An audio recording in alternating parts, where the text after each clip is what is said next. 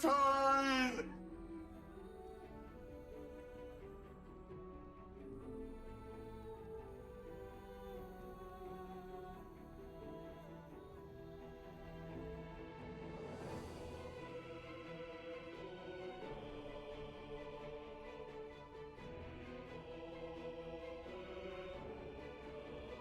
I just want to see something funny while you wait.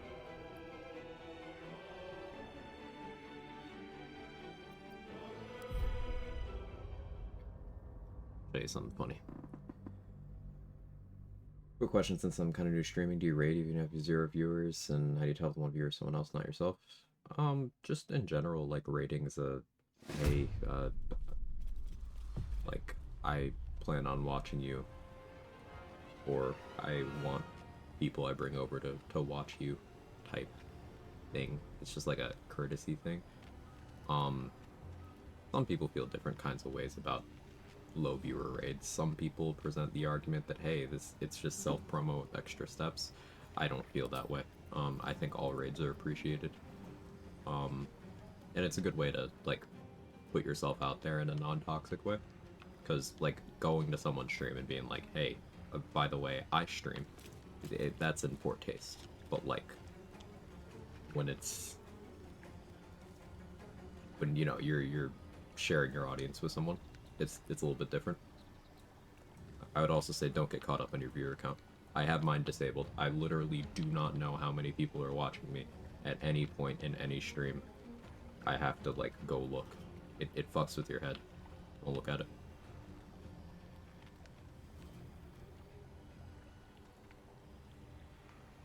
Hope everyone's doing well. How you doing, Faye, Lauren? Hollow.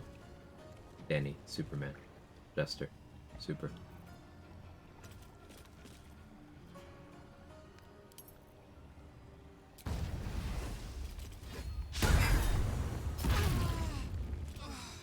Tenacity.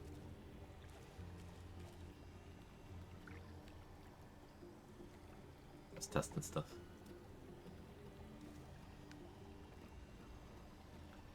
Hey, Deli. Hope you're well. Morning all still and starting soon. I know. It's completely unrelated to the playthrough. Well, not completely unrelated. Showing Tenacity stuff. Yeah, you ever see Tenacity do 27 damage before Riders?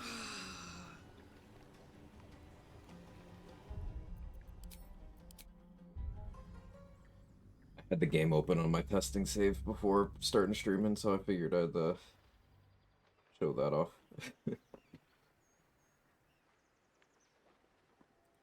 Alright, hello. Hope everyone had a good weekend.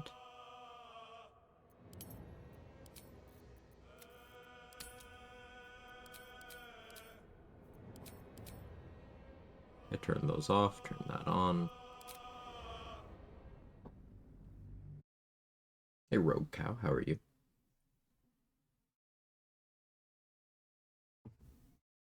Cat, what are you doing?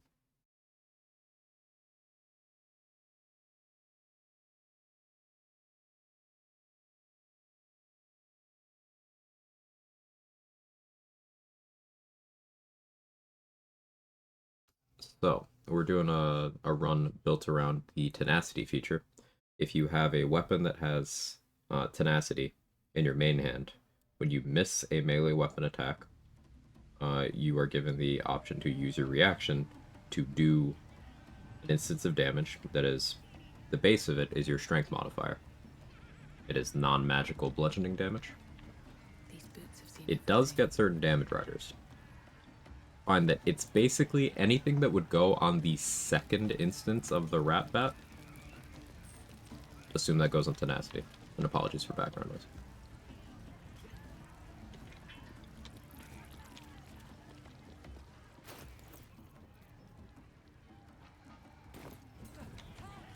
Hey, V. Ridley. Have a good weekend? Yeah, it was okay. Alright, what was I doing?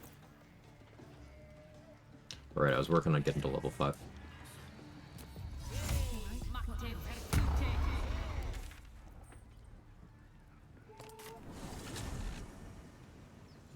Finally finishing my Jack of all trades honor mode run. Nice. continued my first on a run with friends yesterday. It's been an experience. Uh-oh. That sounds less nice. Regarding streaming, so what I'm taking away is if it's a good idea to raid at the end of your stream regardless, just have good habit. If you want to view it that way. Like, sometimes my social battery is in a position where, you know, I just don't even raid out. Like, if there's not someone that I know at least decently well and would, like, trust. Like, there's a big trust thing with raids, at least for me. Then sometimes I just won't raid. I don't... Speaking individually here, I don't really go out of my way to raid new people terribly often, unless we've interacted at least a little bit. Just because you don't want to necessarily, or at least I've had bad experiences sending people somewhere where the vibes ended up being off, and I don't want that. So I'm a little picky.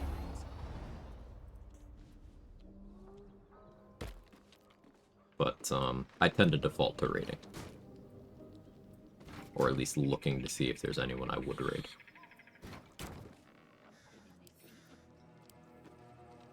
Hey, Miller, how are you?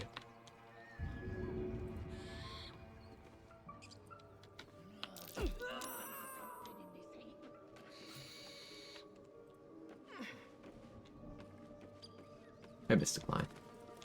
Thank you for your insight. No problem.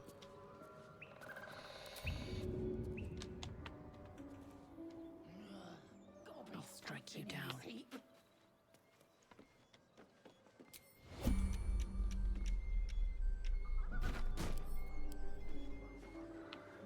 It's nice of them they offered to help me with all achievements, keeps devolving into them doing stuff without much communication or coherent planning. Yeah, and that can become problematic.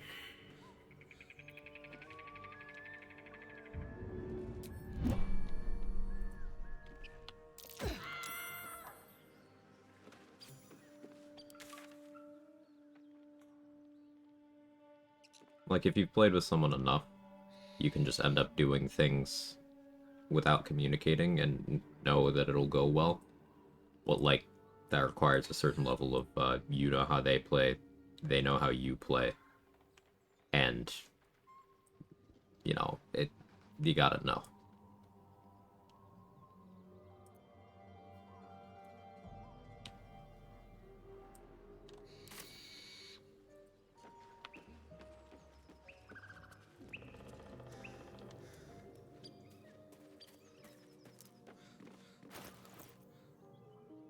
Oh, I'm still in the loot loop spec. I still have alert. To be cautious. That works too.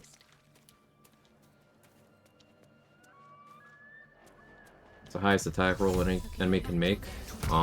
In terms of without having outside help from other enemies, Pithrak Voss, if he drinks his elixir of heroism and is using the silver sword of the astral plane, and you have not lowered his stats in any way, he can hit you up to, I think, 38 AC is what you need to have a chance to dodge. Or to be guaranteed to dodge with crit immunity. I think you need 38. The number gets higher than that if you are fighting in an area where enemies have War God's Blessing. That's a plus 10 to the attack roll. And multiple enemies can use War God's Blessing on the same creature. So if you're fighting in Moonrise, for example, and there's 3 Adepts around a Zealot, all 3 of those Adepts can put War God's Blessing on that Zealot's attack, and they can give that Paladin plus 30 to their attack roll. And those guys already have, I don't know, like, plus 9 by default, something like that. So that could end up to the point where you would need,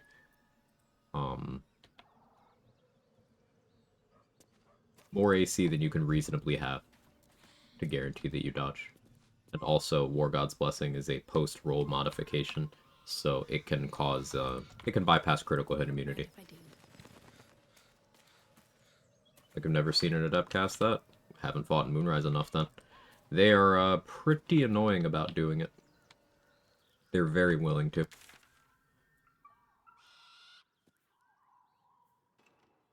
To the point where they will even do it through walls and floors to assist in combats that they are not involved in.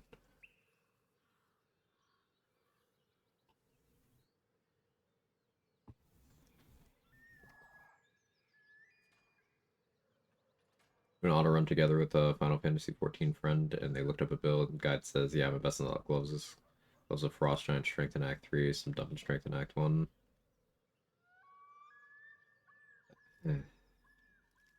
That's frustrating.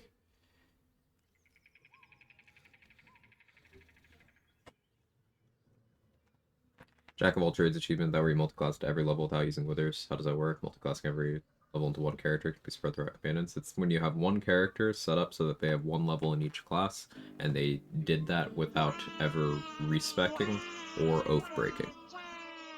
So you can just get the achievement by, like, as soon as your character is level 12, just hiring a hireling and doing one in each, but, like, that's not spirit of the challenge run version. But the Oathbreak clause I mentioned is one of the reasons why Paladin is usually assigned last, because if you take Paladin and you Oathbreak, the game considers that as you have respect for the purpose of the achievement. Anything of use?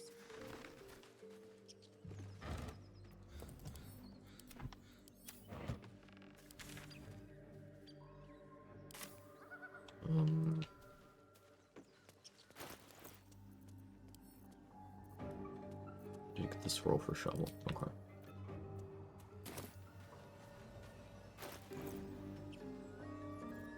Level 5, I think I take Warlock.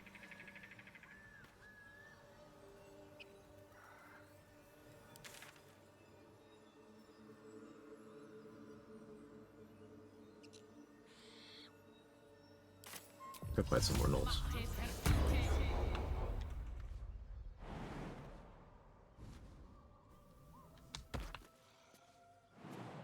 Yeah, I was originally planning to go Paladin first and remember to break and ruin it.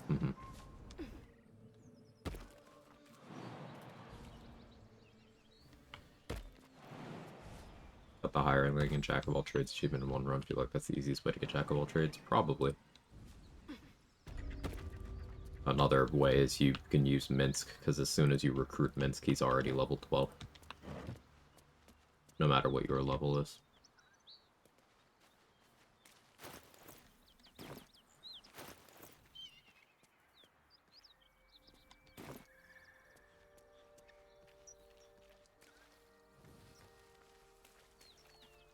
I don't need any attention right now. This must be where the gnolls attacked.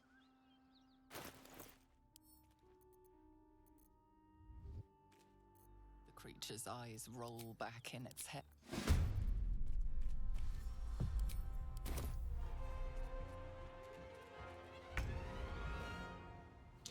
More triggering comment came from someone I share.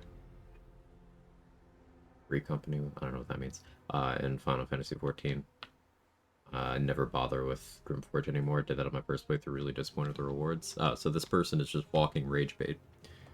Gotcha.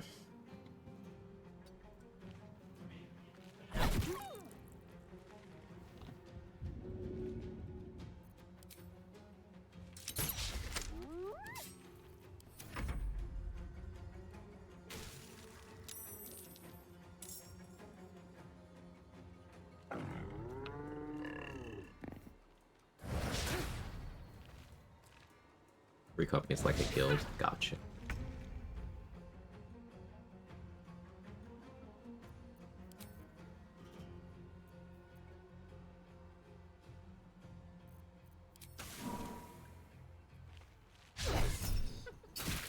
Tenacity.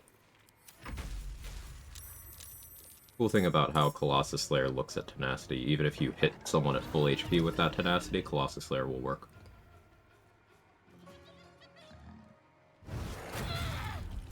Owie.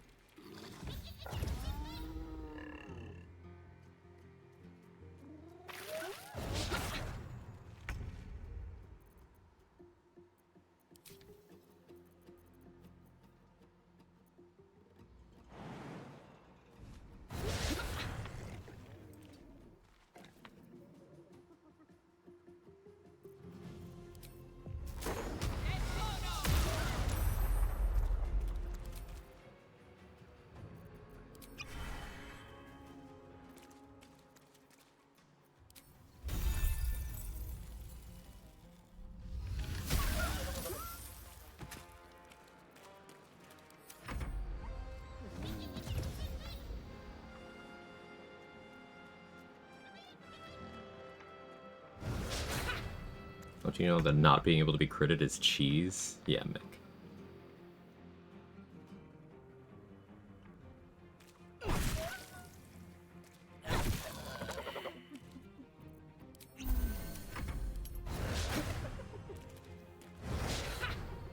On my way to work, just past the cyber truck.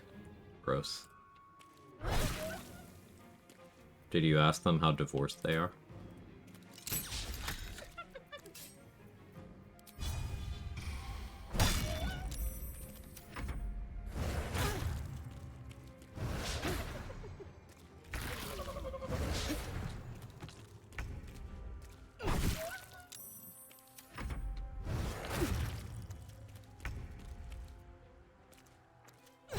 How's everyone doing today, by the way? Annoyed so far today. Not with anything you guys did.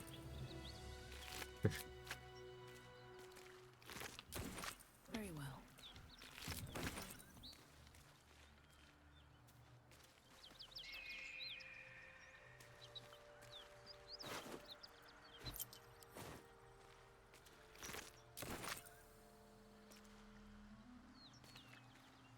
Yeah, but how are you? Pseudo lurk for a little. Well, appreciate you being here. Let's have a look.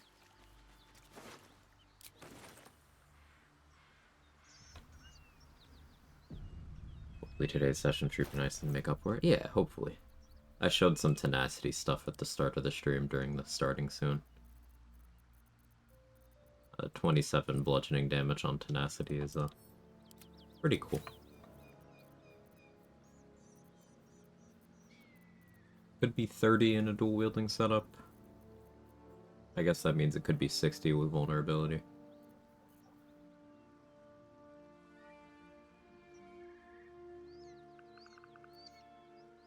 Guess 64 with gaping wounds.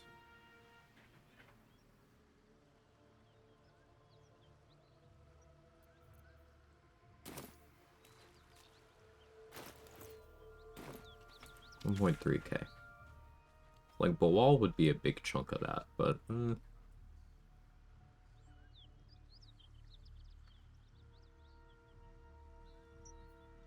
Could try to go rescue Halcyon right now. It seems dicey.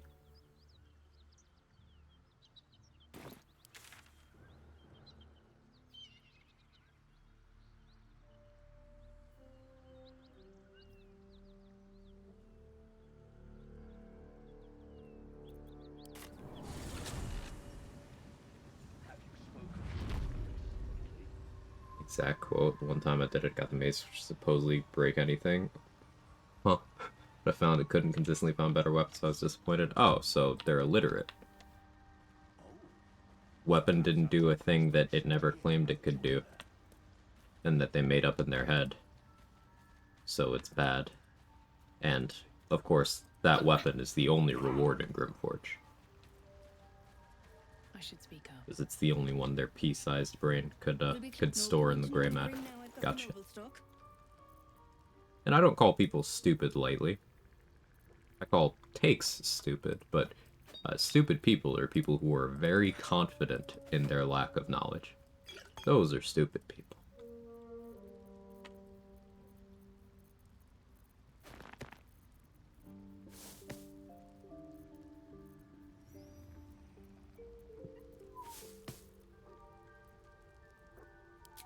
He is stored in the brain? Yeah.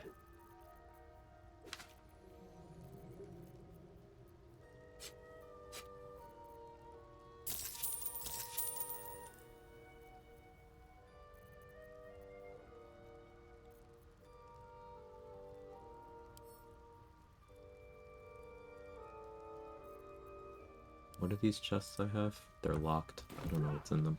One of them is Cap of Curing, I think.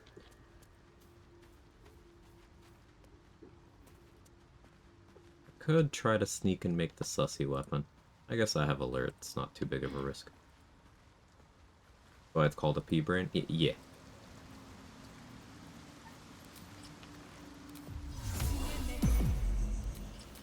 Can't give up now. That's a friendly looking shadow.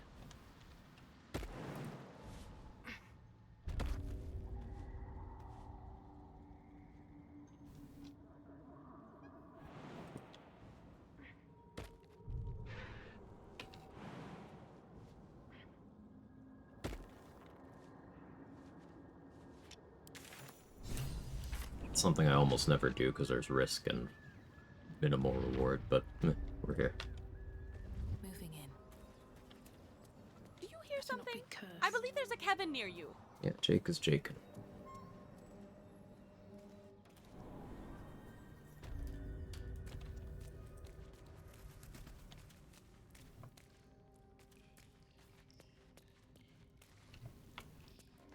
You doing, Jake? That is my nose. No, you can't eat it.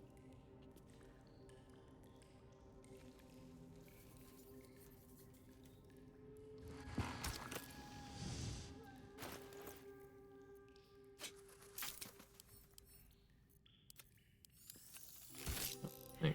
That's not the right item. One step ahead of myself. Closer, Batman. The flame.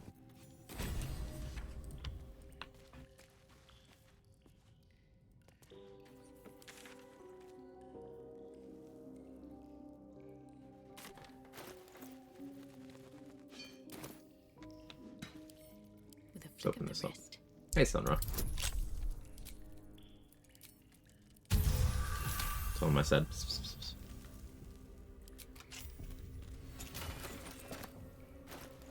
What's in this one?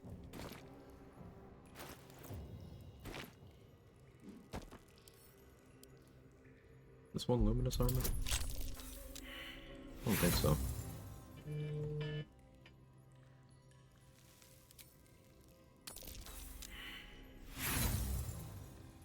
People love taking words at face value without adding context to the rules and situation. I mean, also they just love inserting words that aren't there. Like nowhere. Ah, that's Hammerhead one. Nowhere on the adamantine mace's description does it tell you it can break anything. Nowhere. It doesn't say that. That's just straight up not a thing it has ever claimed.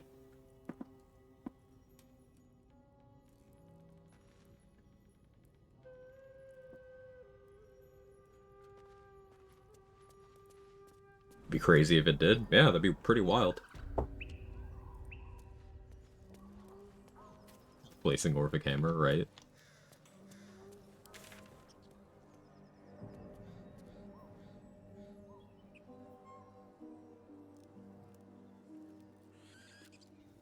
I want that XP.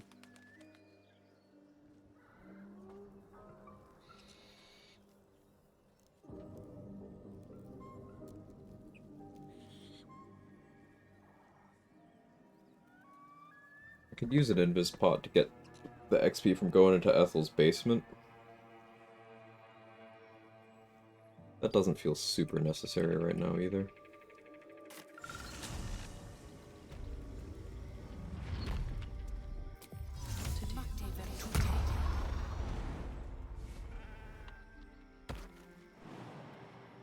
Nick, don't try to jump on my desk, man. I'm so tired. Please don't.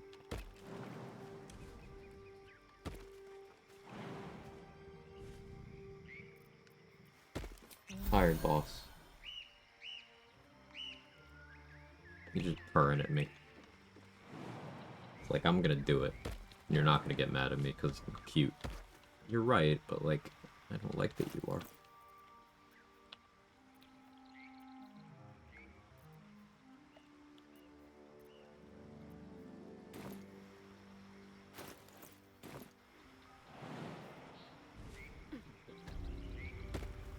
This calls for careful footwork.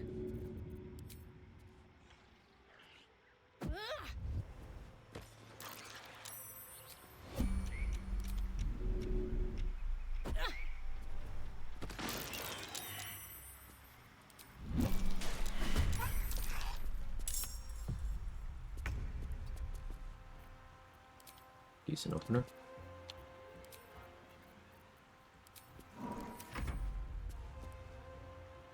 First solo honor mode guide for safely getting to level 5. I mean, there's no, like, single way of doing that.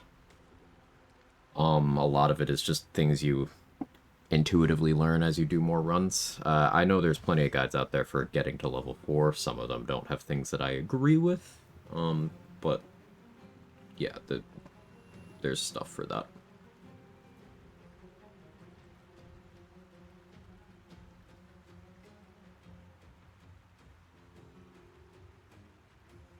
These girls' heat advisory and air quality alert keep texting me. Ooh. I think you have a shot. I think they like you.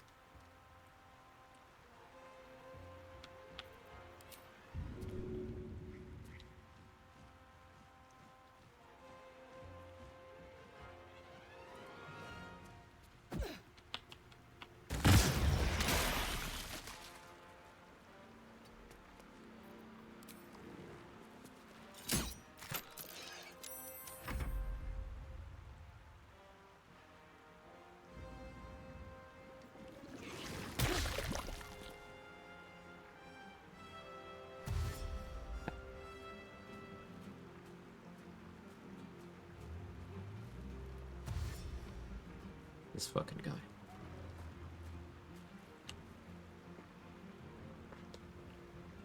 Look at this. It's not functioning.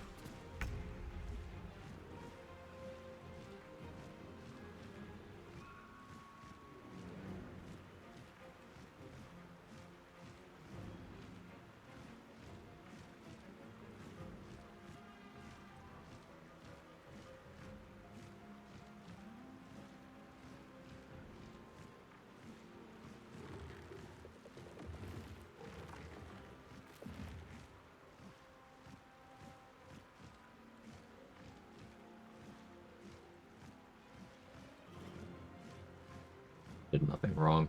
Cat is innocent of these crimes.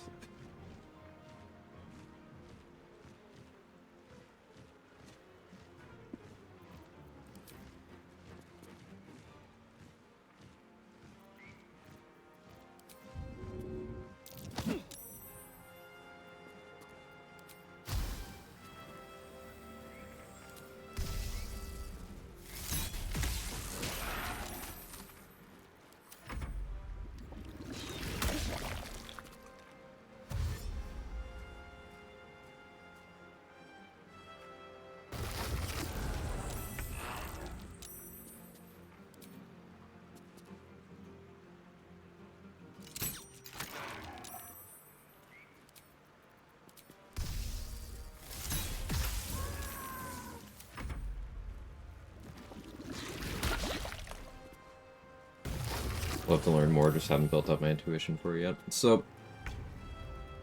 a big thing to keep in mind is you do not need to pick a fight when it is first available for your runs. Like, me doing this fight, this is early for me. I'm doing this because this is pretty safe. The only way I die is if I stop paying attention and stop managing the summons.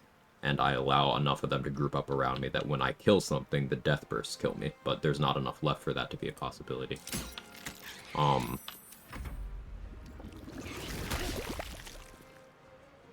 But you don't have to do things when they're first available. Like, fighting Ethel as soon as you get access to her house. Well, that's death. More likely than not. You know, fighting the Goblin Camp ASAP. Death more likely than not. The Gith Yankee early on. Death more likely than not. Those are things you don't have to do. They're not going anywhere.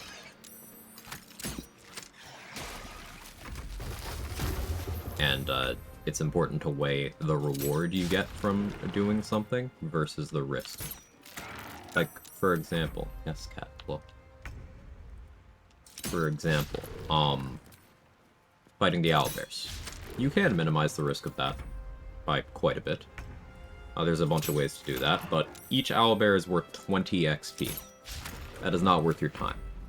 You get the same XP, but with 1/10 the effort by throwing any 3 goblins into a chasm, which is something that has 0 risk, as long as you are isolating them properly.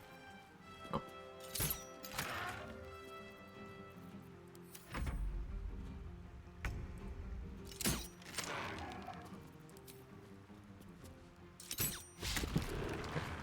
Go away.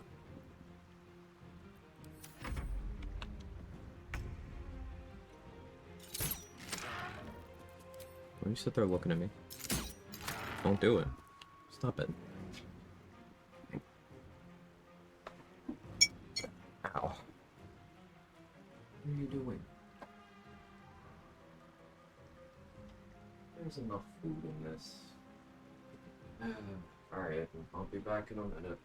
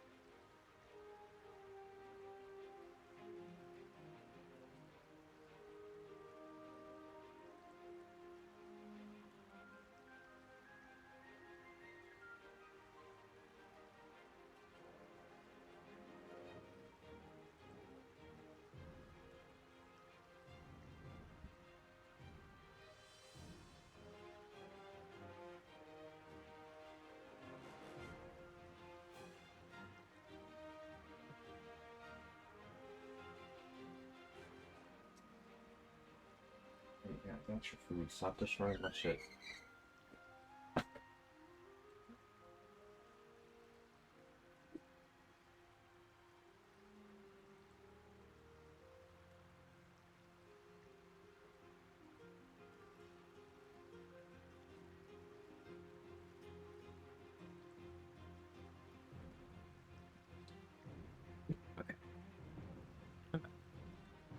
But yeah, other stuff for early routing. Don't roll dice if you don't have to. If there's ever a checklist option for something, you pick that checklist option. So there's no risk.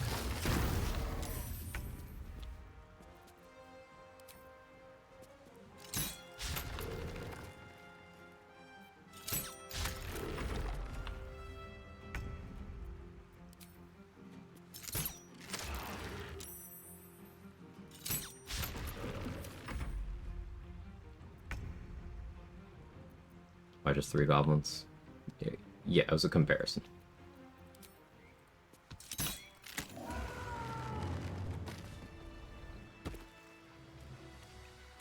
Hey man, that's here. New run? Yeah. Tenacity is a pretty good feature, and I've been wanting to do a run around it for a while.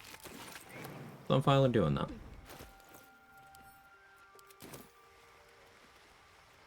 Doing early game stuffs. Hey Andy, thank you for the Prime and the 6 months. I appreciate you. Previous finished? Yeah. We finished that one up on Saturday. Started this one on Saturday too. Must be the tree from the note to Golga. What's that cleft there?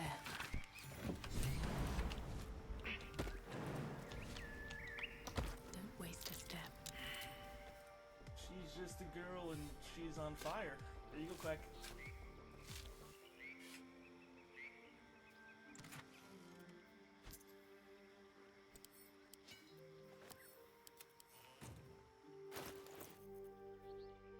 $1,000. I have 46 HP, no damage reduction. The dice have not been kind to me. If I can't get Kaga on my side, then I only barely survive max roll Moonbeam. And I also used the last of my bombs here, so we're not going to do that fight right now.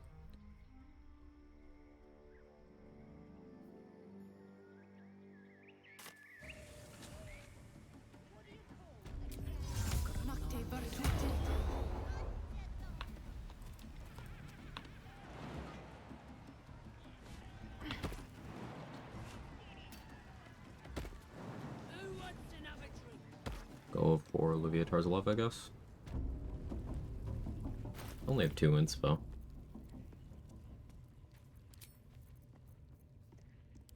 This, at least. all's well today. It's going okay.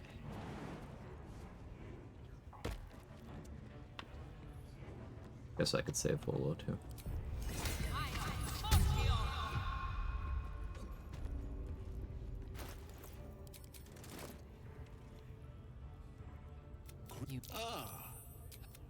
Pain without purpose is a... If you would permit... Yes.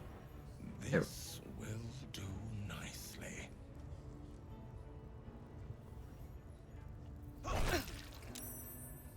The pain you suffer will cleanse you.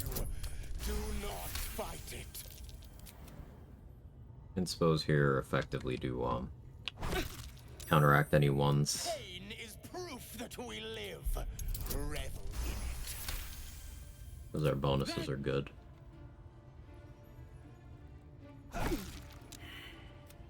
You are doing so well. Do not give in now. Yes.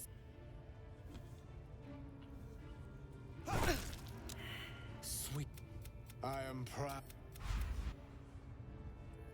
Thank you, sir.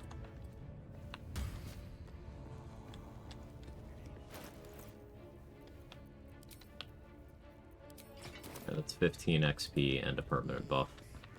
This buff is kind of detrimental to my build, but I don't plan on setting it low HP, so it's fine. Cool. Durga being over here is an opportunity I don't want to pass up.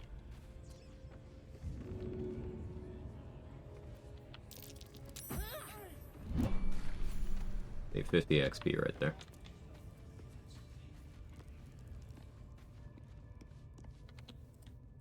Don't go bothering my pigeon. What's it to ya? As the symbol glows, power courses through you. Authority. But, he... I'm going checklist here. I guarantee the story of your death. We mustn't tarry.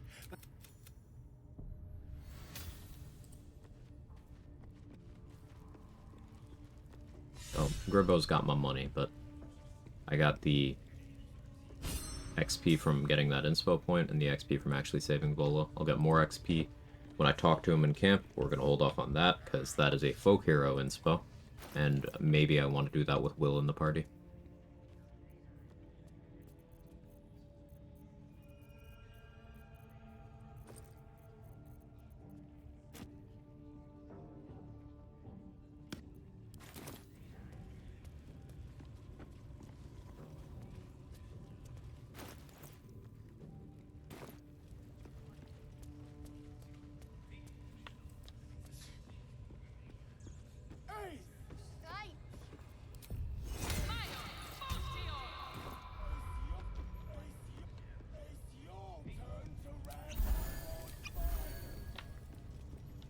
I haven't learned my lesson.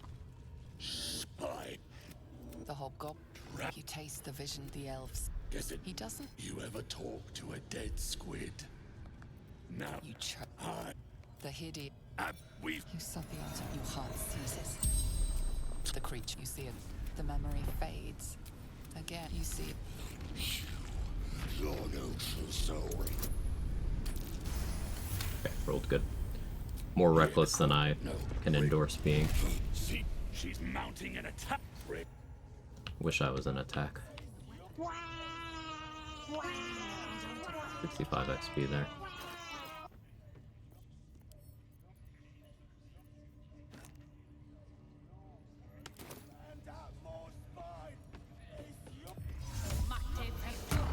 Okay, Caster X.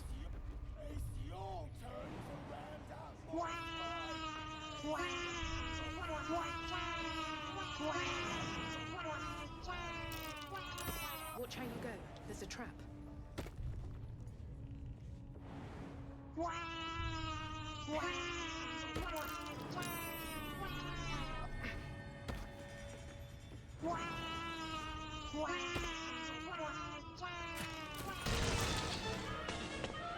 Get back here, Shocker!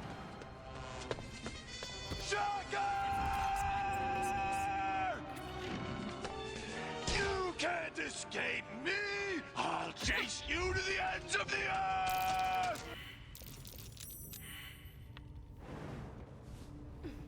Love that stylish void bulb throw.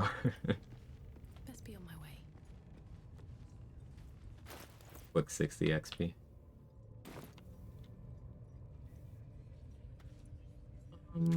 What else can I grab? Easy XP wise in the camp here.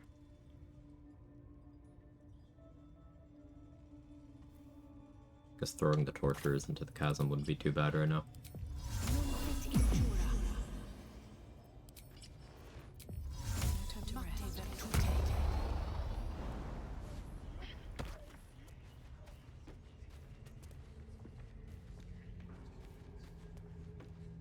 First, I showed off at the start of the stream on the starting soon screen. I did a tenacity that the you know, before the damage riders, the bludgeoning instance was 27 damage. If I'd been doing the dual wield setup instead of the two-handed one, that could have been 30, and that was also without gaping wounds, so that could have been 32. And then obviously bludgeoning alone would make that 64. So funny to create, hey, either I hit you or I hit you situations.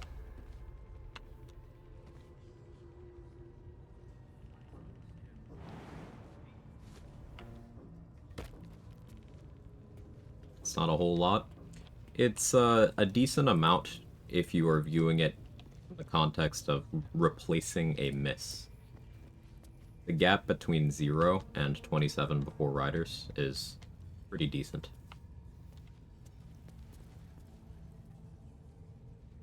But an exploration of concept, not a this does more damage than other things type thing.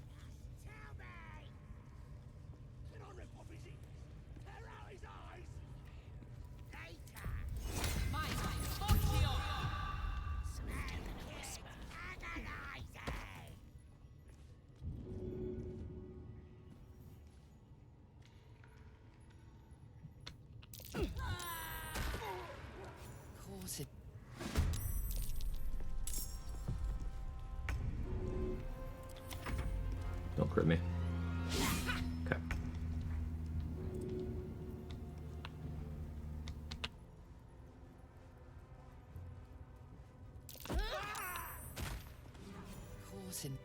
This fucking guy. I did not move quickly. You've made a grave mistake.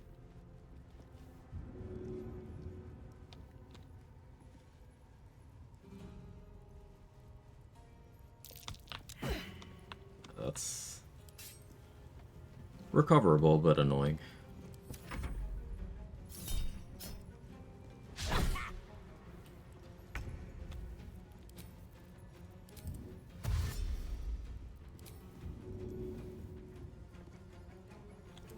It's good that the war drum's still up, because bro's still going for it.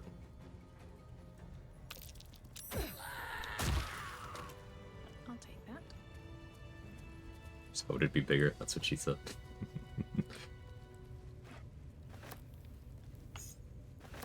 I'm like some goblin tossing to start the day. This is what they mean when they talk about goblin mode, right? I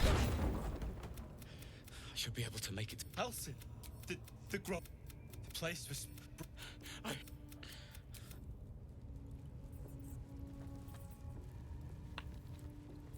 Curious too, if you were to use a lore bar for retaliation build, how would you do it? Already did it. Did a run. You could find a playlist for it, the VOD's channel on YouTube, but you'd go 10 lore bard for your second access to magical secrets. You can pick up all the stuff that a warlock would want from their spell list for retaliation, so Armor of Agathis Hex. You can also pick up Contagion for blinding yourself and applying vulnerabilities to everybody else.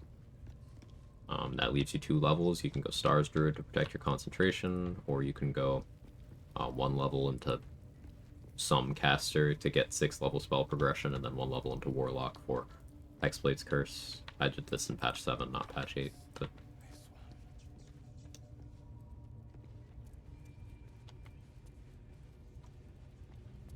it's on my VOD's channel if you want to see it. The Bardlac one. Yeah. Play this game all wrong, so much to learn? No, you're not playing wrong. There's lots of ways to play. There are some wrong ways to play, but I'm sure you're not doing those.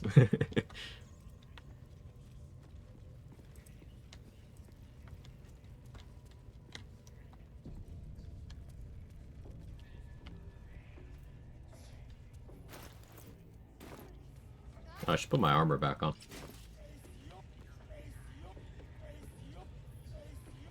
Probably helpful.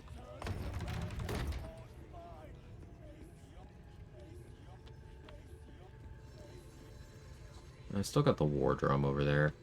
I shouldn't go for this group. That's risky right now. Shadowheart leave you a night song be taken? Probably. Was it Bardlac that Orin 1 had killed herself by hitting? Yes.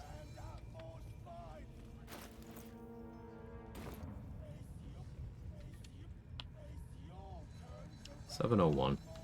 These guys wouldn't really move the needle much. Look for alternatives. There's hook horrors. Did I get all the turrets of the Arcane Tower? I actually don't think I did.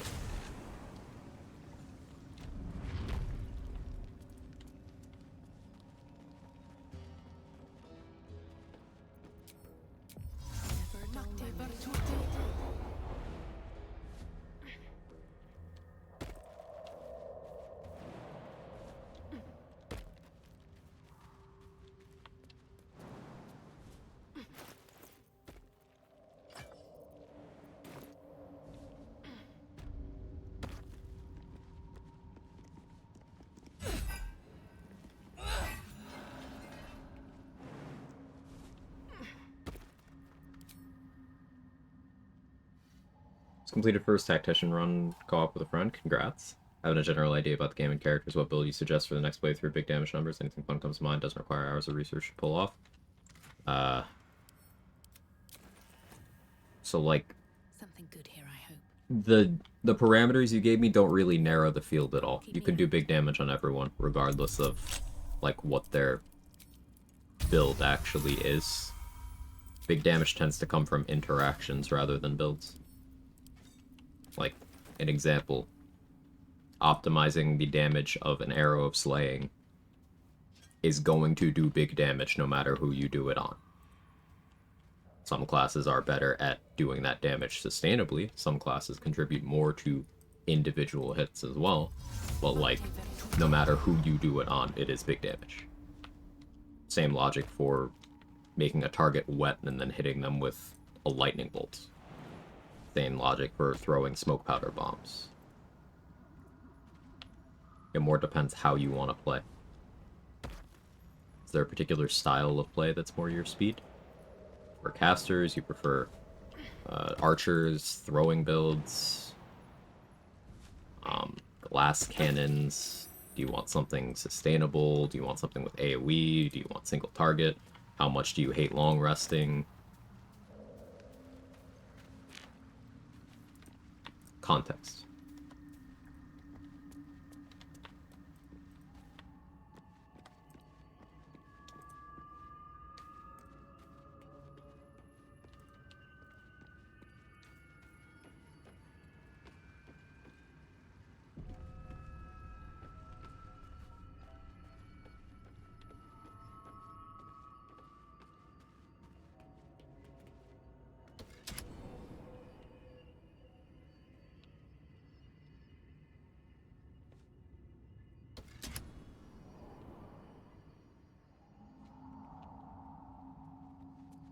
Love playing all kinds of sorcerers. That our last run could get the armor. That's charisma to Eldritch Blast. Okay, so that's robes, and they add charisma to any cantrip. So, potent robe. Yeah. I prefer ranged spell-based characters. Try out Evocation Wizard. At level 2, you get an ability that makes it so your evocation school spells don't friendly fire. At level 6, you get an ability that makes it so your cantrips that would be saved for half damage, or saved for no damage, rather, become saved for half damage, so you get good consistency. And then at level 10, you get a passive that makes your evocation spells do murder 1,000 damage. So try that.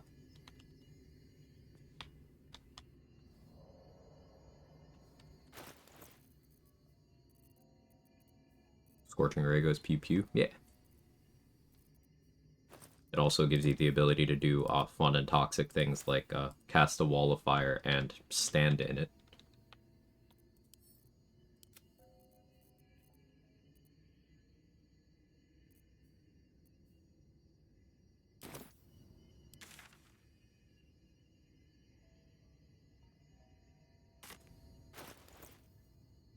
$581.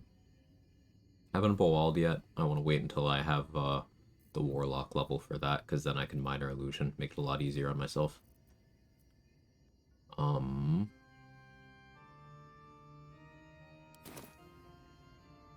probably handle the Apothecary Skellies, but doing that without crit immunity is just asking for trouble. They have Colossus Slayer and insane accuracy. 2 of them have Elmater arrows. I can do the Fuck Hut. But again, doing that without crit immunity is just kind of asking for trouble. It's not that unrealistic, but it's also not safe.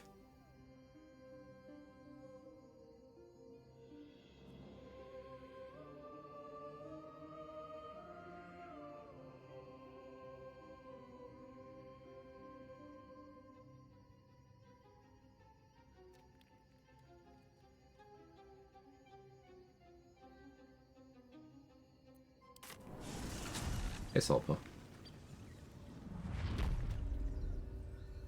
About to get crit in the Fuck Hut, hashtag bussin'.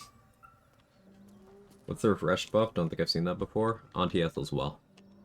It's 10 temp HP that goes in your regular HP slot. So I can't have sources of temp HP while I have this buff on right now, but it also does mean that my actual HP pool goes up to 46 instead of 36. Because Symbiotic Entity is weird if you're playing Spores Druid, you can actually just still have that on top of that, so it's an especially insane buff over there.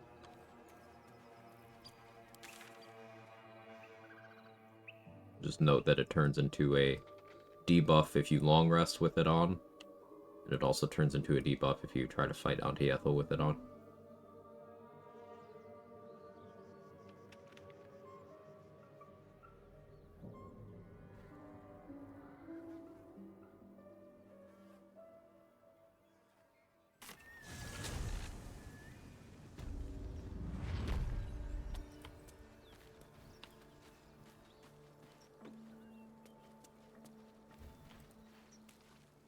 Jack of all trades, build for the achievement, manageable and tactician in the second run? I mean, you know the answer to that is yes.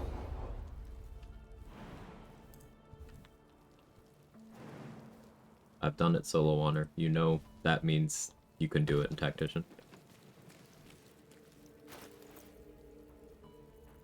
Again, if level 1 runs are possible, and if people like myself talk every session about how any class combination is viable, you can make anything work, it's just your strategies.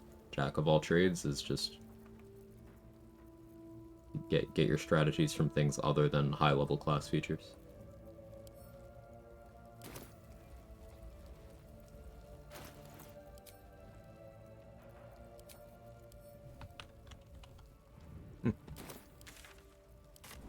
Thought I did that.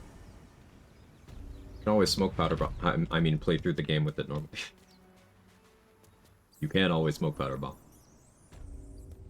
The way I did mine is kind of a pretty standard way a lot of people do it. I built around Eldritch Blast. The feature that scales with character level. So you just pew pew. More than enough for what the game requires. Post patch 8, a popular strat is building around Hexblade's Curse to kind of make up for some of your damage deficit. You could also build around the monk level and do dexterous attacks stuff.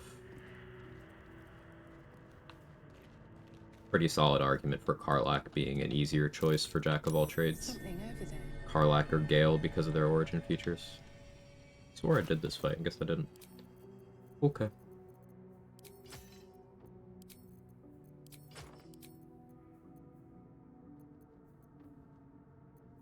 Cold res.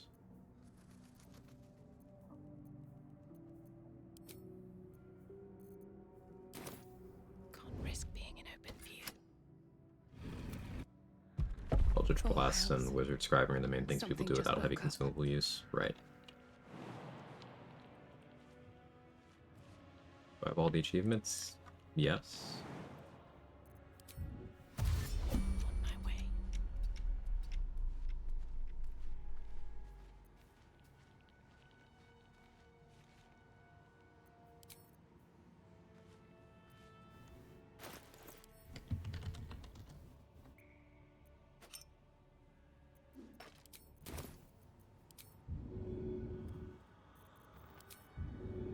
I need a little extra edge.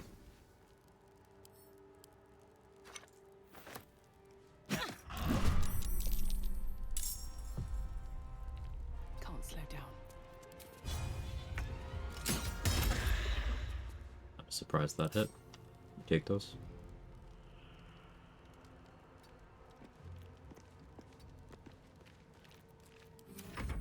Last achievement I unlocked? I think it was the busker one. I think.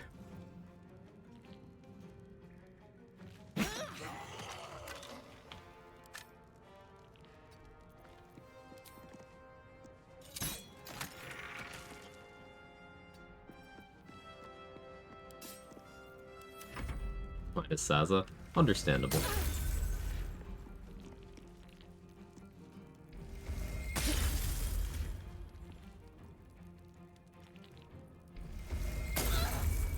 Having cold res is nice.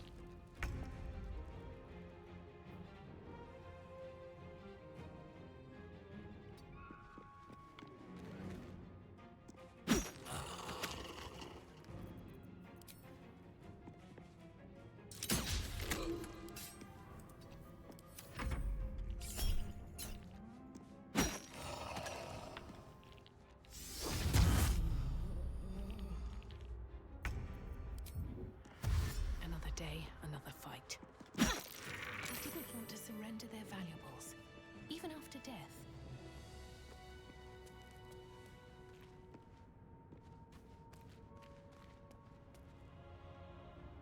No traps. A lot of effort to hide one sarcophagus. Here lies the guardian of tombs.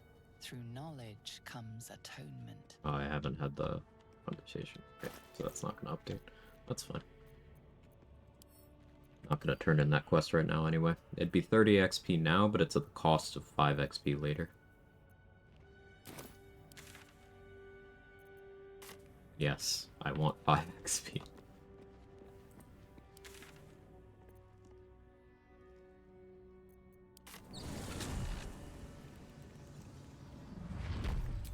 Still breathing.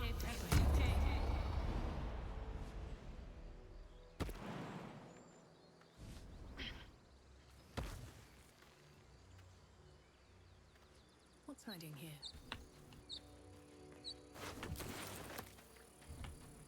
Almost time to get Will up. Almost. 551.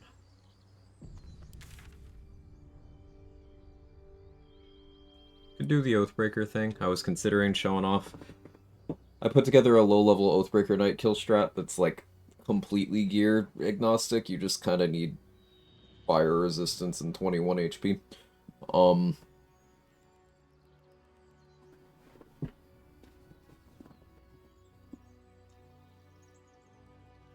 But I might actually want Thunderous Smite in this run. Spell Might applies to Tenacity. So, missing a Thunderous Smite. If it misses, you don't consume the spell slot or the bonus action. and unlike the other special smites, it's not concentration, so I can do that while having Hex going. I may want to do that at some point in the run. RIP Will, we'll revive him. He'll be fine soon. Hey, Retse, thank you so much for the Prime and the 6 months. Much appreciated.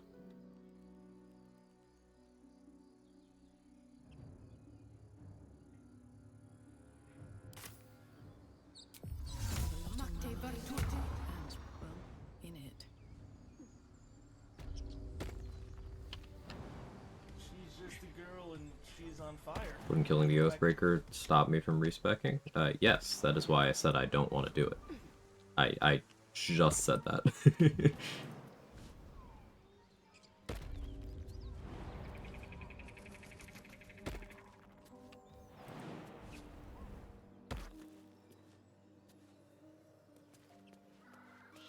I did buy the ogres already. Got fleet fingers. Only knock down? You can't do that. You can't knock out undead.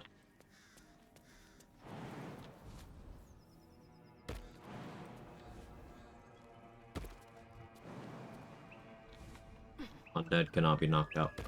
Not a thing.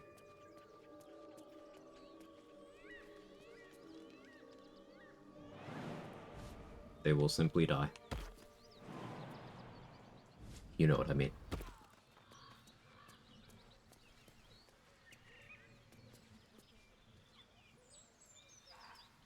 If I had bombs, I'd go for the flint right now.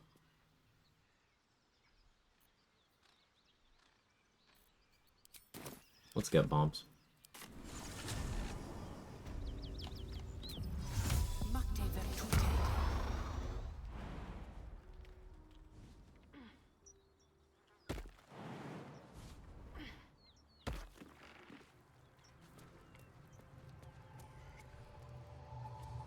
I thought he was untyped. Don't know why. He's a bit of an oddball. Interesting detail about him is much like the undead in the Gauntlet of Shar. He's very light because he's just the armor. Like there's nothing in there. He's just the armor, so you can throw him pretty far. Kind of funny. Seems like a good moment to talk.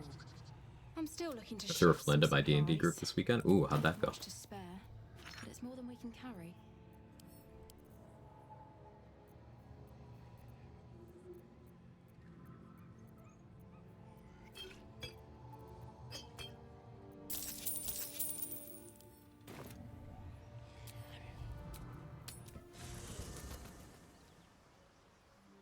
Another thing I've enjoyed doing,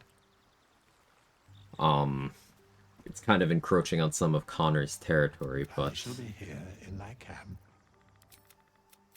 For a mere pittance, most willingly. So should thou or any of thy very well. Choose. 1 second.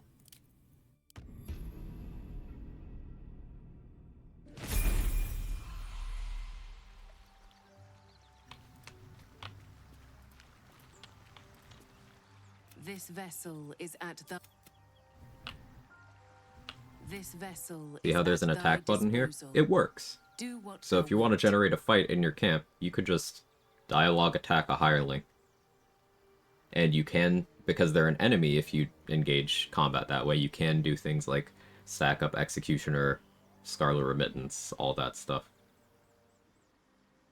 So, my testing save has been using 2 hirelings, so I can have 2 enemies there for things like Martial Bravery.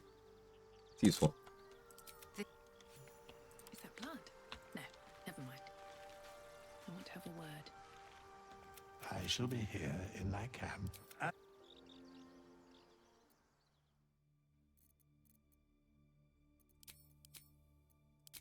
Alright, so for transmutation setups, optimal is either a transmutation wizard plus lore bard or transmutation wizard plus wild magic sorcerer.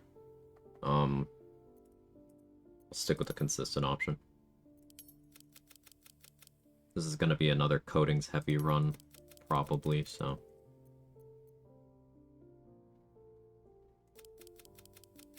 I'm going to play it out as such.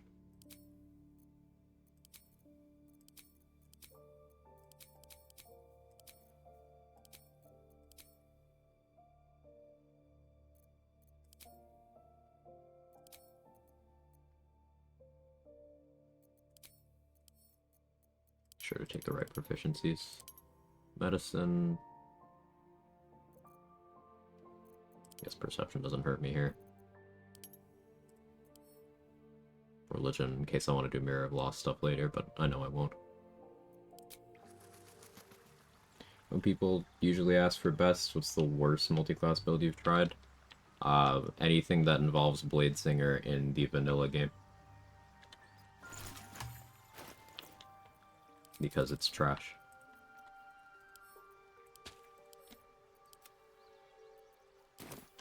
No one stopped me yet.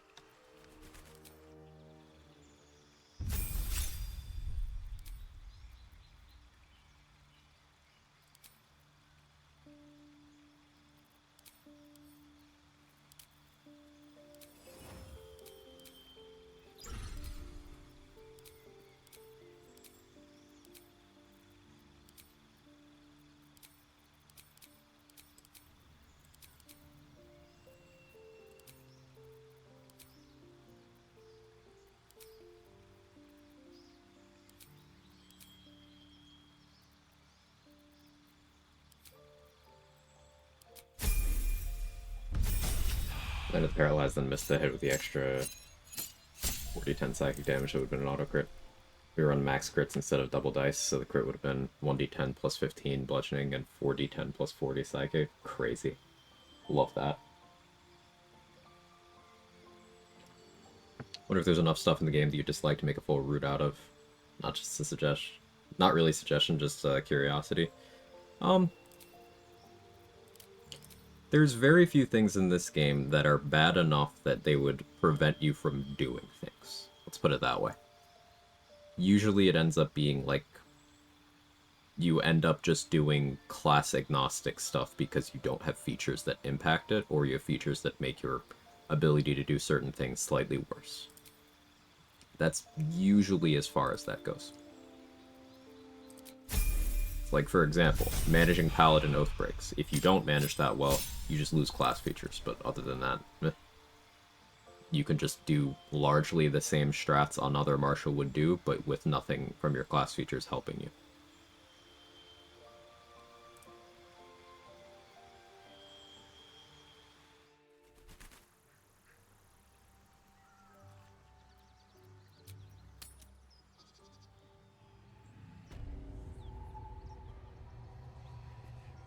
I'm still looking to shift some supplies.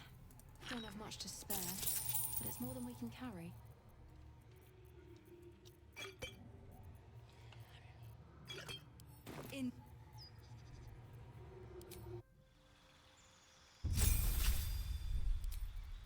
Using Brenna here to refresh vendors.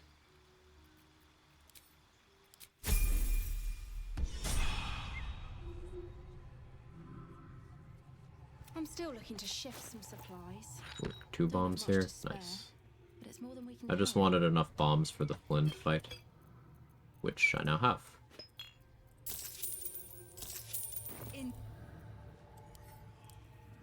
This vessel, that...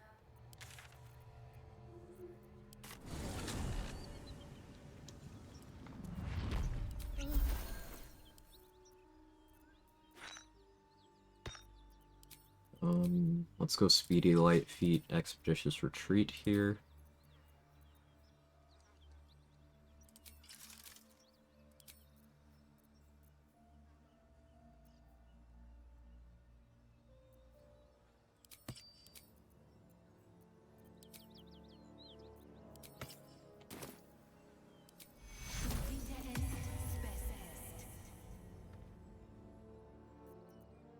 Thought I bought an Expeditious Retreat scroll.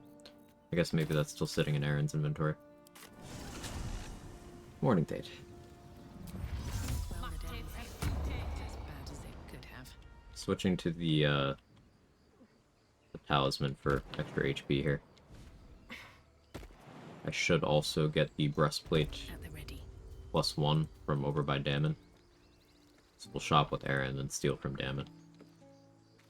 51 HP with a 1 piercing DR. Puts me in a position where even if a Null were to triple crit me, I can live. As long as it doesn't roll very good.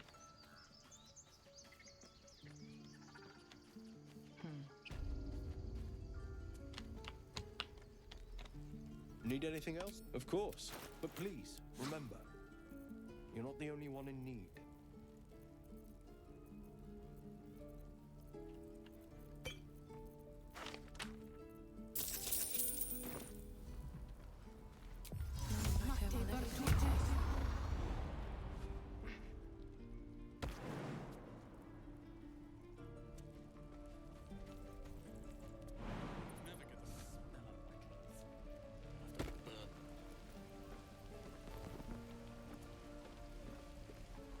I'll give it a shot. Drink pots at some point too. Just out of view.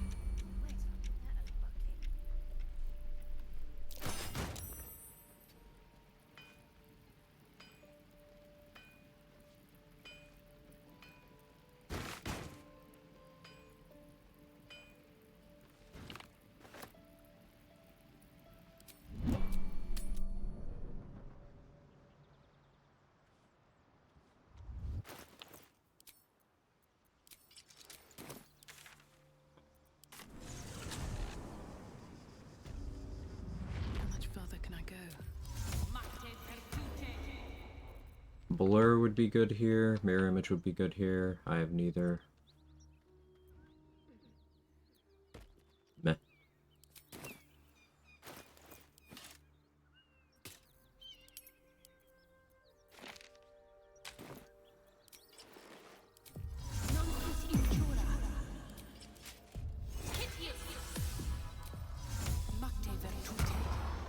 Breathe quiet.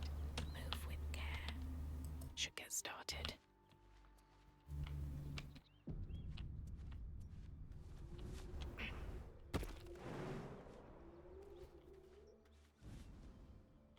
That's the symbol of the Absolute. Marked in blood. Have to keep going.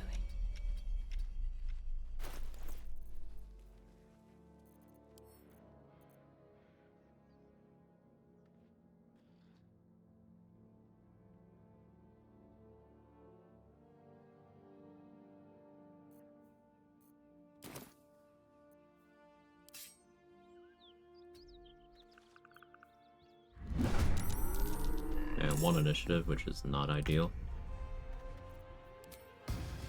We have strats. You have the wrong aim crossbow on, or the wrong ranged weapon on. Say. Not super ideal. Just put that on just in case.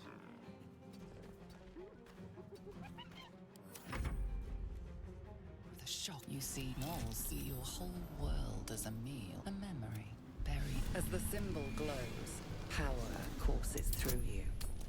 Authority. Sensing its hope, a shiver. Enough.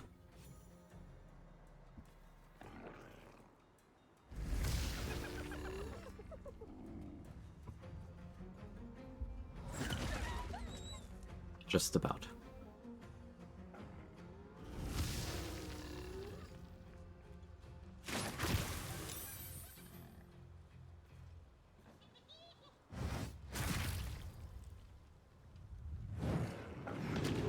One is getting pieced up. That's a good thing.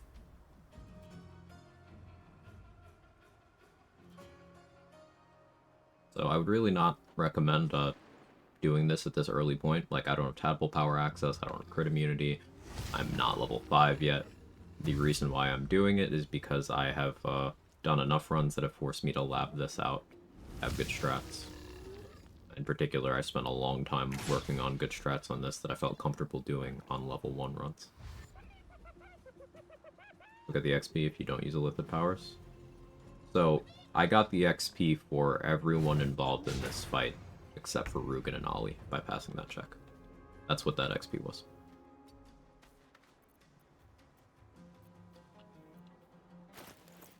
I have the wrong gloves on.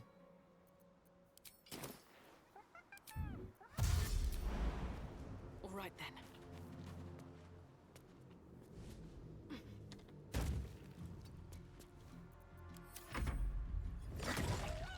So if I were to not do that, I would get that XP just by killing everything here.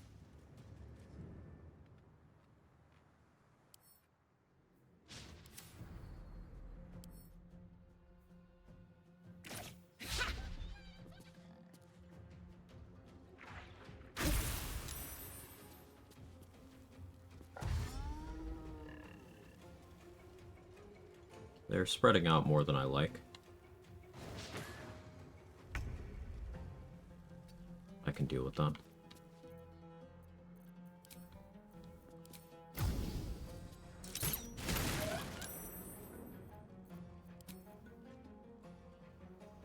Make one speed pot. I'll probably need to use two, but I'll make one.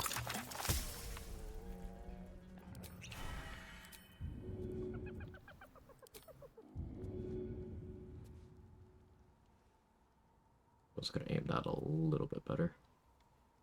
That's okay.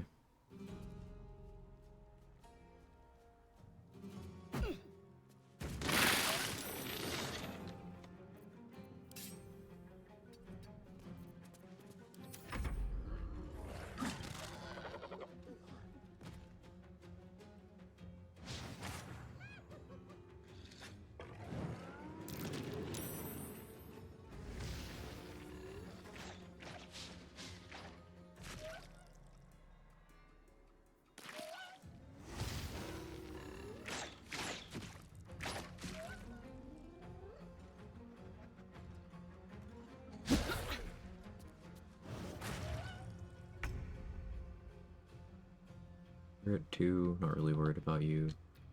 You are at 26.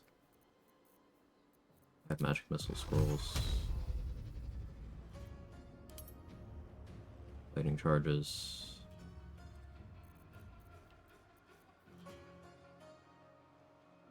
Get close to killing you.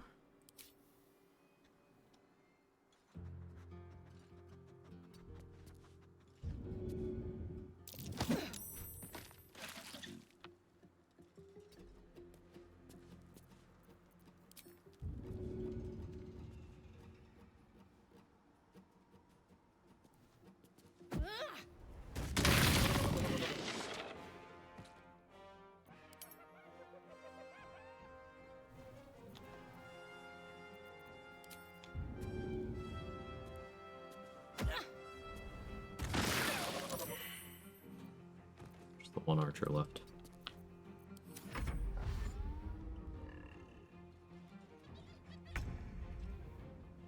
$26.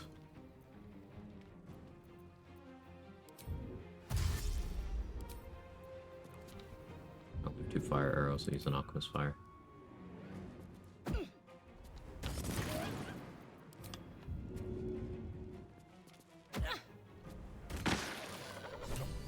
want to draw any attention.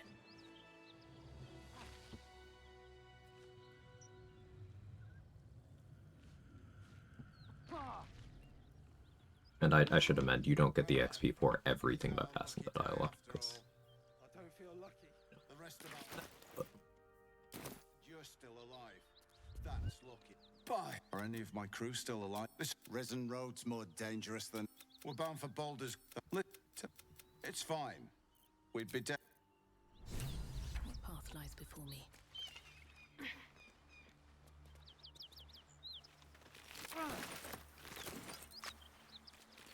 Open up.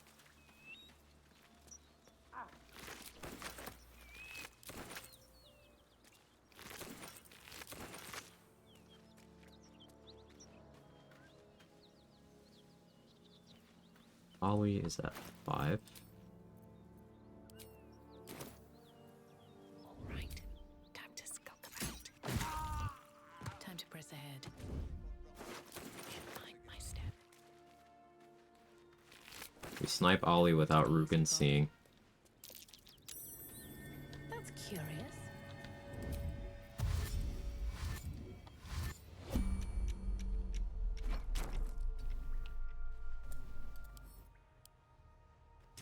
Chests like that don't hold trinkets. There must be something valuable inside. Breathe deep and move.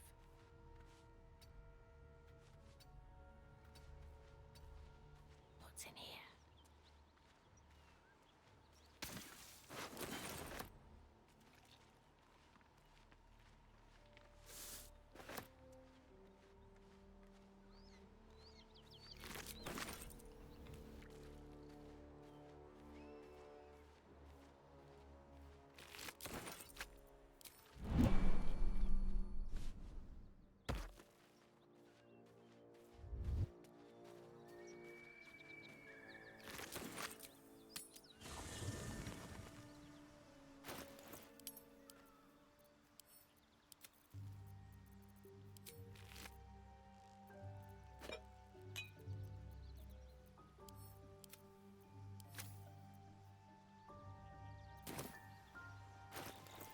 176 XP off. It's much closer.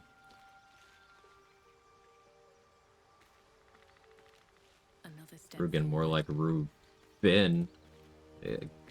Got him.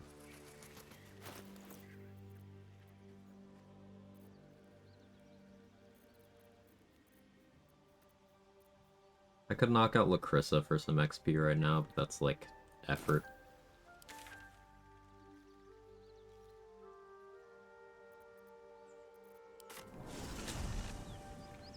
I don't know, man. You try. You try.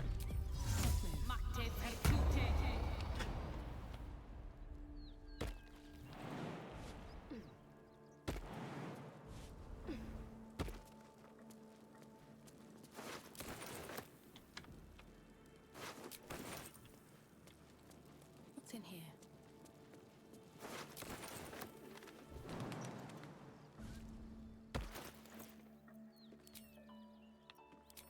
Switch to this now. Don't need the HP anymore.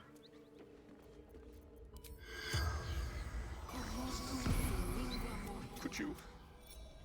It's for a sister's wedding. The corpse regard from door. The spell.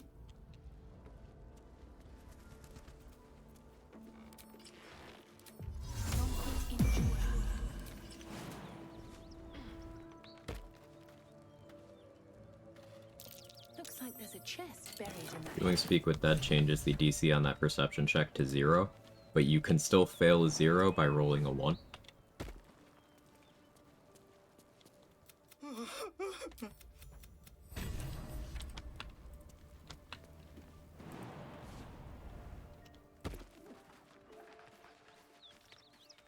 This is the spot Rugen marked.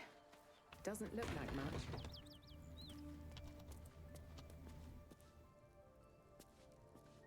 You spot him. Bugger! I should give him the money, because I can go kill him later. I wanted the XP. Can always pick a fight with him later if I need a combat for some reason.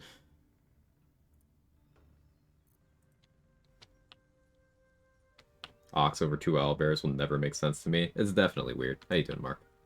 So Quag, Danny, or someone, can any of you explain how the time summons dialogue interactions work exactly? Like, let's take Mage Hand. If I go into dialogue, let it play out, know the timer ticks down for it. Does the same happen with the hand turn-based mode? No. If the hand is in turn-based mode, then its duration isn't ticking.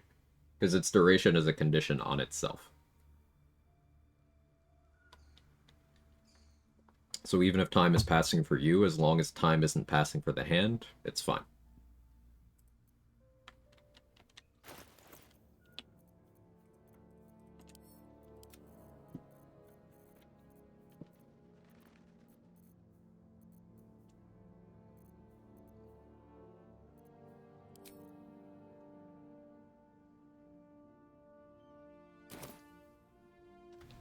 Out of sight, out of mind. What if we hung out together over here, Salazar? Here we go again. That'd be crazy, right?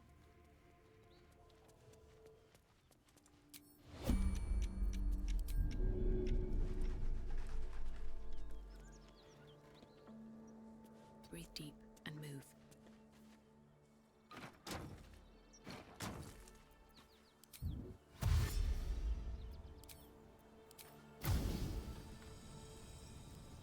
Very well.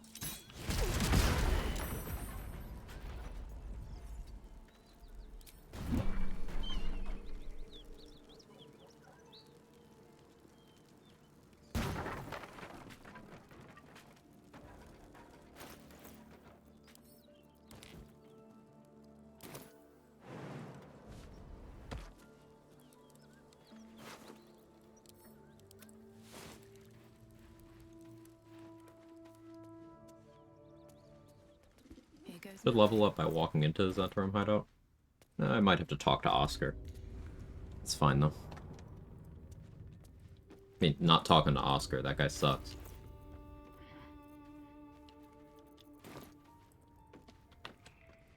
What's inside?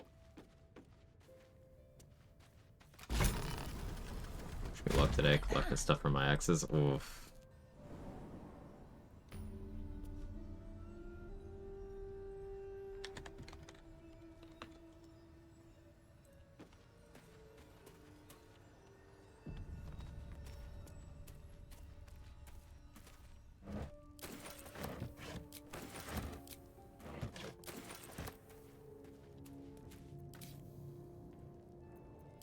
Hey, Bunny. Thanks for the good luck.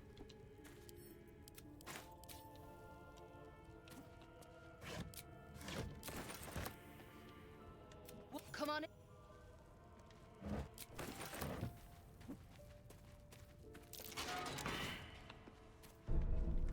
Sorry, I've been quiet lately. Been a work meeting, streams muted. Oh, it's okay. It's all good. Entertainment, not obligation, you know. You weren't followed, mate. I have money. Yeah, I have enough. You need to buy How much she costs? tenfold. I'll see how much. Okay, that's level 5. So, they're beating up Rugen. If I hadn't killed Ollie, Ollie's corpse would be right there. But because I killed him, I got his XP. I need only tell her it's a gambling debt. It's happened before.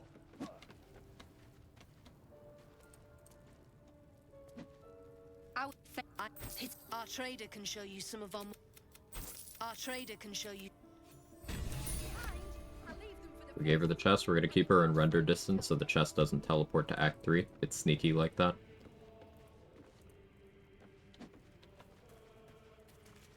Well, if you have the gold, well, of course. Got some interesting stock for a friend of the family.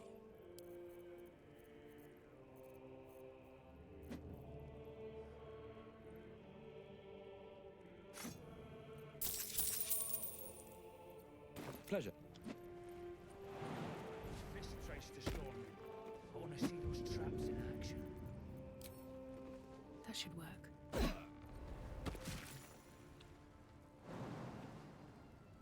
Yeah, Oscar doesn't like when you kill Rugen like that, but no one else cares. Lamps, lads! Sealed lamps! Don't want open flames where we're going.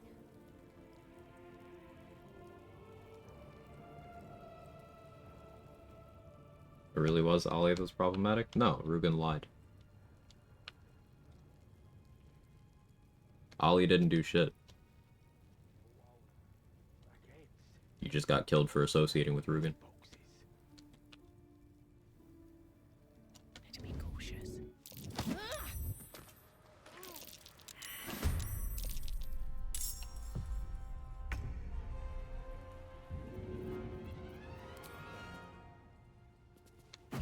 Any tips for Karnas?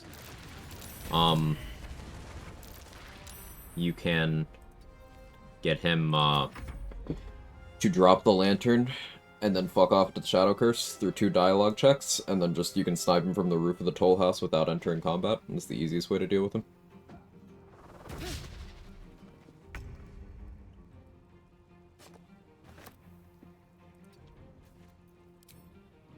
Hope your soul is in good hands. Oh, oh, oh! Look at that Colossus Slayer damage. Oh, Hunter moment. Offhand crossbow shot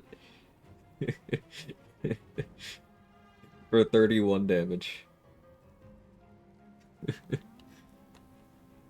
Sounds a little cheesy. I'm not trying not to cheese. I think if you are approaching the game from the standpoint of anything that you didn't think of as cheese, then that's a losing recipe, because how is that cheese? Explain exactly how that's cheese. Also explain what cheese means. Very well.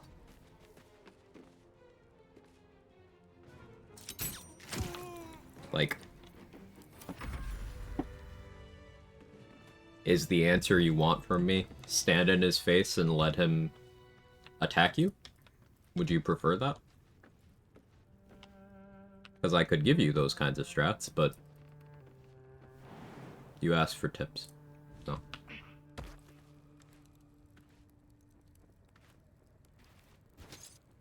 If you give me more specific parameters to work within, I can give you more specific strategies.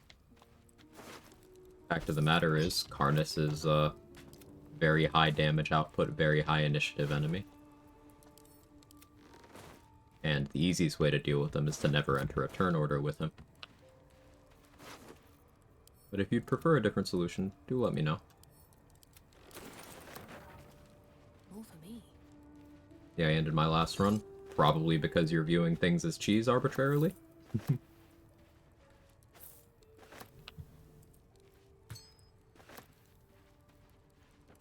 very new to the game, played a couple D&D campaigns, the idea to think of outside of the box solutions, yeah, I would say so, personally.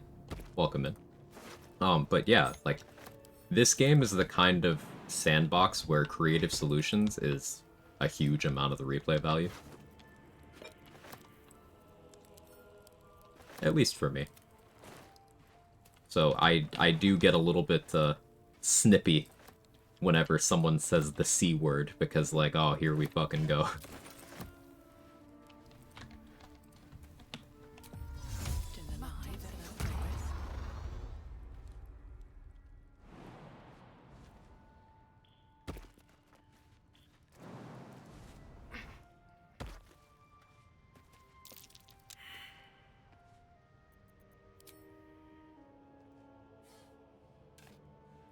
Cheese to meet you. What C word? Sorry, I just got here. The C word is cheese, fixed Todd. C word is cheese. A lot of people will go out of their way to label anything that isn't a straightforward, I'm gonna stand there like I'm a Souls player who frequents Twitch chats to tell people their strats are bad. And I'm gonna sit there naked and take every hit. It's like, alright. But here's some things you can do if you're fighting Karnus straight up, a non-Shadow Cursed Karnus. You can go to the site where the cultists are waiting for him to show up. You know, where if you go up to them, the half-orc will be like, hey, call him with the lyre and he'll show up. Don't do that. Go up to them, kill them all. Didn't mean to offend? No, you didn't offend, winky face. You just did something dumb. And I'm pointing it out that it's something dumb. You could be better. So, you can go up to the convoy site and just kill all of his help before spawning him in, and that changes the fight to a 1v1. You could also kill all the help before instead going to where the Harpers would ambush him, but after getting the Harpers to help you if you want some admittedly rather useless support. Karnus does slashing damage with his weapons. He can also do bonus psychic damage. He gets bonus damage if you are at low HP. So what you want is slashing resistance above everything, and you want to keep your HP high. He also has very high initiative, so you're going to want good initiative, or to be prepared for him to get a turn before you do. Having Psionic Backlash is nice because one of the buffs that Larian did to him was increase the spell level of his special Sanctuary. So that means it's a higher level spell, so he takes more backlash damage. So be prepared to backlash. Knock him prone to the best of your ability. Try to deny him his turns to the best of your ability. You can try to kite him to a chasm and knock him into it. That's a decent answer. The Moon Lantern will still appear on the ground. But, he does big damage. If you are fighting him in a way where he has any adds at all, do not attack any of his allies while they are near him, or you can one-shot yourself. Have I beaten Honor Mode yet? Yes. This is, I've done enough runs that I don't know which playthrough this is, but, yes, this is somewhere in the 70s for my Honor run count. 70s, 80s, I don't know, I stopped counting a while ago. I play this game pretty much exclusively in solo Honor mode. Occasionally I'll do duos with friends.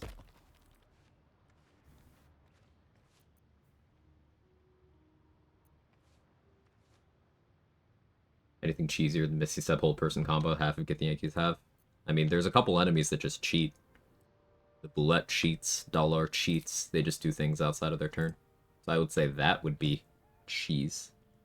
Hey JD, how are you?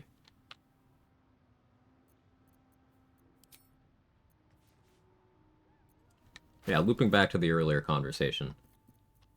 Again, the worst thing you can do for yourself is approach this game from the default position of, I didn't think of this, so it's cheese. And this isn't This isn't restricted to a I personally dislike that way of thinking. I do dislike that way of thinking. I think it's actively stupid, to repeat that. But it's outside of that. You will limit your ability to come up with strategies if you are giving yourself that box that confines you. And there are things that I don't like the feel of, so I don't do them. This isn't me saying anything and everything's on the table, which, to be clear, that also is true. Anything and everything's on the table. The only rules and restrictions that matter on your run are the ones you want to use. But there are things I won't do. Like, I don't have companions and hirelings in camp casting buffs on me. That's just not something that I like the feel of for my run, so I don't do it. I don't use any of the exploits for infinite actions per turn, because I think that would be very boring.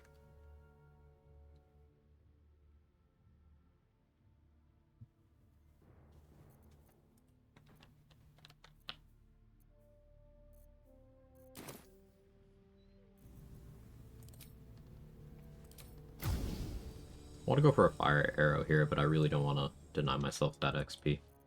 We're going to sign that level up first.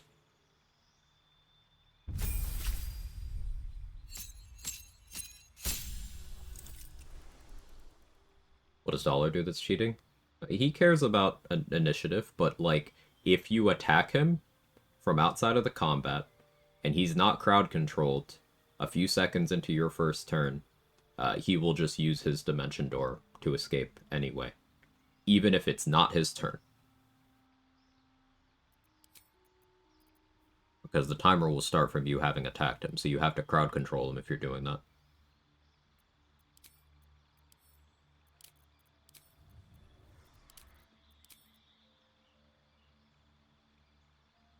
Yeah, he respects initiative.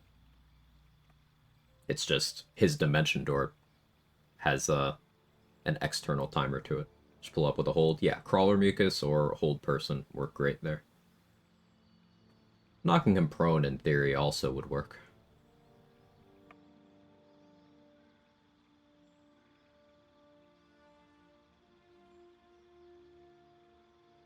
Hey Pedro, how you doing? I'm catching up on chat real quick. I was in rant mode. Pure dedication, mana focus, commitment, sheer will. I gotta rewatch that movie.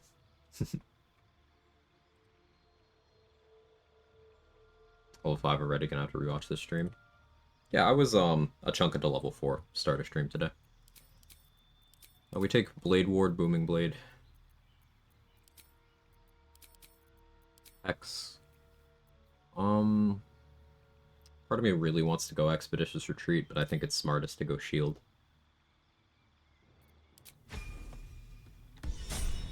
Luck of the Far Realm, Surge and Subjugation. Yeah, that also works.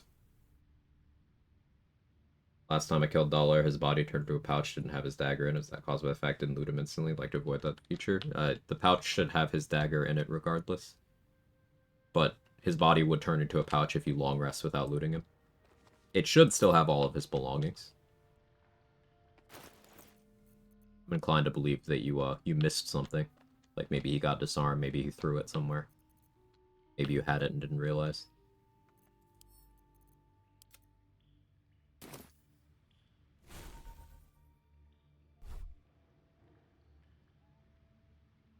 So I'm gonna want Minor Illusion over Blade Ward here, but I figure for combat purposes here, because I'm probably gonna respec soon anyway. This makes sense.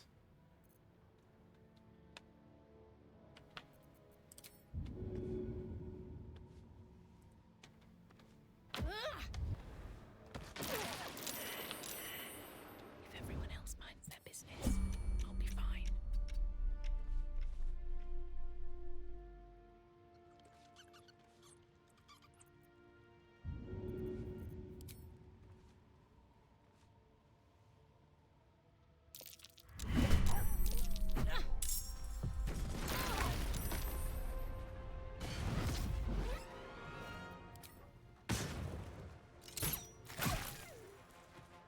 Need to find a way forward.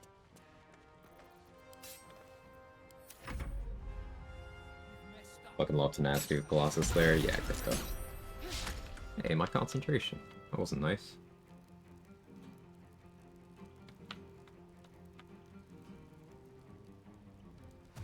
Hey, Twister. How are you?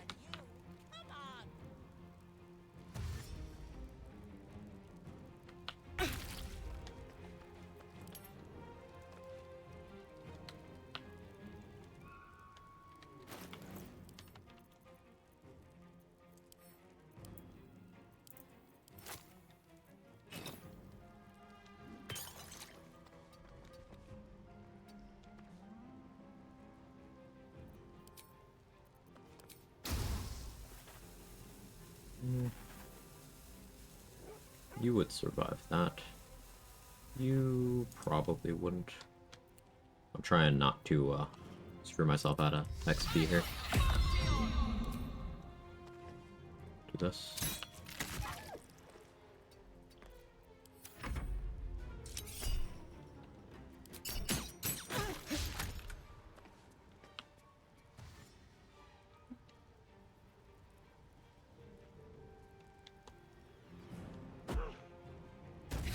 Maybe I do without Minor Illusion, because I really like the idea of Blade Ward. It's just so good. Okay. Mines are blown up. That gives me escape options. Did I forget to enhance the before this? I did. It's fine.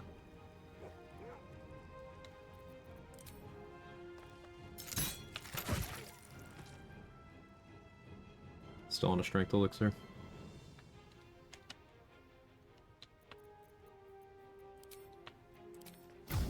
I'll be greedy.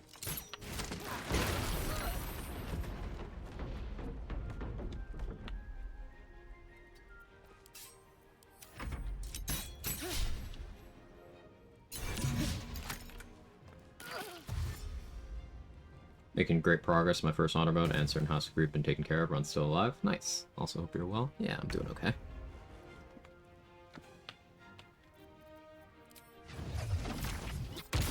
This is toxic, but it's also hilarious.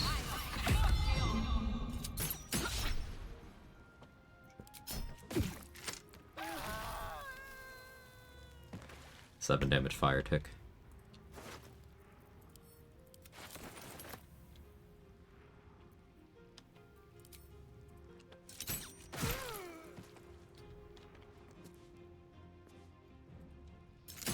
They press. Fall by my hand.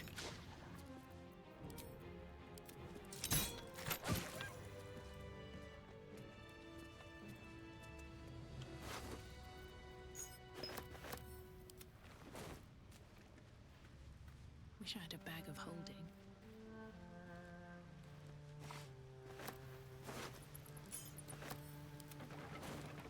Zents are taken care of.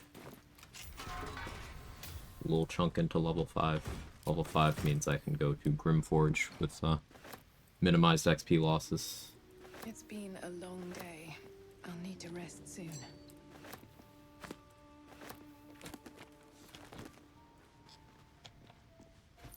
I could try to hit level 6 before beating up Raphael, but meh.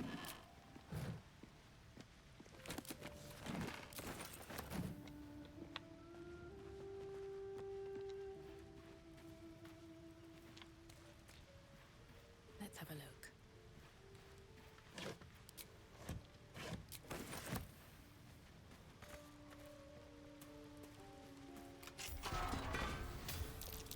Be wary. This place is trapped.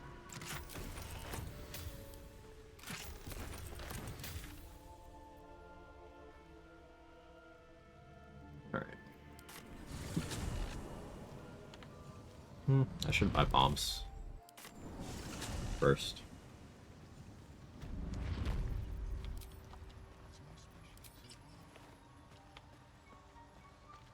And throwables. I need a quick word. Perhaps, but at such an I greet you, son child.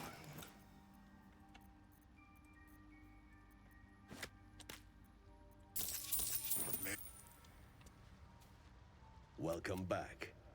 I do enjoy a good bargain. If anything in All my the fire private there? collection That's nice. is to your liking.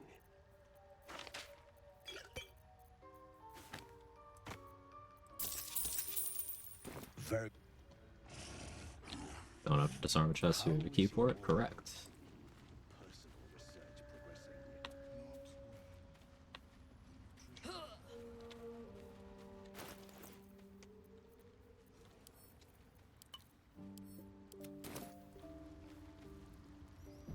We'll have to be more watchsome next time.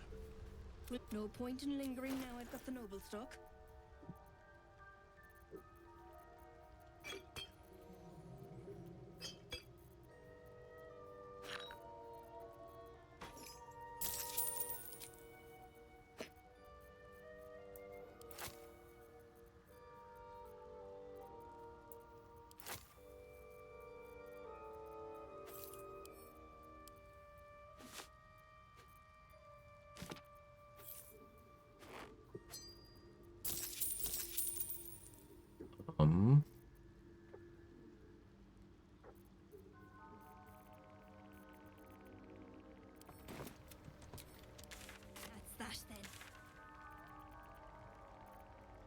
check Cyril. I should check Roa too, but I'm gonna be lazy here.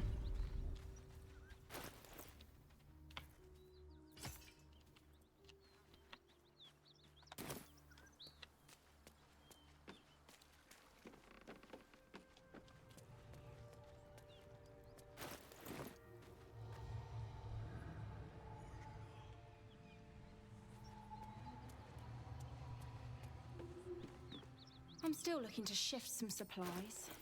Don't have much to spare, but it's more than we can carry.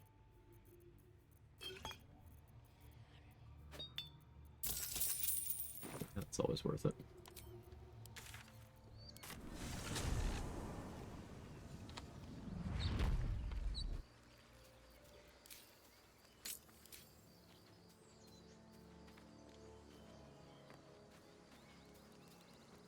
Alright, I'm gonna grab this exploration spot now, because will take it when he walks through the gate if I don't. So, 80 XP. It would be 260 if I saved that for level 10, but that is a concession that I just make for convenience. Take you on.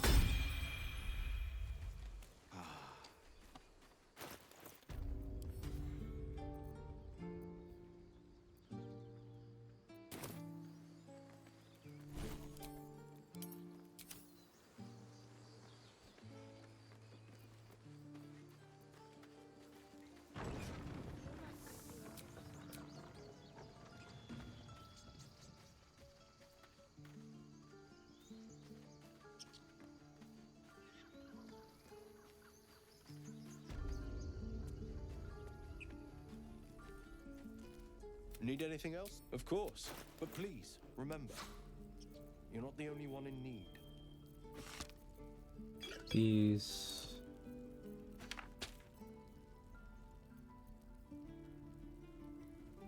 I doubt I'll use Ring of Flinging. It's just so hard for me not to buy it.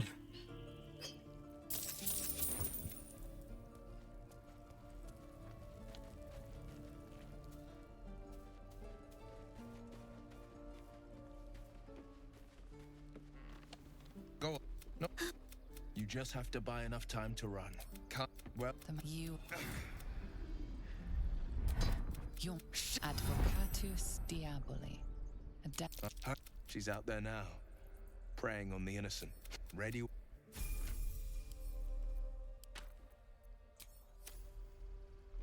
Hells.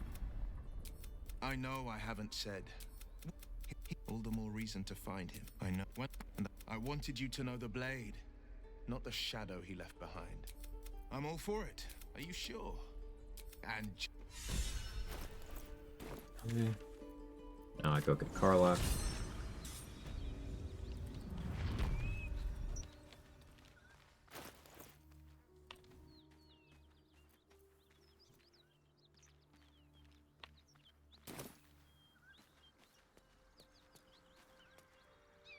Wants you to know his blade. Is it time for us to see what the blade can do with his weapon?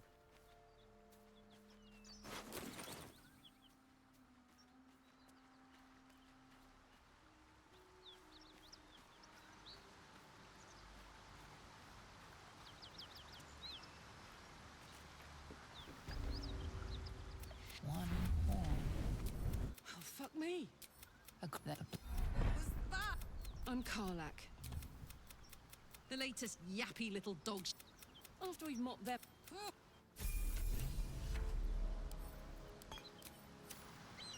Hey, soldier. Really?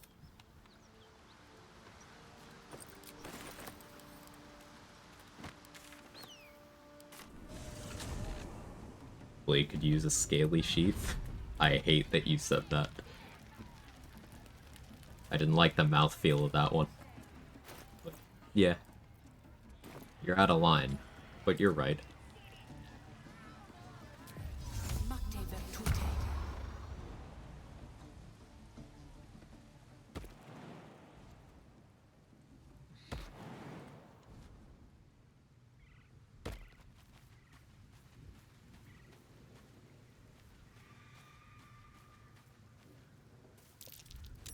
That's curious.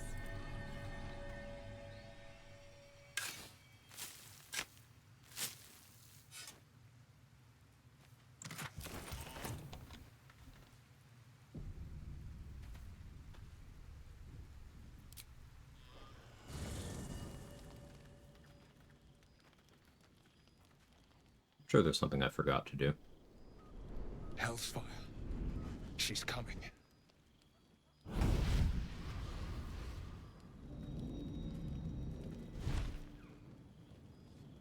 Oh, I see the next. Oh, never mind. I don't see it anymore. Will. God damn it. Any hand. Karlak meets the criteria. Don't. Will.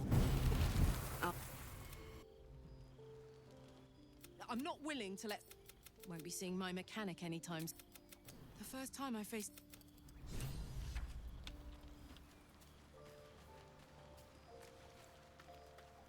Dost thou require?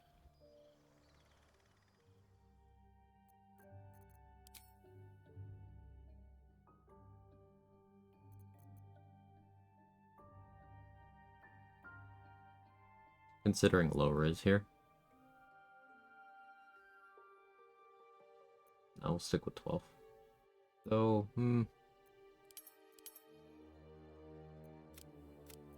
10. Yes, odd-numbered strength looks weird. There's a reason I may want to do that. And that reason is, if I take monk levels, I do want to make sure that my strength is greater than my dexterity, rather than less than or equal to. For certain weapons, at least. That's not a problem right now, so I could actually still hold off, because respect's allowed. So we'll still do this, but something to bear in mind.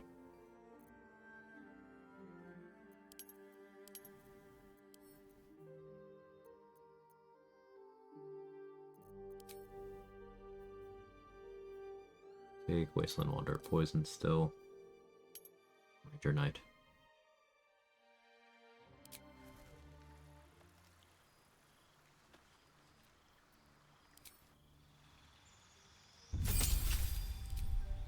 Two-weapon fighting. Can't sleep Longstrider. Hunter. Colossus Slayer. Air Strike. Heat. Dual Wielder. Then a Warlock. Sorry, Blade Ward. I want to do bullshit with Booming Blade. Though I don't have any of the gear that cares about Booming Blade right now. Pick it up later, potentially. Yeah.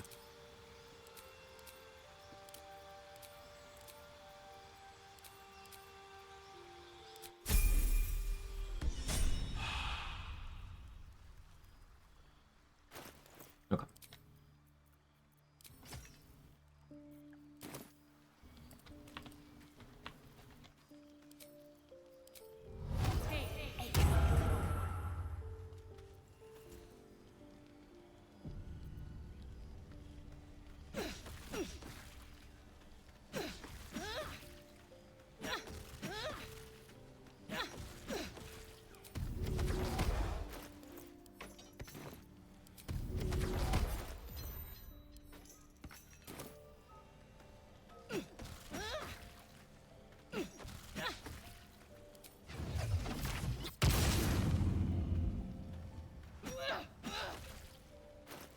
Any sharpness?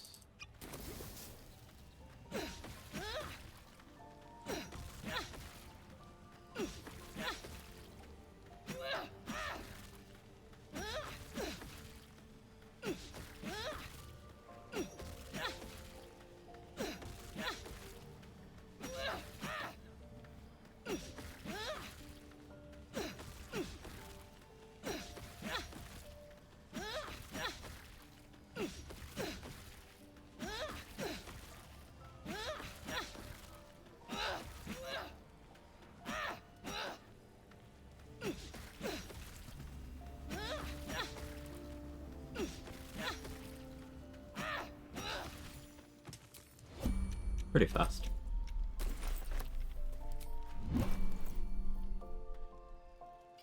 Sure. Why not?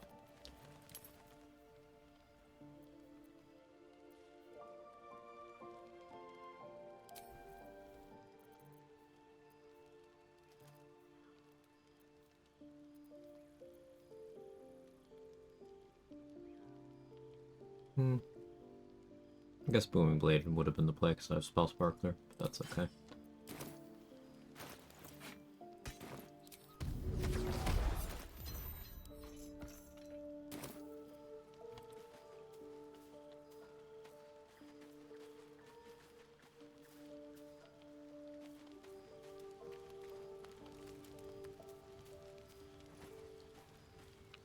God's damn. Just look. I'd be not Zariel's victims. Not innocent. But I promise you, But I don't have a clue where to start. The only way out is if I. Wait. The Blade of Frontiers at your calling. But be my mirror. But I will slay their monsters. So I don't remember much of the battle. And the Frontiers demanded a blade. And so I heeded, with you as my ally. But it was well met. Not to say I didn't develop it tempting. Well met.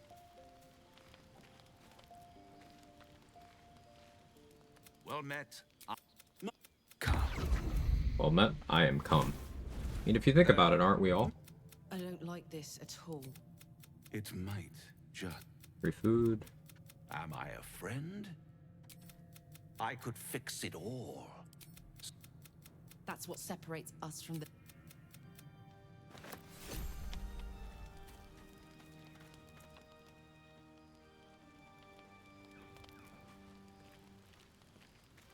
I think we'll romance either Will or Carla. I'm leaning go into Avernus with both of them at the end of the game. Because I haven't done that in a while and I want to see the smile bug.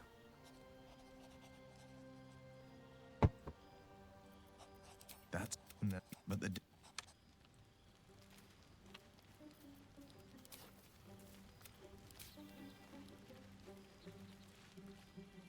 Smile bug. So the cutscene when Karlak goes to Avernus doesn't progress properly under certain circumstances. You will have to manually advance it. So the camera will just freeze on like people standing there smiling at the camera. It's very funny.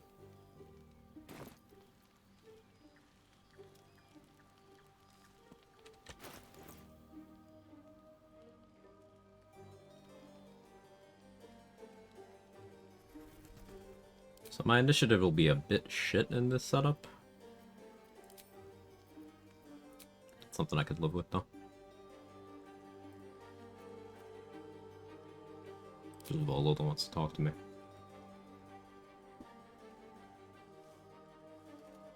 Alright. Is the Dream Guardian hot?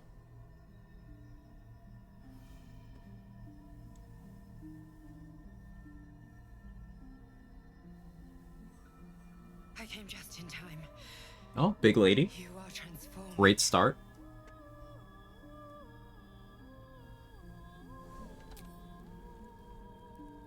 Yes, you have. The lipstick, it looks like she just got finished eating Thanos' ass, but I will overlook it. And I'm here to save you again. I'll overlook it. Otherwise, a slay. Don't worry.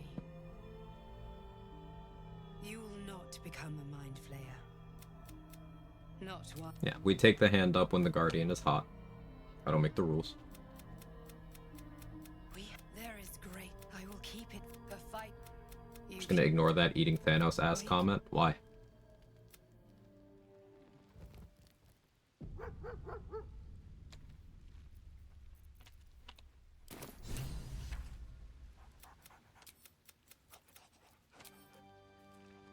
You take makeup advice from Wally.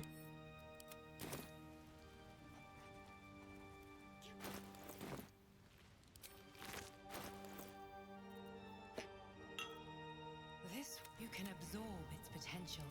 You're not good.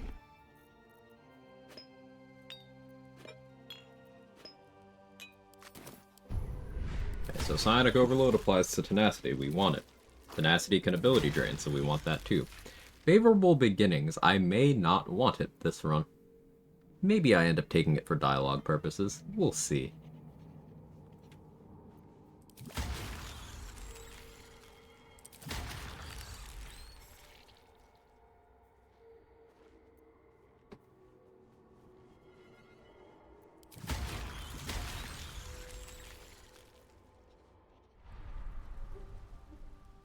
Didn't realize Thanos applied lipstick to his ass.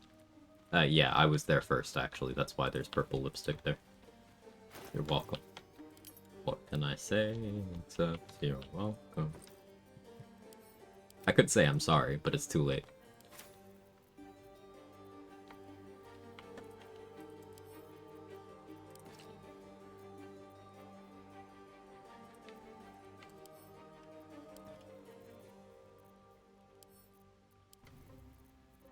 It's too late to apologize. It's too late.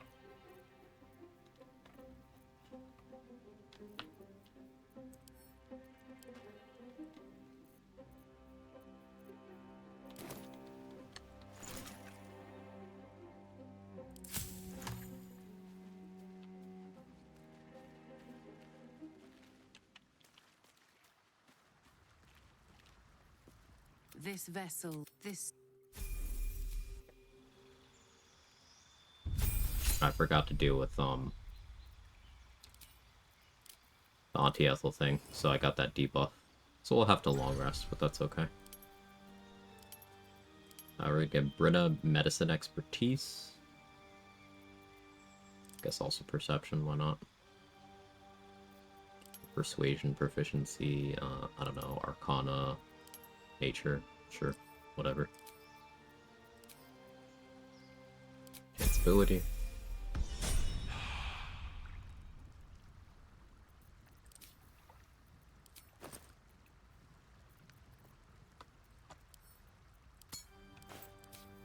have a lot on my mind, and in it. Everything, despite everything.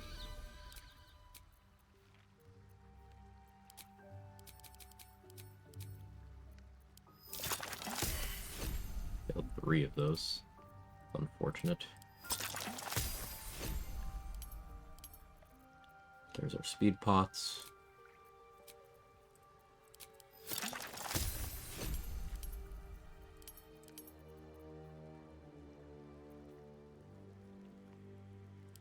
Draw poison could be funny. I don't have too much in the way of crafting stuff right now, though.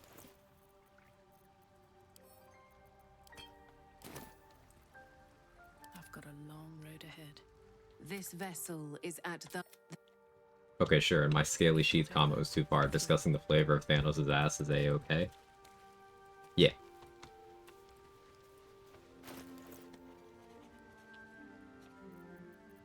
That's correct.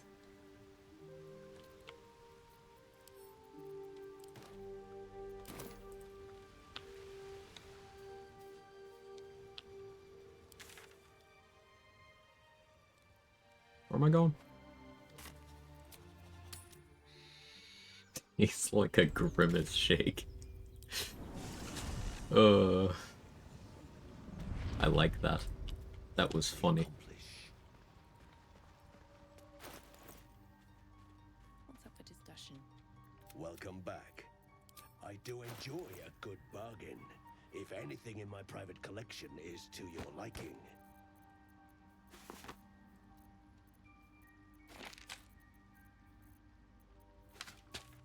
Pretty standard stuff here. We're gonna populate Blurg's sack, and then talk to Amelum about it. Welcome back. I greet you, son child.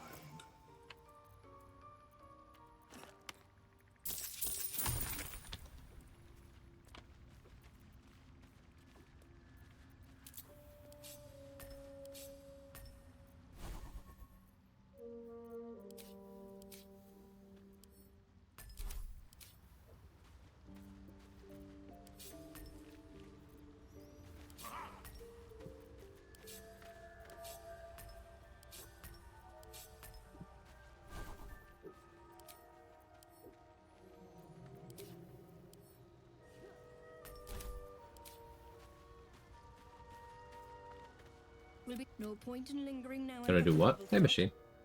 We made sure to leave Blurg with a full sack. Let me know if you have any questions, comments, concerns, even.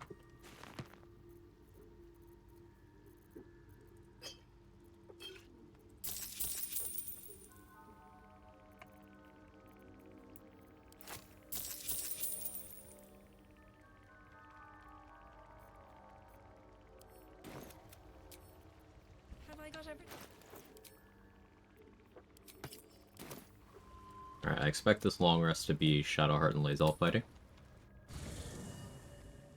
No, not yet. Cool. Do you populate stacks of a lot of vendors? You ever empty them? Just keep them full until they disappear? Depends on the vibes, you know?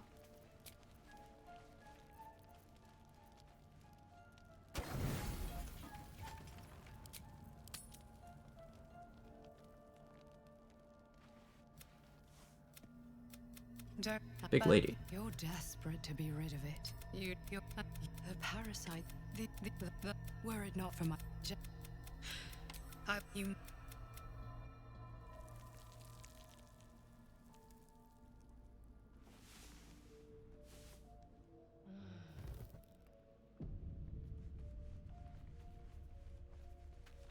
If it depends on the vibes, more people would play Paladin. Listen. Stop it. That's all I got.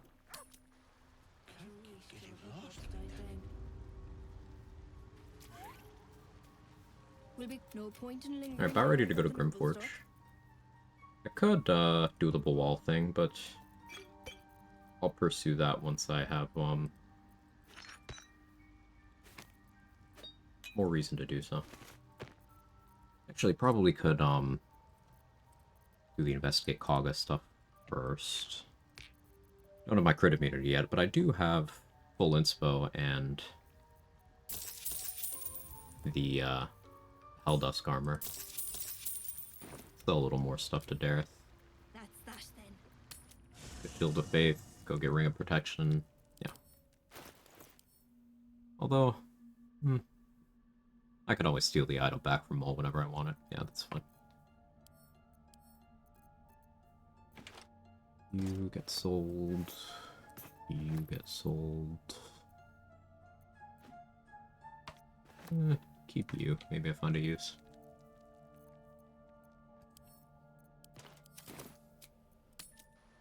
This'll do wonders for the shop. Will be no point in lingering now I've got the noble stock.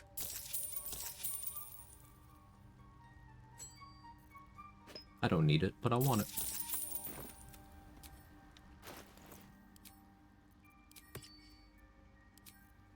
Doesn't go on Tenacity. So, waste of money, but we'll get more money later. No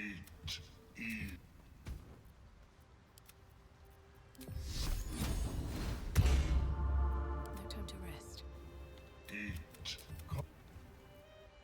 Alright, I'll be right back.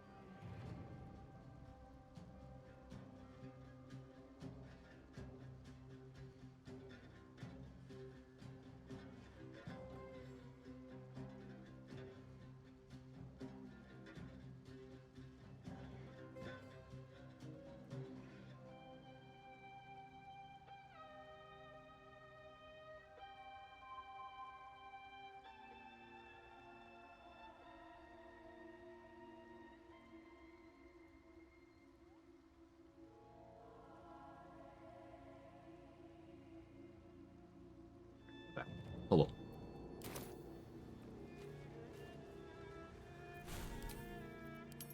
Got to ask again. No, let's just go to Grimforge.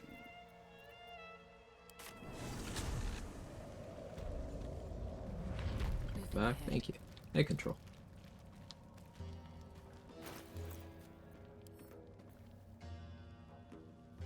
So I should probably be on vigilance right now.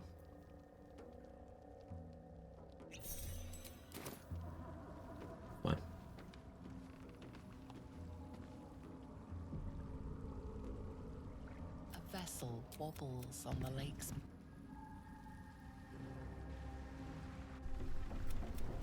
Where's Gek? What about Gek? You continue. Asked earlier, realized now I did the usual, not paying attention if you answered. Question was, best our most reliable way to make Harness drop the lantern? Dialogue. Well, I'll be plowed. You spit at a drug note. You're sitting me. That's the trouble. It's a deception check. That's Sergeant's arm is falling off with all the. Who's the whom, Grayman? Another. Your twat soul chump owes us a load. And I'm warning you. That twat soul ain't settled up soon. There'll be hell to pay for the lot of you cult buggers.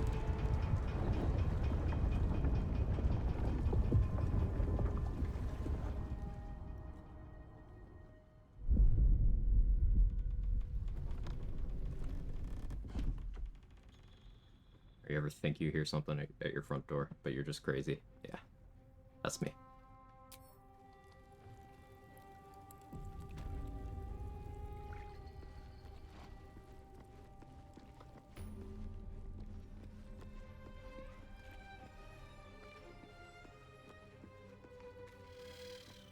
Dead drow, publicly displayed.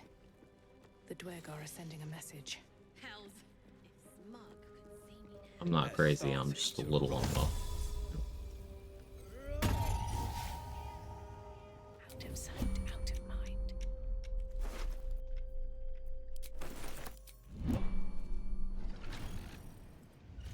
Should mind my step. What's a fort like this doing in the Underdark?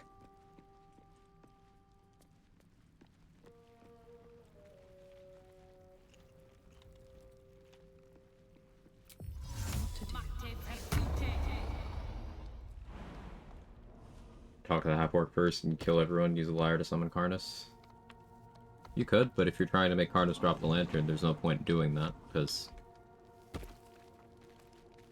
you go to the ambush site, you tell him to drop the lantern, that's one check, and then you do another check to tell him to just walk off into Wraithwind Town, and then you're good. You were combining strats there. So you look at the skeletons.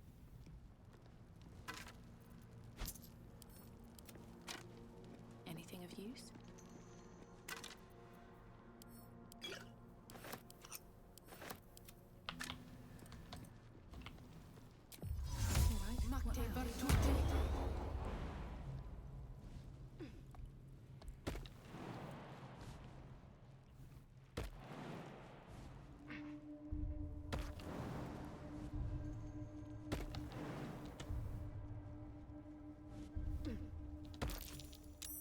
Step carefully. There's a trap.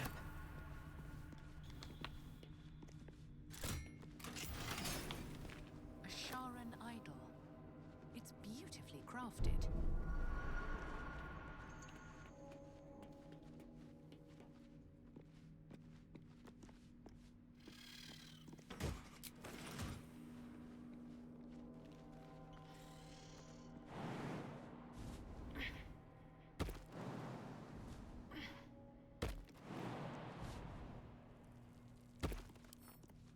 Come on, open up. Sharan Idol? Yeah, it's like American Idol, but I don't know, about the same level of evil.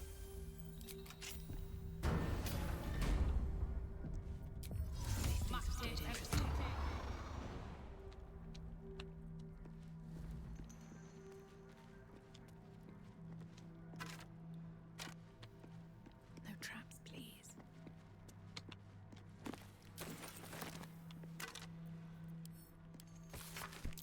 What was that watchword? Looks splendor. But what does it mean? Watchword, DD. What does it mean?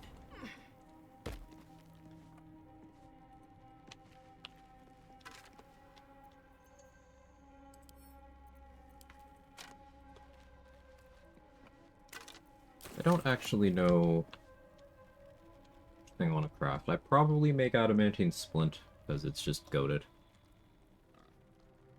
Yeah, probably make adamantine splint.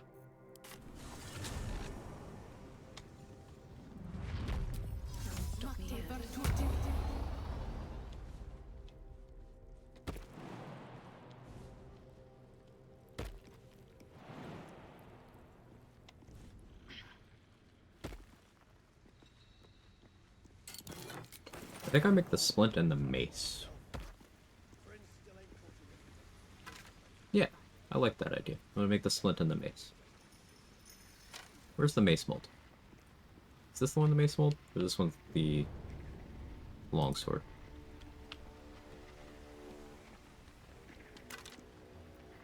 No, this one's scimitar. So it's longsword up over there. Where's the mace mold?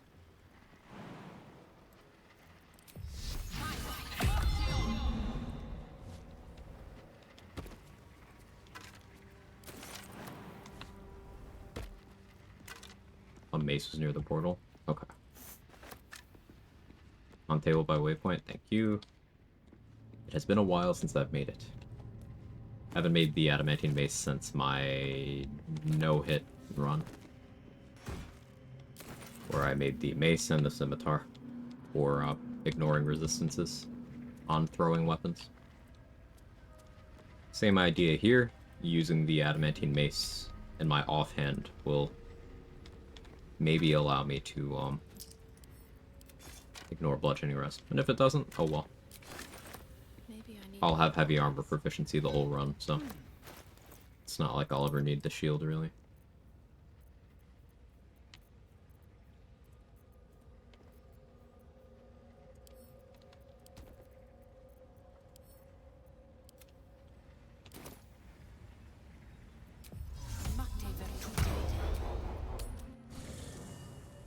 Hey, control. Thank you for the 57 months, buddy. Appreciate ya.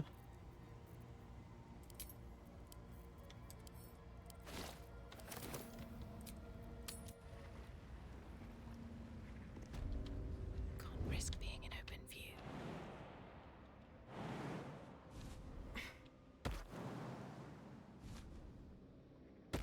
Make a star into something shocking to tell you. Sorry for spoilers. But it's my first playthrough. Why would you ruin that for me?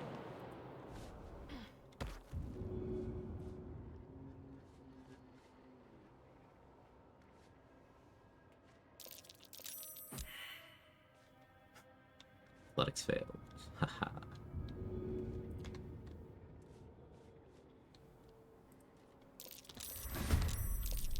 That won't work. What do you mean by that, Squid? Would you like to elaborate?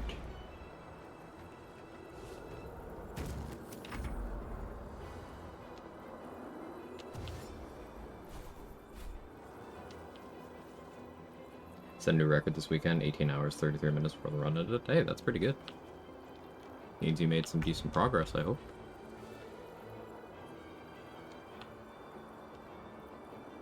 I didn't pack find my weapon.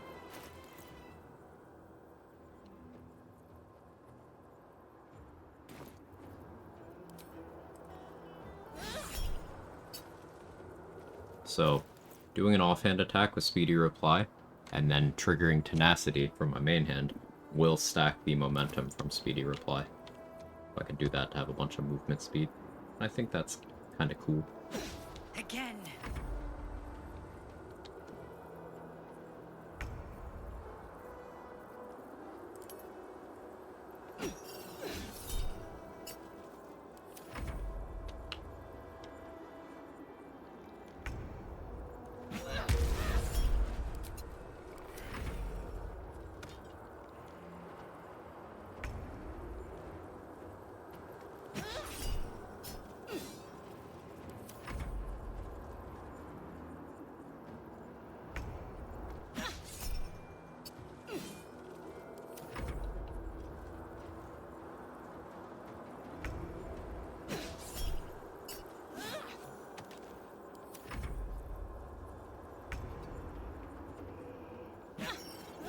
Use your lithid potential.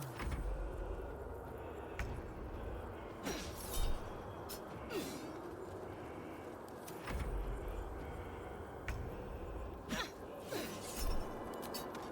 to keep going. Not use my liquid potential, actually.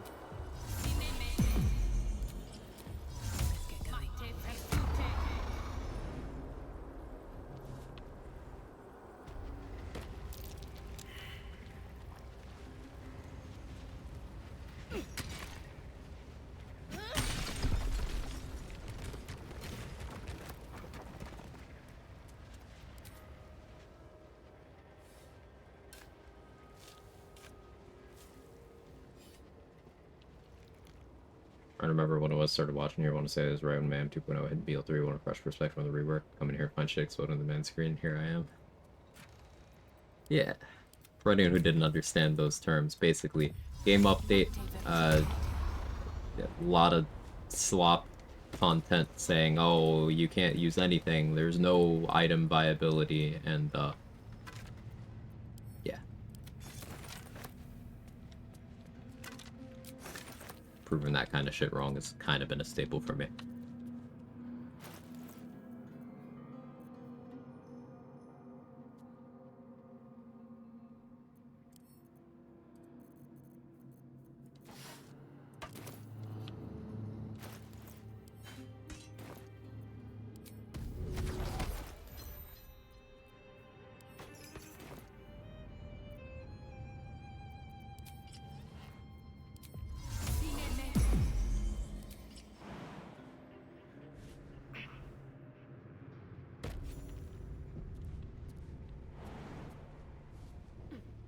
This must be the...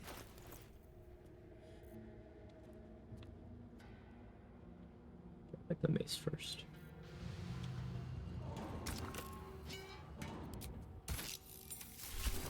I just need the raw materials.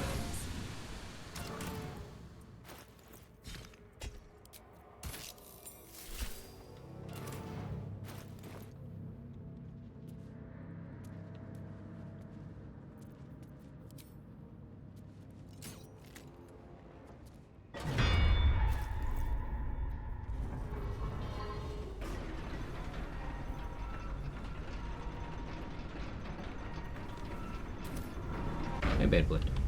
Hope you're well.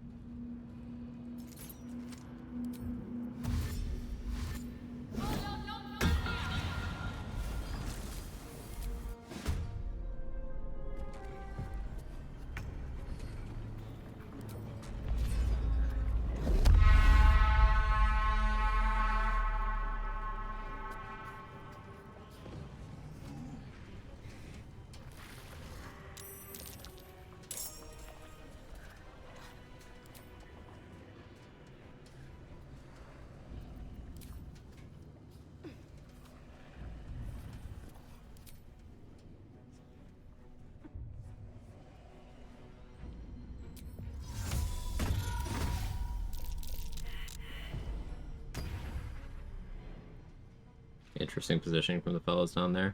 Yeah.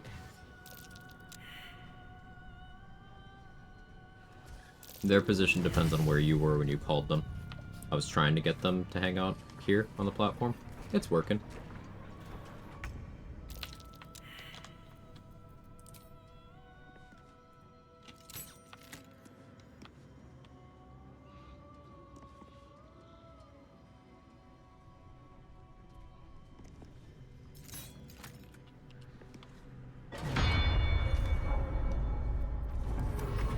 I was hoping Grim was on it. Not very long.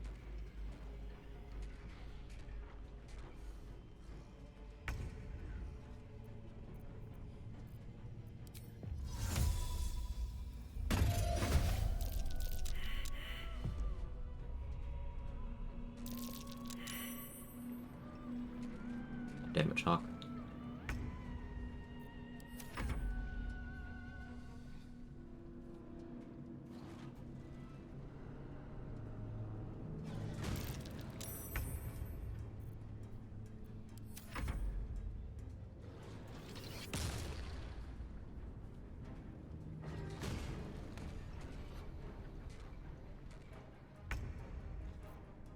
Sawtooth whisper.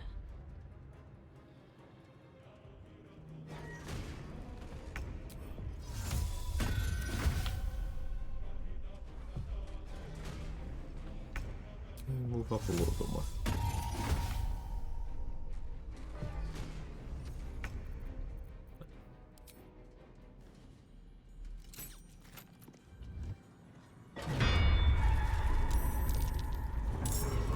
Is there any reason Voss sometimes has his crossbow out instead of Silver Sword with patrol? I don't know what causes that. You can, in theory, get him to take the correct weapon out by taking certain steps, but it's complicated and annoying. I don't know what causes it, but I have seen it.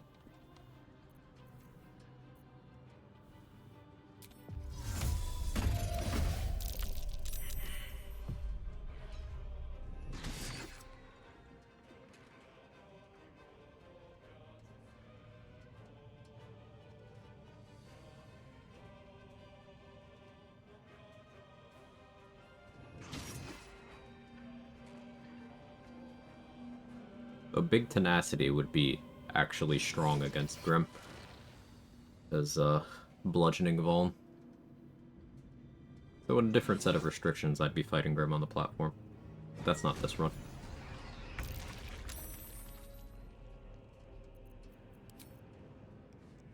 Are you two in range of that? Probably not, but let's see. Here they are. Hey. A big tenacity for you right here. Hey, I'm gaping you.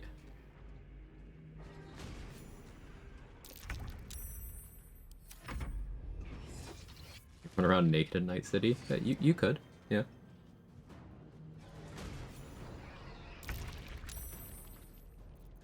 No real reason to do it, but you could.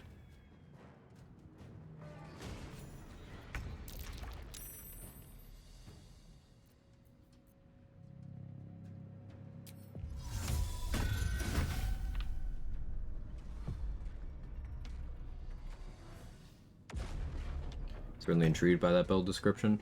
So the short explanation is Tenacity. You can boost it with basically anything that would go on the second instance of Ratbat goes on Tenacity. So this includes if the attack you did was a spell. This includes Gregarious Caster from the Potent Robe. This includes Empowered Evocation if you're going that route. This includes Spellmite Gloves.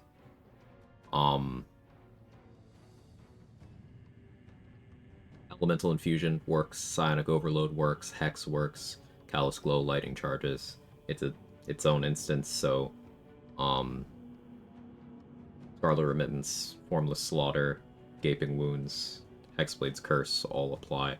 It's bludgeoning damage, so imposing vulnerability to bludgeoning damage also works. You can get a lot of damage onto it.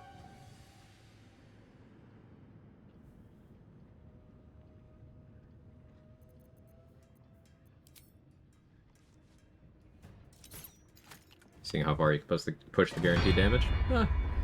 Not really. I already kind of know how far I can push it, but I want to like practically apply this tech across a run using all sorts of different weapons, just experimenting with how it feels to actually build into a setup where I kind of want to miss more than I want to hit.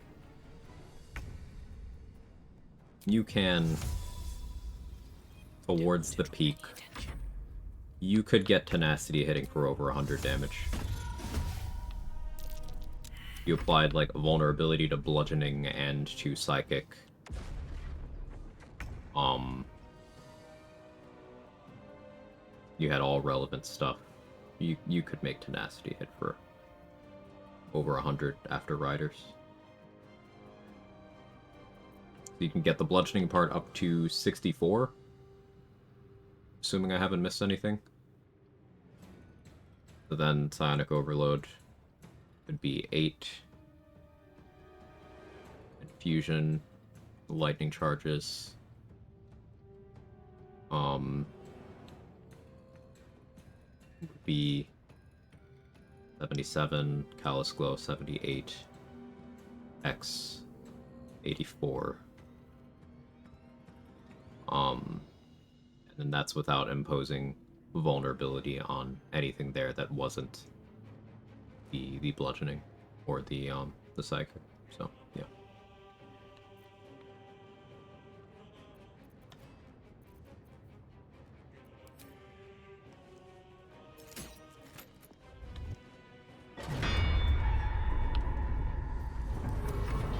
Need to watch at least one playthrough from beginning to end. So much little things you didn't even think about, like Grim not walking up the platform if you crouch. Little tricks. Save me like 5 minutes trying to max range cat him. Yeah, that's something I started doing because I'm very bad at gauging the range and how far he actually walks and how big his hitbox is when he's trying to hit the cat. That's something I started doing out of my own skill issue. That's where a lot of strats and optimizations come from.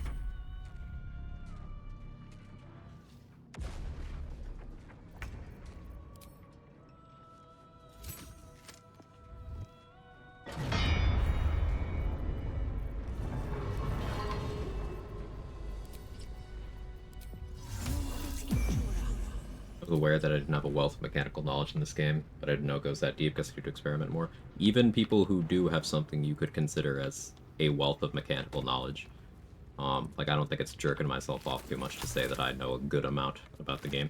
There's always more to learn. There's always more to pick up. A lot of the tenacity stuff is, spent like a couple hours just trying shit out yesterday.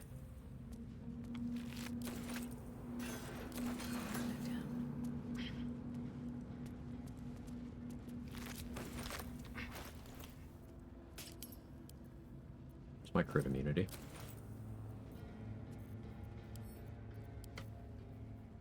$2,000 XP off of level 6.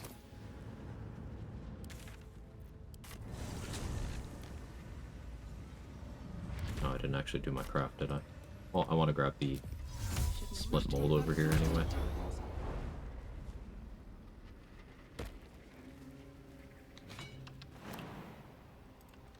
Cucumbered. Oh, right, I only have 16 strength. That's annoying.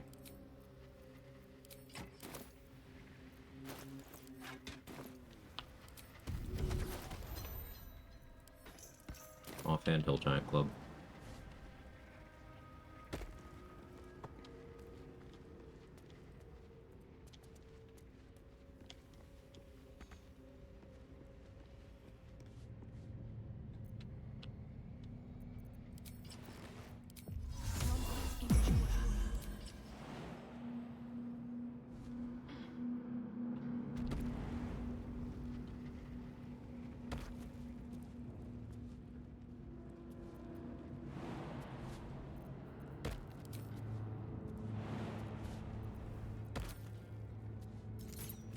Seems to be stuck in Oh.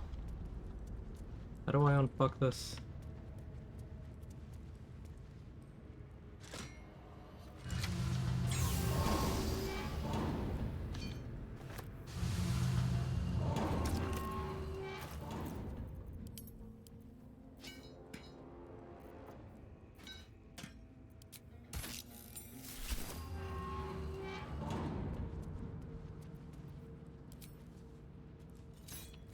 no use.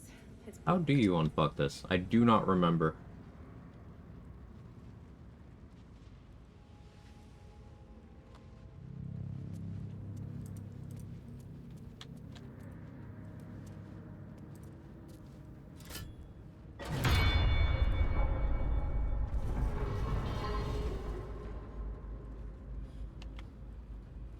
Actually casting Featherfall instead of breaking both your legs. Hashtag not my streamer. Yeah, that isn't very much like me, is it? I mean, you need to put the ore in. Did I not do that already?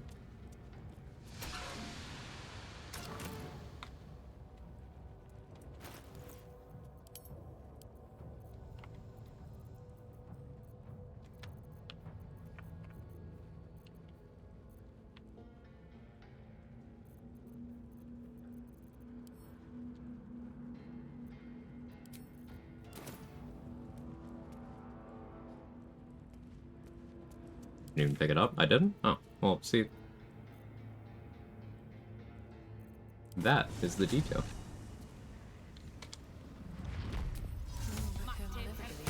Yeah, I destroyed the thing and I assumed that meant that I picked it up.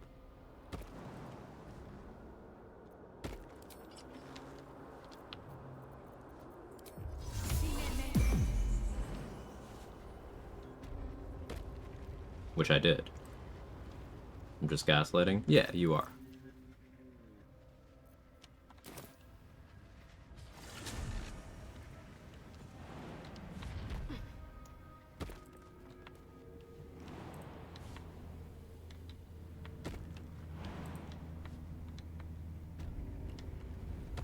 Where ore?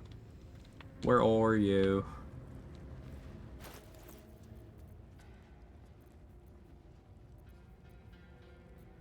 So did I get scammed out of one of my crafts here, actually?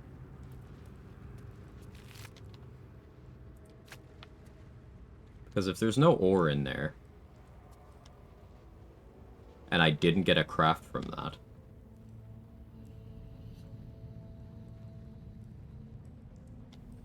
how did that happen? I can go get the other ore deposit, but this means I probably can't craft the mace. Unless I just want to swear off adamantine splint. Is it a camp by mistake? I'll check. But, like, I don't think I would have done that, because I'm pretty sure I put it into the fucking thing.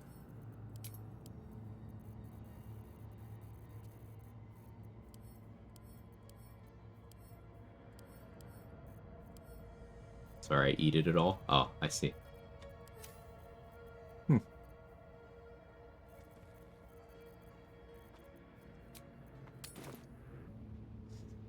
I think I need the adamantine splint more than I need the mace. I kind of wanted the mace so I could ignore bludgeoning res on tenacity and things that care about that, but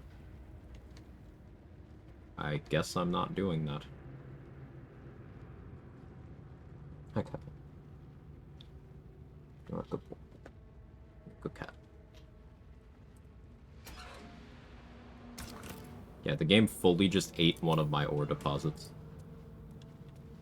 Which is not very cash money. Alright, I love getting scammed.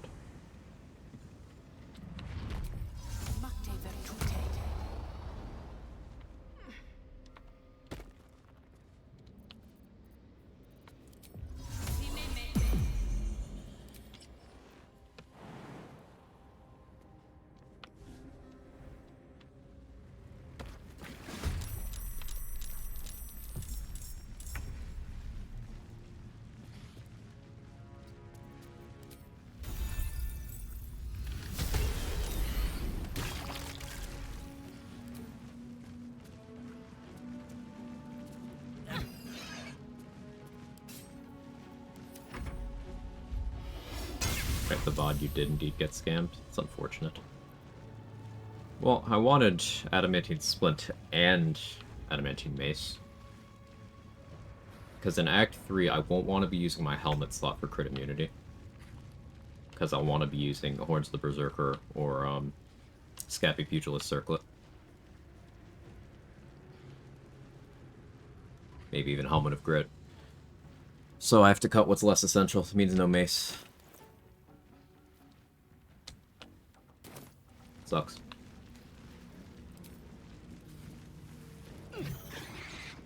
Okay, you're not supposed to actually hit that.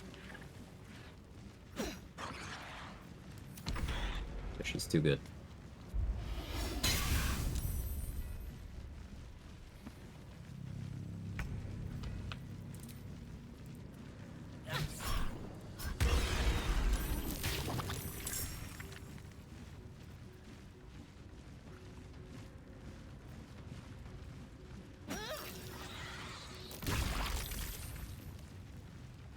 You toggle non-lethal here, you can avoid the explosion on death. Yeah, I'm aware of that, Cartha.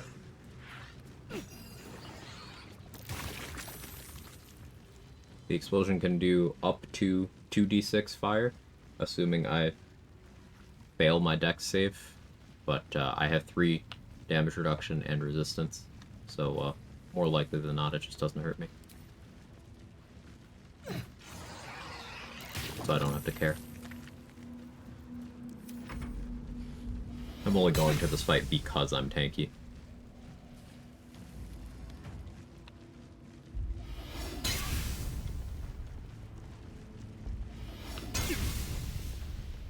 See, I just don't care that they're hitting me.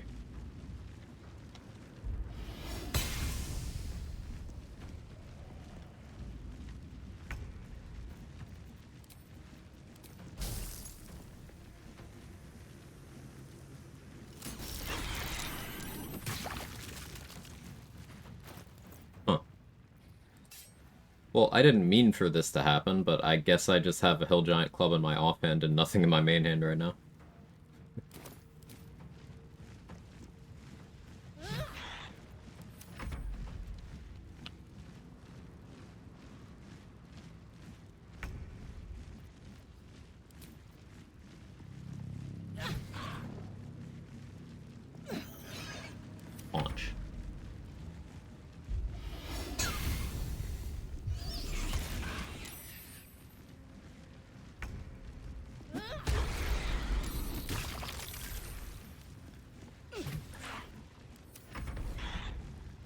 Ever tried doing solo runs in older games similar to BG3? I've done solo runs of, the Dragon Age games.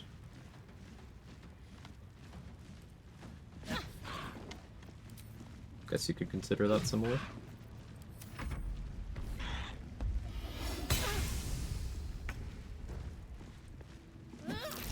I'm not mechanically familiar enough with BG 1 and 2, though I'm a big fan of those games. Just not a mechanics guy in those, so I haven't given challenge running those a try.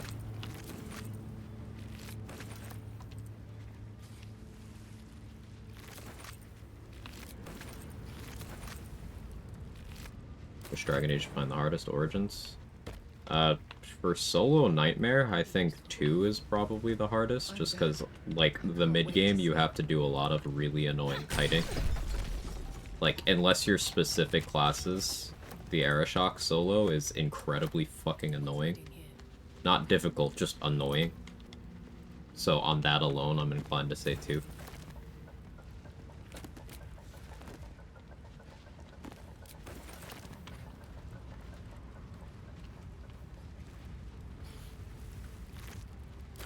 Aeroshock pillar running, yeah. Found out what happened.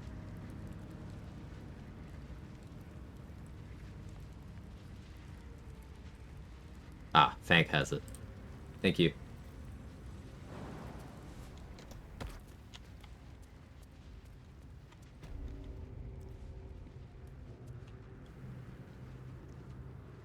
So Fank has it equipped. That presents an issue.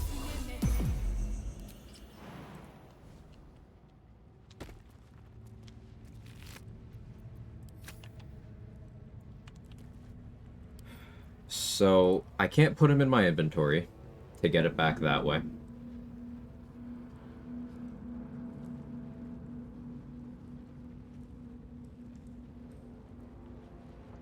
I need Connor.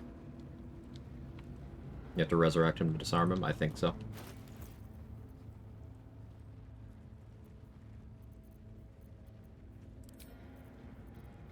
So I need a trident and I need Connor.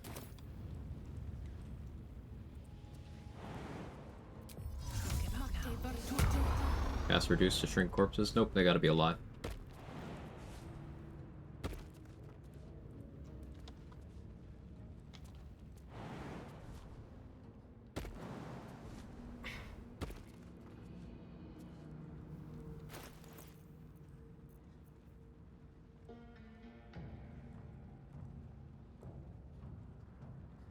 Yeah, we still make the splint here. Never seen anything like this, me either. Mass Effect possible to do solo, maybe Project Companions to start a mission. Yeah, you can use Cheat Engine to like despawn them or let you into missions with the party size of 0. It doesn't break most things. But yeah, you can park them places, just have them participate as little as possible.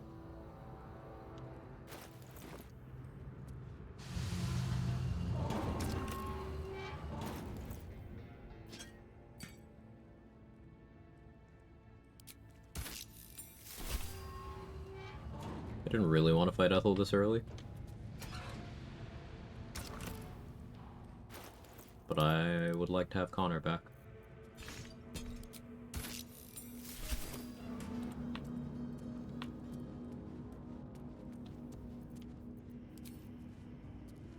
I'd like to have Connor second and my mace back, rather. I was not vocalizing the thought process properly. Ever play Mass Effect without Tally? I can play Mass Effect without Tally very easily.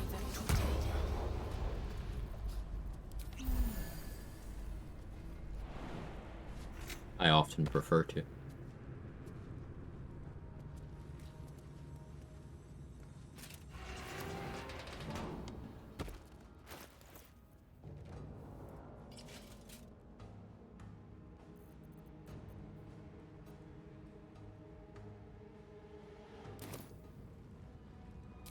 Okay, we know you miss your pal Connor. I do. Should I call him?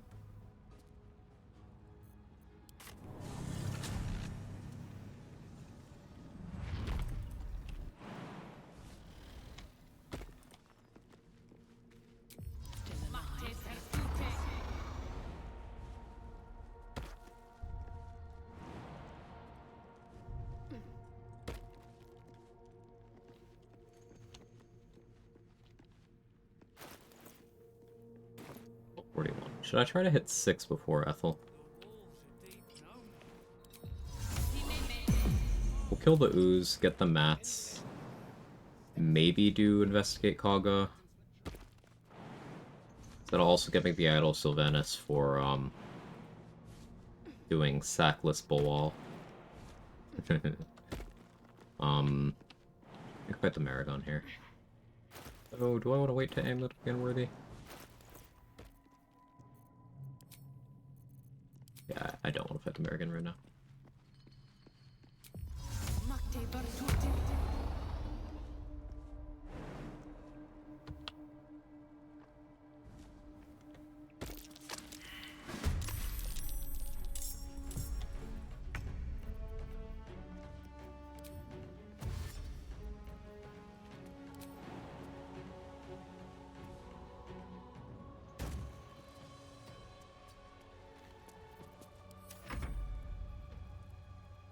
Almost scared to ask what sackless Bulwall means. So you can get the benefits of having sacrificed a companion without sacrificing a companion. Easiest way to do it is combination of minor illusion and good sleight of hand skills. But I am also going to need to pass a couple of skill checks. A sleight of hand check, and I'm going to need to pass either a nature check and then a persuasion or arcana or strength check, or I'm gonna need to pass an arcana check followed by those other things. Big downside of that, Lae'zel gets to live. I like when Lae'zel gets to live, so you should get better taste.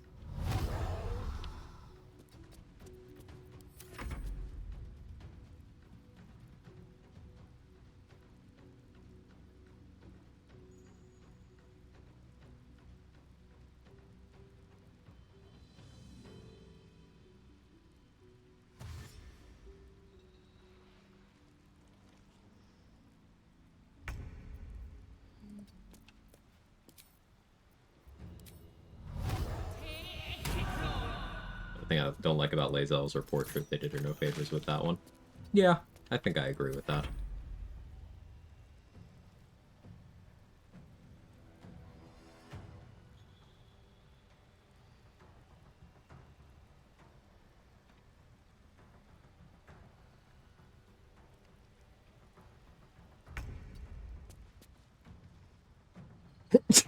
Excuse me.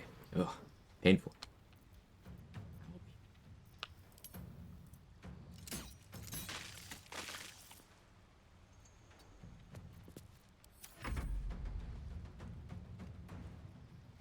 Thank you, buddy.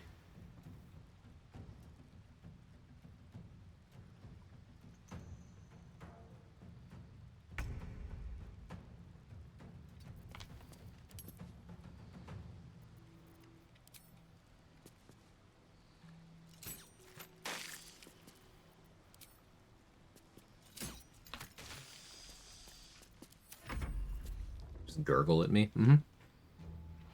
It's very rude, isn't it?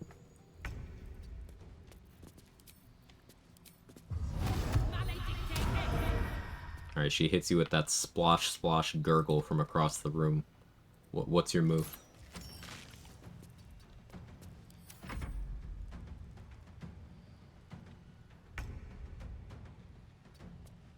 Is there a snurling?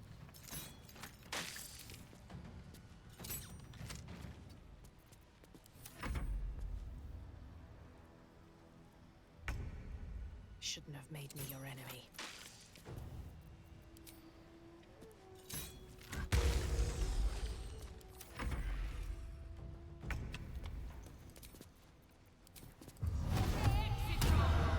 I think the obvious move is Snurgle Gurgle Squeal. Ooh, I've not heard of this. Gurgly Gurgle is the move, obviously. You guys are so good at this. Is this what the kids call W-Riz?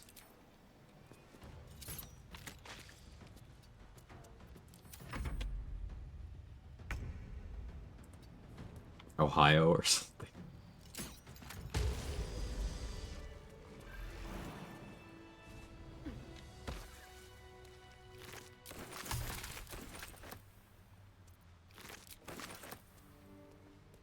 Undecided between having Lazy Elby and Eldritch Knight, one of the heavy armor clerics, my full party honor mode run with the Yoink Silver Sword. And if you're playing full party honor, you know it doesn't matter. You can't afford to just go off vibes.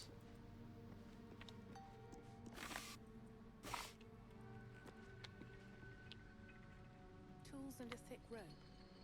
Someone climbed Made me feel 10 years older than I actually am. Yeah. Yeah.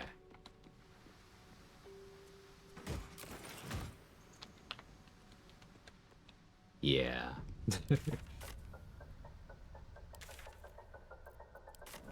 Yeah, let's get level 6 before we go to Ethel. Just kind of makes sense to do. Gold accents aren't too tarnished yet. Melt them. A sun dweller in these parts. Look here, my topside friend. I need fresh eyes. Yes, this guy is polite. Remember, he is running with a bunch of slavers.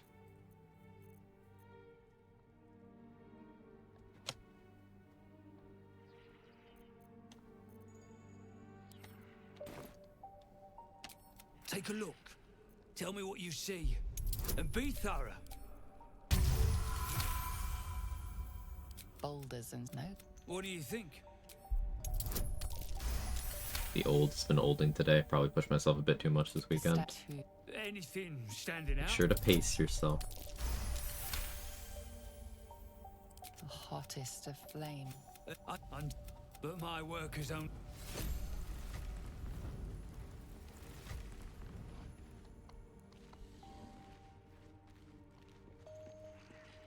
I don't care how polite he is. He has a lightning bolt. I want lightning bolt. Yeah, you know. I relate to that.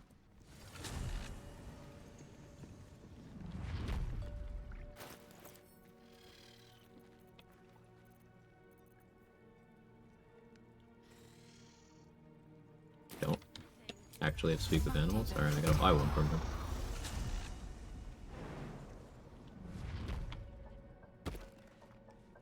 I have something to ask. It down, you think? A quake of some sort, perhaps? Just a theory. The past is near. Well, let's see what you've got.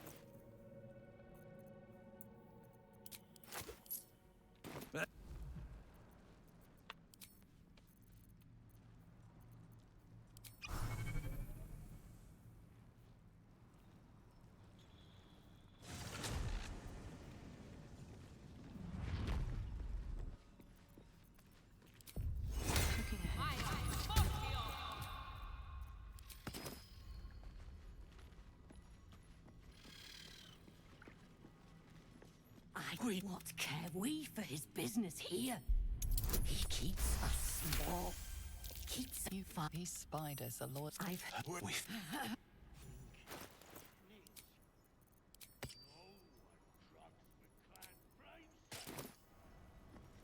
do I need next? 821 XP. I also need a trident. Let's go check Damon. Me when someone drugs with Clan Flameshade. Well, it's a good thing that doesn't happen, because no one does that. Could have.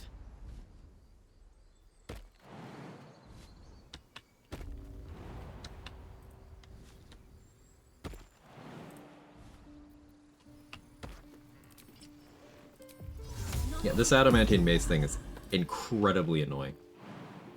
Thank you for cracking the mystery there, Sulfa, but like, holy shit.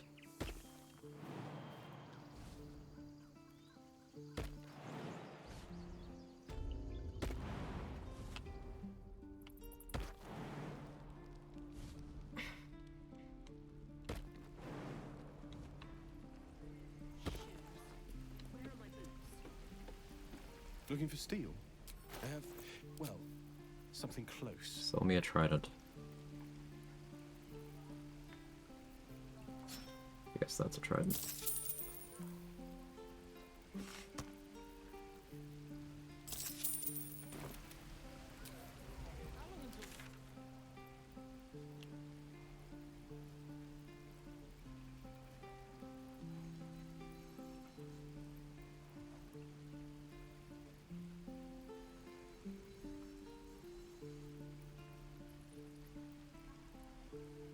I'm not anticipating the trident thing actually going well. Which is why I probably gonna need to respec and do heat metal. But color me annoyed. Figure out how to fix the problem. Yeah, it turns out Fank equipped the adamantine mace. So he still has it equipped in death. Which means it's not in his inventory, so I can't loot it. And he's an ogre, so he's too heavy for me to put him in my inventory. So what I have to do is I have to use Connor to revive him, and then disarm him.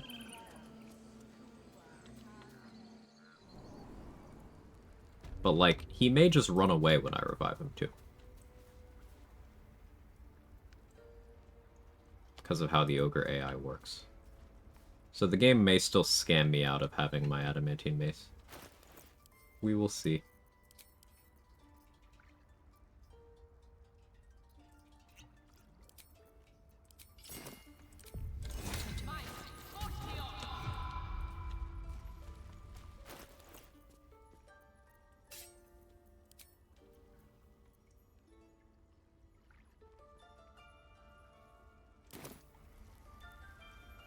Why are you here?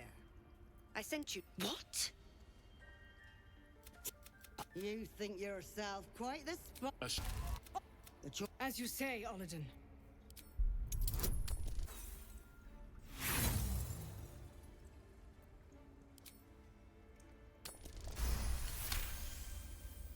With the grove taken for Cloakwood.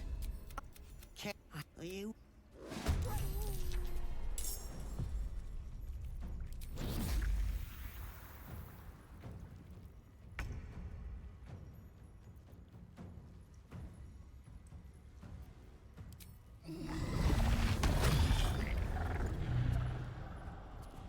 Good.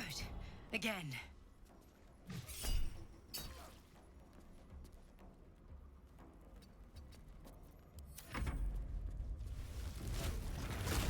Hey Roxy, how are you?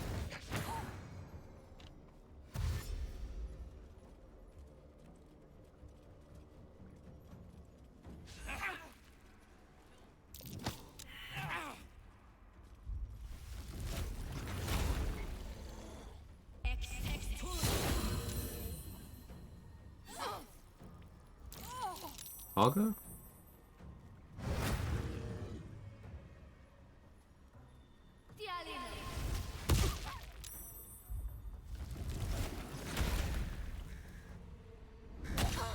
But I figure Scroll will be better in heat metal. He has +3 con, -2 whiz. Yeah, command drop or fear would be better. Just heat metal I could get at character level 3 for Druid or Bard. And I could turn buffer that to have more attempts at it, is what I was thinking. But you are correct.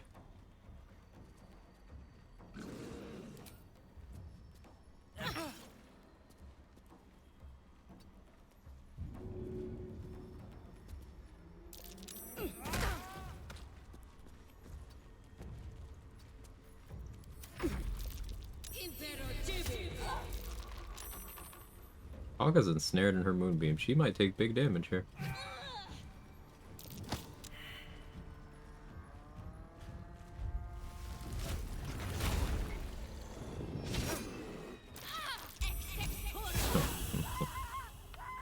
That also works.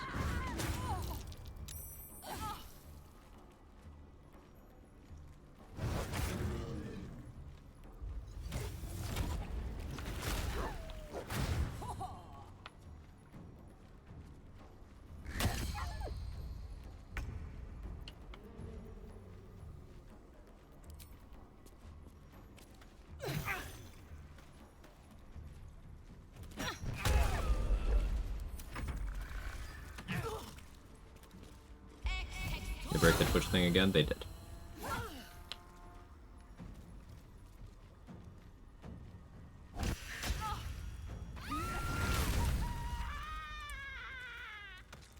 That was quite a scream. You once called me a monster. My fate lies with. Meanwhile, if. Well, I won't forget the wounds I.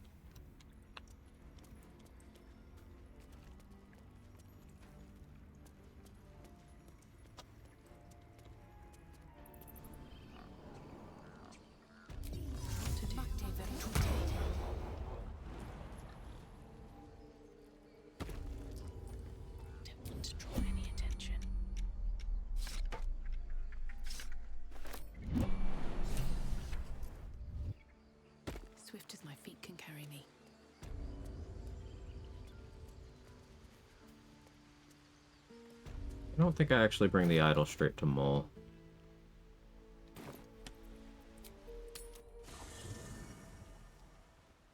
Imagine recording those screams, man, especially known as during COVID. A lot was done remotely.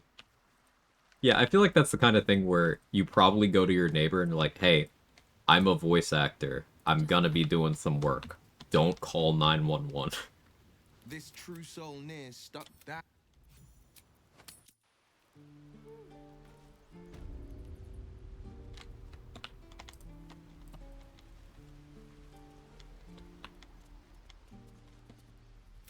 You saved our little girl and stopped. Thank Well met. Are you sure?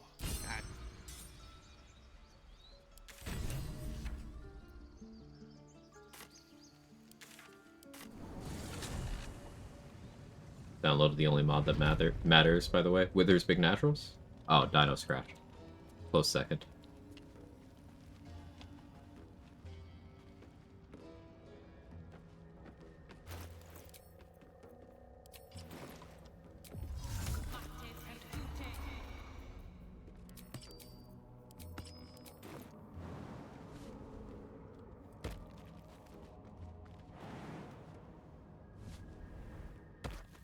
Just in the middle of typing Wither's Big Naturals. Really, if anything, that's more of a bug fix, because, like, it's a vanilla feature, but it just doesn't always show up properly in everyone's game, so sometimes you need to do a download to make it happen. You know?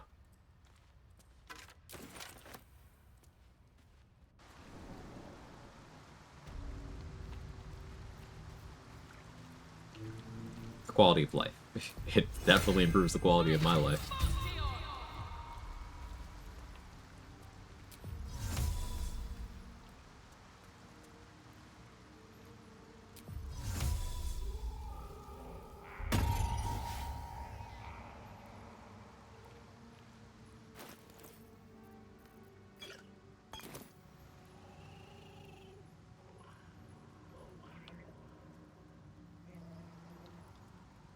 I don't need any attention right now.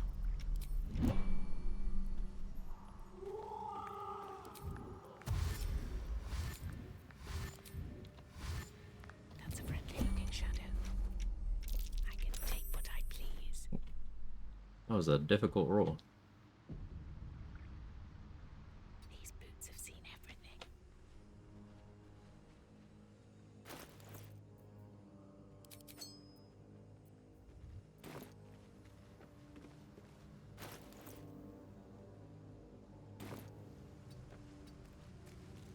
Oh, these beings.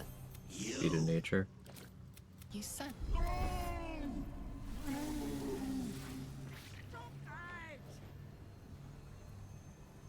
This is minimum +5.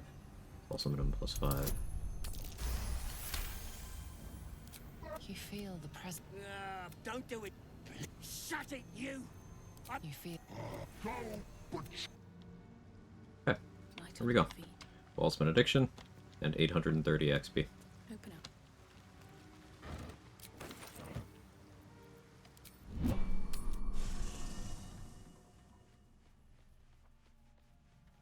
Y'all eat mac and cheese with a spoon or a fork. So that's when you debate what's the right way. And I don't think there's a wrong way there. I use a fork, but it's not gonna hurt me if someone uses a spoon to eat their mac and cheese.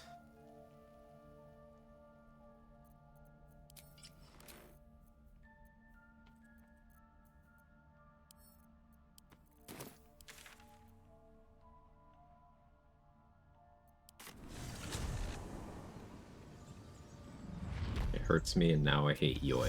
Who's Yoi?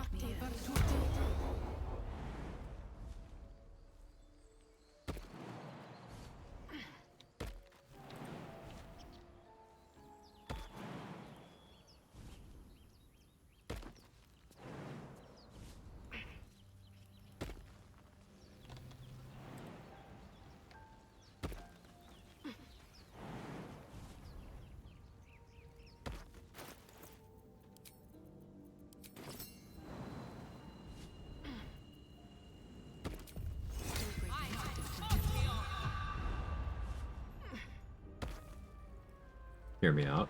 Alright, I'm here. Use your hands.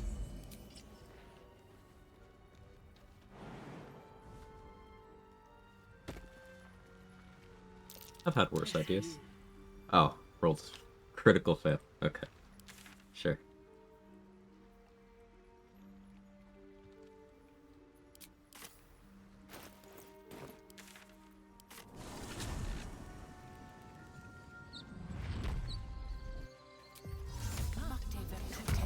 Face first like you're eating a bowl of dog chow. It's not the only mac and cheese you go into face first.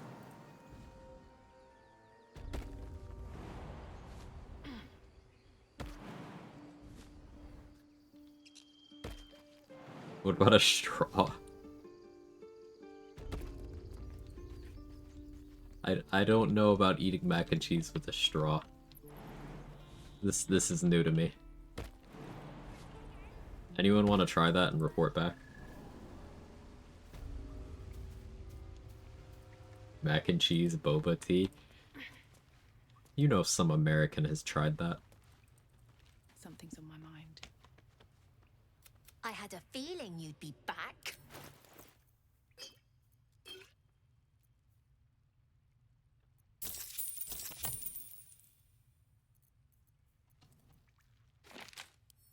I need new pockets to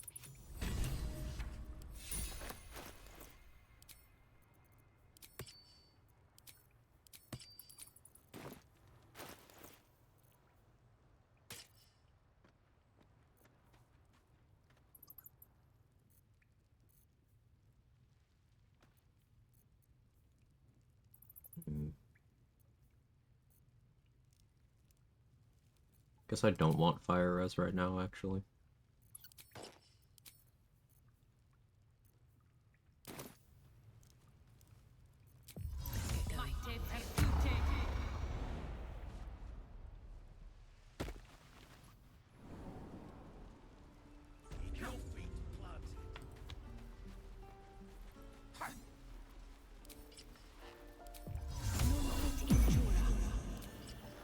No, hey, I never put Dong Strider on myself. One more time.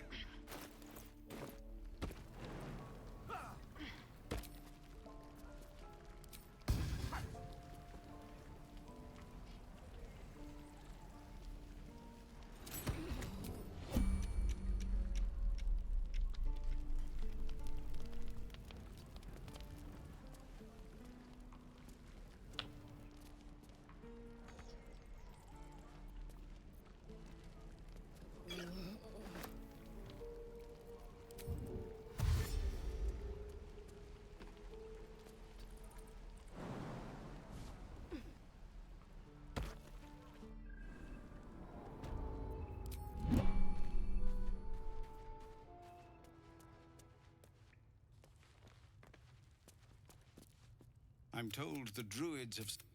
It's spark. It's no small thing. We'll...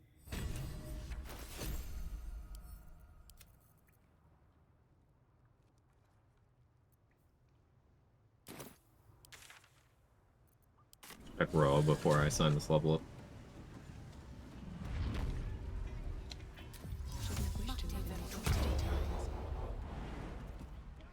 Thank you, chat, for saving me money on lunch by killing my appetite. Are there 7 of those that have to keep Ethel's sack full? No. If Ethel has strength pots in her vendor inventory while she's there, you can click on the stack of strength pots on the table. Then you'll get a dialogue. The trader is encouraged by your, interest in yada yada yada. Then you leave the dialogue, and what will happen there is she will then merge the ones in her inventory into the stack that's on the table.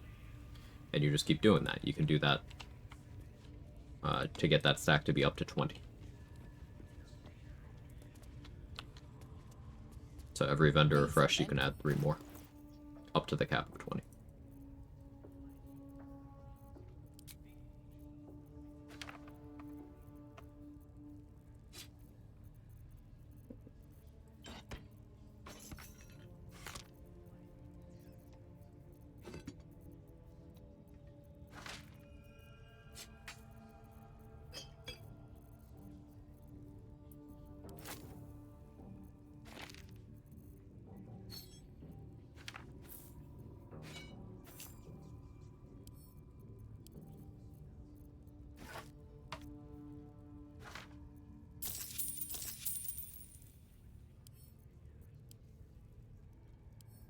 Pleasure.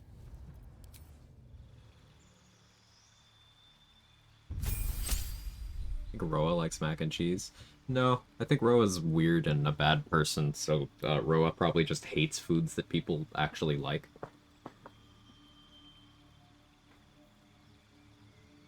I don't really want extra attack here. So here's the point where I'm kind of uncertain what direction I go, build-wise.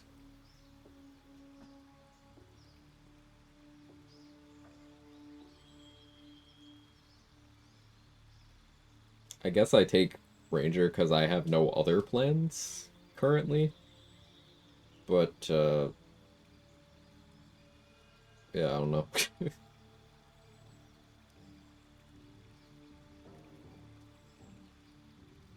This also be a bad person. Yeah, but we know you are. High trade.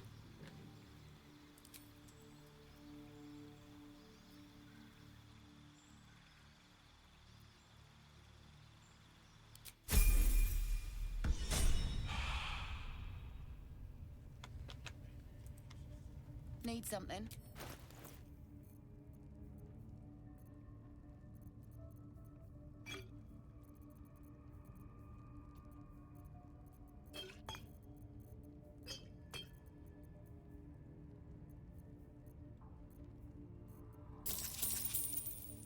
Hope for a guileful movement. Pleasure. Still got 2 other vendors we can check. 3, really.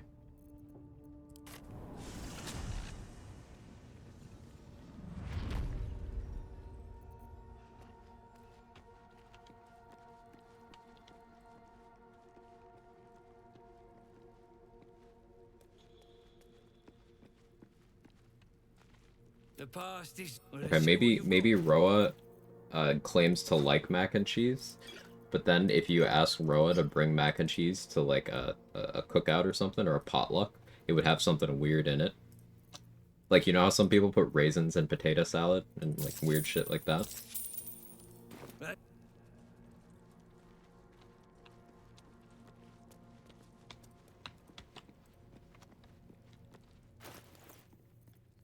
Yeah, Roa puts raisins in her mac and cheese.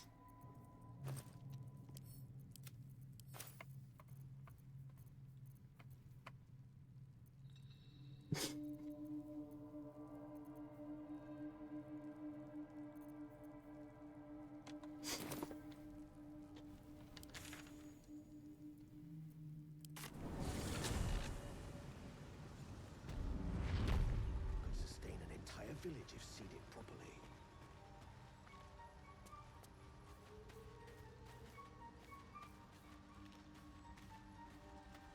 Welcome back.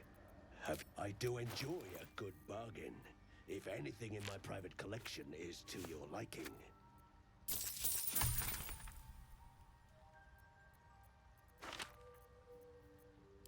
Very. Sometimes put ketchup in my mac. I know there's a lot of people who put ketchup in like everything. I don't get it. Will be no point in lingering now I've got the noble stock.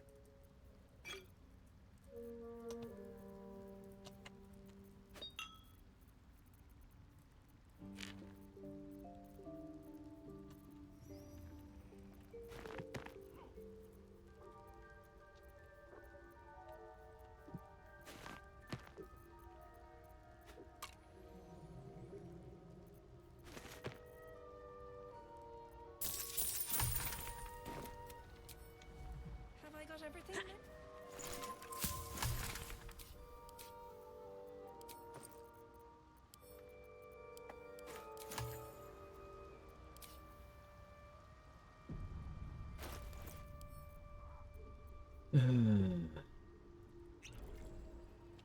This is annoying, but...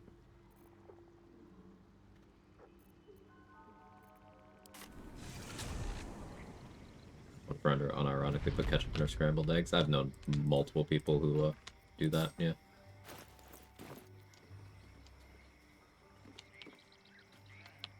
Right, time to skulk about.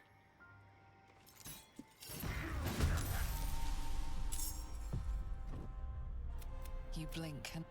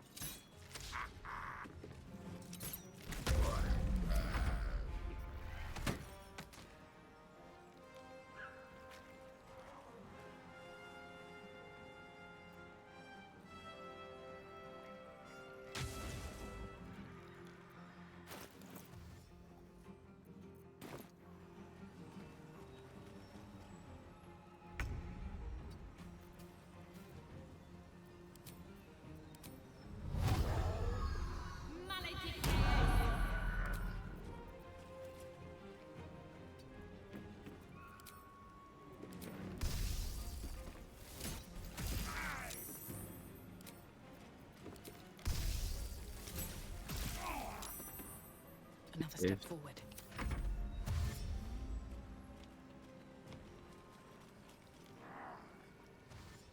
Once on Blue Moon, I eat a peanut butter and mayo sandwich by choice. See, taste is such a subjective thing when it comes to food. I don't get that, but you know, everyone's got their own yums and yucks.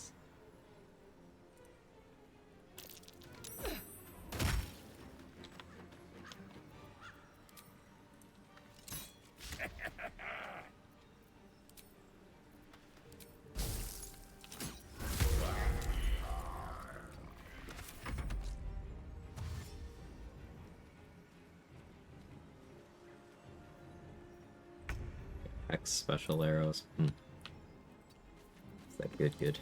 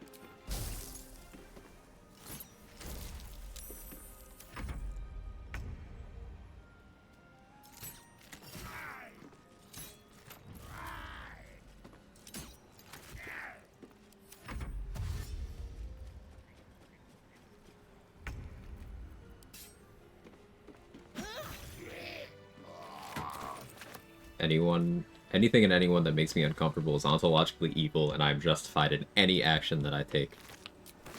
Sorry, I heard an eagle fly overhead when you said that.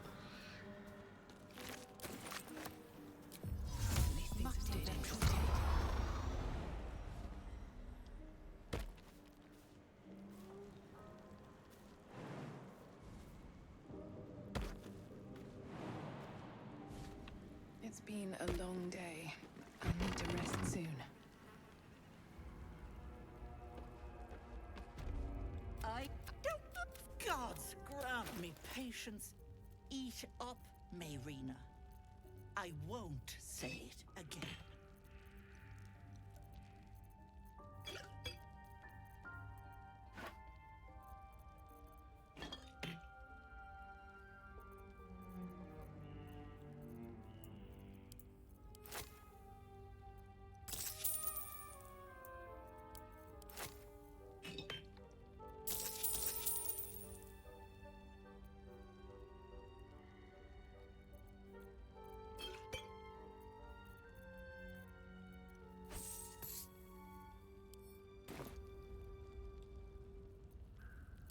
What is it?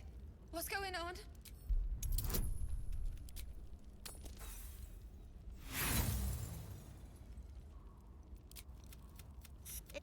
And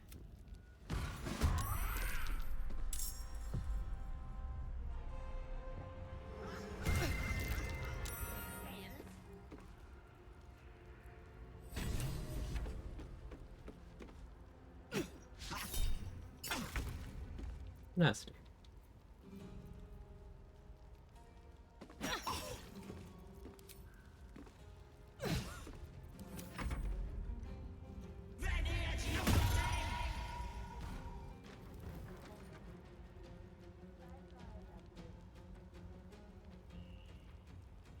Hag can't have gone far.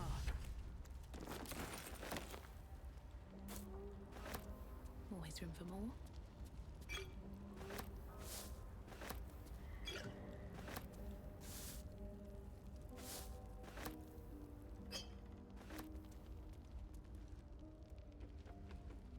Why does Ethel always have advantage? Because she has the ethical high ground.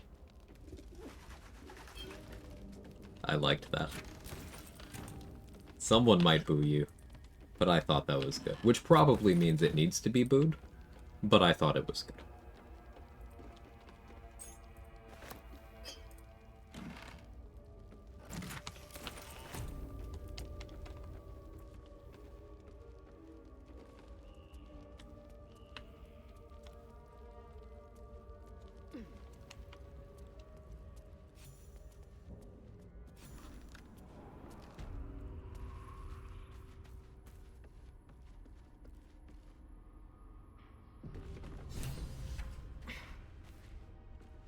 Hag can't have... You, this is my... Has Bill got...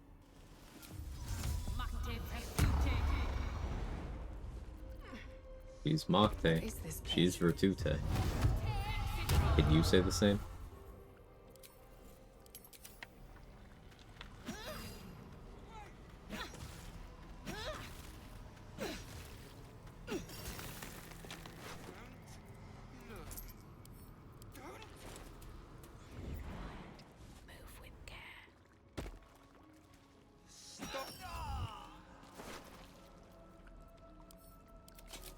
This calls for careful footwork.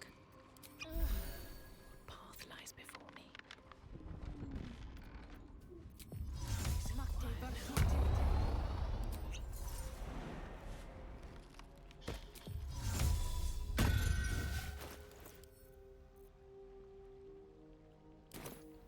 Softer than a whisper. Time to get going. Wanted the easy path.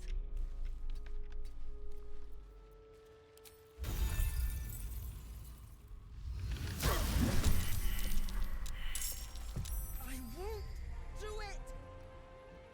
These boots have seen everything.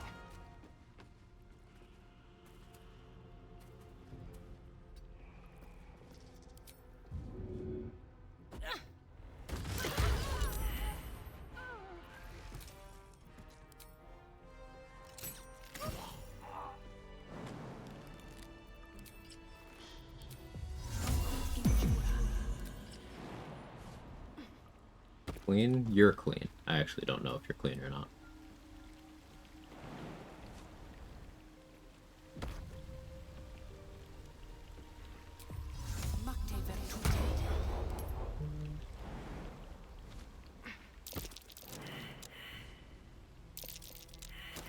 I think I'm reasonably clean.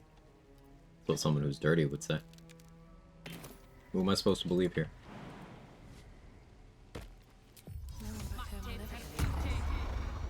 That's a friendly looking shadow.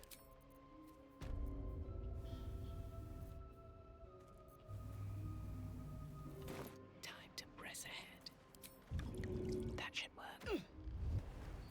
Alright, time to scout them out. There, in the cage. You want the girl so bad. Oh, powder explosion double from height, right? Correct.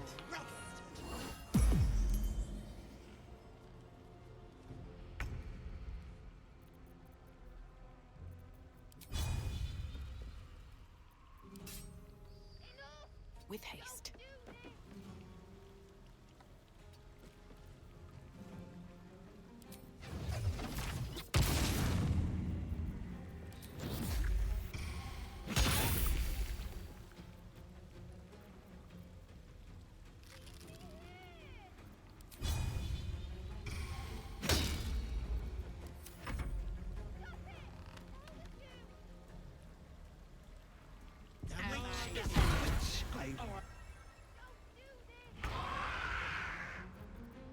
Did I forget to buy more void bulbs?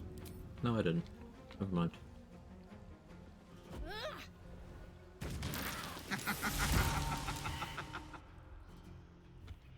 Didn't get a spawn up there. It's odd.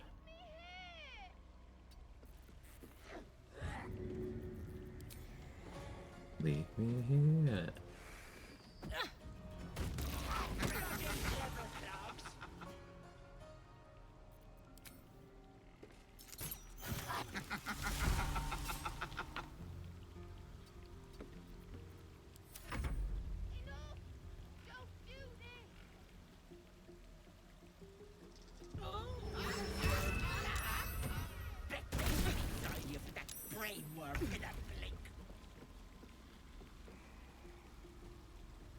Oh, that was very hateful.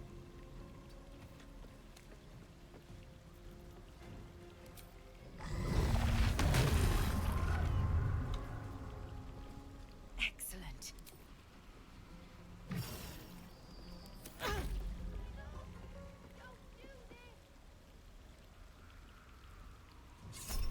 Don't do this, parallel universe Nike.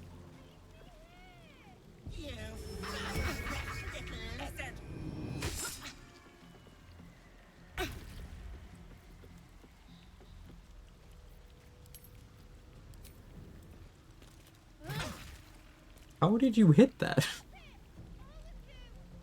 Okay.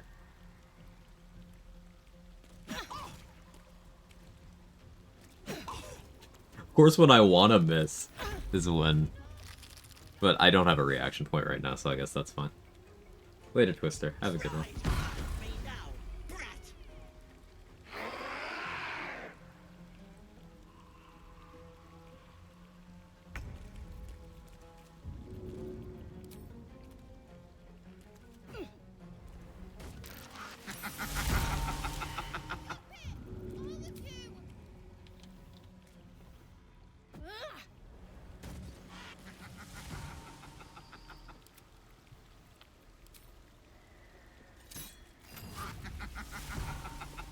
Accuracy is insane when I'm playing the build that wants to miss.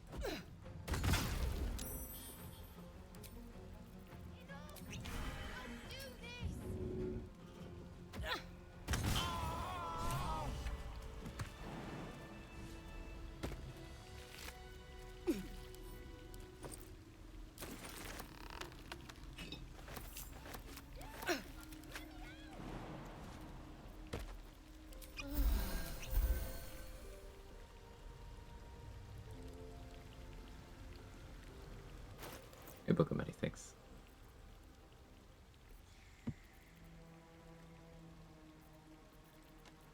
Long day. I'll need to rest soon.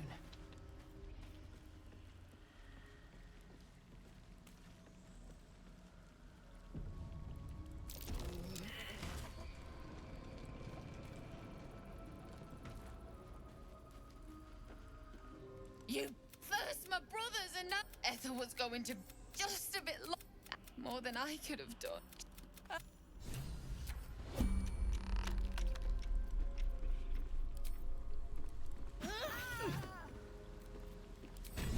Shame we couldn't save Marina.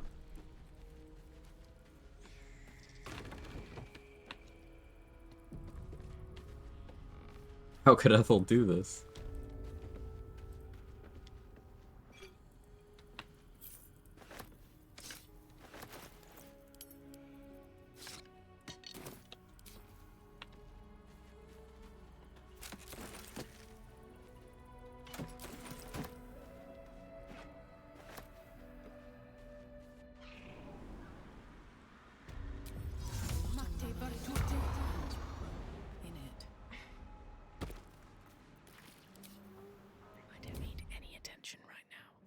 medicatrix.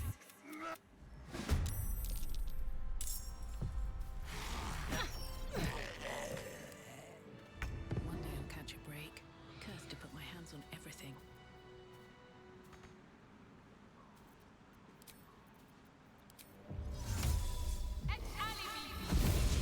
Lazy.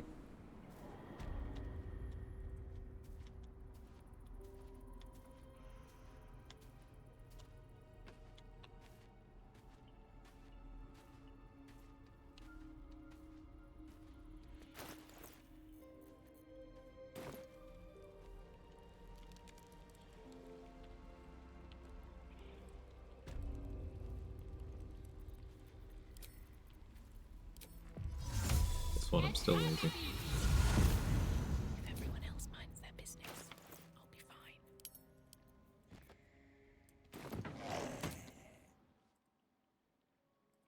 This medicatrix.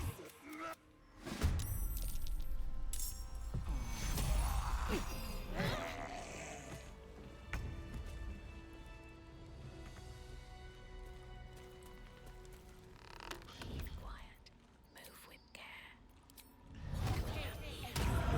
Cakes of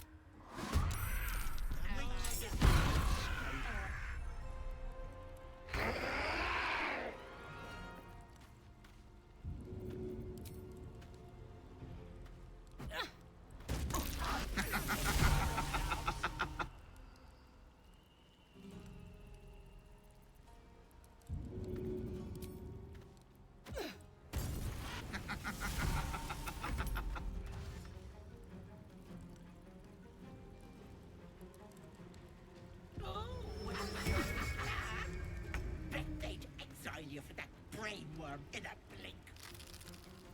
Like, she gets extra wordy with that one. It's wild. Have them ready. Like, Ethel's past casual racism. She's into competitive racism. She's ranked.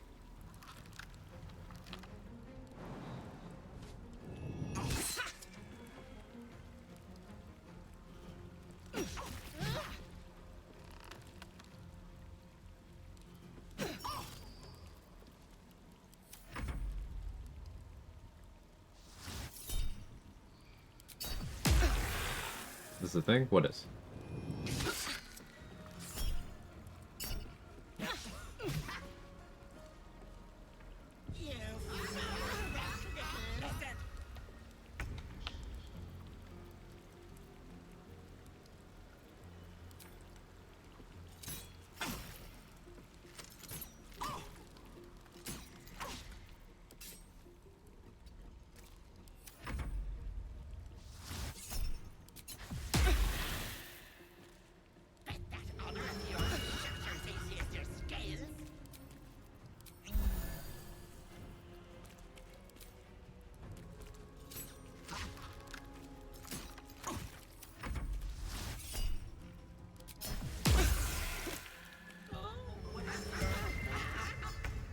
They'd exile you for that brainworm in a blink.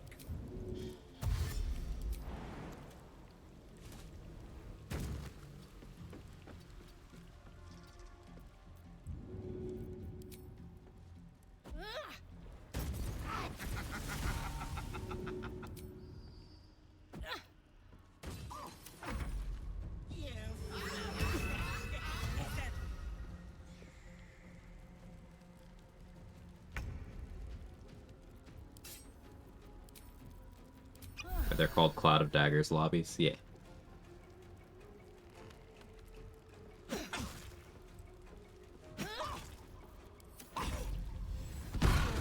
Where could I be? Oh, maybe where the text came from. Certainly seems like a possibility.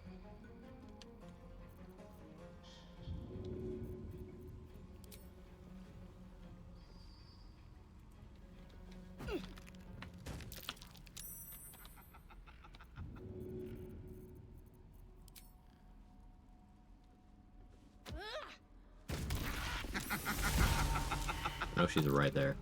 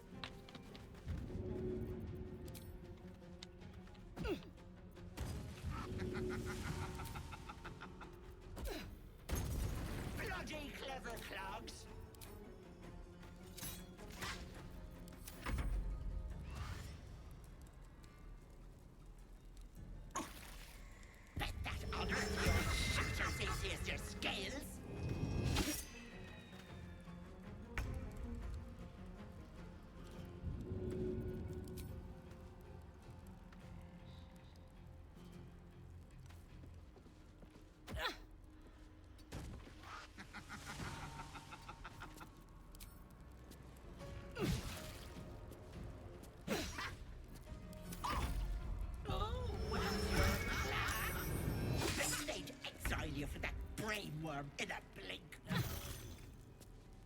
Do you think my clan would exile me for that brainworm? Wait! Wait just a tick! Killing me is a way, but it's unpleasant. What'll it be? Here, I can set up shop else. Bye-bye. Alright, what do I actually want? If I'm going dual wielder, it opens up a lot of stat options for various things. I'm not really doing two-handers outside of Punch Drunk Bastard, which I sometimes am. I'm likely spending a lot of time on strength elixirs just to improve the floor on tenacity a little bit, but not all the time.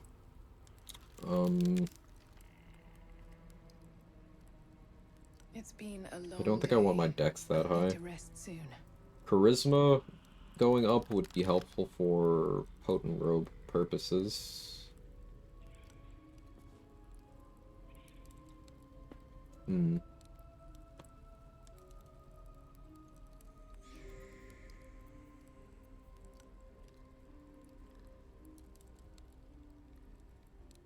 Dexterity is the one to click when I'm not sure what I'm doing.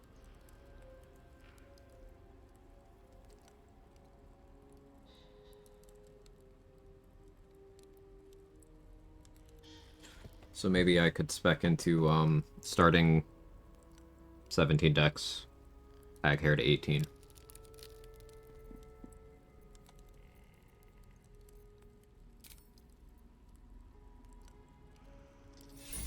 Yeah, let's do that.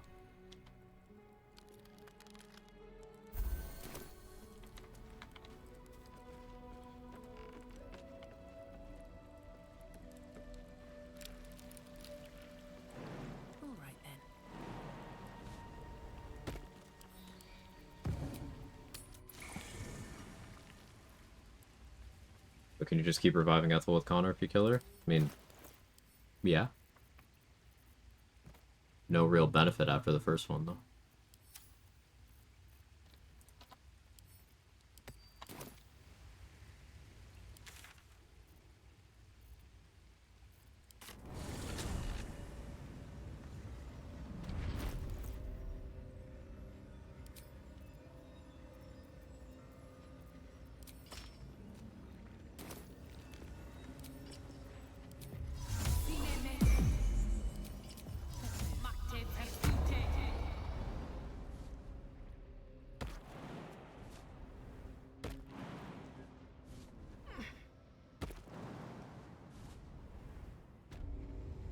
Reviving Ethel with Connor so you get both the XP and the hag hair? Correct.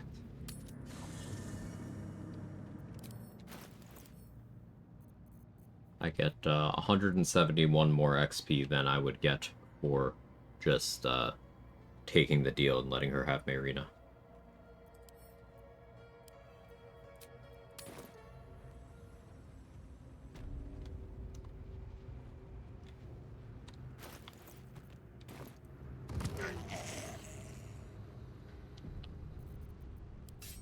Just out of view.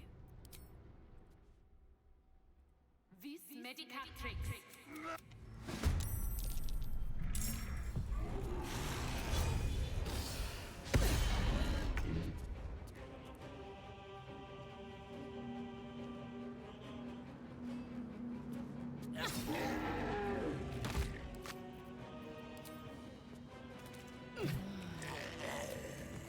That took victory is mine.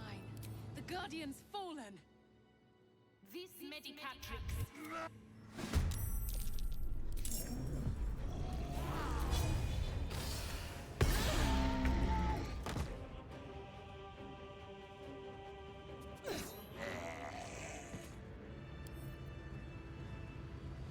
So yeah, I'm gonna have to, heat metal or command here. You can see the mace on his back.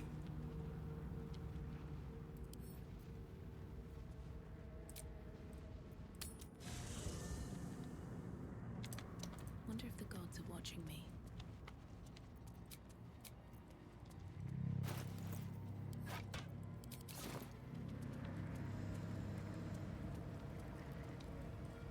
Dost thou require?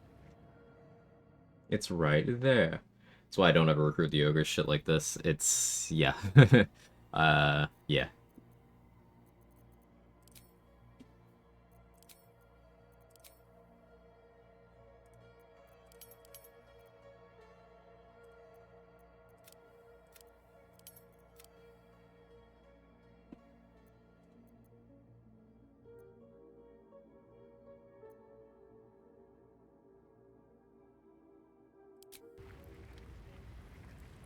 The hireling there for potion crafting.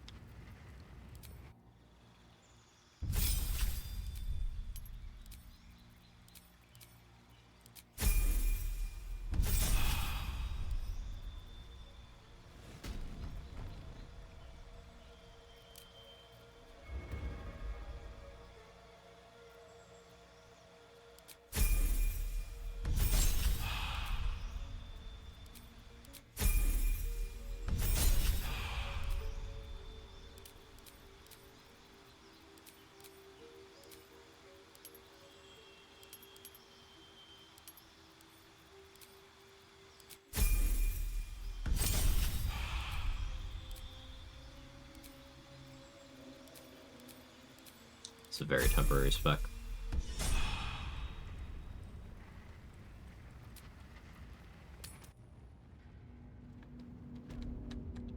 Every time I have something annoying happens. Yeah, it do be like that sometime.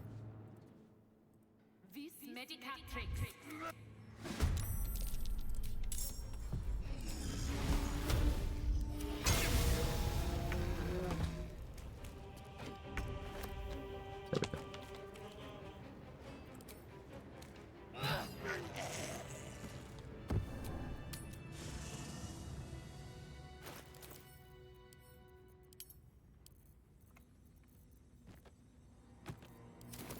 On my way.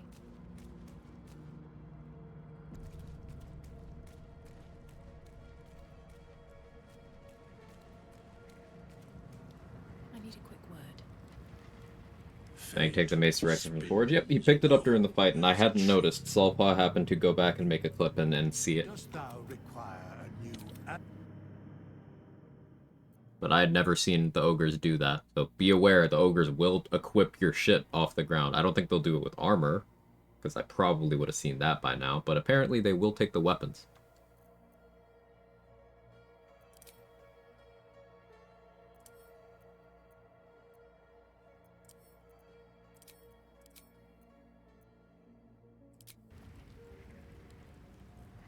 I'm exhausted.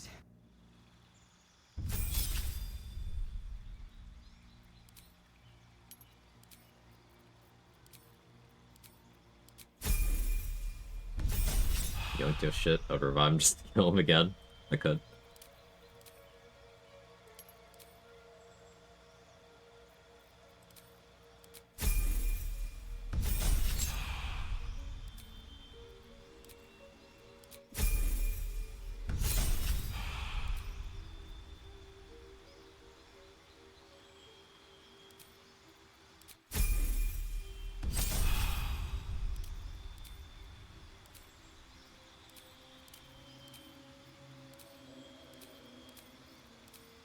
Go booming blade work now. I don't think I need minor illusion for a while.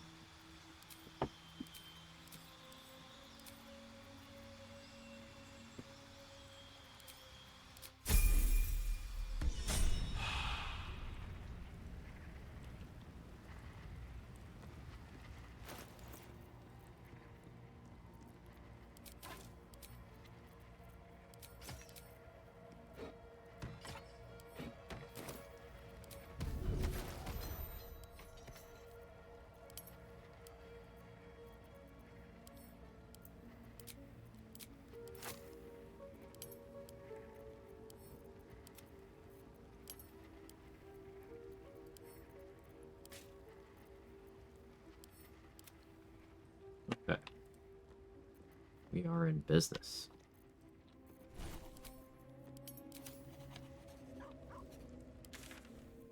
To get Shield of Faith back, and I lost my guy with the movement elixir. We're in business.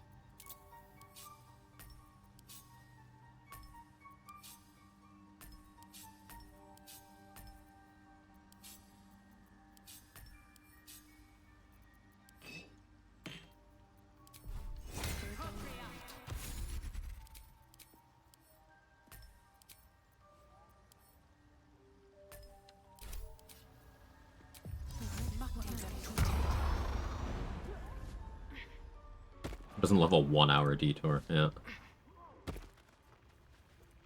Back on track, though.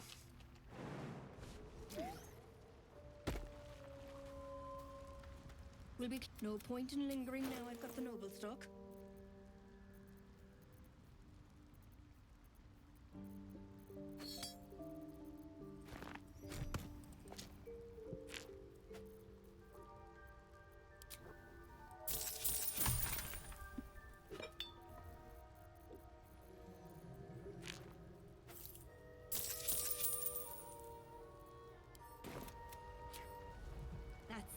I'm just gonna start killing the ogres of blighted. Consistent ogre is a problem for me. That is if I remember to use the horn. Yeah, I will probably start killing them.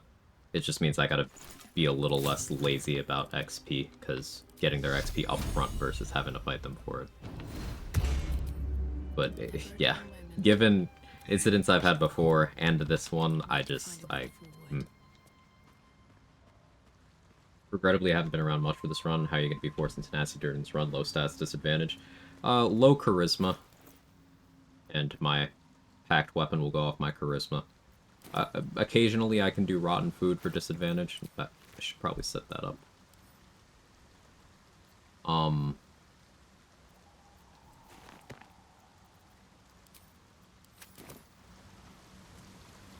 But often it'll be a situation of like, okay, I hit you, you take damage. I miss you, you take damage. I won't have to go out of my way to set up tenacity because I will get value either way.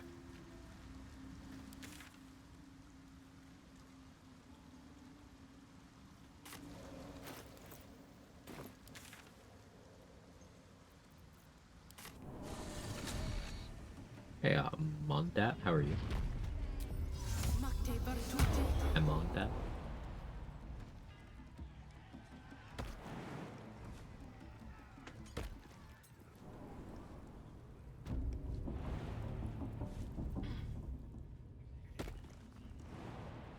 There's a crystal of not nature's hard candy.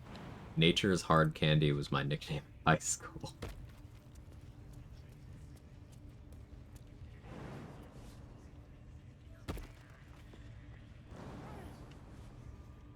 To know exactly where those adventurers came from.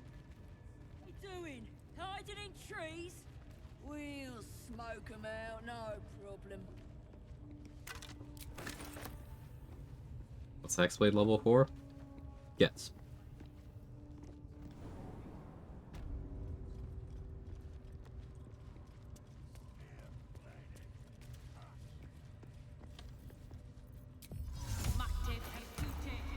It's my streaming schedule. 6 days a week.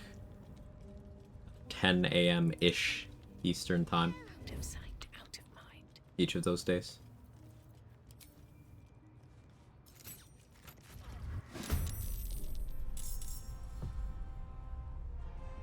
Feel like to slam that one? No, I'm good. Thanks though. Swift as my feet can carry me.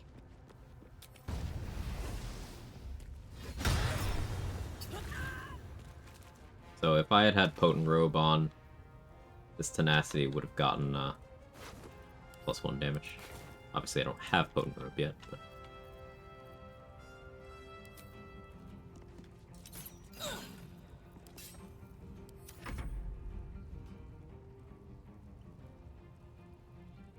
No problem.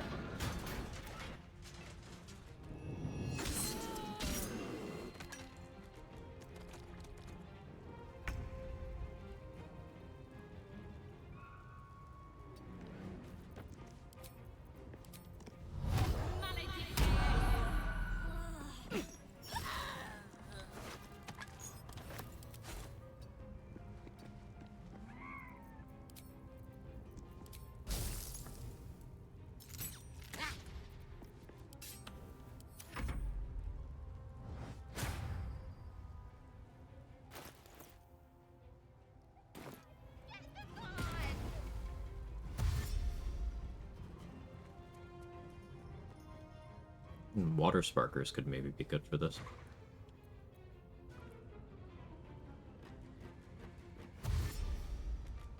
Kind of annoying to keep setting it up, though.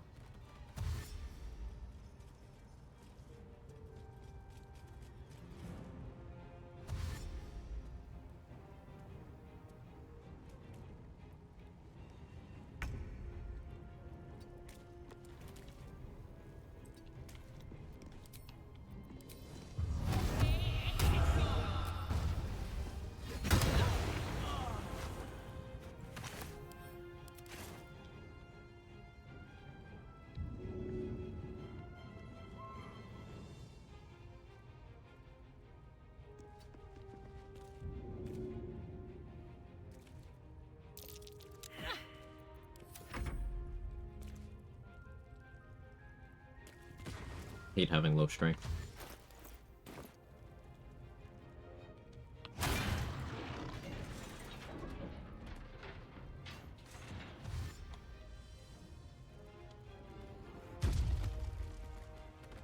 Allison, you really put yourself right in the worst possible. Yeah. Yeah. I don't know why I'm pretending I'm surprised. Of course you did that.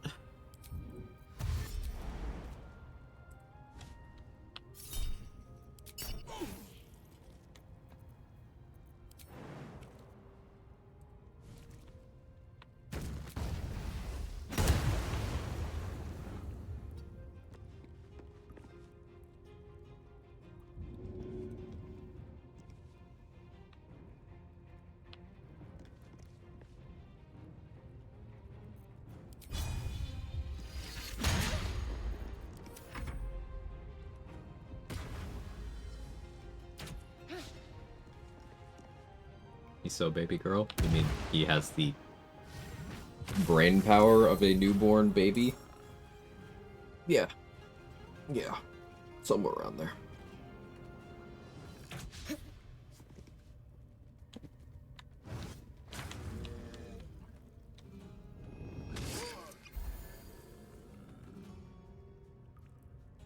Be careful, this dumbass might actually die.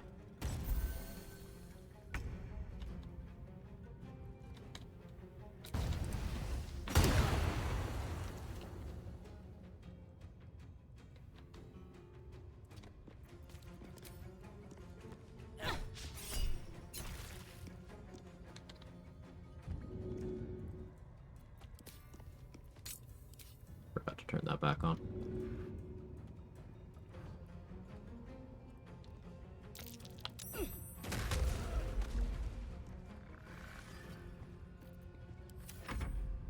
Can Brazier fall? They can, yeah. Oh shit, yeah, he's fucked.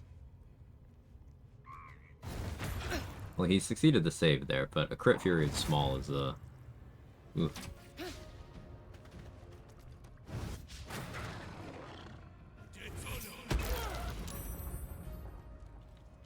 He somehow didn't hit the brazier. Okay. Don't you like it when you target a 1 HP mob with magic missile thinking you're smart, the missile hits a barb bush instead? Oof. That's rough. Been there though. Maybe not with that specific thing, but definitely been there.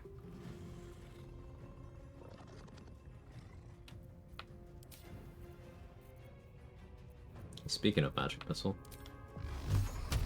Die.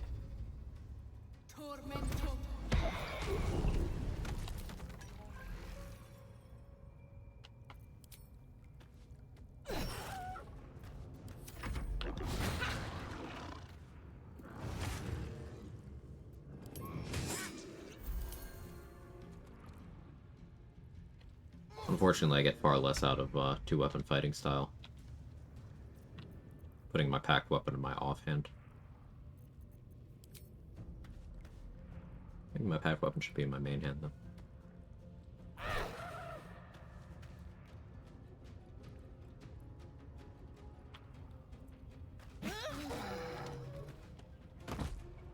Let's get this over with.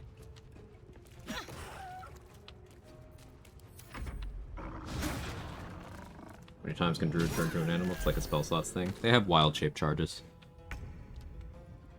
They get some of them that come back every short rest.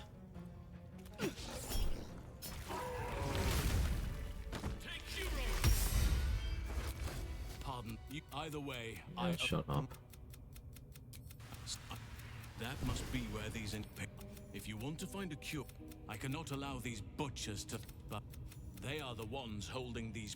There is no mace.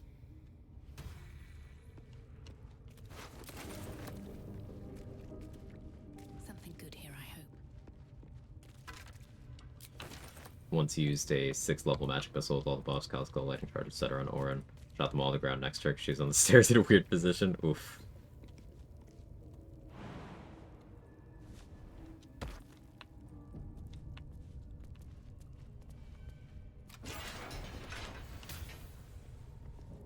More for me. decaying legs. The body. I have decaying legs too. Guy thinks he's special.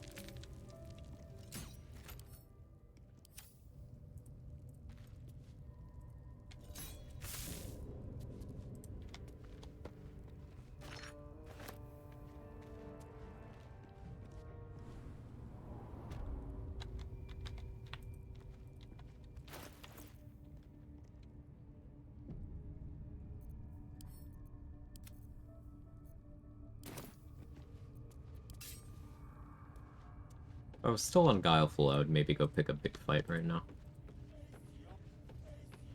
A little nervous about that though.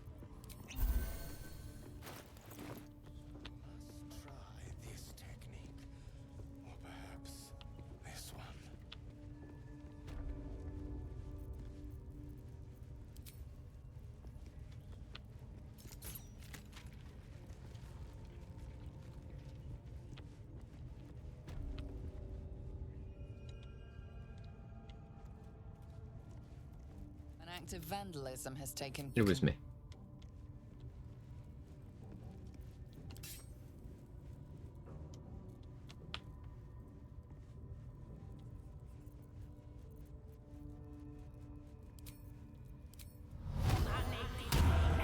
Action.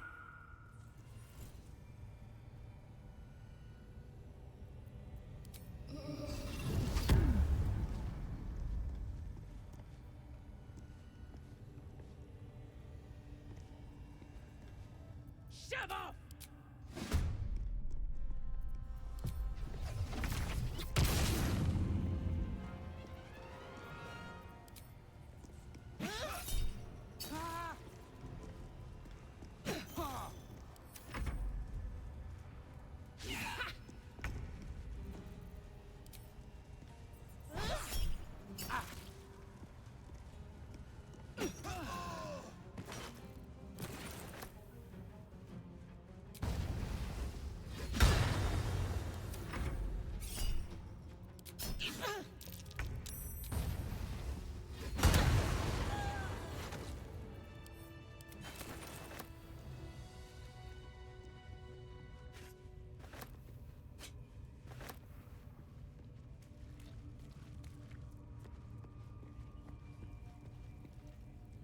Right, I killed them for gore.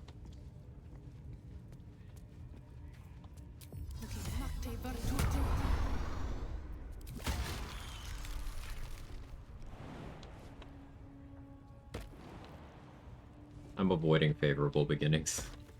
I might try to not take it. I'm gonna be forced into it at the end of Act 2 at the very least, but I can at least delay it.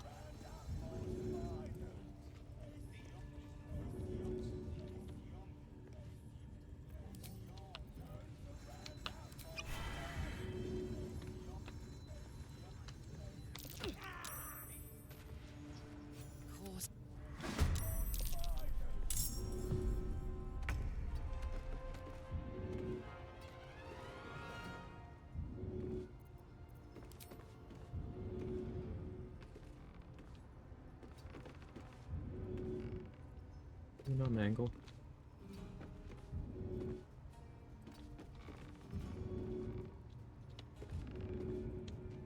Kind of wild.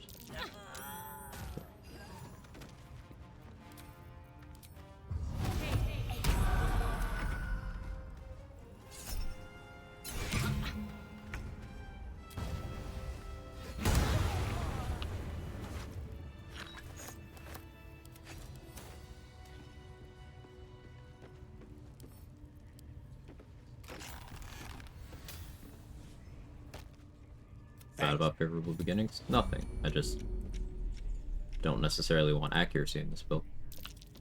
More accuracy means less tenacity.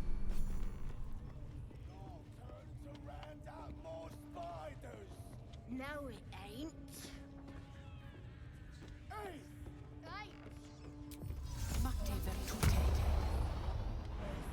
I'm done. I can't wait to sleep.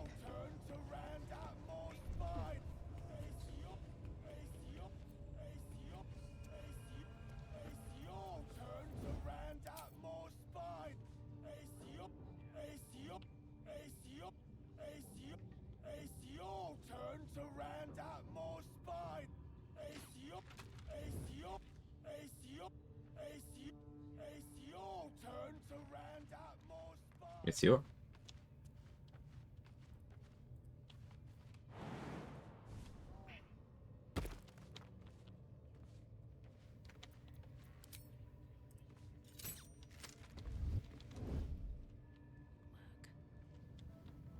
Wonder if the gods are watching me.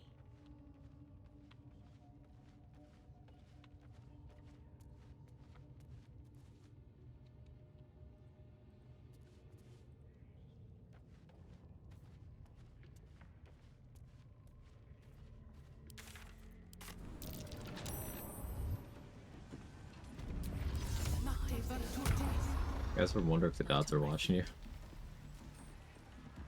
I don't know about that, but I do know these boots have seen everything.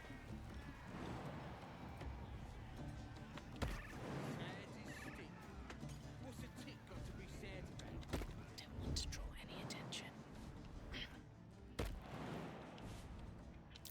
That wall's barely holding together. The wall's just like me for real.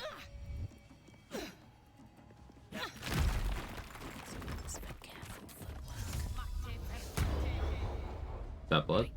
No, never mind. Don't waste a step. Don't mind if I do.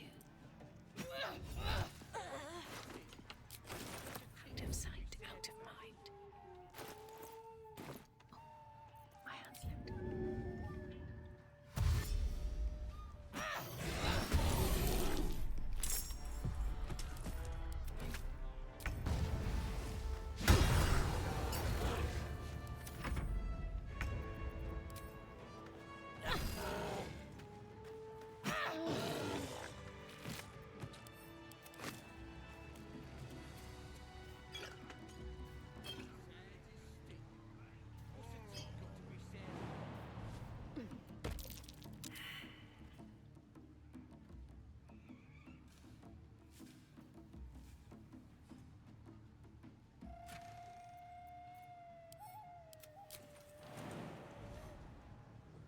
With haste.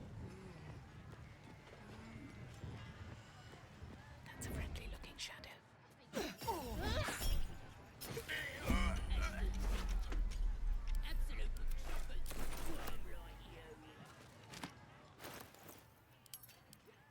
Tenacity is good.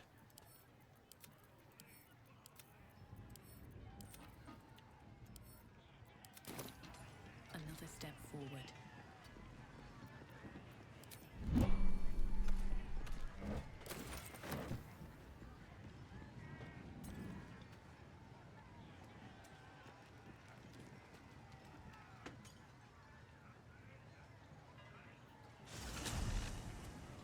Guess I should buy gloves of archery.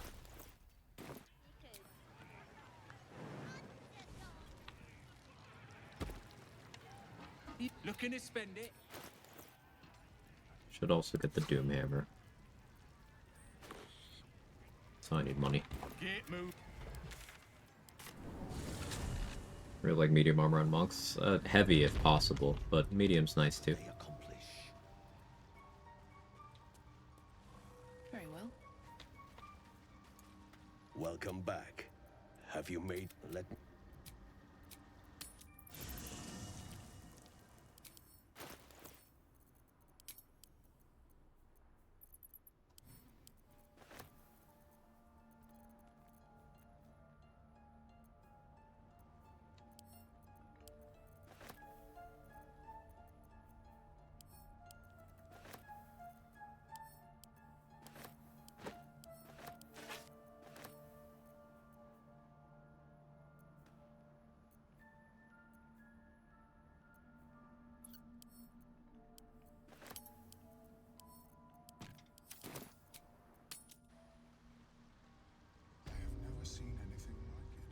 Welcome back. Have you... I do enjoy a good bargain.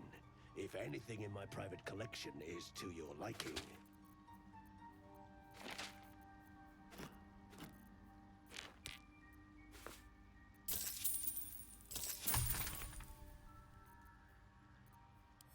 Very... Oops. I think these gobbles must have beauty eyes with how much they're pissing. Maybe they just have really full balls.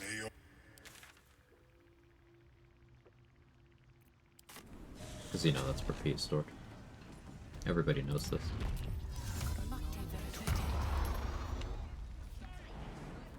Playing open hand right now. Do I multiclass to something? Pick up moderately armored at level 8? Ooh. Your choice. I often take a 1 level. Well, I start as something other than monk to get weapon and armor proficiencies, and then I start progressing as monk. So like 1 fighter followed by monk investment, or 1 cleric followed by monk investment. That's my go-to, but that's just me. And I'm just a little guy. Get moving. Someone ought to roast them.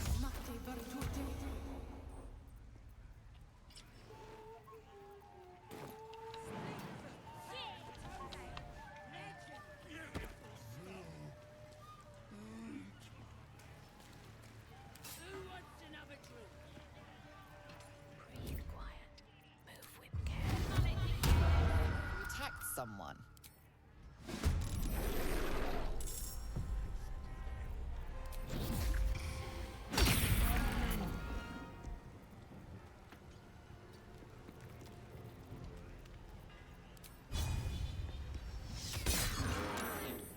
Okay, sad.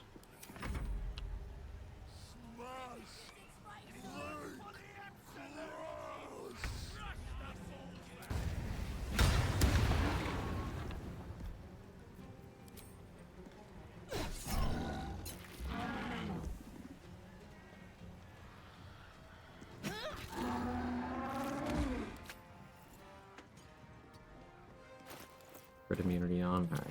Everybody here group up. 7 our current run, just matter of respect. Thank you though. Yeah, no problem.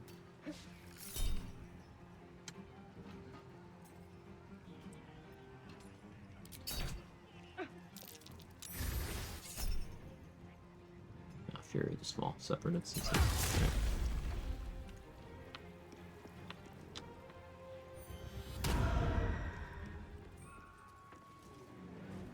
Really now I was under the impression that Monk's whole thing was being on armored tanks. What's a feature that makes monks tanky that requires being on armored? Can you name one?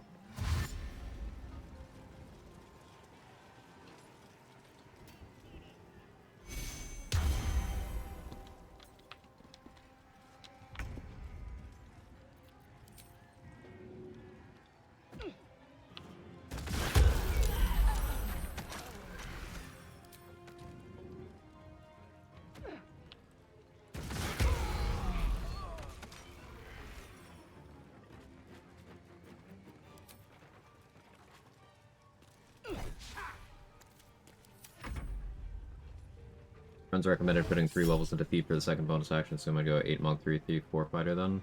Why would you do that? So, anyone who ever recommends the 3 Thief dip is either significantly undervaluing pure class Monk features or not going for the dip into gear proficiency approach. Because stopping at 8 Monk means you don't get the martial arts die increase at 9. And getting the martial arts die increase is just damage. So if you're taking an extra bonus action for damage at the cost of damage on all of your actions, you're not getting more damage.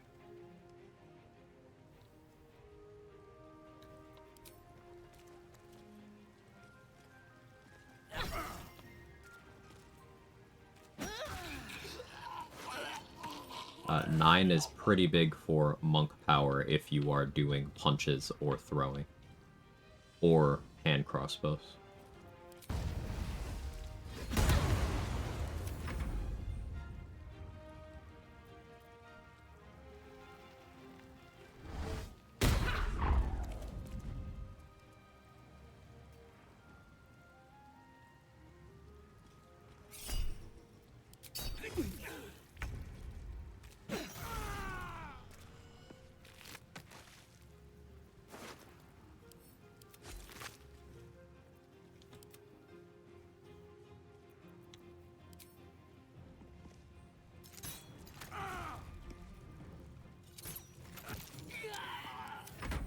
Tabletop brain on armor defense near identical to on tabletop, just means your investment in wisdom much less valuable. But here's the thing. AC doesn't make you tankier. You take the same damage whether you have 2 AC or 200 AC. Assuming a hit happens, you take the same damage. That's not tankier. Whereas, if you put on a piece of armor that gives you damage reduction, that makes you tankier.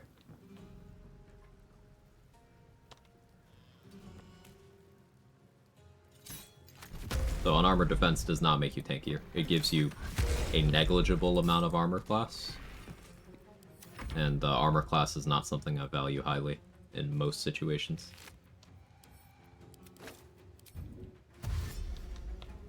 Because it is a stat that sometimes does something when you're being attacked versus a stat that will always do something if you're being hit.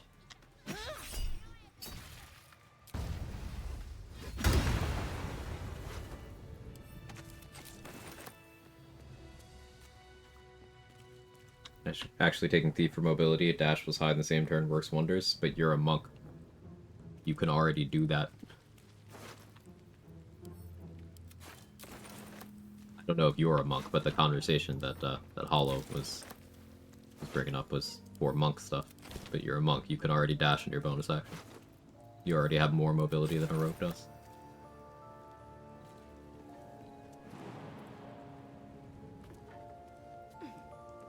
How much do you value Action Surge in Monk? Almost completely worthless, in my view, because it is a thing you get for 1 turn every short rest. So that is 2 attacks. If you're doing 4 elements, okay. 2 Fangs of the Fire Snake clicks is pretty good. But, like, it's something you get once per short rest. Again, you are giving up levels to do that.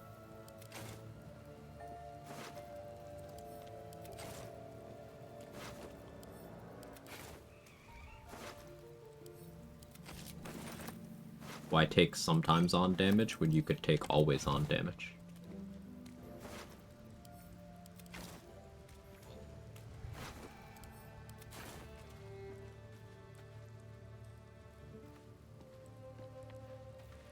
I'll take that. Deep Dip be justified if you want a Black Hole spam or other awakened powers. That would make a much better case for it, yeah. Yeah, I'm right there with you, RJ Hoffy. Take damage reduction against Gith any day of the week. Yeah, because their accuracy is so high, they're probably just going to hit you anyway. So you may as well make it so you don't care if they hit you.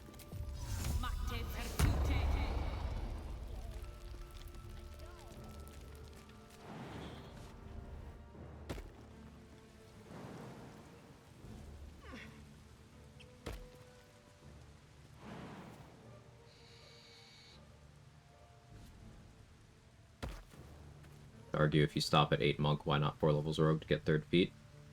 At that point, why not 12 levels of monk to get 3rd feet? And keep your martial arts damage increase and get your level 11 subclass features. Like, why would you stop at 8 monk? Think you can take me on?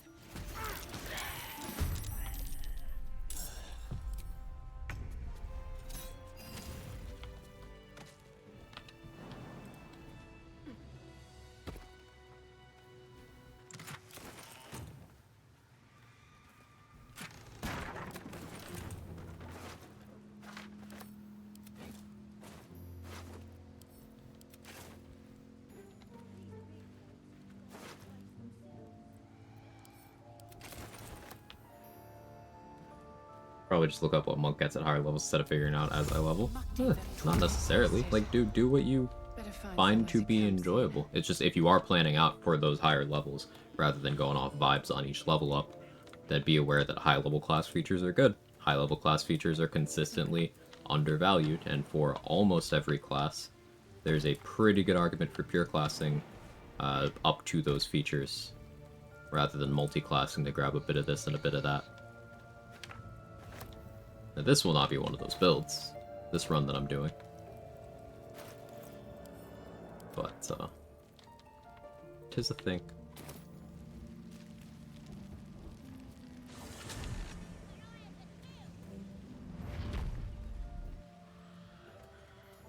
Action Surge is lame once you start trying to get as much utility as possible per long short rest. Yeah, like you could continue to refresh it by either region traveling or short rest potions or Song of Rest spam. Like, you can get a lot of action surges, but the once per combat thing is a big consideration. You could use it in every combat, but having to plan around refreshing it is another thing you have to do. Whereas you can instead have just features. There's some situations where Action Surge is the play, and often, if the question is damage per round, Action Surge for a 2-level dip is very hard to beat. But then you have to go back to the opportunity cost question. And like, what are you giving up by taking that second fighter level? Hey, what are you giving up by taking the first fighter level too?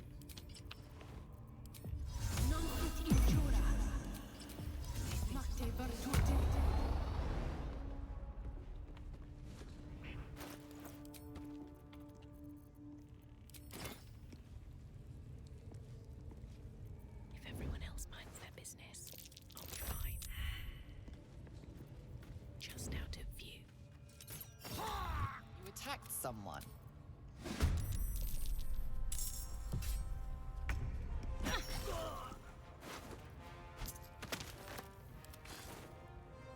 When you think of the worst high-level features, improved Divine Smite, the level 11 Paladin feature. That's the one that most immediately comes to mind. I would say Open Hand Monk's level 11 feature isn't great. It's just the start of every day you have Sanctuary until you break it. You just passively have Sanctuary. That's cool, it's funny, but in terms of practicality, there's not much to be done with that. But at least it doesn't actively hurt you the way Improved Divine Smite actively hurts you. Aura of Hate, I wouldn't call that a high-level one, but yeah, that is a feature that hurts you.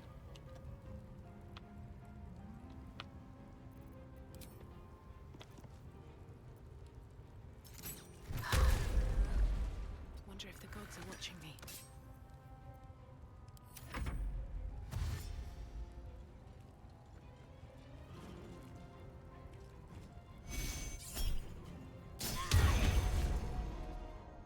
Agree with it would be a waste to stop at 8 monk. My point simply was that if it seems a waste to do 1 level dip and you get 3rd feat situational, of course.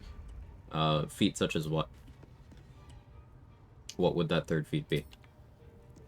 Because again, monks, if you do an 8-4 monk rogue split, you do not get gear proficiencies. The most you can have in that case is maybe you have Githyanki or Shield Dwarf giving you medium armor proficiency, maybe you're half elf or human giving you light armor and shields, but you never get heavy. The reason I suggest a 1 level dip, as I often use, is because I like getting heavy armor proficiency. Now, you could take a feat, you could take heavily armored to do that, and get +1 strength out of the deal up to 20, and that is an option, but that would only be an option if you already had medium armor, and then that would require you to play Shield Dwarf or Githyanki, and you still would not have shield proficiency after gearing in that way. So if you ended up going the path of taking moderately armored and then heavily armored, you would have everything, but you'd be giving up your feats to do so. Something like a 1 level fighter dip, 9 levels of monk, that leaves you 2 levels for a 2 level dip of your choice. If you're doing 4 elements, maybe you do want that action surge we were talking about. If you're concentrating on stuff, maybe you want Stars Druid to protect that. If you want extra necrotic damage in all your attacks and symbiotic entity to weaponize your reaction, Spores Druid is a really good 2 level dip for monk builds. Maybe you want Hexblade for Hexblade's Curse and Hex. Maybe you want... Maybe you're gonna turn buffer Channel Oath stuff and you want a Paladin level. I don't know.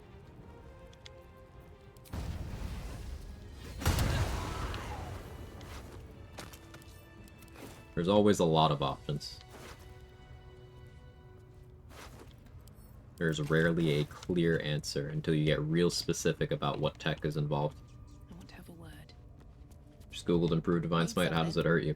You can't turn it off. There are multiple enemies where doing radiant damage to them causes some sort of harmful effect to happen to you. You can't opt out.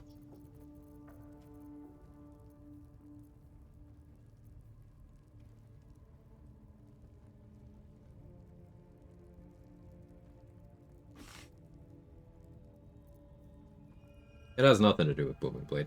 While what you said is true, Booming Blade's right there. It doesn't require 11 levels of investment.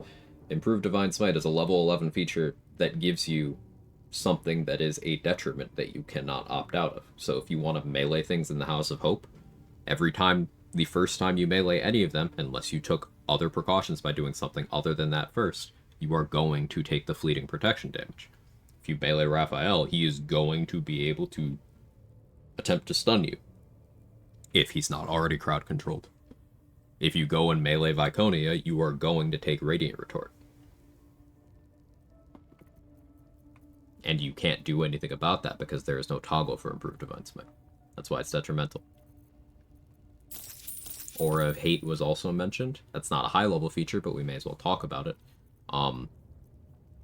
It applies to all nearby fiends and undead. All. Including enemies.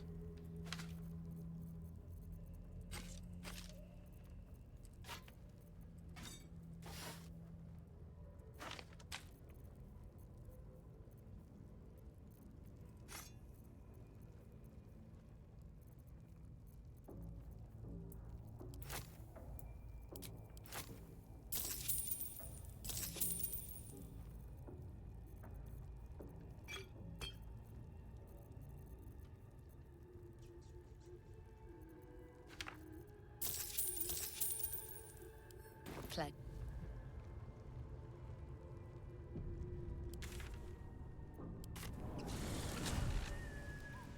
I went to Temple Shar as a level 11 paladin, would hurt a lot. Yeah. You would have to not do melee attacks against a lot of the enemies there. Which is something you can do, but then you're forced to confront the issue that Paladin doesn't provide any support for the damage output of things that are not melee attacks, except Branding Smite, which is also radiant damage.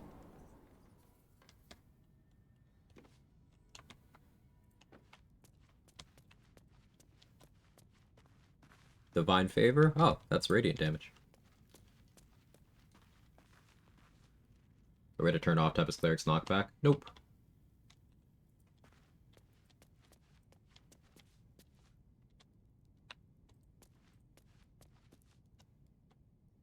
First time I fought Viconia, had Blood Lathander, Shadowheart, did not read, just went for the Sunbeam, Shadowheart suddenly down, didn't understand why. Reloaded and tried again before I examined her. Reading is strong.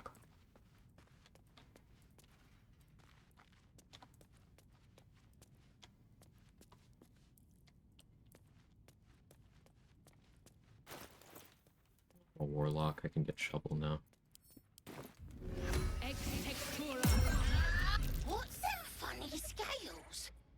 Is you? So, you're... Master Illy calls me... So, what first, Master? Illy's so busy.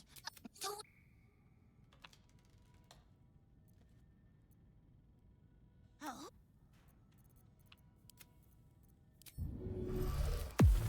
No time to rest. Best be on my way. Reading is Camembert.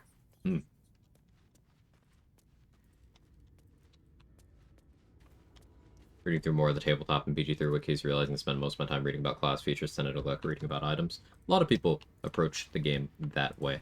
Because gotta remember that most player power comes from interactions, and most interactions come from things outside your class features. This is why things like level 1 runs are extremely doable. Jack of all trades runs.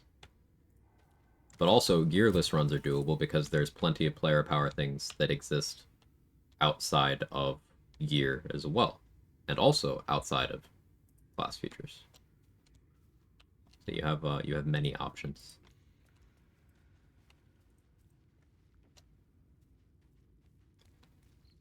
Thought of AC equals tanky comes from hearing rogues. The tankiest class speed theory automatically thought is due to high AC. Now reading the actual rogue features think it makes me see it's actually from Uncanny Dodge. Uncanny Dodge plus evasion. Yes. Speak your name. If you are known to what? You remember stories of Zast. Tell me. If you could see you.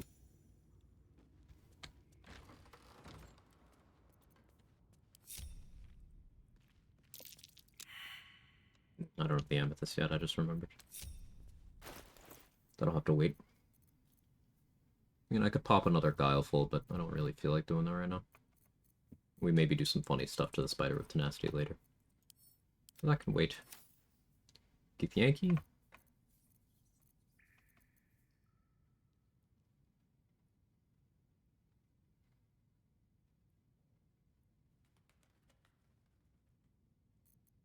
Do I care for the Silver Sword this run? I don't think I do.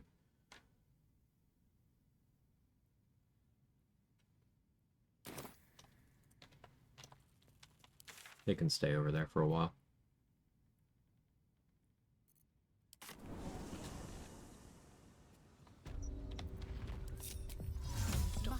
First time I fought Wrath. Head goes Devil, radiant damage, bad time for Devil. 1 second after activating 6 level Spirit Guardians, wide start taking damage. See, I don't know why you would think that, because absolutely nowhere is radiant damage good against Devils. It's no better than anything else.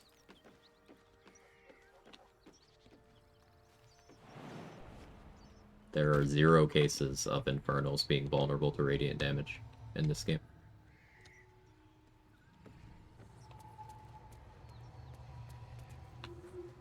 I'm still looking to shift some supplies. Don't have much to spare, but it's more than we can carry.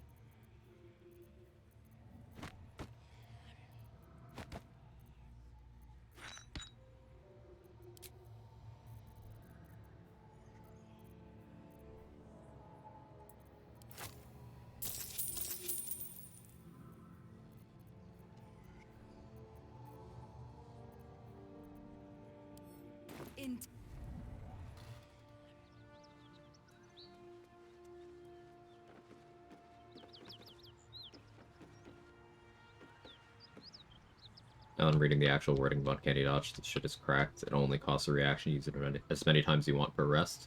Yes. Want to do fighter with defense plus stars druid AC tanking act 3 for no reason except big number funny. That sounds fun.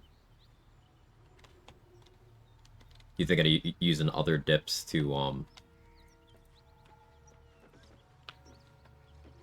get that AC even higher? Like, I guess Swords Bard for defensive flourish could be interesting. Try me.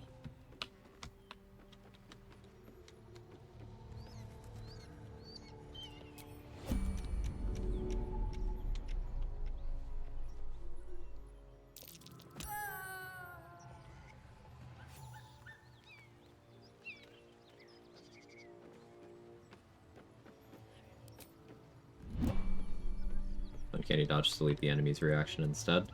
Yes.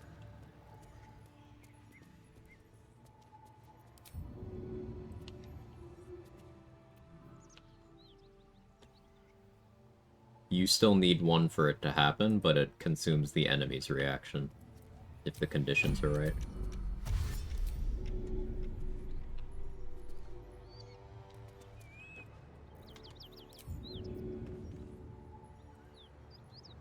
Note Heavy Armor Master is applied after resistance. When is it done for Uncanny Dodge? Also after. Uncanny Dodge is done after reduction. So resistance, reduction, Uncanny Dodge.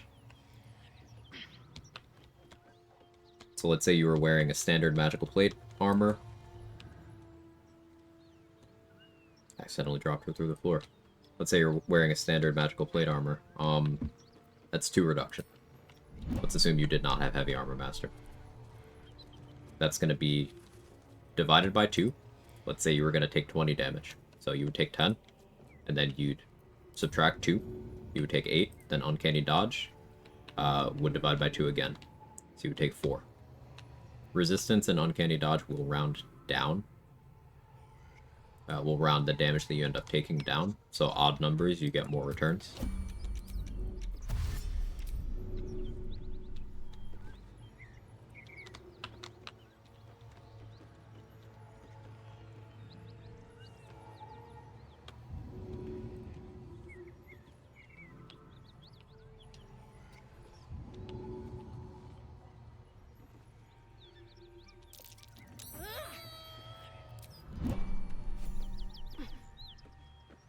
So if I trigger an attack of opportunity, Uncanny Dodge won't work since the enemy used the reaction. Short answer, yes. Longer, slightly longer answer, it'll work, but your ability to sustain Uncanny Dodge will be compromised for the rest of the turn. Longest answer, you still want to default to Uncanny Dodge is most easily used when both you and the enemy have a reaction. Patch 8 made it a really weird ability.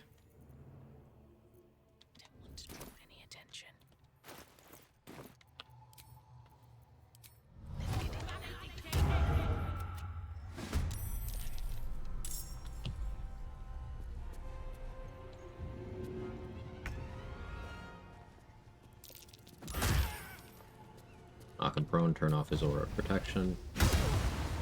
Put lightning charges. There's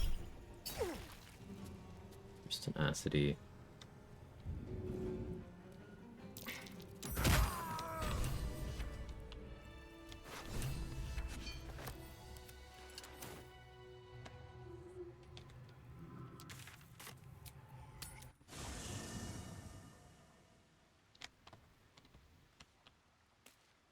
So yeah, back to Rogue tankiness discussion. The reason why I call Rogue the tankiest is because it is capable of mitigating the most damage. Now, Abjuration is, in terms of practicality, able to mitigate more in a lot of scenarios. But if we look at something like Answer's Breath Weapon, or not Answer's Breath Weapon, his Room-Wide Nova, I should say, that can do up to 180 damage. So let's assume that this is the first one, so he's not nullifying resistance, though you could use Destroy Water to make yourself dry enough to be able to get resistance to it, but either way, let's assume you have resistance. And let's assume he's max rolling.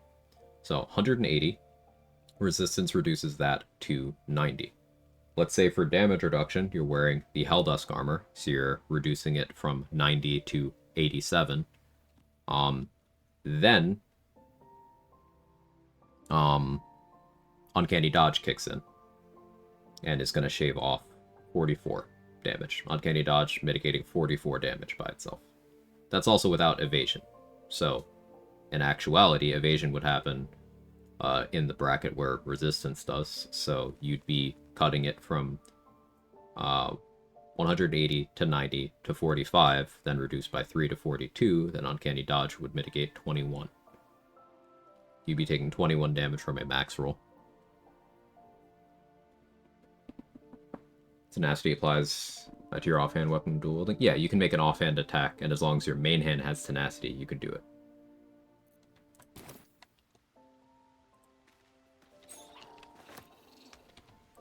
Sorry, it's unclear. Is that good?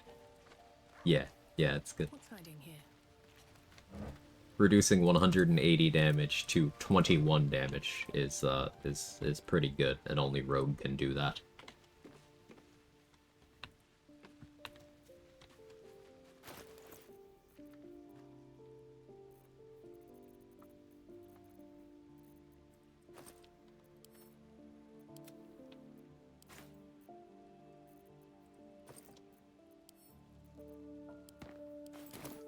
I'm loving throwing knives in 2077. It's so fun, Irish. They, it used to be a lot clunkier before 2.0. You had to, like, actually pick up your knives again, instead of them being on a cooldown-based system. They overhauled it because people loved the mechanics so much, but it was so awkward.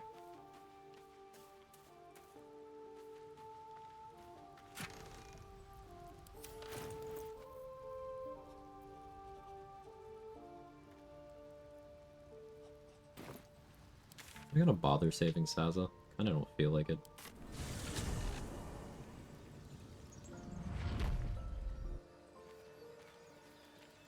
I can reduce 1 million damage to 21 effective damage by only having 21 HP. I suppose that's technically true.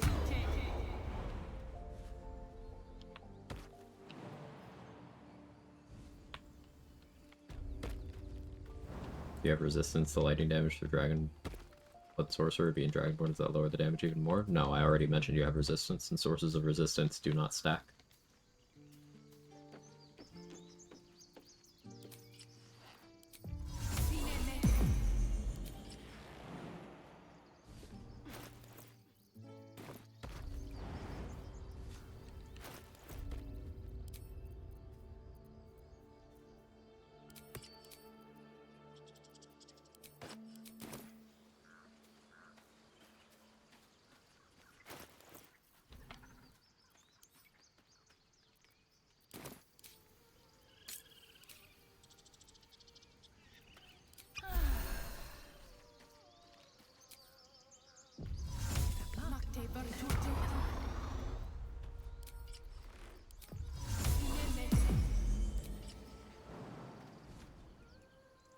Is someone singing?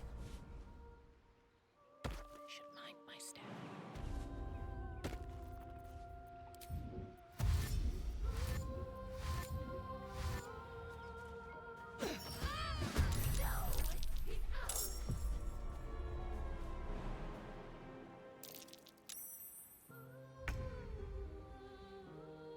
Light on my feet.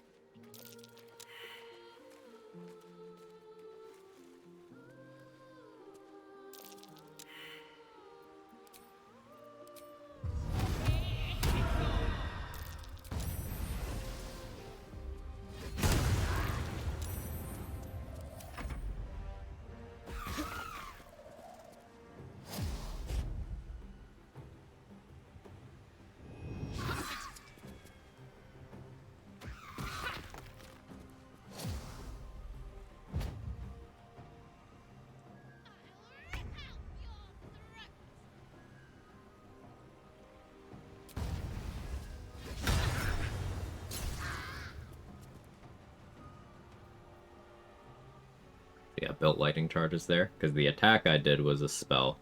The Tenacity was a spell.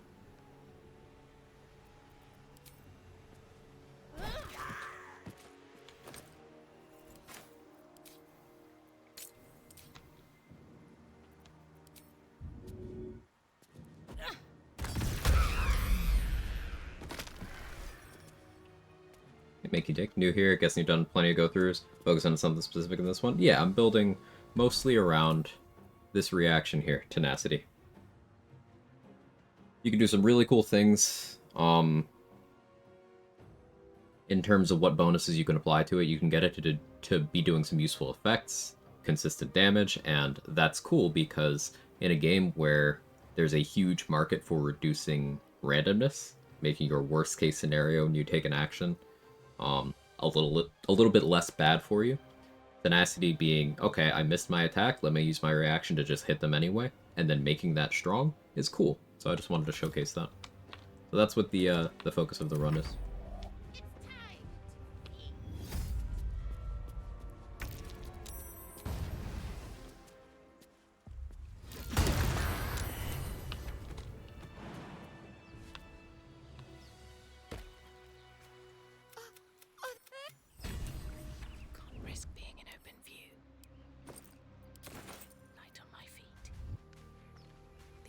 Middle my first, I thought Tenacity was dope too. Good taste. To make it more simple for me, and since I want to experiment on my own, like retaliation builds, what do you usually look for item-wise? Items that have retaliation effects on them.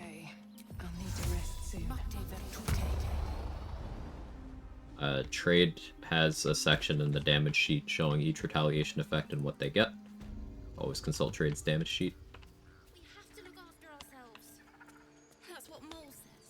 That girl. I don't care what. So you're looking at Bone Spike Garb, Ironbind Shield, green Dark Justiciar armor. You can use blue and purple, they're just harder to get value out of.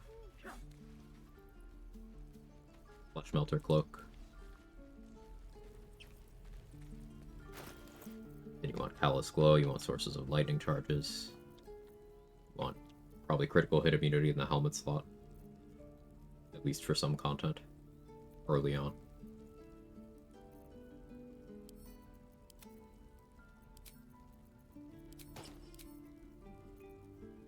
We could go do the fuck hut now. I think that's reasonable.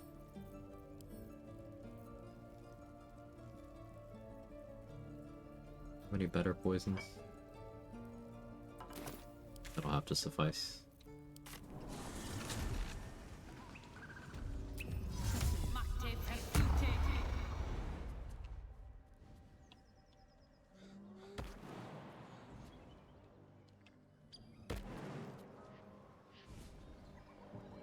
Favorite smut in all of BG3. Hope this ends well. Softer than a whisper. Time to press ahead.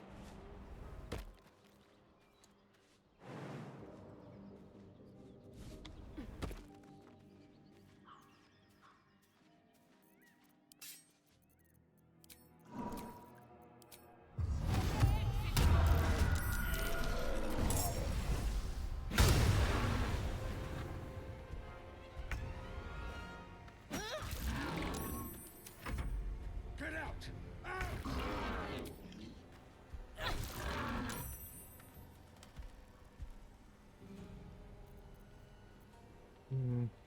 We can up. I could probably just hit you. I'll rip you apart!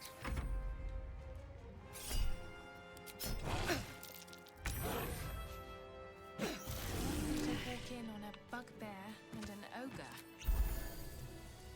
Dragonborn's so fun. I agree, Game of Grace.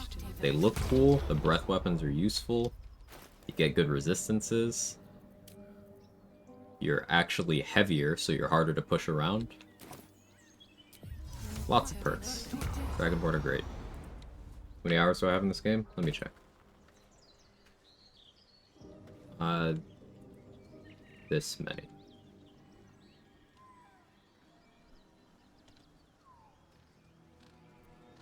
Swift as my feet can carry me. For the VOD watchers, 5,519.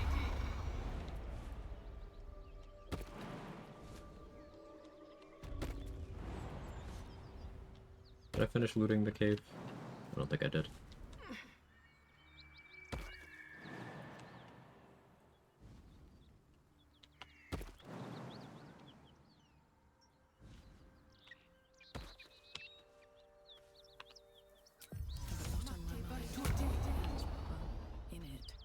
Almost their first playthrough? Yeah, yeah. This is my first playthrough.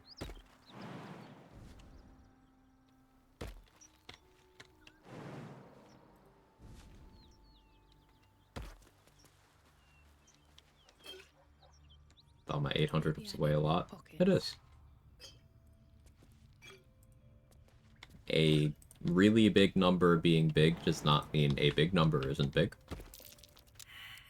A couple turns should do it.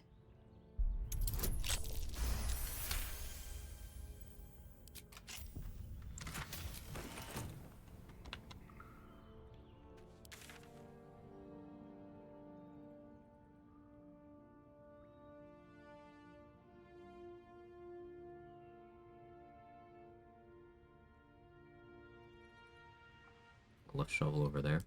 Why did I do that? Been streaming this whole time. I streamed about 700 hours in, which just started earlier. Yeah, I've been playing it more or less since on stream since the month it came out.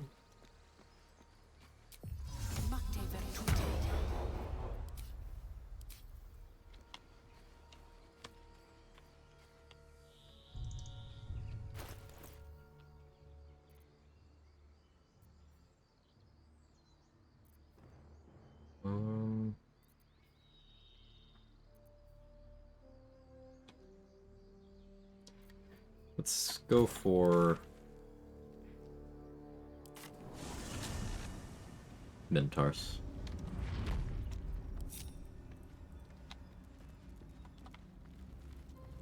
My spell slots are basically exclusively for Hex right now, so I don't really mind that my concentration has been very fragile.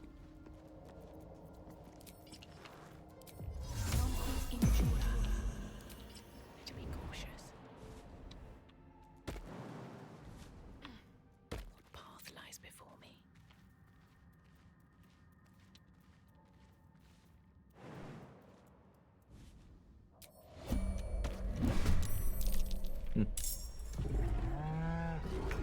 sake, huh?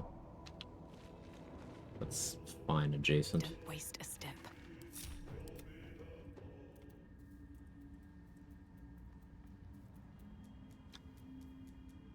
Valuable or lighting charges on open hand monk. I think you can logic this one out. Is +1 damage on everything good on a class that does a lot of instances of damage to everything?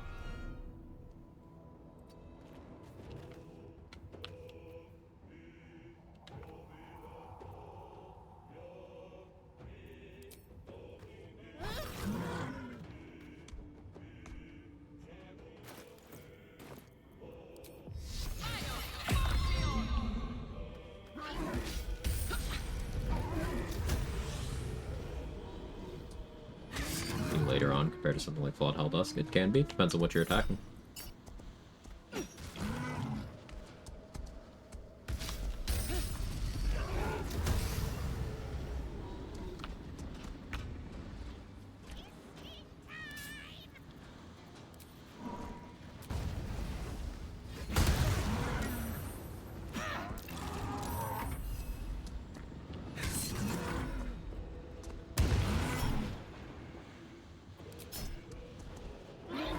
My reaction for Tenacity.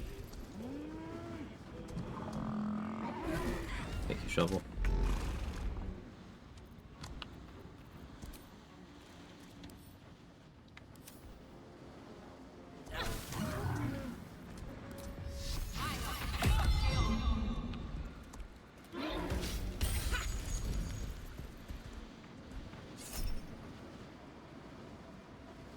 It's probably worth.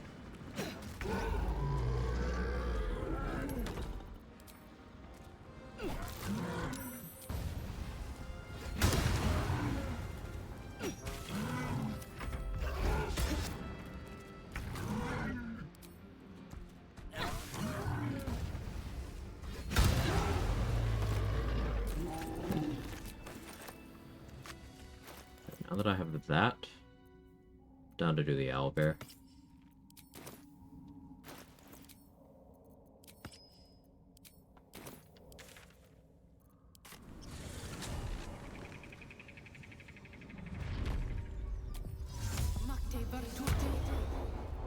Do I have anything hexed right now? No. That's why it wasn't missing. Better.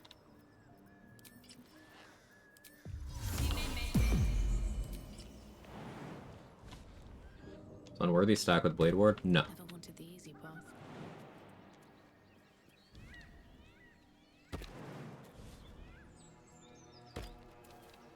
The idea behind me getting Unworthy now is, well, not only am I going to want it later, it's really good against Githyanki because most of them use swords or bows, so you never really have to worry about the bludgeoning thing unless the archers start punching you, which they are willing to do, but I want it for then.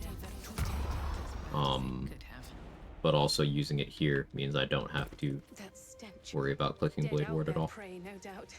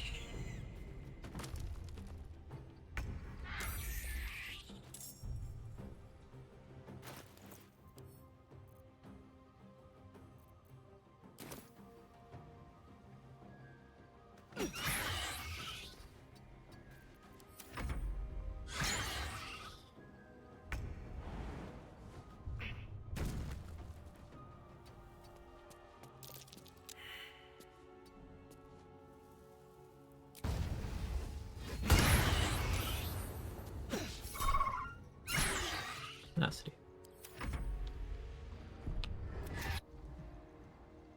I should probably swap my offhand to adamantine mace.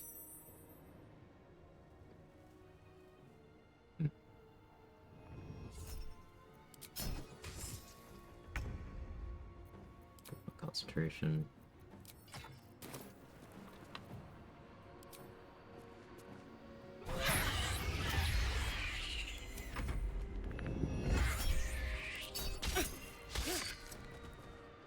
If I get below half HP, I'll start shielding those, but...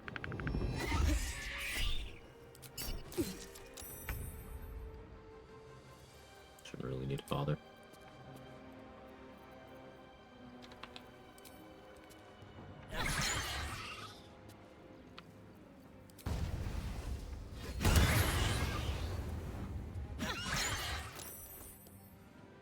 We'll be a little careful. Just a little bit.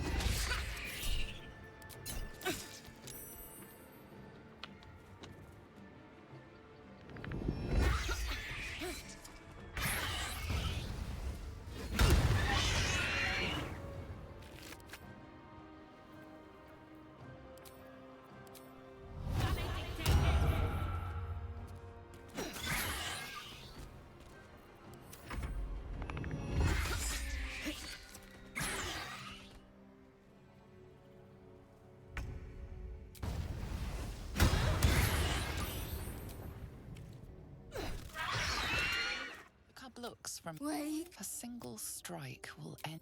You watch. Perhaps it'll live. Okay, doing that in that order ensures that the cub's recruitable. If you do it in the reverse order, sometimes it doesn't work.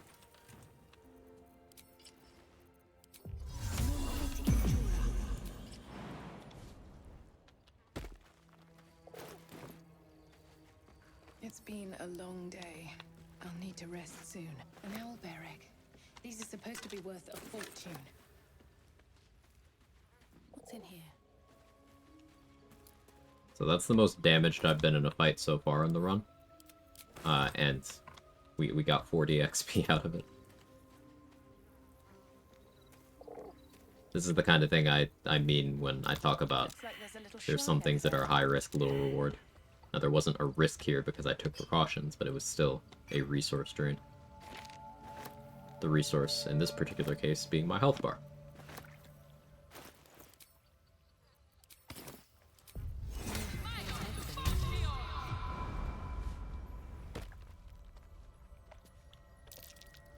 That might be worth a look. Just an old prayer.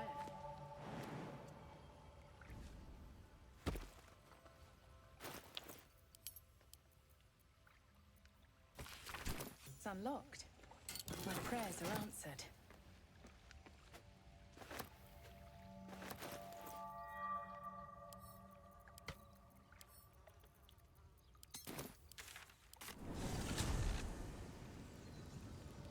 Wasn't I going to run text weapon in my main hand?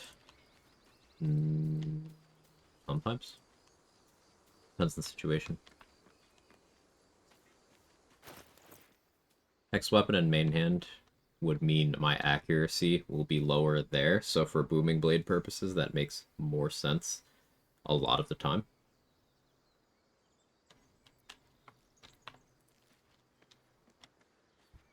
But sometimes I want offhand hex weapon. Sometimes I do want the option to have a consistent hit from my main hand. I do think right now, though, you are right, Atomic Donut.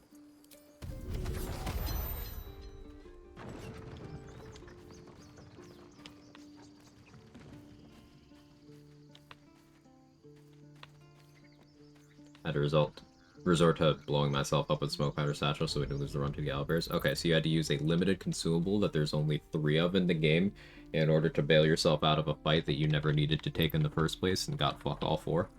And you had to bail yourself out in a risky way. Exactly right.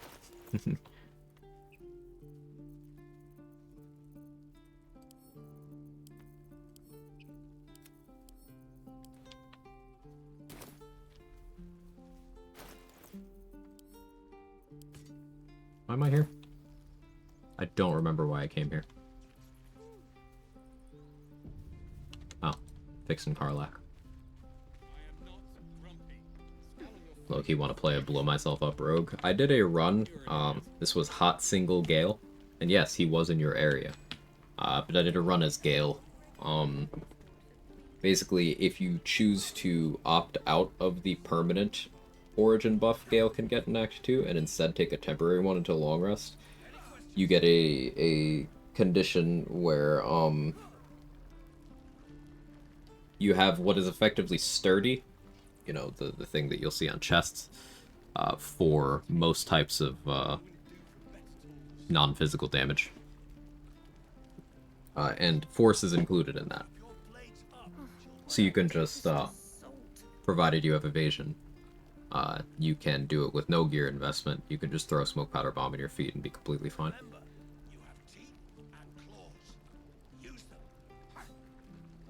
But I was doing it without evasion. I was just standing in walls of fire and, you know, blowing myself up with bombs and such. It was very funny.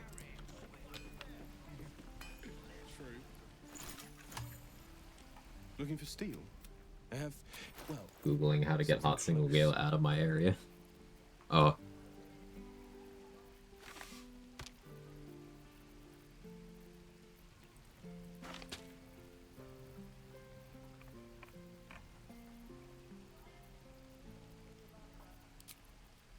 Do one on dead slaying.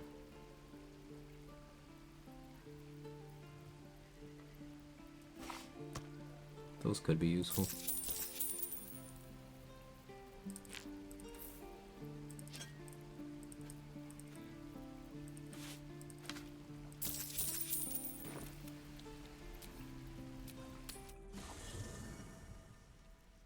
He's been traveling in my area for a while now.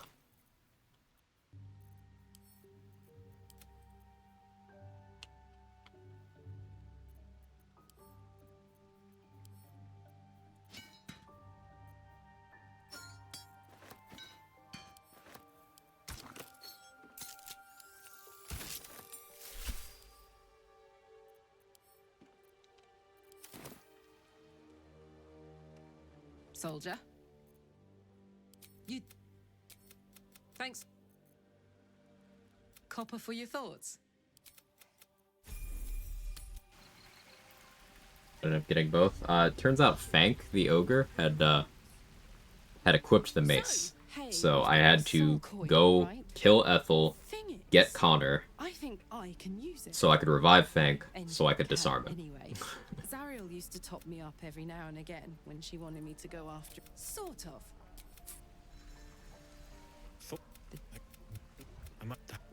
Hey, soldier. Take. I don't think I've... Do you want to? I'd like... What's on your mind? Really? If...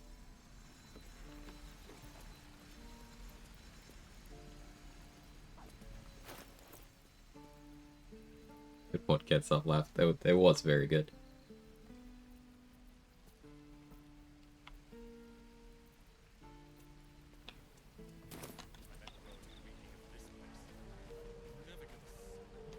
Falcon. Is that everything? I think that's everything.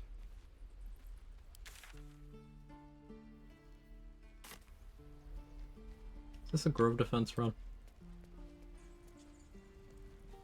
No, Aaron moving was kind of annoying.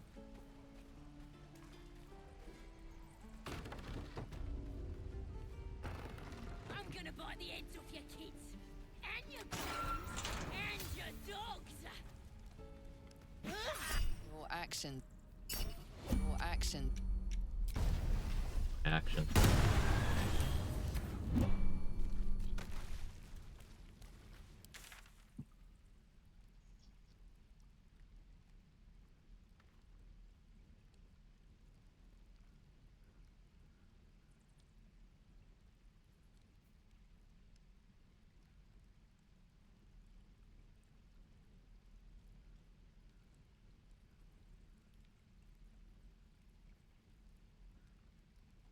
Check the journal.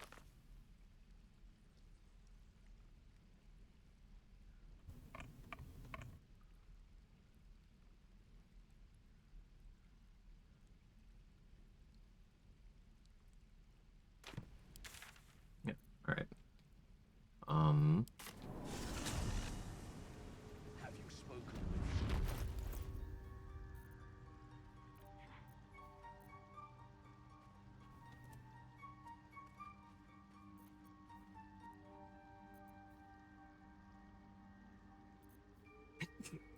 Could feel that one coming. I guess Sparkle Hands for building lightning charges kind of makes sense gear-wise right now, too. Like I could throw something at someone.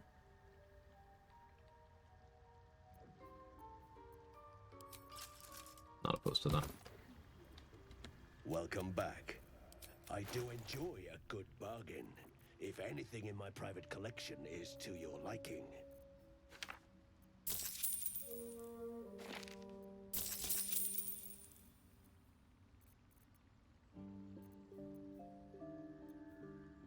I feel like Fire Shield.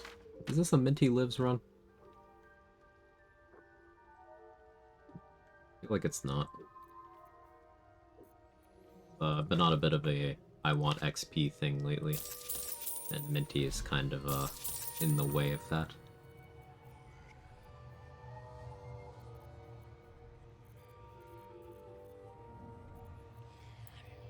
Any Ice Storm yet? I don't.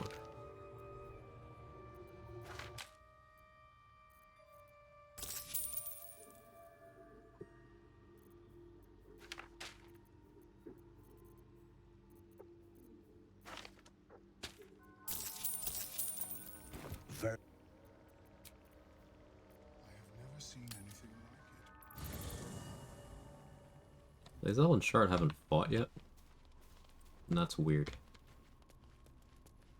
Kind of expecting that to happen a while ago. Oh, I guess I should recruit Gale at some point too. You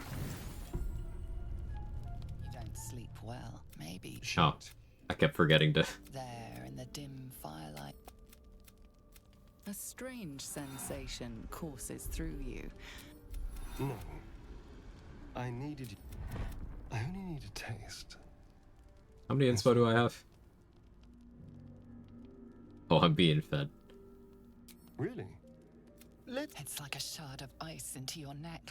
A quick, sharp pain that fades to throbbing numbness. Your breath catches. Your pulse quickens. Hmm? Oh, of course. That... You okay over there, Danny? That was... amazing. My mind is finally clear. What capacity you to get the enter the Underdark? He does. I just never actually clicked on him for him to say that to me. So.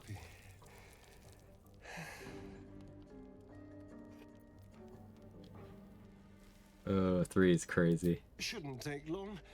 Now you watch as he's...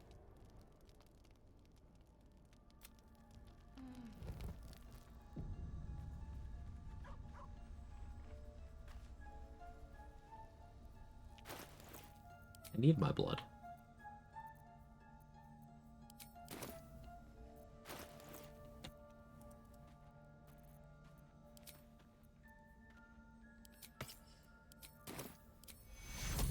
Care amulet.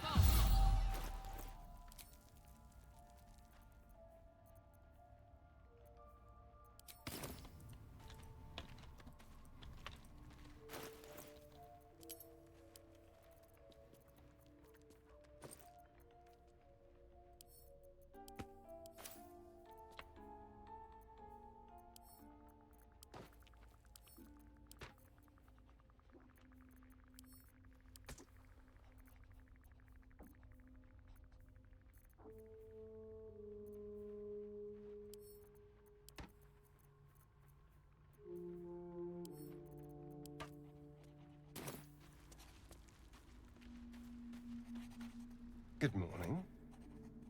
It'll pass. A bite from them and you might wake up as a vampire spawn. As for my other quirks...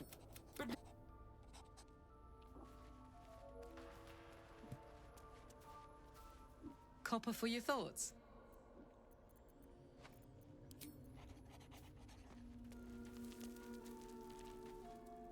Hi, Jesse. Hope you're well.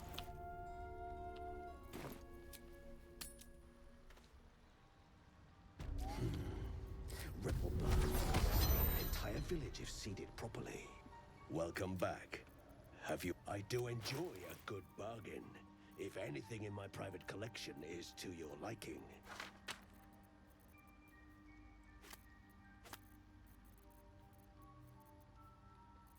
I can sell that. very.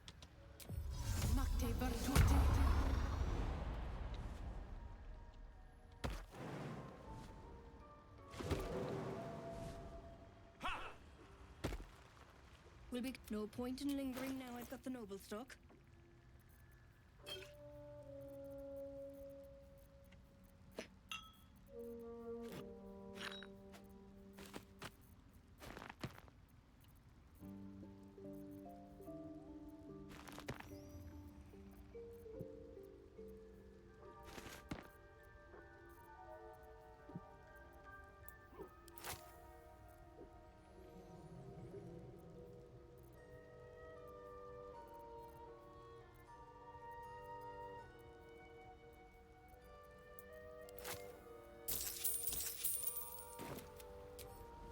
Get our armor class. Bob's died down.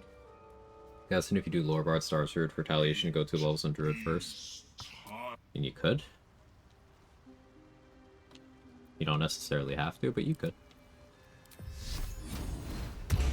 Probably makes sense to do so for gear proficiency reasons. But actually, no, with Druid you still get the same ones either way, so it actually doesn't matter.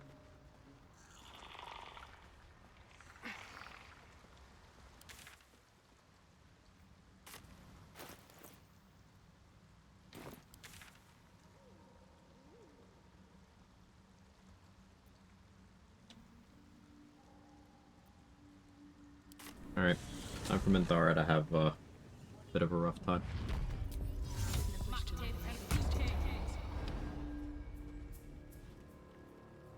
So, do I want Glomp the Looter?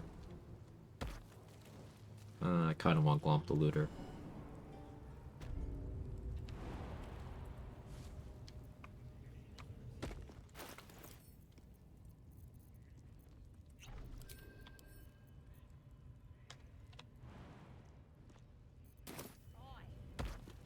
She did nothing wrong ever. It's true. It's true.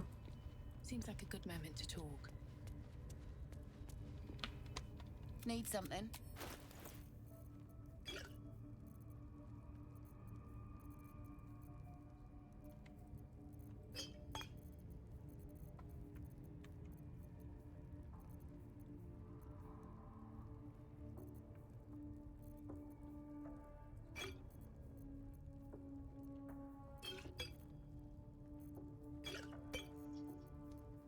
I can't afford shit.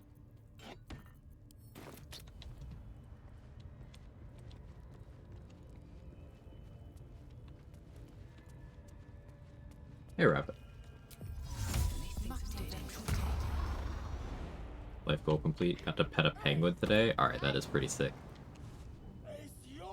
I didn't even have time to roast you. That's just genuinely cool.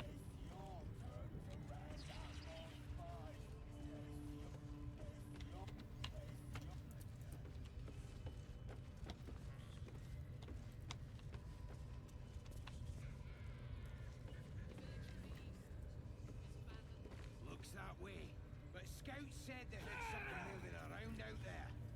Something big. Get your eye off my arse!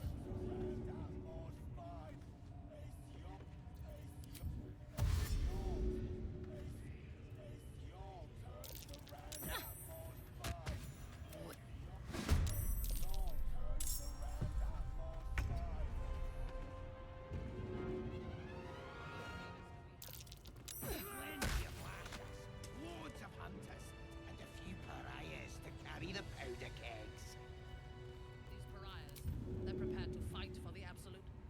What they do ain't exactly fighting. All they gotta do is light up their powder and burn. Then they're prepared to die for the absolute.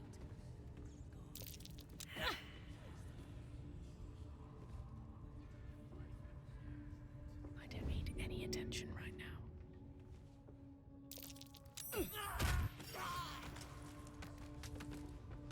One day I'll catch a break.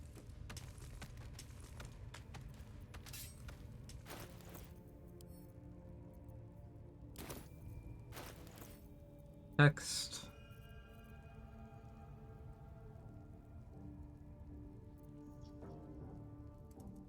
This will be funny. That's a friendly looking shadow.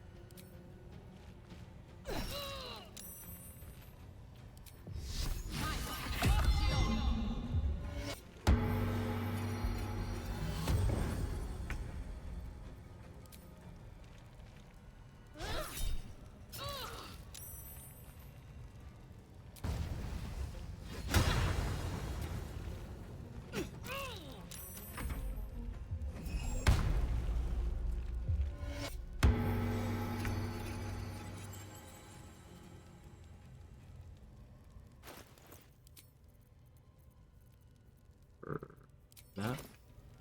Yeah.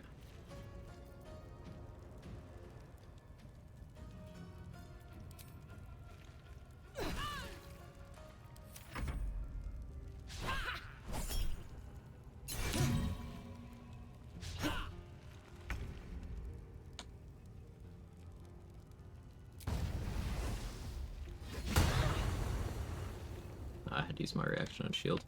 Oops.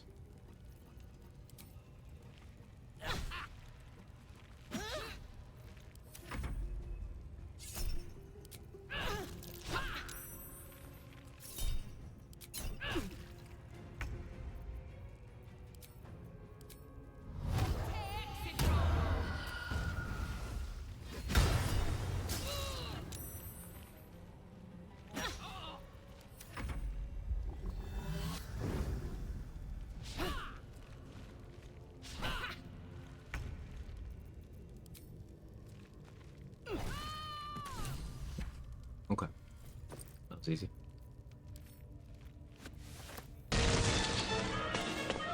Get back here, Shocker! Shocker! You can't escape me! I'll chase you to the ends of the earth! What's the occasion? Venti.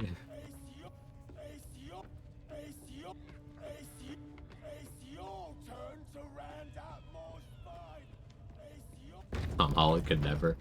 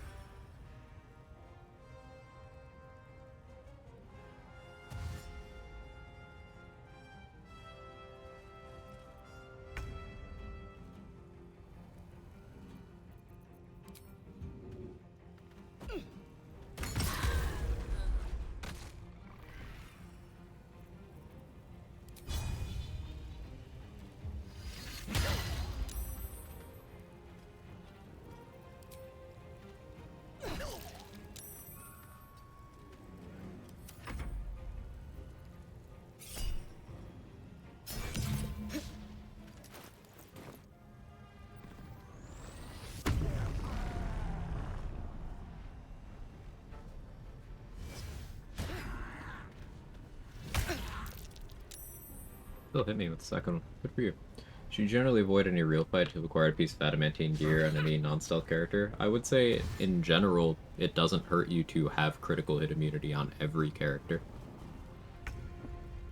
Gives you a lot more control over outcomes. You can get away with certain combats where you know attack rolls might not be a problem, or the maximum crit that can be rolled against you, even if everyone in the combat hit it against you in one turn, wouldn't necessarily be a problem, but in general, crit immunity is like the most important defensive feature of a run. You don't need it, but it is so impactful that I can't really ever recommend not having it.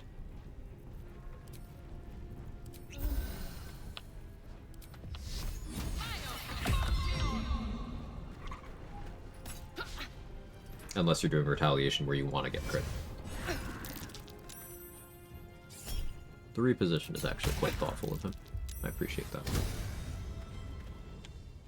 My first solo honor attempt was probably ended by a crit courtesy of Warrior Plague. Is that one of the Great Axe having ones? Because, yeah, a menacing attack from a goblin with Fury of the Small, high rolling on a crit, that can clear, like... That could kill me now. If I didn't have crit immunity, that could just... So, yeah. Big deal.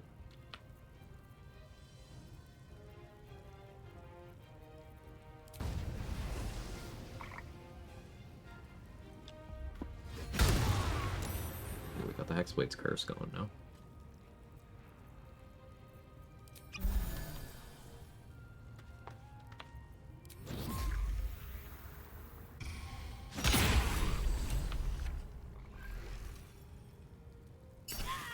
And we even got the Tenacity over there.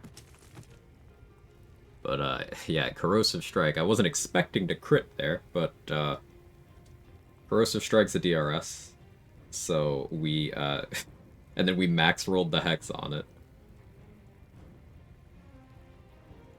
it. Yeah, that was a lot of damage. Whoops. Yes, the Corrosive Flail is very good if you didn't know.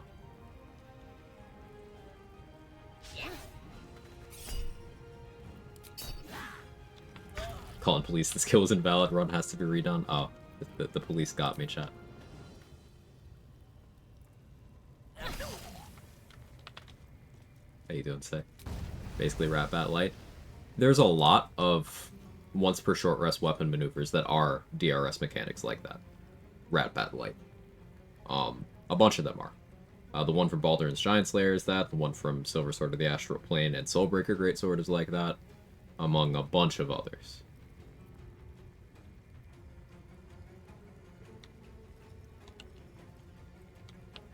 I say it often, but I'll mention it again. This idea that they remove DRS mechanics from Honor Mode, not even close. It's just, it requires, like, having variety to your gameplay to know what they are, and many of them you have to purposefully go out of your way to get, rather than them just happening. Now, there are still some that are in the they just happen category. That's like special arrows, traitorous wounds.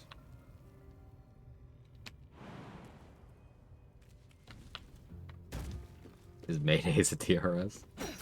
Surprisingly, yes. How much further can I go?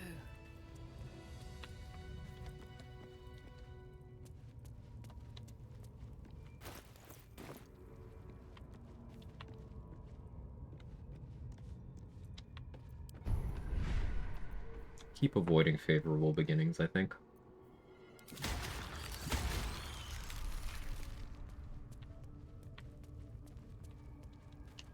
Negatively affects my dialogues a little bit, but I'm exhausted. I'll be fine. Better find somewhere to camp.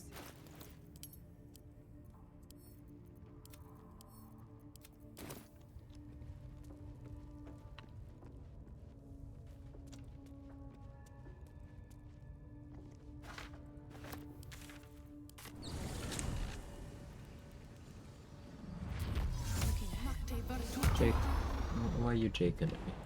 What's your deal, man? Yes, hello. That is my chin. Yes. No, I haven't seen what it looks like in a while either.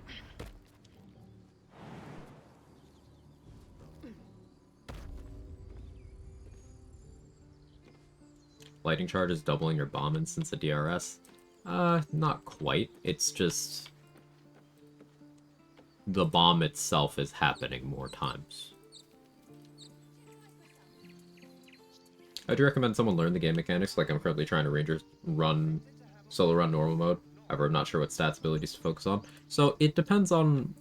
I would say you're gonna look at a mechanic and be like, okay, how can I make this better? That's a really good question, by the way. Ethric. Let me know if I got that wrong. This run, I'm basing around the Tenacity reaction. That's the centerpiece of the run. So, basically every build crafting decision I'm making is, okay, how does it interact with my ability to either do this more consistently, increase the damage of this, give me more time to do it safely? It's the centerpiece. Got it right? Awesome. So you can apply that sort of line of thinking to anything you want to make the focus of a run. If you're just trying to learn a class, then I would go through the class features and then see, okay, what about this do I want to really lean into? So like Ranger, for example. Let's say you're playing Hunter, which is both my favorite subclass and in general, like, the you could do the most busted shit on of the Ranger subclasses. But every Ranger subclass is good. Ranger as a whole is a great class. In contention, I would say, for most well-balanced of the classes. But let's say you're playing Hunter. Well, at level 3, you pick different features. You choose between Hordebreaker, Giant Killer, Colossus Slayer. I picked Colossus Slayer here because of how it interacts with Tenacity. I can miss someone, Tenacity happens, and this 1d8 extra damage from Colossus Slayer will add on. So perfect for my build.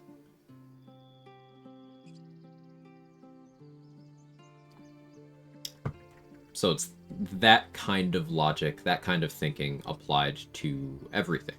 So if there's a specific playstyle you're going for, it'll become a question of, okay, what can I do to serve that purpose? So maybe you're playing an archery build. Okay, you're looking at things for, okay, how do I increase my bow damage? What kinds of impactful status effects could I be applying with my bow? How's my accuracy? Am I in a position where I have consistency with my attacks?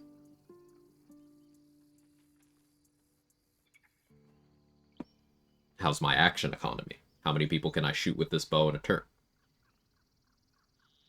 All sorts of factors to it. Like that you gave a serious answer to my meme question. I tend to do that. Understand why they did it. Not a huge fan of the once per short rest limitation on special weapon attacks. I've had people contend that it'd be better if they were like once per battle. And I don't really hate that idea. But I do think once per short rest causes you to use them strategically and value them appropriately. I took a collection from all of us. It isn't much. At least they're not once per long rest a lot of the time, right? Thanks for the answer. You're welcome. If you have any more questions, it could be, you know, a general one like that, or a specific mechanic, feel free to ask.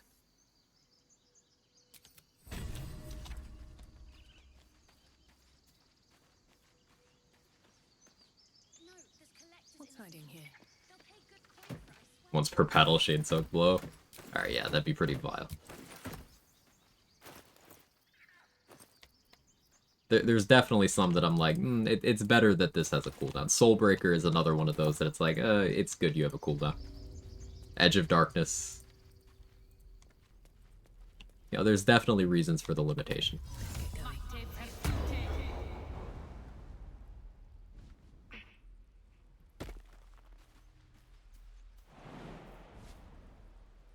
Do I have 4 rows of spells? What do you mean? This is just my hotbar.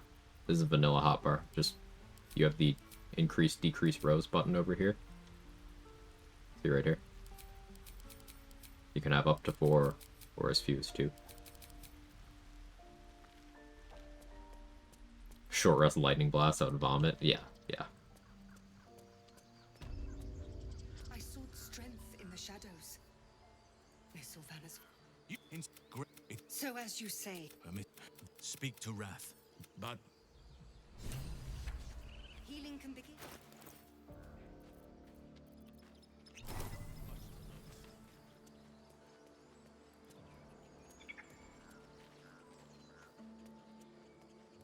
Alright, Will Romance or Karlach Romance?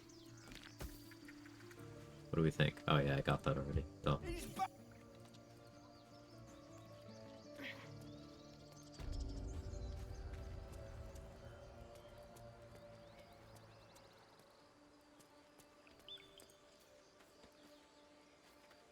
Based Will? I'm kind of leaning Will too, yeah. Damage from Armor of Agathis trigger effects like Encrusted Frost and Winter's Clutches, Arcane Acuity, Bat for Gloves of Battle Mage Power? No.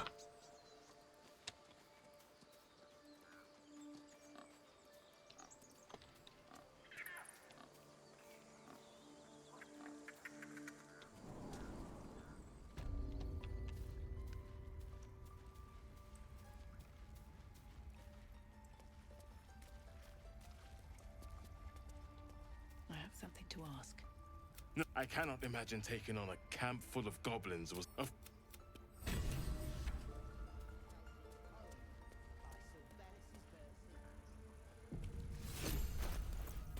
We'll make our way to Act 2 soon.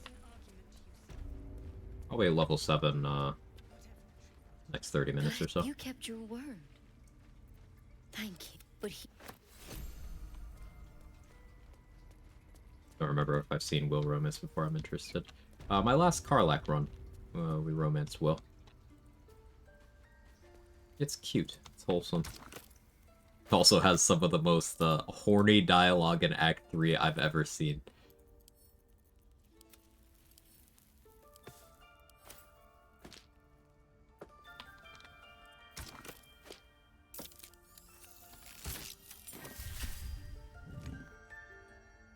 I'll give it a shot. Is he alive or dead? She's alive.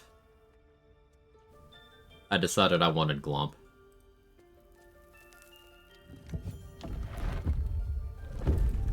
Oh, Nettie, a generous gift. Yeah, yeah. An apple and some mugwort. Great stuff.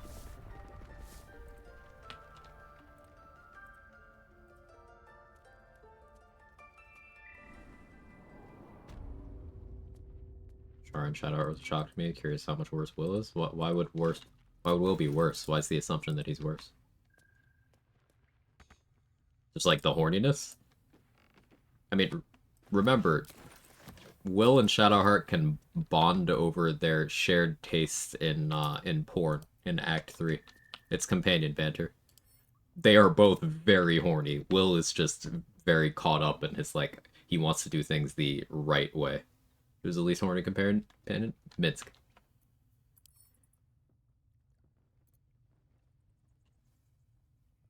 Minsk will tell you he is just not interested in the whole sex thing. Fine for others, not for him.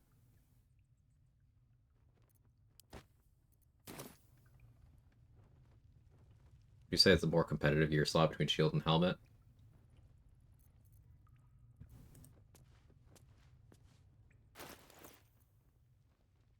Depends on what you mean by shield. Do you mean shields just comparing shields, or do you mean shields and also comparing using weapons in that slot?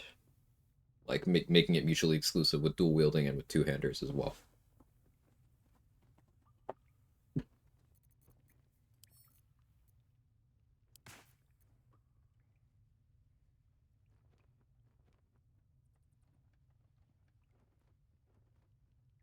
Between romanceable companions? Astari.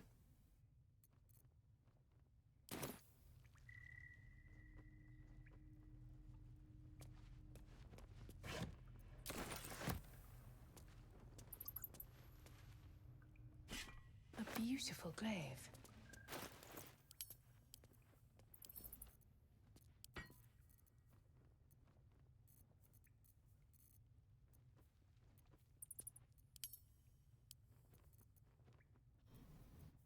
I have a lot of healing potions, holy shit.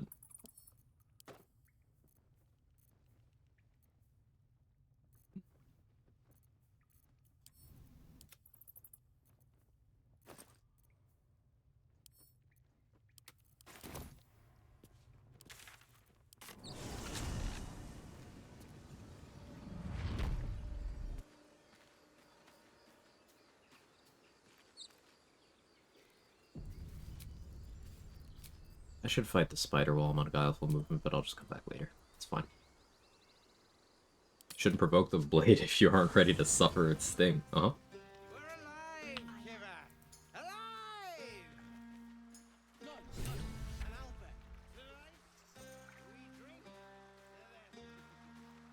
Where are you, Corilla?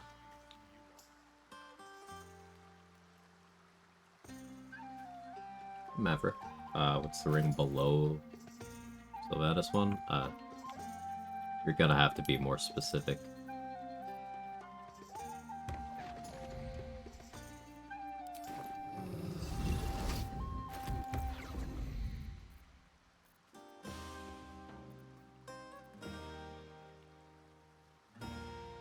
You mean like my equipped rings, or...?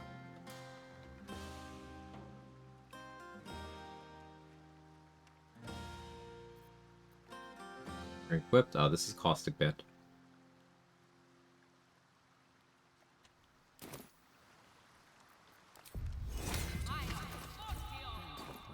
In else. I was hoping you wouldn't notice I was gone. You're welcome. Of course I noticed. No party without you. Really? I'm honored. In truth, I don't feel in a festive mood. Justice And I request didn't want to extension. I cast a hope they grey fix cloud it. over the night. It's I'm a devil.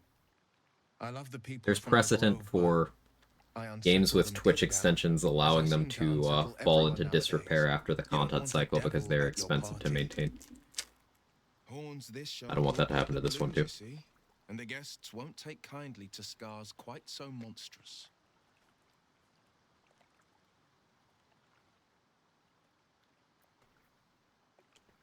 You got Dragonborn dialogue here? Our kindless features just make you more attractive. You pull them off far more finely than I do.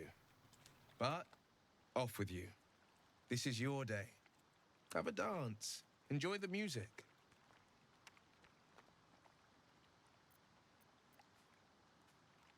Can you tell why I really followed you out here? Clearly to practice your forest tracking. I love the way your nose wrinkles up when you get the scent of a lead for the first time. You can detect that?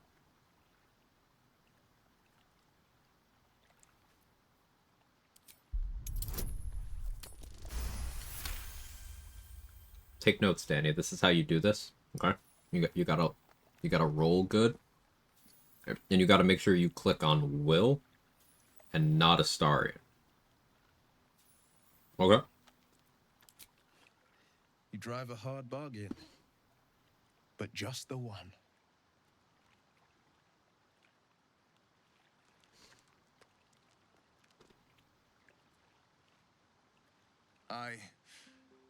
Well, then. You've got a party to get back to. After all, tonight is about you. There will be another time for us. I don't have to stand there and take this. I mean, I'm sitting, but still. Speaking of romance, do you think more companions should break up with you if you choose to turn Mind Flayer? No. Why would they? They already kind of, are pretty down the middle with that, if my knowledge is correct.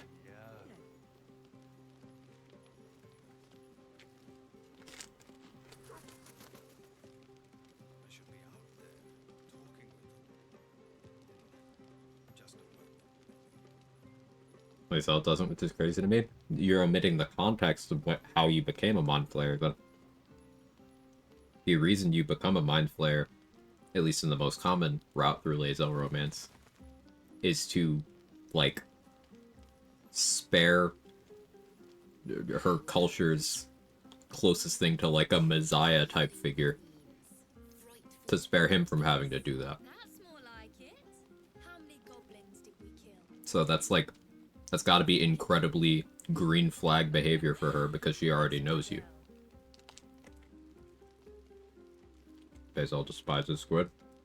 Yes, because Githyanki culture is set up so that that is her default stance, and her entire arc is her discovering her individuality outside of Githyanki culture. That can happen all sorts of different ways.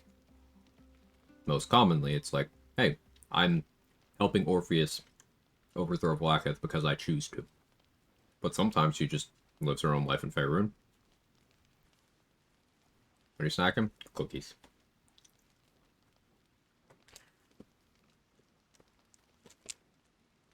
Like, it makes perfect sense that she'd be like, oh, yeah, of course I'm staying with you.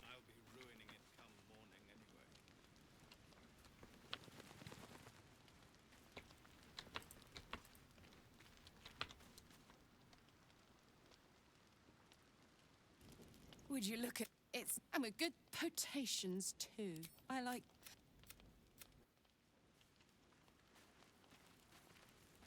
We should go down and see the water.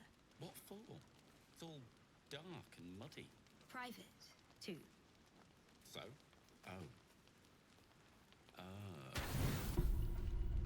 The buzz of celebration quiets to a soothing hum as you approach your bunk. So if you have no set boundaries, like no one questions it's still you inside that body. But there is only one night But there's ahead. Whose company it's an will we entire see? plot point At least for tonight. that there's no clearly defined answer on whether you are still you. That's like one of the themes of the third act of the game, even.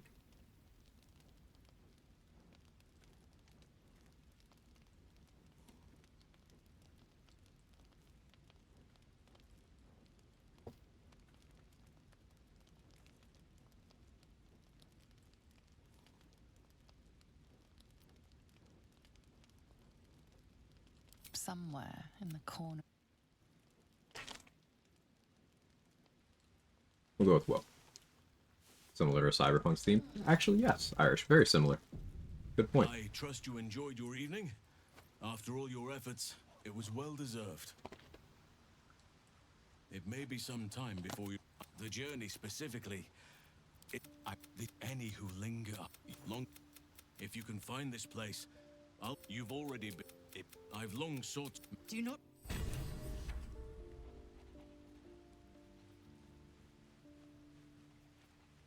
What's your favorite weapon in the game in terms of design, not function? I'm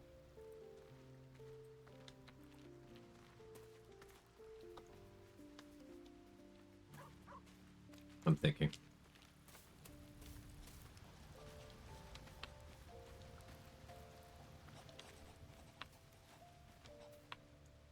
I think Vision of the Absolute looks really cool.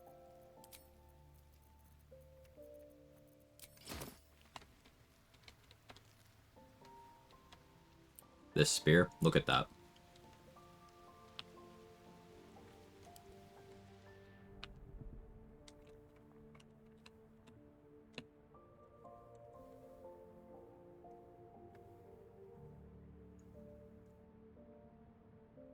It's probably my favorite.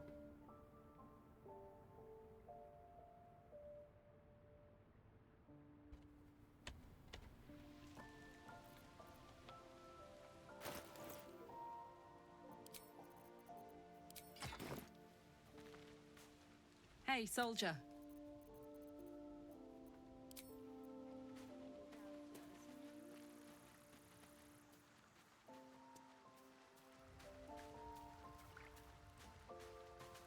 Trade Sam's sheets at Trade's channel. Go there and look at the comments. And I've got you to thank.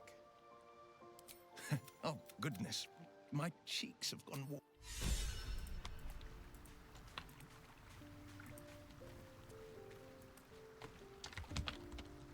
Hey, Samuel.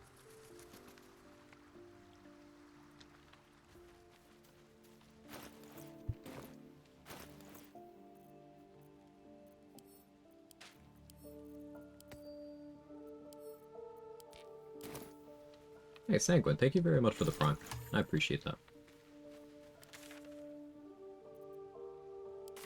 Hope you enjoy the emotes, ad-free, all the good stuff. Perhaps Amelia is right. I should get a mask. Welcome back. I do enjoy a good bargain, if anything in my private collection is to your liking.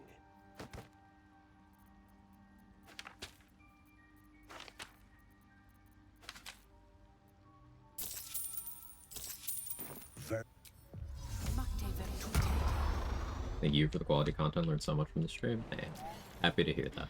I appreciate that. It means a lot to me. Recently learned you can disable ad-free viewing for subs, which is insane to me. Yeah. Like, platforms are always going to give you options to run more ads, and almost never options to run fewer ads.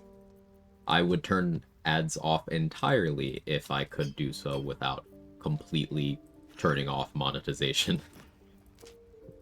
I don't make shit from ads. So, ad-free for subs is the best I can do.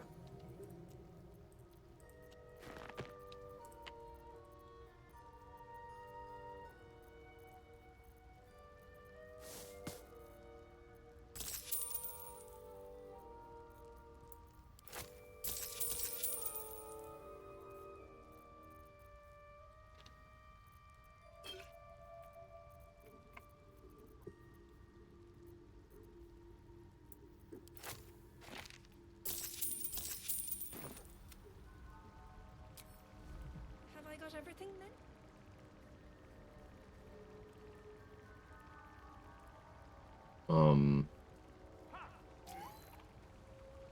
Speaking of Vision of the Absolute, you find it worthwhile versus Spider Matriarch and Spectator. It's good raw damage there. Something to keep in mind is it doesn't have any additional accuracy. It's magical, but it's got no enhancement bonus for accuracy. So hit rate can become an issue. But the blind effect is quite good if it lands, and the extra damage is quite good against those specific enemy types. Is there a way to watch ads while being subbed? Like a switch for an individual viewer? No. If you're subscribed to Twitch Turbo, the broadcaster does still get the revenue for whatever ads were prevented by Turbo, but I don't believe the same mechanism is in place for subs. If not over, then through.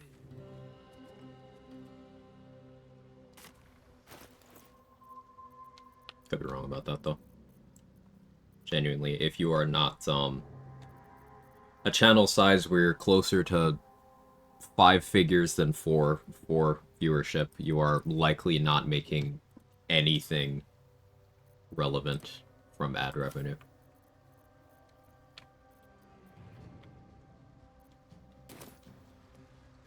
So it's something I'm just kind of bit about.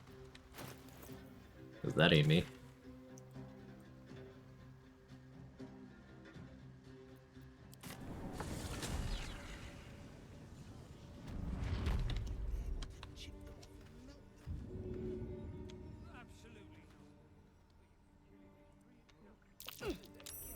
To be cautious. Moving ahead.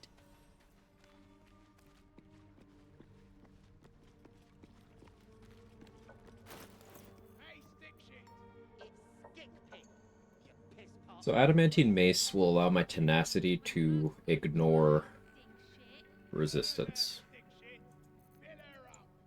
But if I don't put on Leviatar's Scourge, I won't have necrotic resistance. Guess I'm not building into Tenacity for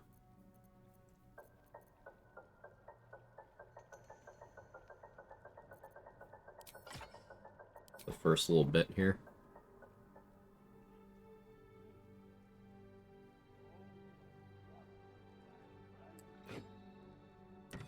As I do something like this.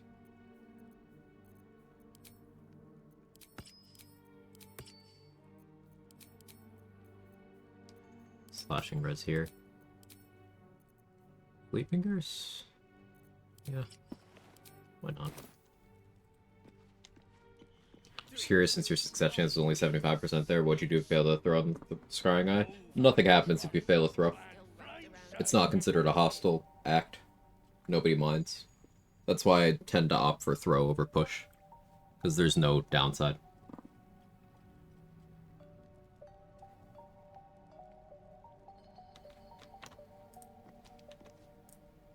Shit. You got one. Top lands are clogged with the Death Dark. Go on. Get.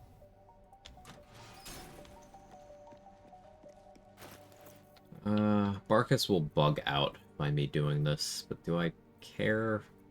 It's fine. Load of dwarf dung, if you ask me.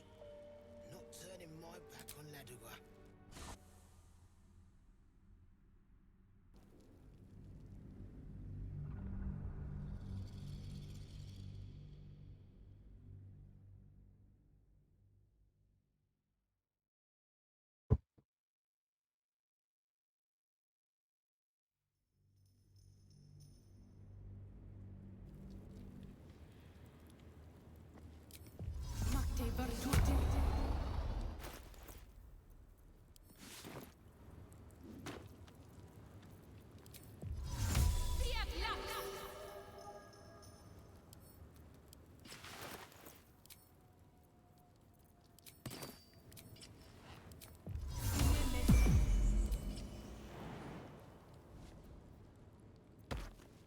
ready.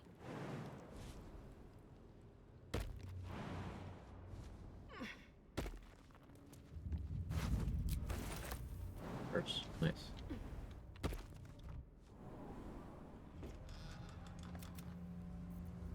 Can't give up now. I've seen darkness like this before. It's unsettling. If it's to all these towers, then this is the only path I've got.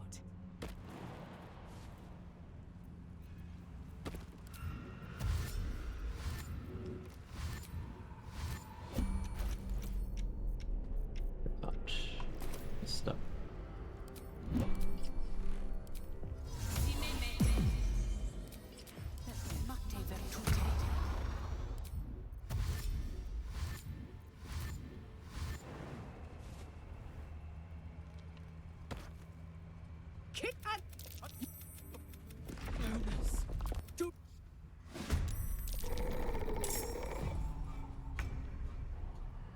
Never once consider using light in your clothes.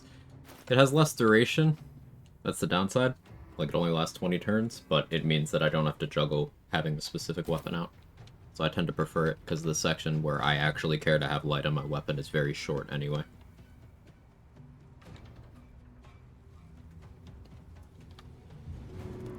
Now, I didn't check to see if I have much holy water.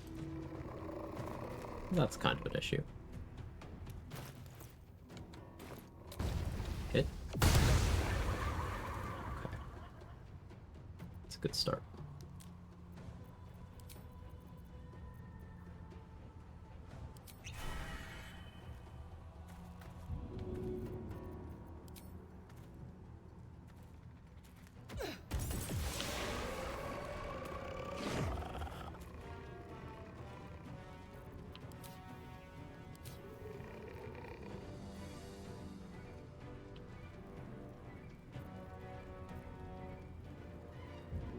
I only have one more holy water. I think I'll save that.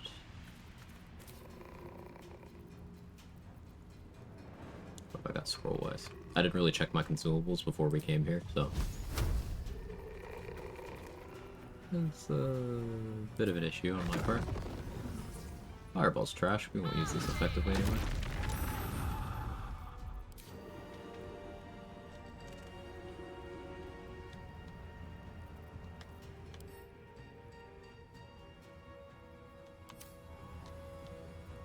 They're not cleanly in my Call the Weak range.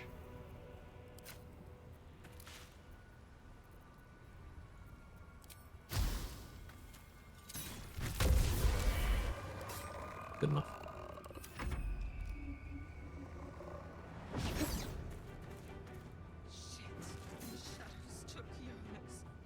Make every strike count!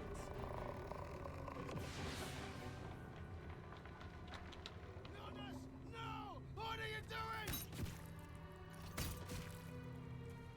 Arrow, what are you doing? I swear, he's set up to be a Shadow Curse damage tutorial. Like, that's his role.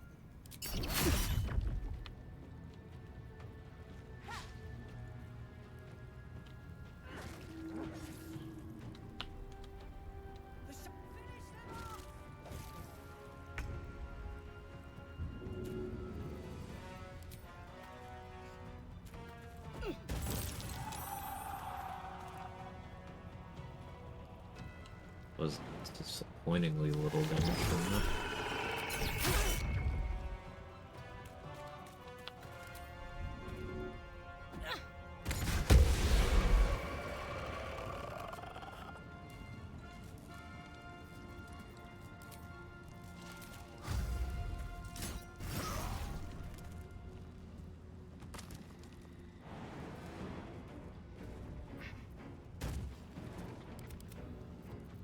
Where are ya?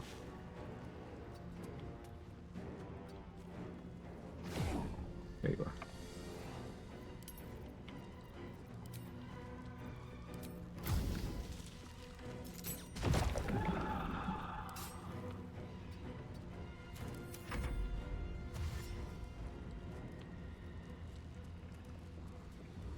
They don't run through the electrified water after the fight's over.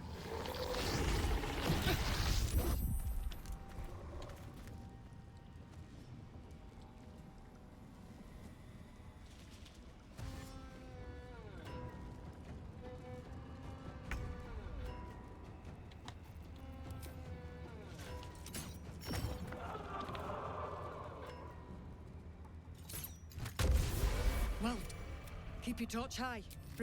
Up.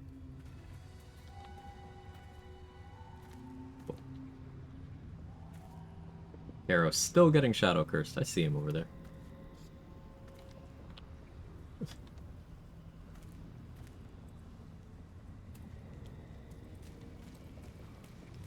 Anything of use?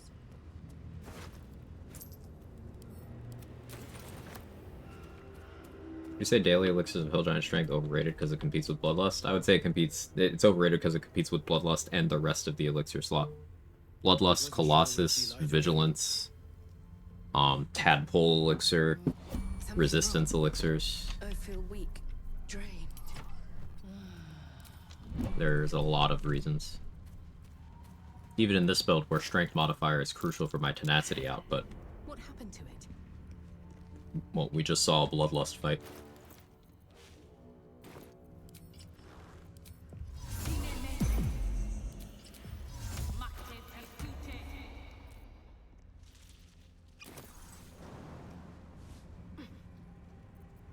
This place is protected.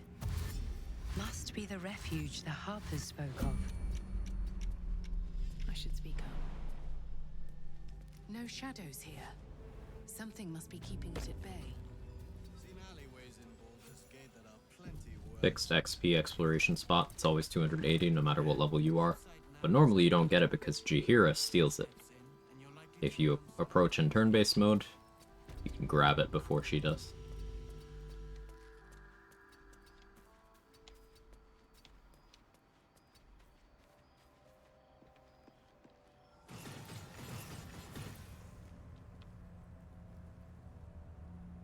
Had Roland die to the Shadow Curse while holding a torch once. Very unfortunate. Yeah, there's a bug where Roland's torch won't be recognized by the game sometimes. You can you can still save him if you have some know-how, but it's very wonky. Do you like my bird pile?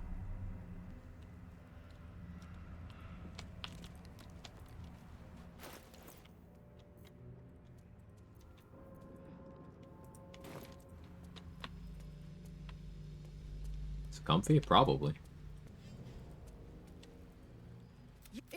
Jahira.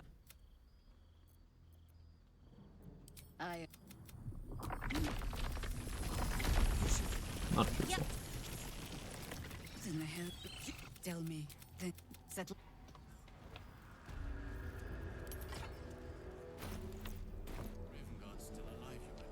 He better be, or I'm a dead man walking. Your bed but birds. I miss him.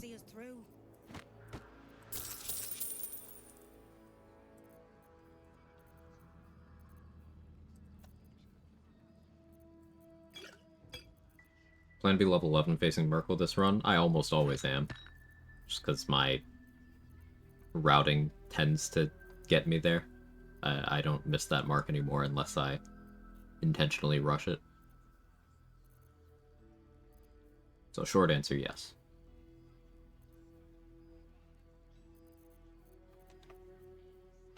And head out. All this standing around is making me antsy. Got to have a plan first. Got to trust Jahira to I don't. He was joking this morning. Jonas, I mean. He was always joking. He was a good harper. I think I... Right, giving Megan Jonas' swords. Bunch of gold.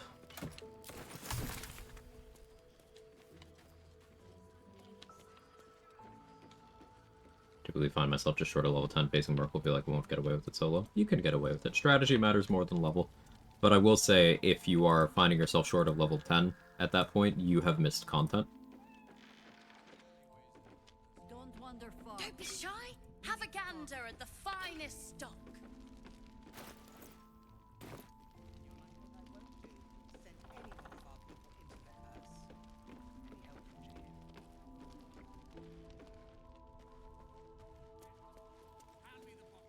There are ways to increase ruptured damage other than Shriek.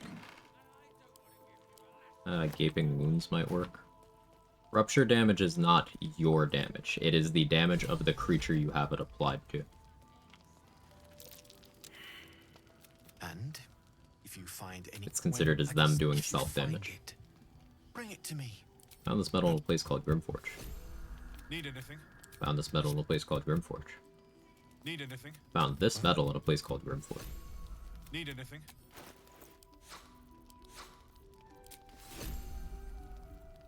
Sort of lifestealing could be okay. Less so in this act, though. Thermodynamo Axe I could use to build heat. I wasn't able to get heat convergence to apply to Tenacity, unfortunately.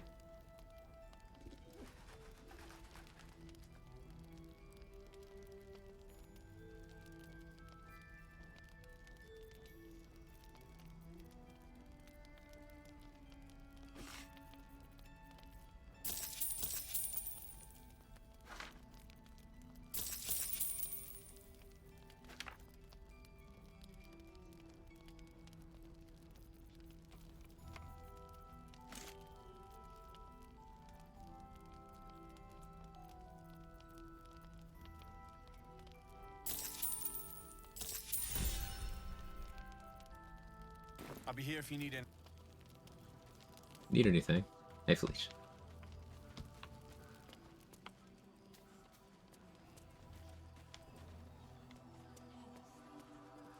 Of course. Wouldn't be alive to hold them if it weren't for you.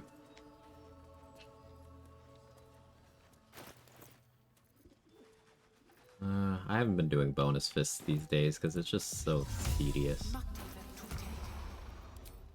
I'm going to continue not doing that.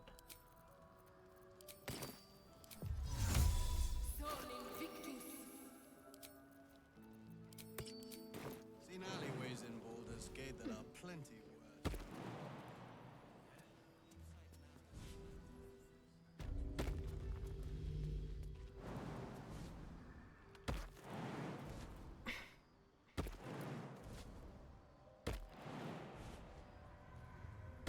A bad way to go.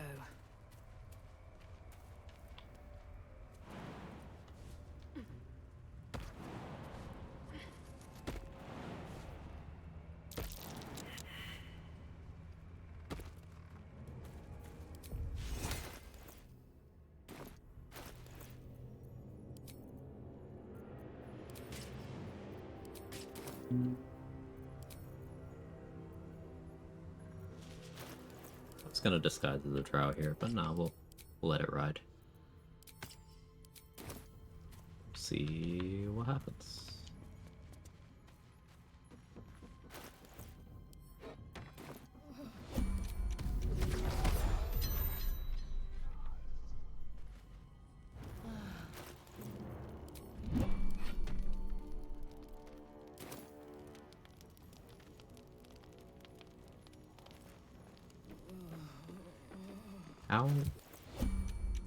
How am I being shadow cursed right now?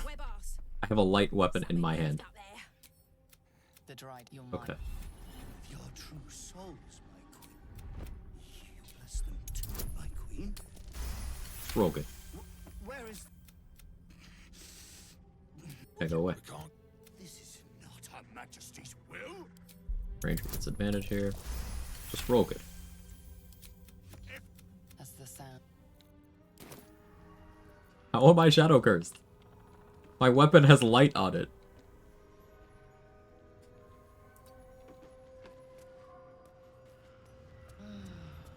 Alright, well I'm standing next to these guys to use their light, because mine is broken. Are you gonna drop the lantern, buddy?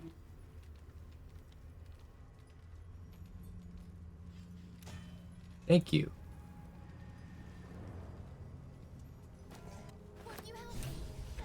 Lantern, you note these. Oh, please. This lantern only lights the way when I am hurting night and... Did me a good turn there, didn't you? Yeah. Protect your well. Thank you. Pixie.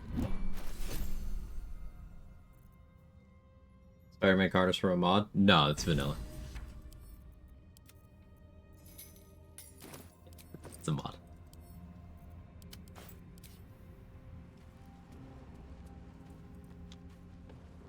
That's Drider-Man, don't know what a Spider-Man is. Oh yeah, sorry. I get confused sometimes.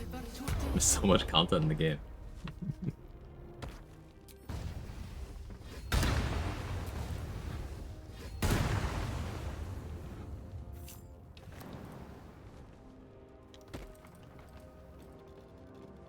demand portraits of Drider Man.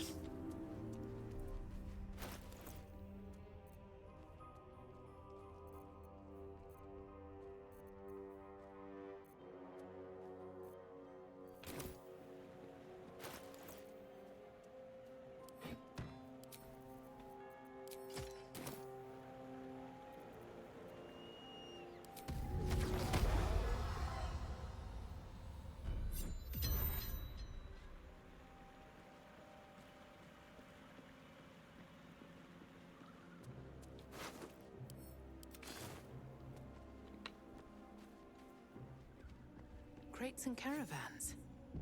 Must be where tolls were collected. 2,137 gold. Yeah, I sold some stuff to Damon. I could have more, but I've been lazy.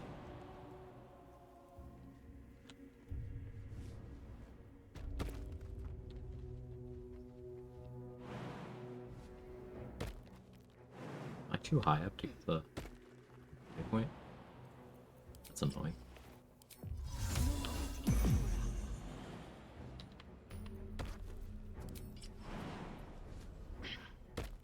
Don't want to draw any attention.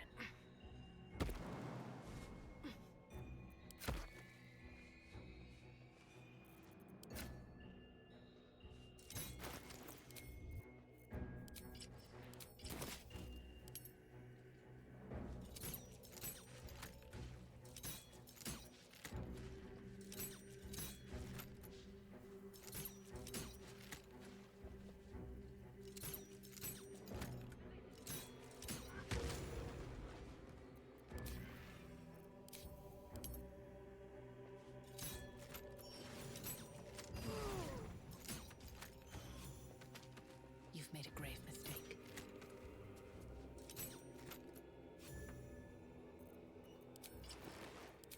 Thank you. This calls for careful footwork. For this fishing spot, the one with the actual fish. Probably smells a little bit better over here. But I guess we can't be sure of that, can we? A kiln, unfinished sculptures, stone fragments. Masons worked here. Time to press ahead. Under my Arabella. Sorry. Knocks the wind. I think real hard and say some loud words. Still can't find him. Just till you find Mum. So Soft and a whisper.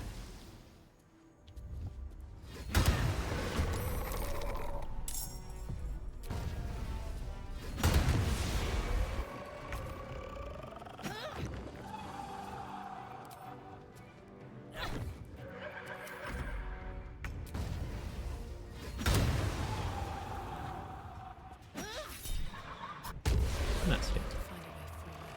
It's only 1 damage because Tenacity is not magical damage. Part of why I got the Adamantine Mace.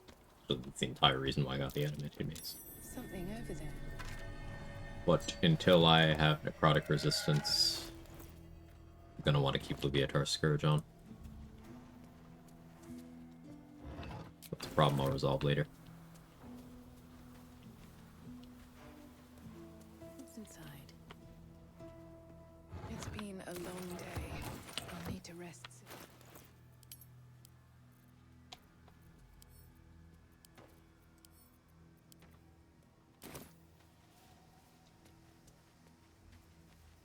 Always room for more.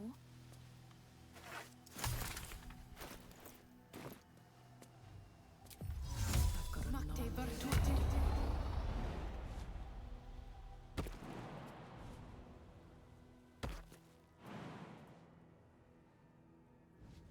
Piles of bodies. Also scienced out Crash Exploration Spot can save it with sheep form, but what you can do there is limited.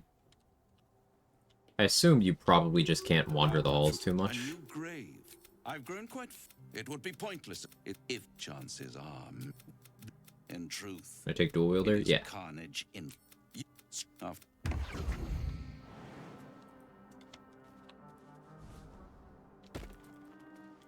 Tenacity, Quag, you're only 10 IC. I'm sure someone has already made that joke. Well, hey, you got pinned for it, Kels. So congrats on being pinned. But also thank you for the compliment. Something over there.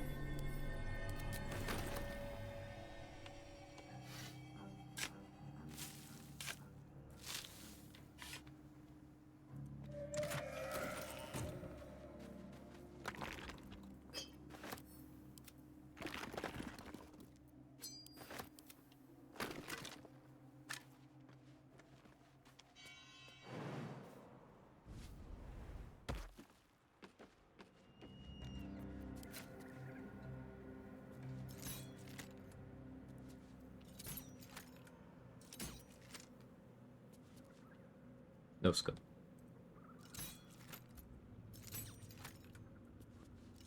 You can get to the safe disc. That's good. The combat's over there. Not having alert yet, which fights you consider Elixir Vigilance for at the early levels. If I had been fighting Karnus straight up, I would have absolutely turned one on there. If I were to fight a Nikityanki right now, I would use one there.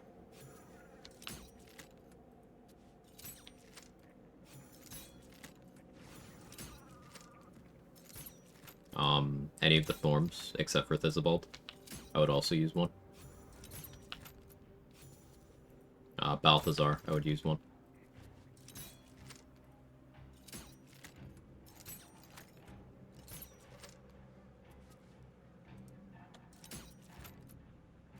Used any yet in Act 1? Yeah, I was running around with one on for a while.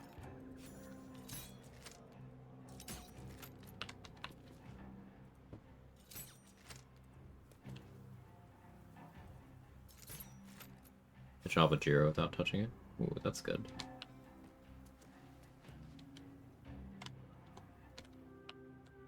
Level? I'm currently level 6. Just shy of level 7.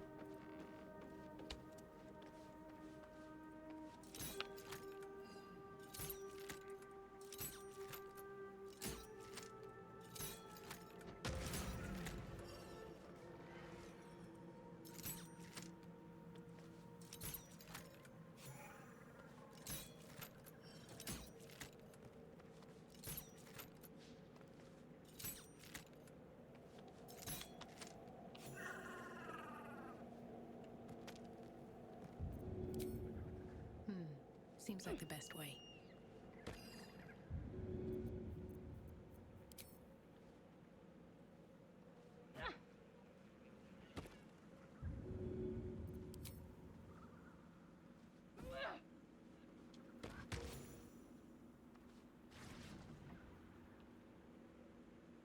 Still one there.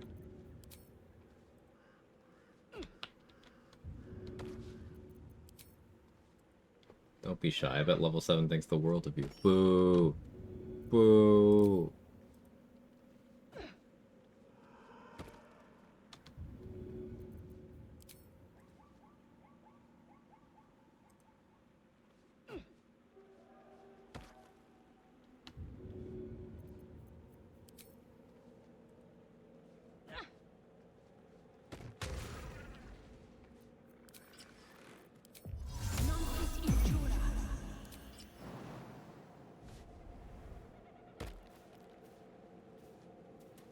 If everyone else minds their business, I'll be fine. Carefully now.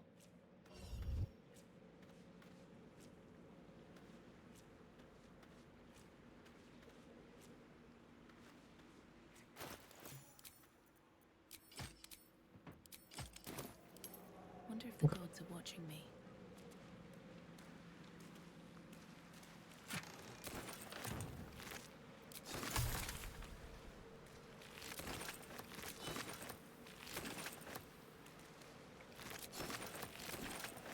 What's in here? Build a random or set up for honor mode? It's not a random build. I'm specifically doing a build around the tenacity reaction.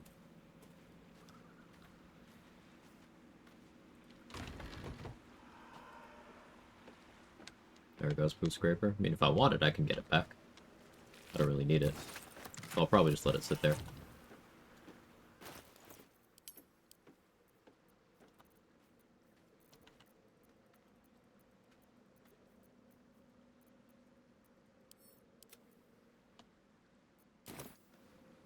Today was when I realized Druid doesn't get hand axe or light hammer proficiency, kind of limiting throws.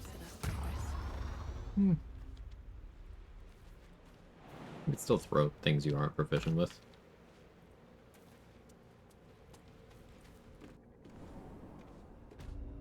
So don't really get the whole avoiding exploration XP charade. Like, I know it's more total XP, isn't 50 XP level 5 worth more than 300 at level 10, considering the average XP per bonus lane at those levels? No, because what happens when you claimed all your exploration XP spots as you found them, and you get to the Mind Flayer colony, and you find yourself 3,000 XP short of hitting your next level up before fighting the Apostle of Merkel? Did you hit any relevant levels at any points earlier by claiming those spots? Maybe. Ideally, a couple times. You hit a level up before a fight that you were planning on doing? Okay, cool. But you are definitely locking yourself out of hitting higher breakpoints for fights where it matters more.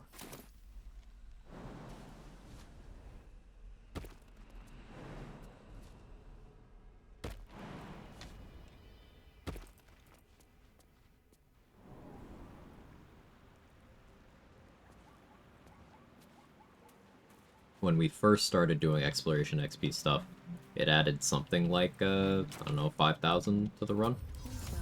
5,000 XP to the run, which is a large amount. Like, to put that in perspective, that's most of level 6 to level 7.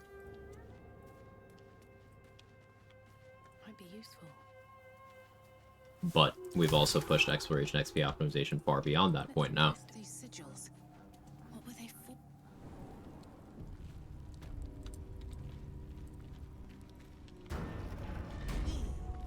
Zerel, Minthara, whoever you are, leave. I shall carry out General Form's will alone. Alone. Alright, how's it spelled this week, chat? What do we think? What is that symbol supposed to mean?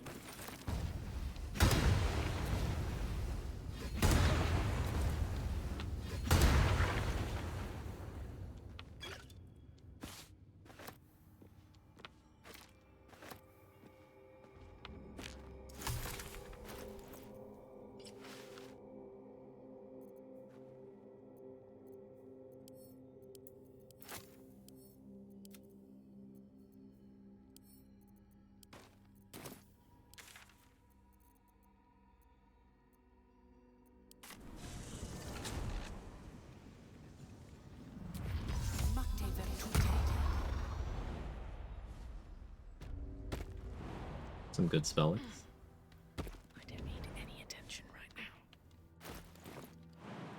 Oh yeah, Minty's alive. I don't need to delay going to Moonrise.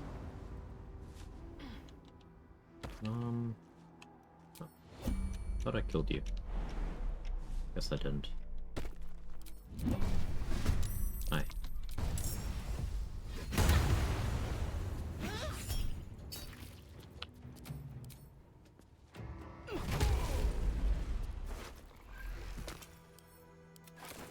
Have to keep going.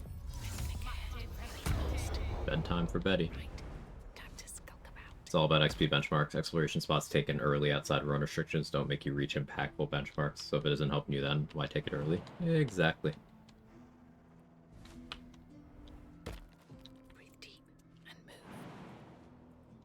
These benchmarks do shift depending on your run restrictions.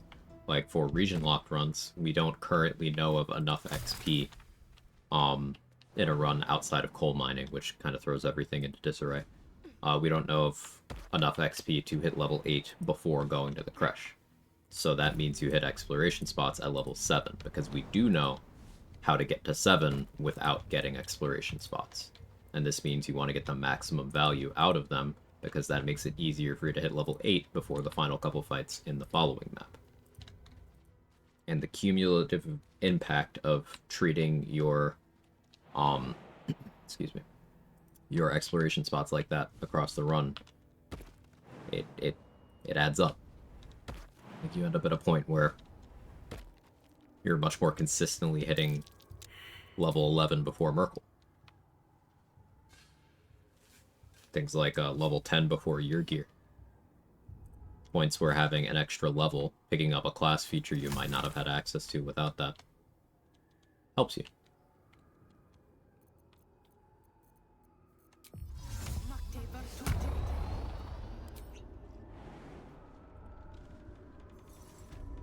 Don't waste a step.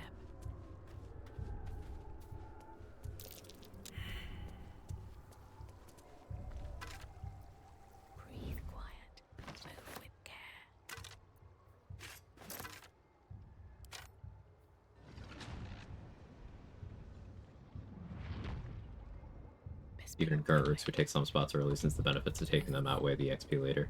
Yeah, Grim Forge and Ancient Forge. Because having critical hit immunity is too important. Often, the Crush. I personally have taken to getting that one at level 9, but if there's a piece of gear that you want earlier in the run, taking that one early is a thing.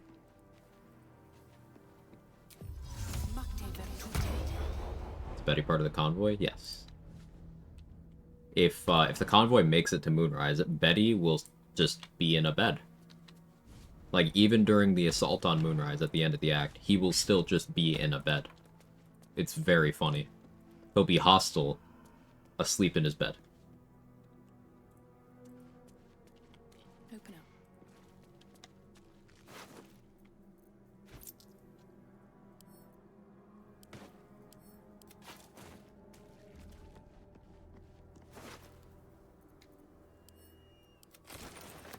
Out of sight, out of mind. Grove can be saved till 10, but not ever does a strat for it. Yeah, I tend to take Grove at 5, where I get some benefit, but I don't really have to worry about getting around the will AI break. If someone tries to interrupt my sleep, would be hostile too. Fair enough. Don't waste a step.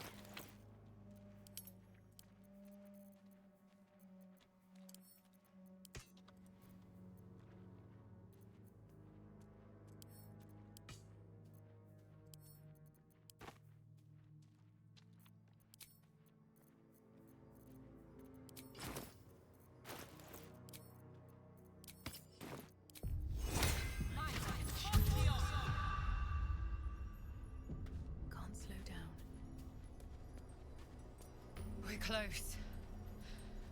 Maybe Orange Gale can just TK Will to the Grove. Absolute. Its power is But you strong. TK him into a spot where he will walk around of his own accord after the fight's over. Gotta try that, yeah. Early TK is so interesting for things it allows you to do during that fight, and others. Because, like, that also means you have TK for, Grimforge, if you set up the rebellion against Nier. Or you side with Nier after setting up the rebellion, you can then just TK Nier into the lava, and everyone else. Just use all of your actions for the rest of the turns. TK, telekinesis.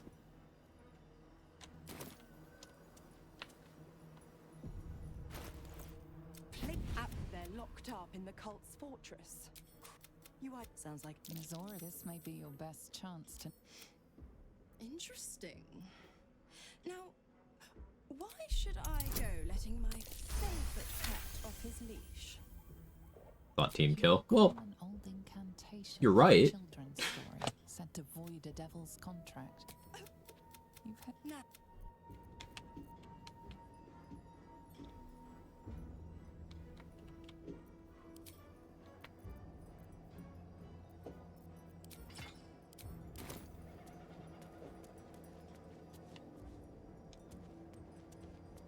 This is another example of a little bit of XP I'm willing to sacrifice for convenience. Me going and having this conversation here instead of with the Zealot at the docks means I don't get to kill that Zealot. We'll still find her corpse in the oubliette later, but it does mean that I don't get the credit for having been the one to kill her. But that's just something I do out of laziness, and also it's a little dicey fighting Moonrise Paladins early on. I don't want to expend resources. You'll find Z'rell in the... Praise the... Origin Gale gets telekinesis early. How? Your first long rest, Tara shows up in your camp. Tara has a telekinesis amulet. What's up with discussion? Spiders in the dark.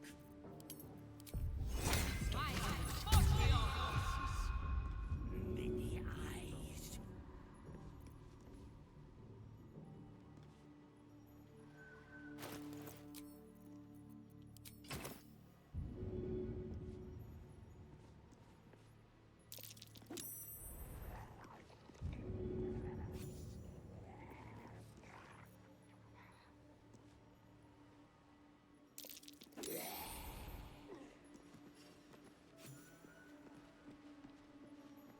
Knockout and loot Tara? Yeah, it's a knockout situation. And doing so usually breaks her AI until much later in the game. But she'll still working again by the time you get to Act 3.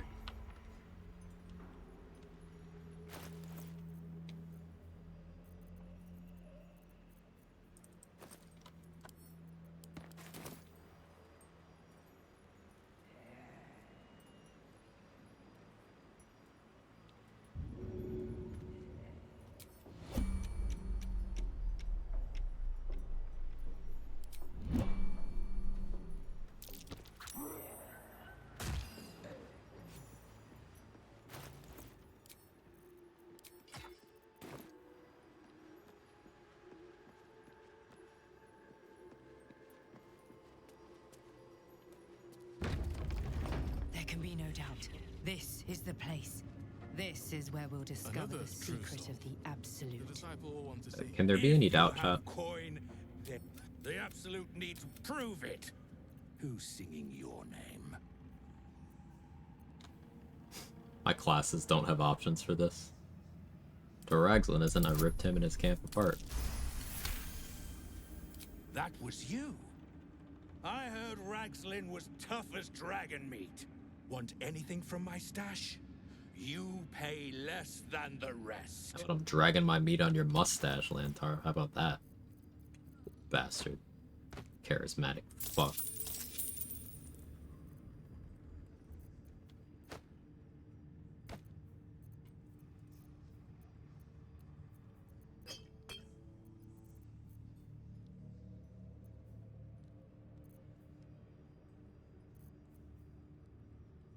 Lantar's so cool. Yeah.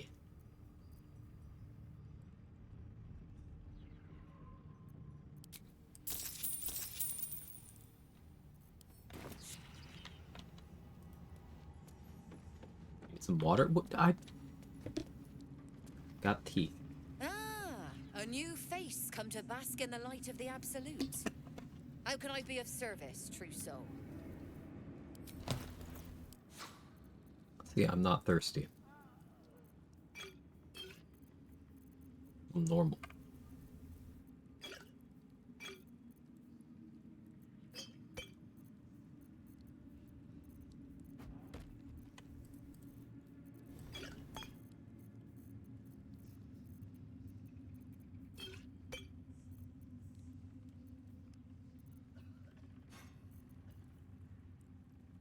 Definitely want this. The question is, do I want that right now? I don't think I do. A little out of budget for the moment. And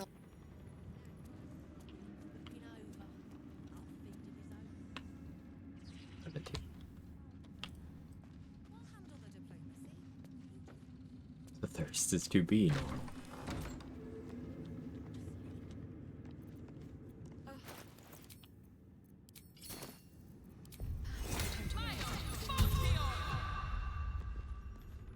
Should you be interested, with one drop, research, naturally. No. Among the many crimes. Wizard and Warlock each get a second chance at figuring out Araj's motivation here. Lullsworn Drow get this for free, but I failed the passive history check, and my Warlock dialogue option failed me out.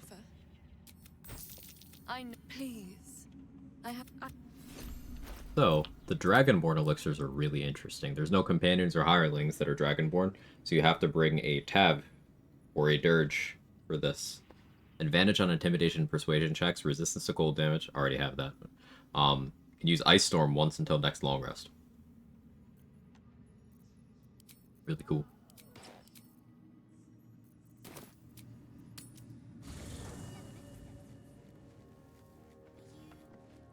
What do you get up to all day without us, Need something?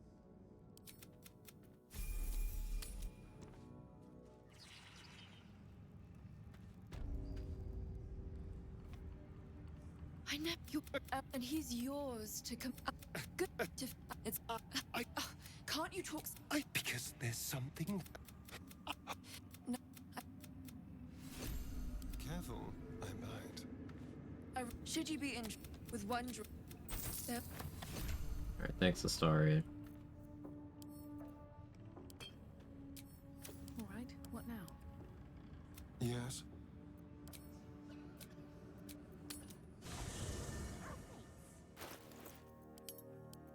Dare you skip this? I don't feel good about traumatizing Astarion. So, I tend to skip it. Something? I've seen it enough times. It's... You can give us a trigger warning. I was skipping it.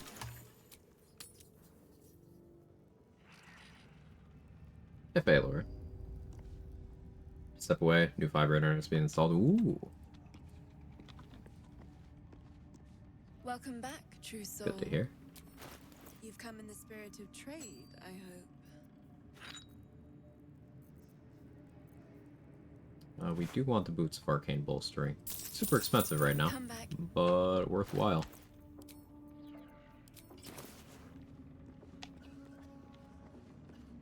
That does work on Tenacity, if Tenacity is triggered on a Booming Blade attack.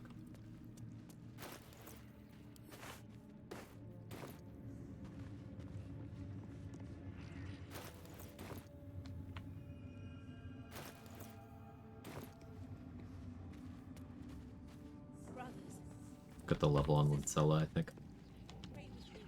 Kills Zarel's over bodyguard before she gets to for... Oh, before Zarel gets to for XP. Does that affect getting Zarel to open up the stash? Nope. Has nothing to do with it. You could even pick the same dialogue line. It's just it'll adjust to Gloric not being there, and instead of Zarel psychically killing Gloric, she will psychically part your folds. Those aren't my words, that's what the narrator says.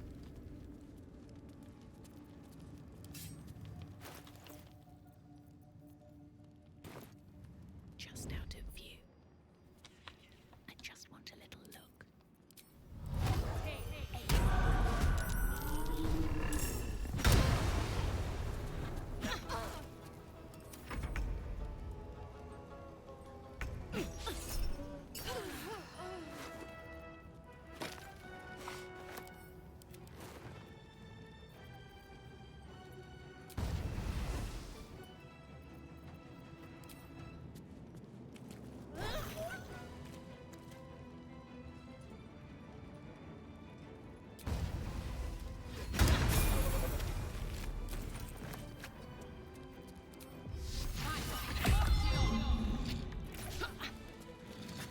But I folded them myself.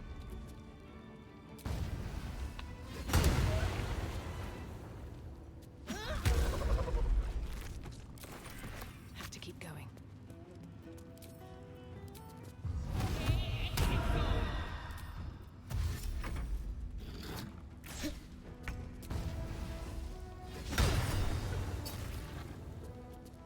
Arcane Charge.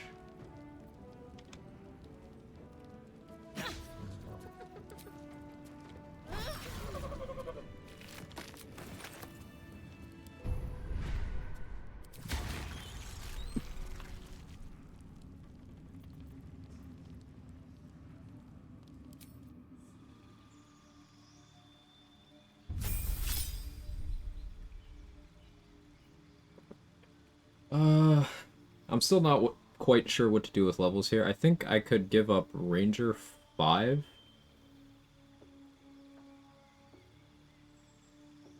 Maybe also 4 if I want to start doing Punch Drunk Bastard stuff. But that would be non-dual wielder territory. I did say specifically I want to do that. Because I want 3 Drunk Monk if I'm going to do Punch Drunk Bastard. So that'll make my drunk duration long enough that it's actually manageable.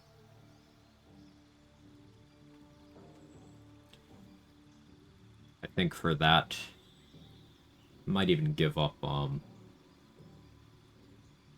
Colossus Slayer, because Board Breaker probably makes more sense there. Maybe.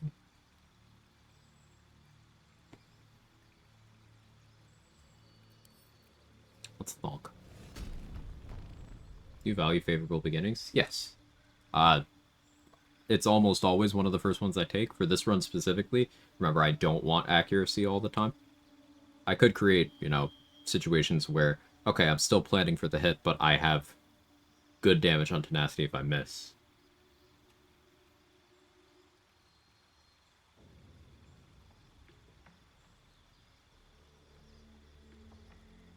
Wardbreaker Hexblade's Curse would be nice.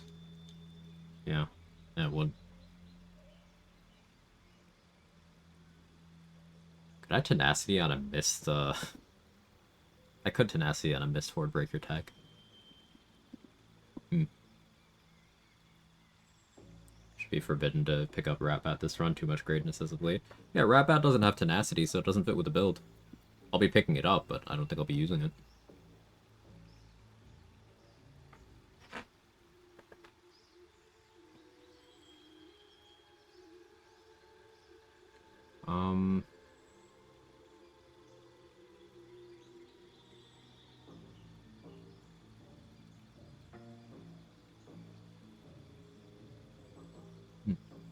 I think it's more Ranger for now. Although, more Warlock. I mean, one with Shadows could be really good.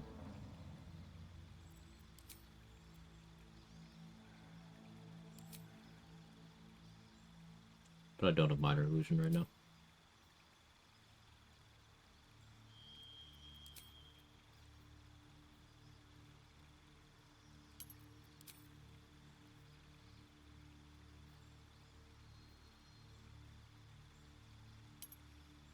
This for now. Yeah, it's so minor. A cleric level would be the most impactful thing I could do.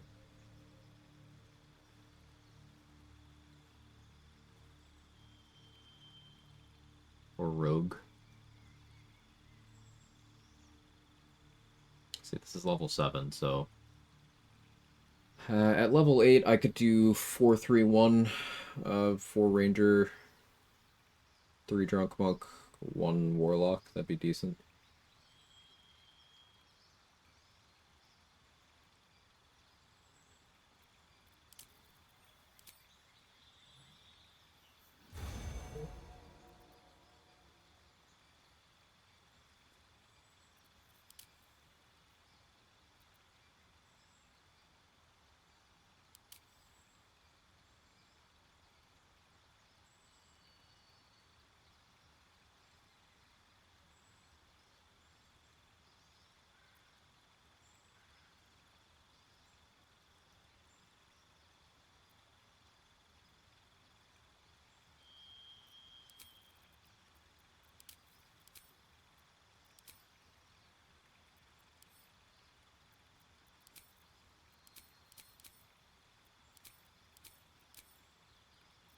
Go with this for now, since I don't know what to do with the level.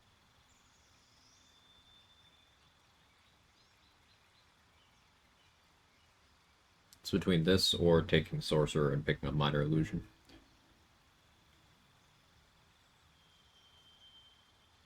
This for now. Gearing towards having the highest number from one smite and his Ratbat, your best bet.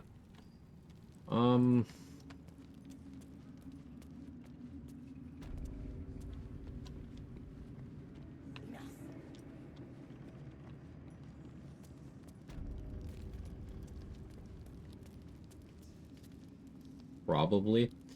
The thing that I'm thinking about is it's possible that you could get Dollar Maris higher.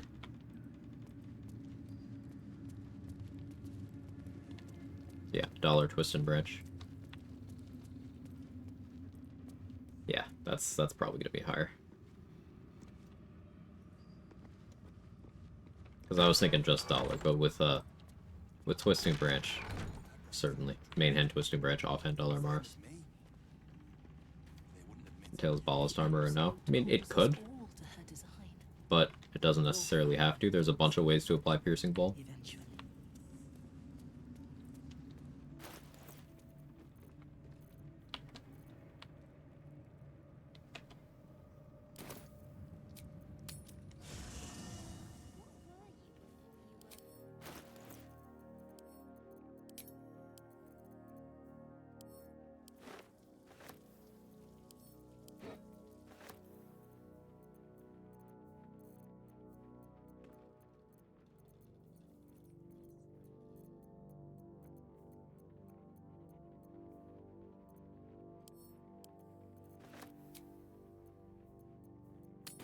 Twisted branches, bludgeoning, right? Correct. Brothers.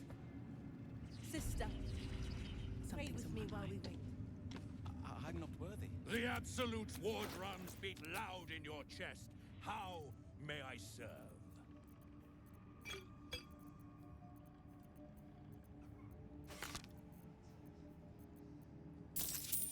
Let's put it this way. I could say with confidence that Ratbat is going to outdo other two-handed weapons.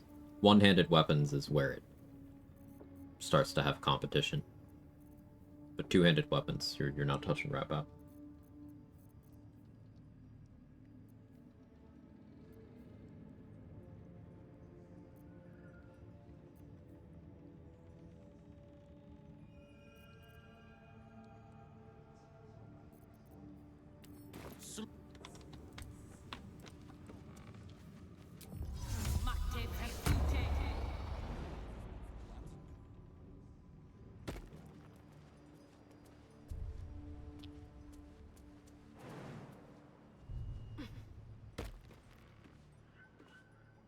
Wondering about Brutal Critical 4th level Smite, Unseal the Oath Smiting Barbarian, just turn buffer and elixir slot. Yeah, I was saying the other day, Trade, that, like, Empowered Evocation and Brutal Critical are, like, not that far apart there. I think Empowered Evo still wins, but, like, the thing about Brutal Critical is it frees up a level for you to do other stuff. Because, like, Empowered Evo, you can't get Hexblade's Curse going if you're doing the Smite, because that's 10 Wizard, 2 Paladin. But with Brutal Critical, you can do 9 Barb, 2 Paladin, 1 Warlock. Does Silver Sword get the anti-psychic damage act differently than Ratbat piercing damage? Yes, Ratbat piercing damage is its own instance, whereas Silver Sword psychic damage is just a bonus to the slashing.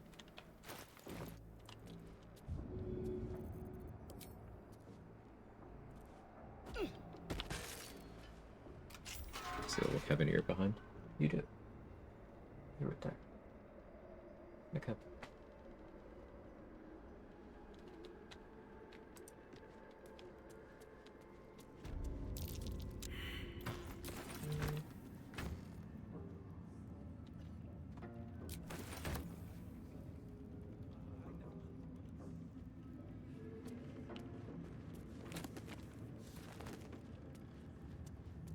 Don't mind if I do.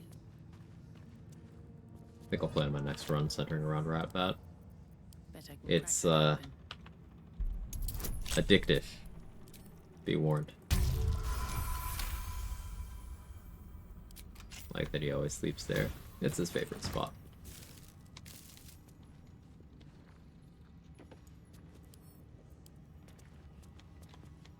This time, the flat, the prey, the chap. Yankee discs. I should talk to Lazel.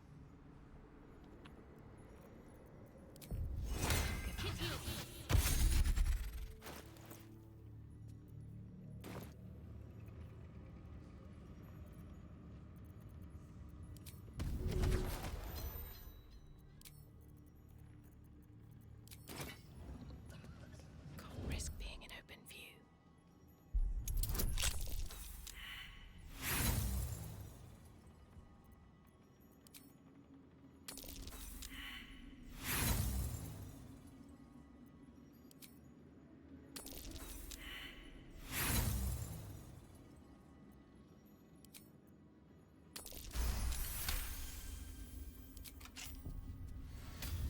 Alright, time to scope out.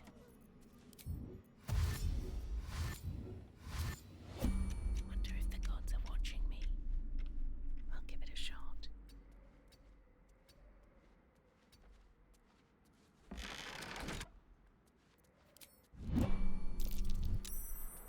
Don't waste a step.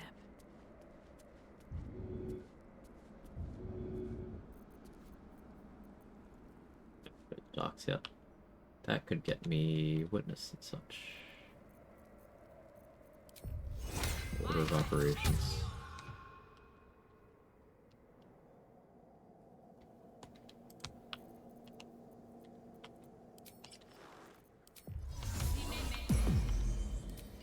Still breathing, despite everything.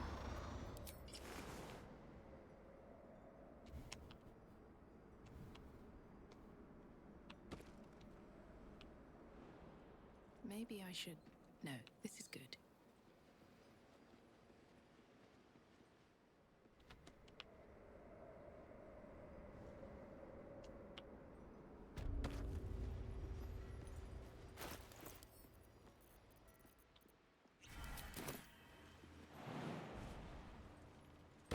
What BG3 classes would the boys be? The cats.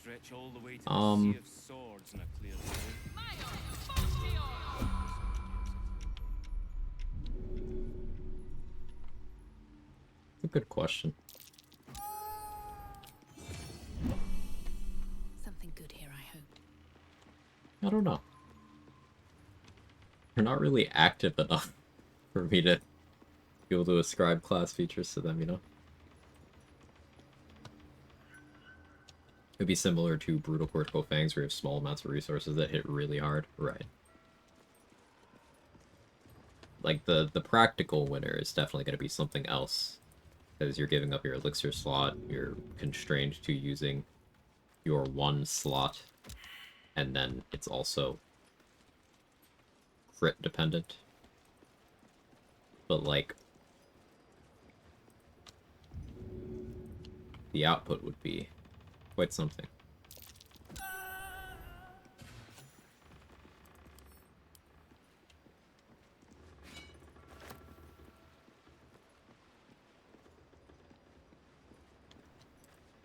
One of these guys in Toxic Parasite? Nope.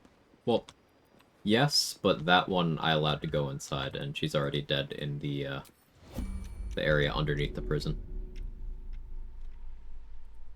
But the barrel I just picked up had 2 tadpoles in it. Well, 3. 2 are usable, one of them's killable.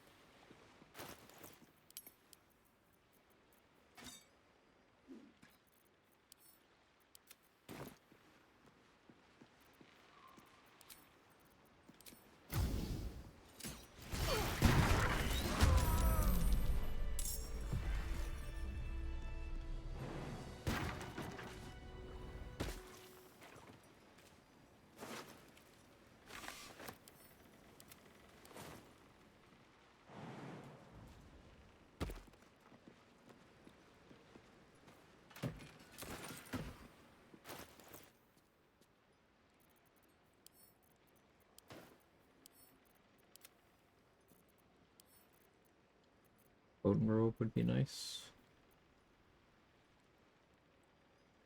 Don't really have the means to deal with scrying guys super efficiently right now, though. So I'll throw them. Regional Lock Act 1, how far off from level 8 if you save the exploration XP till 7, kill everything, and optimize XP? How much coal mining would it take? You would need to do like 2/3 of the level of coal mining. It's not close.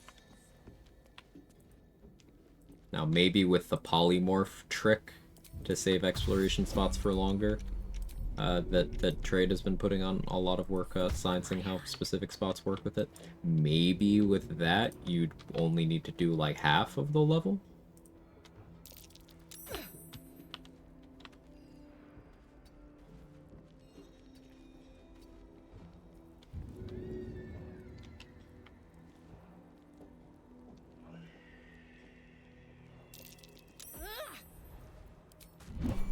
And yeah, it's also non-region tribal coal mining.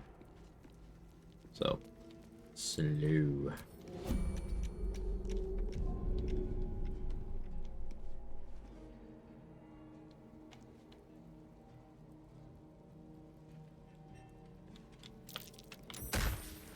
being arrested for...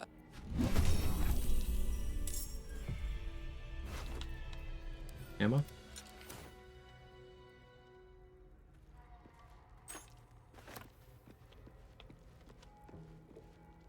Very good feats to default if you don't really need anything specific. Scrolling through my options, nothing looks great. Party of Alert. Tough is something I grab very frequently. I like Tough a lot. If you have heavy armor proficiency and plan on wearing heavy armor master is incredible.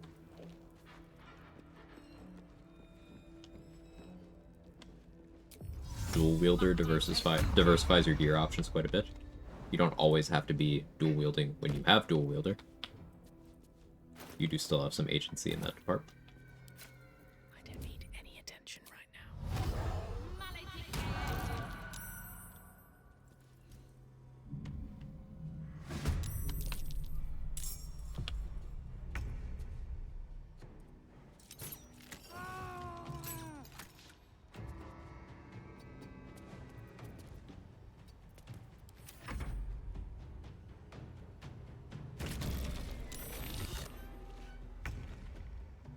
What path lies before me? Better be cautious.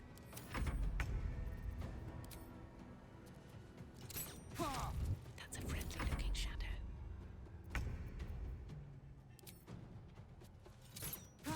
Just out of view. Well, you lucky? No. It's got some unfortunate downsides, in that it is a post-attack roll modification, I should say, which can cause things you influence with it to bypass your own critical hit immunity. Another step forward. So, like, that is a pretty big downside. Also, it's a very limited resource, and also, if you're using it for something it is good for, which is rerolling, enemy attacks in situations where you don't care about critical hit immunity, it's like a nothing burger anyway. You could use it to alter your own attacks, but you could also just get good accuracy.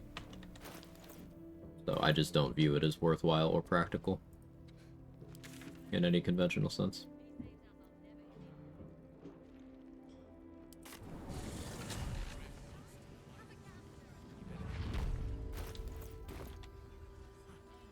How's the barricade coming along? It went out to do the ambush. It ain't pretty, but it can take a beating. I got it, fam.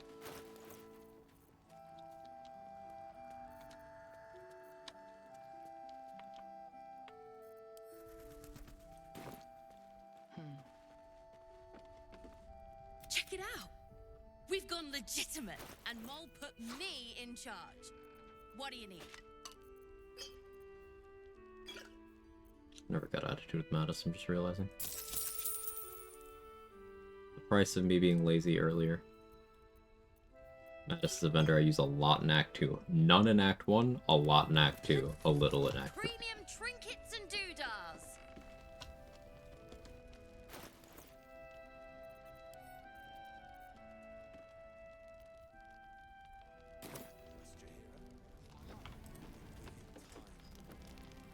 Oh, you're all right.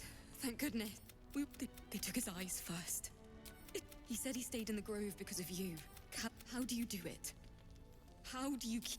If they're not dead, they're in... Just... Good time, good night, Sora. Jahira didn't save your rag. If you hadn't... You...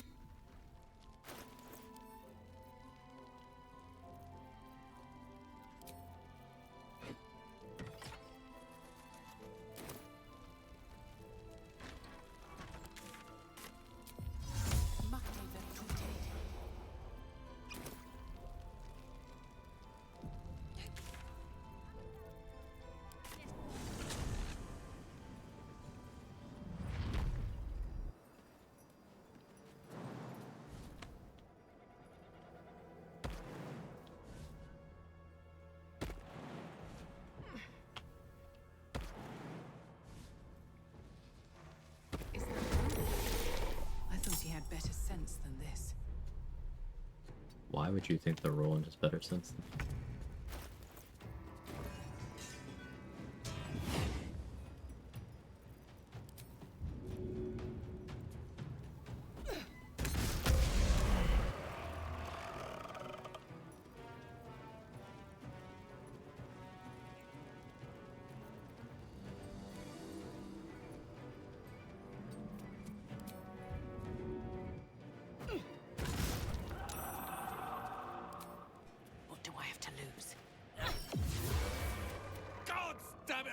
Instead, I found myself. Oh, I've.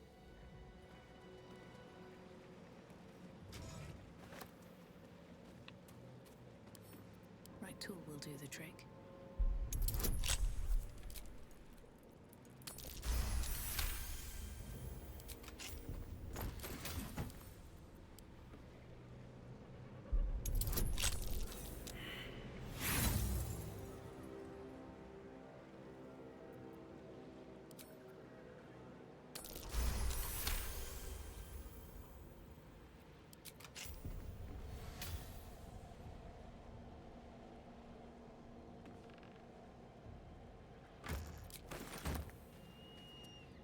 Let's have a look.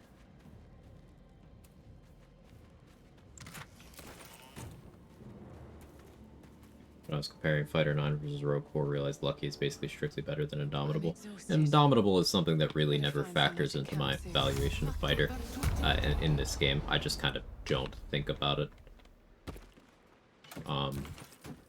It's just something you happen to get on your way to improved extra attack. That's how I view it. There is a darkness to these warriors that endures even now, long after their lives were spent. But who did they serve?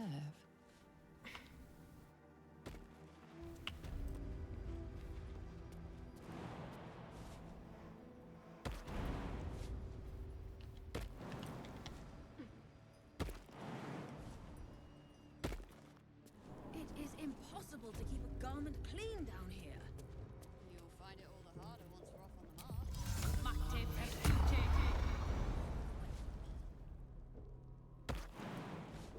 We won't let them win. Not now, not ever. Why don't you and Zevlor talk? If you're not at the absolute spec and core, why are you here? Good for your pair, Leah. Whatever.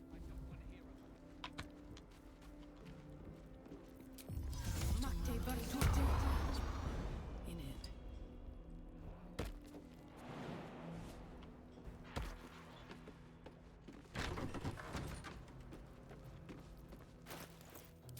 Okay, now we put on this.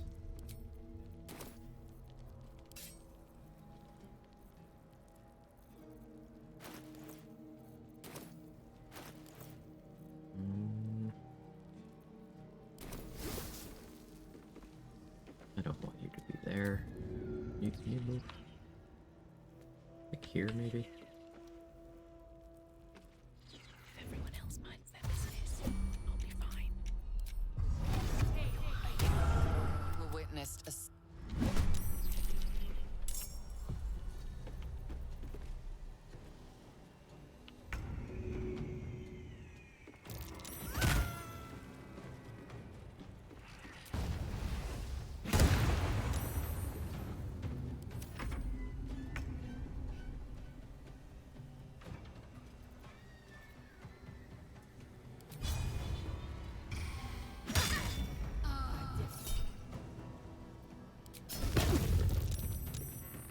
Not on yourself.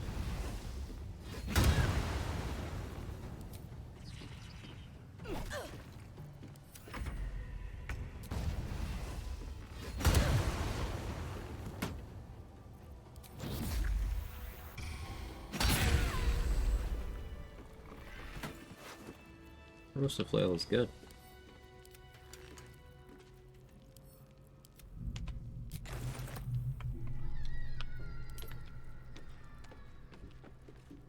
Can't slow down. Dazed Hellish Rebuke. Yeah. It applies dazed after the hit happens, so they can still react. It only prevents it on subsequent turns. These Tieflings have amnesia or something, no, you saved them grow. Why do I think you're with the enemy? Because they suspect that you are with the cult, considering you're talking to them, walking free while they're in the prison. I did this in the run of Danny too. What does giving the scroll do? Leah will cast it later on when we're fighting the Hook Horrors, defending Isabel from Marcus.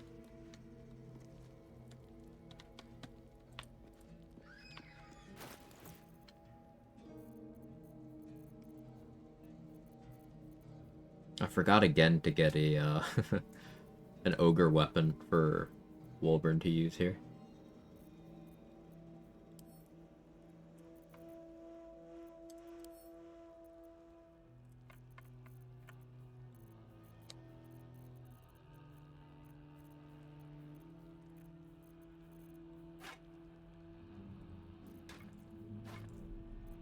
Good work. You, however, are the clincher. Hurry! He's probably holed up somewhere.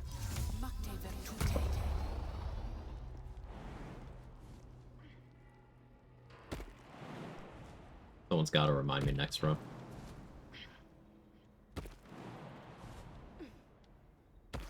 Ms. Warden, please arrest me and don't be gentle. I get it, Kels. The Warden can get it. I'm down for a little, excessive force. You know, just in her case.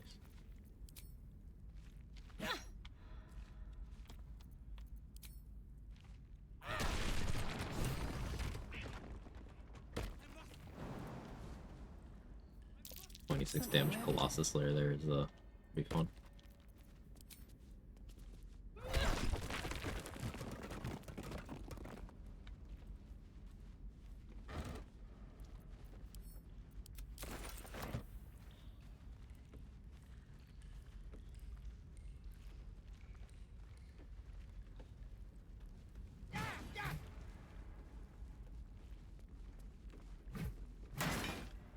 My plan for now is to hide out on...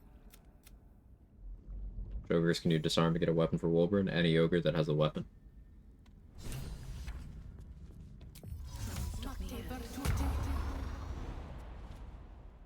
So, the one guarding the front door in the goblin camp. Good example. He's got that club.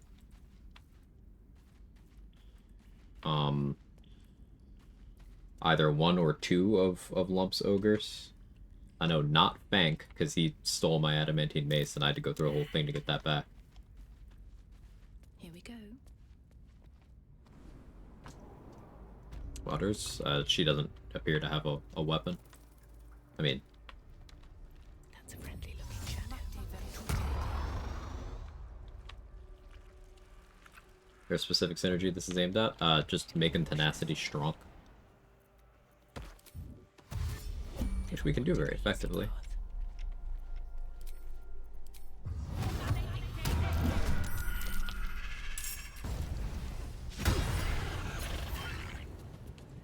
Like, we just hit 7 on the bludgeoning, 3 from Hex, 6 on Colossus Slayer.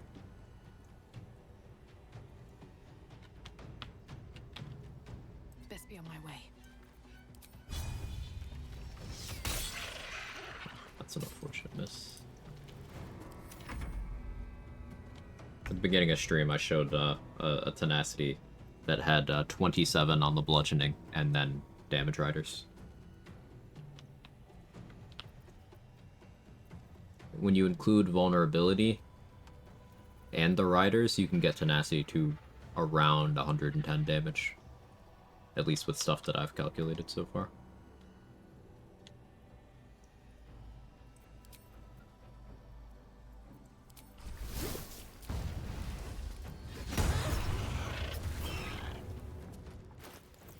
If I had Spell Sparkler in this hand, I'd be doing more.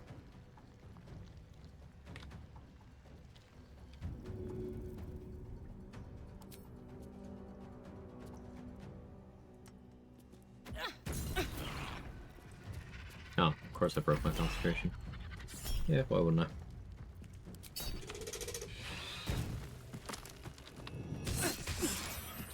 Sure.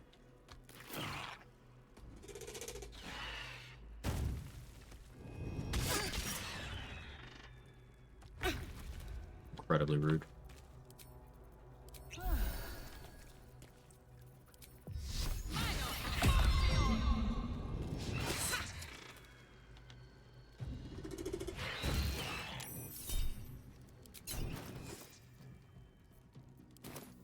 Oh yeah, I did take that Tempest Cleric level.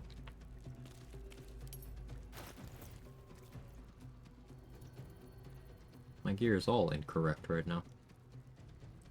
SMH my head. Let's go here.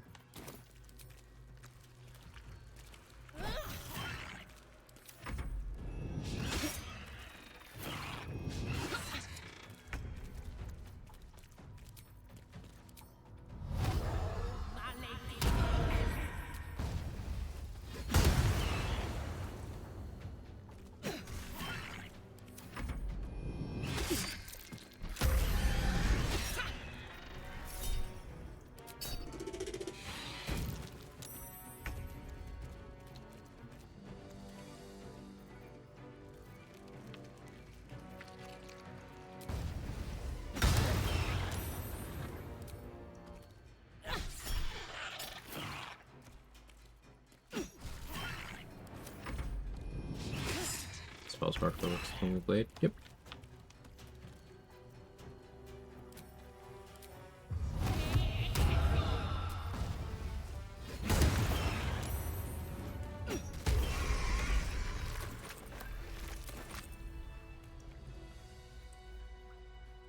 Hey, very well, Element. Thank you for the Prime and the 5 months. She's just a girl and she's on fire. Something over there. You look like... Back at it.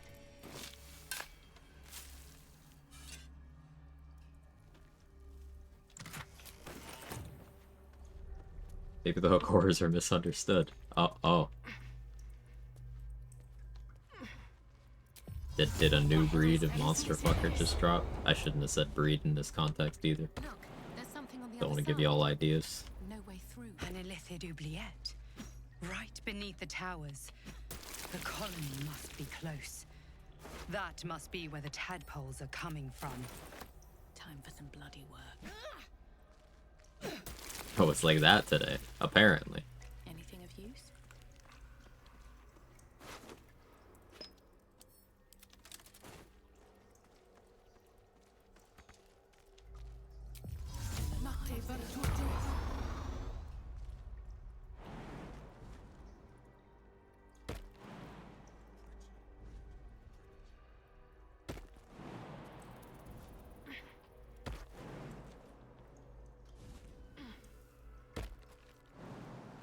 I should really do the early res stone on one of these runs.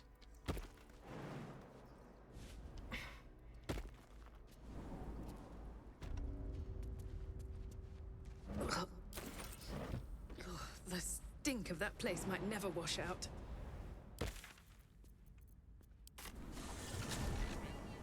Normally I don't turn in these quests for the prison break this early, but I do want the potent robe. That's gonna mean I do Grimskull Helm potent robe. The thing is, I currently only have 10 charisma, so it would only be 1 damage. We could get 1 more damage on tenacity with potent robe right now. With more Riz, that could go higher. Since I put the hag hair on my dex, I could still have 18 strength, 16 dex, 16 Riz if I wanted to. It's not a bad idea.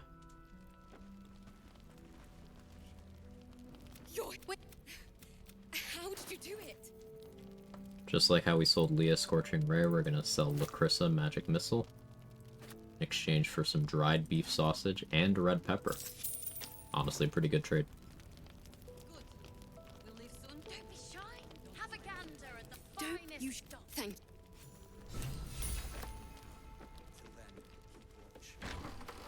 Did you in... We're all safe, Roland. No, thank you. For... You...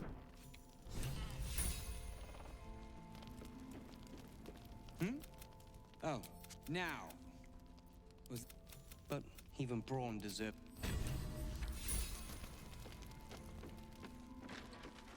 Premium trinkets. Find a way to bring Blurg to last light. He does like a good bargain.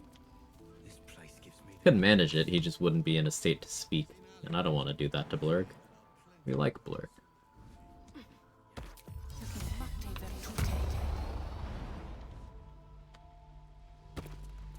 That is also XP that currently goes unharvested in almost every run. Blurg and Omelum XP.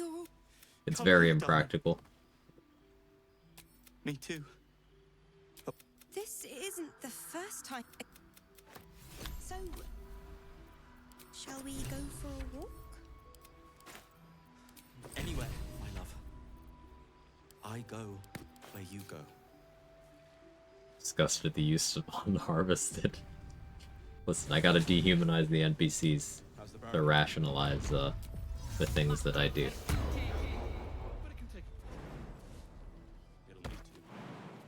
It's very 2025 of me, isn't it?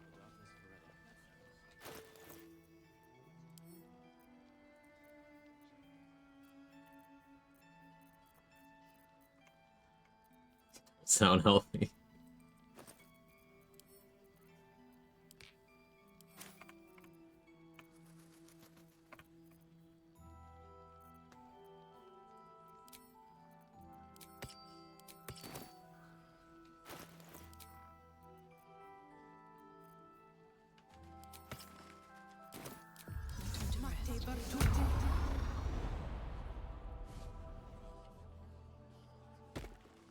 Almost landed on Vex's head. That could have been real bad for her. Just minding her own, a Dragonborn fucking lands on her.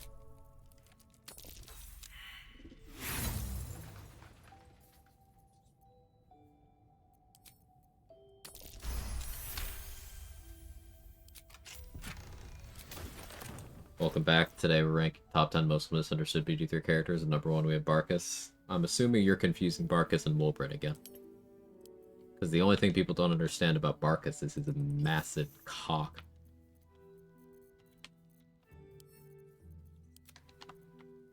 Well, that boy the butcher, because he's got the schmeats.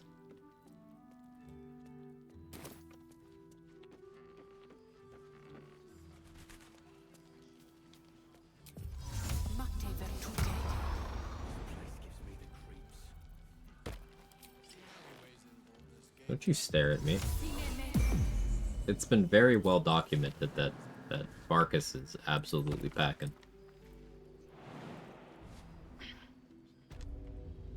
Always confuse Wolverine and Barcus. A lot of people do, which is why I assumed that was happening. And hey, I was right.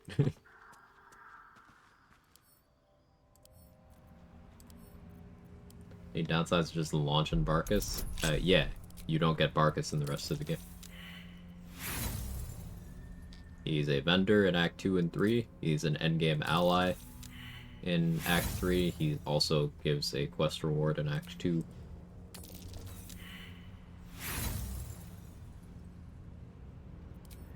Yeah. There's no reason to do it.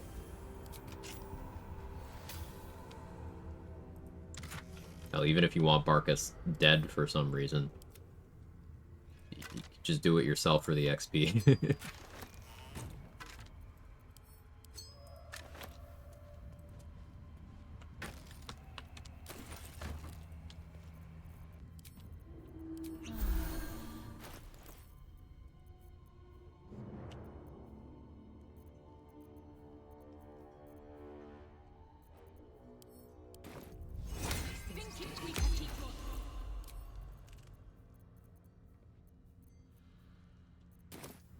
This calls for careful footwork.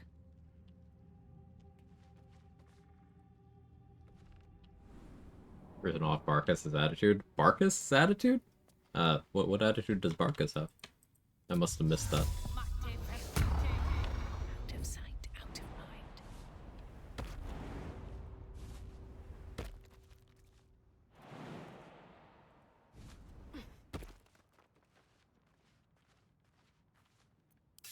Number 2 most misunderstood Blacketh. Well, that one's true, because Blacketh can't be bad because A, big lady, and B, somebody had to have mandated that Githyanki armor reveals the butt cheeks, and whoever did that can also not be described as bad.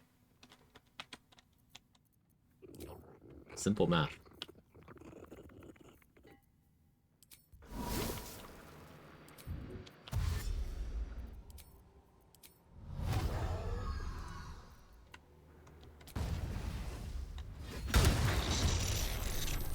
Meanlocks. Their eyes are sensitive. Light or fire is my friend.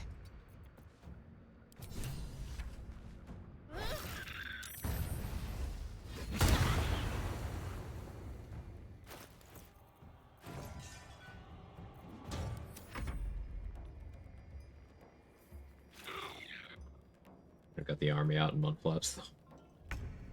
How do you think they jump so high? You need propulsion.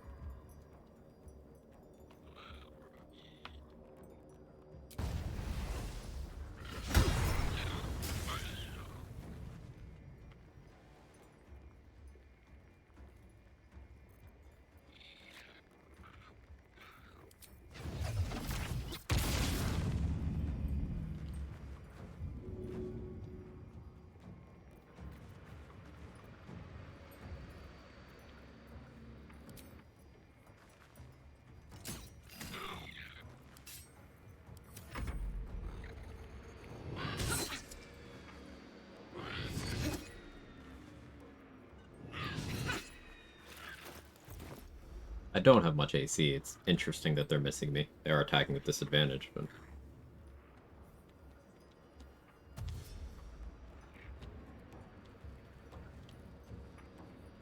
Low roll on the poison, sadly. Well, average roll, I guess. Hit it. Getting DC 10 is unfortunate. My concentration's not been holding up very well. Hey, maybe I need to go Stars Druid to protect my concentration in this run. That's a good idea. Does the light fire actually do anything on mean locks? Yep. Light sensitivity. While in bright light, this creature is disadvantaged on attack rolls and perception checks that rely on sight, and also they cannot teleport into or out of bright areas. So yeah.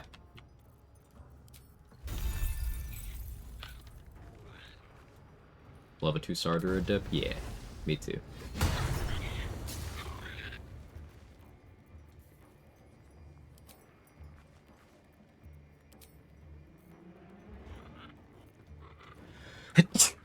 Excuse me.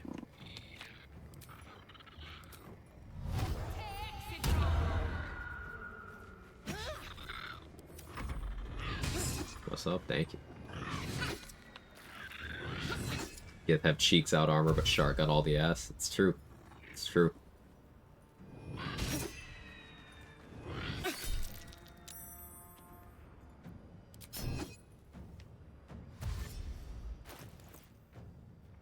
Wearing Rippling Force Mail, but they're just stacking up my damage reduction.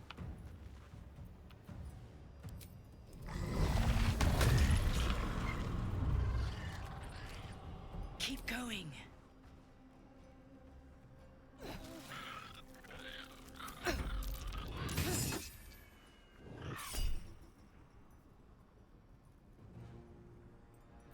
Sure.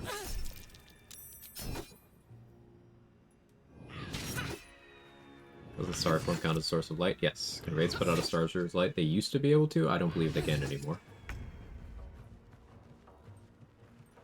So I don't think I've actually played with starry form since that hotfix, so I'm not sure. But they used to be able to.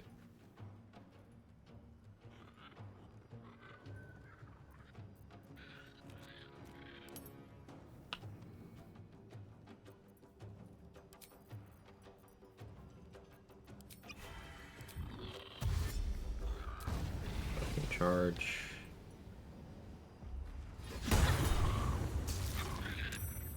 Tenacity.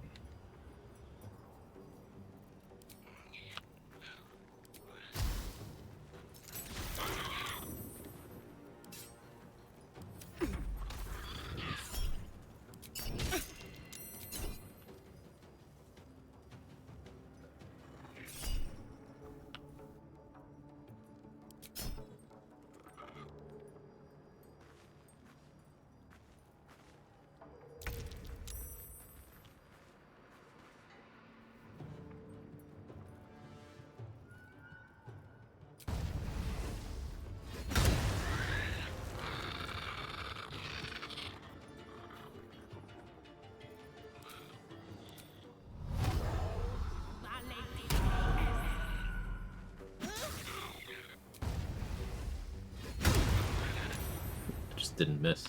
Okay. My concentration is go.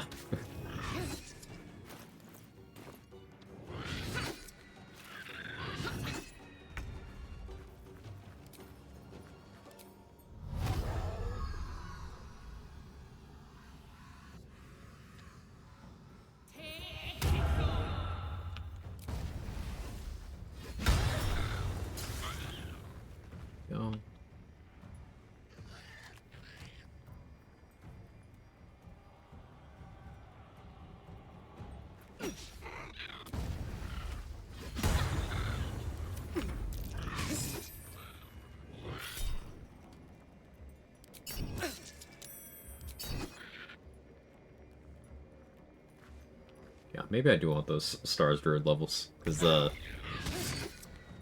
shit's annoying.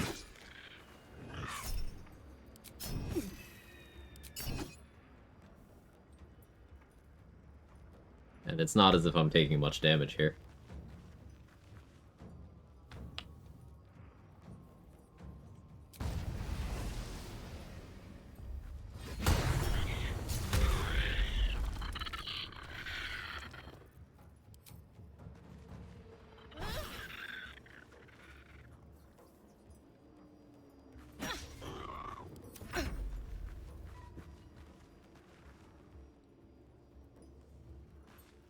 I don't know how much I want to lean into the potent robe thing, because, like,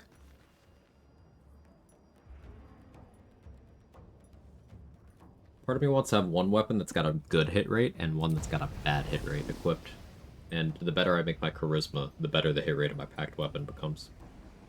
I don't really want that to be good.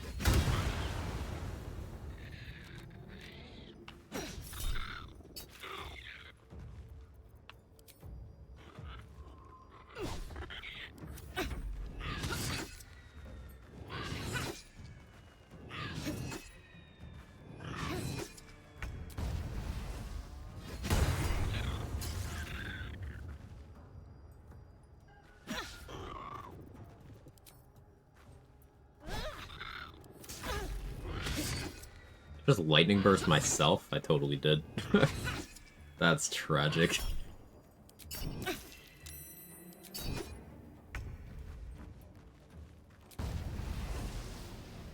course that one max rolled.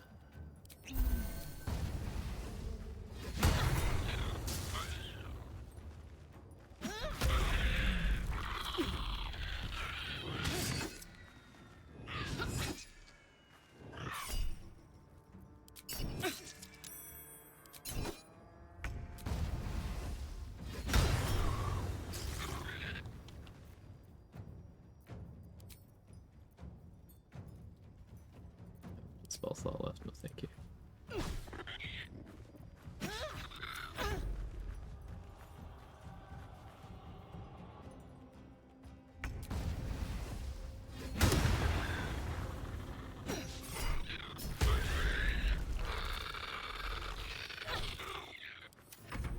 I just want to just kind of stand here. Like they're trying.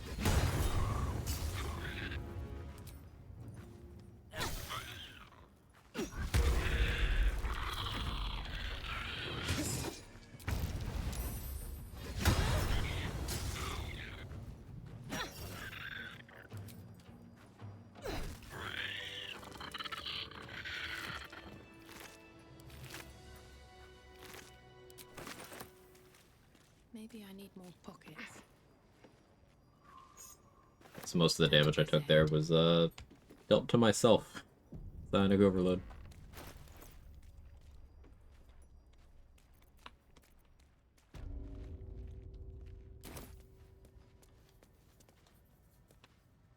Just gonna stand there and watch them burn. Mm-hmm.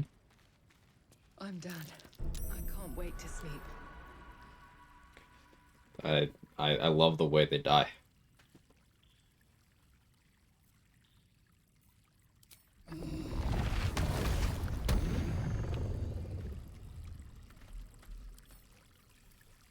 Can't keep me out.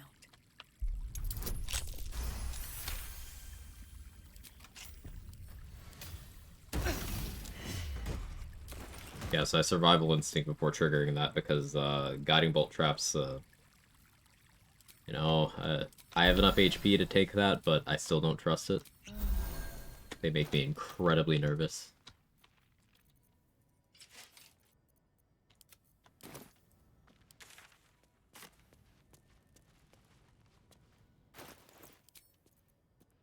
So Coruscation Ring is another thing I could trigger with Tenacity off of Booming Blade. 5.5k. I want to start doing Punch Drunk Bastard stuff soon. The problem is if I clear too much content before getting access to it, then like there will be less to do with it.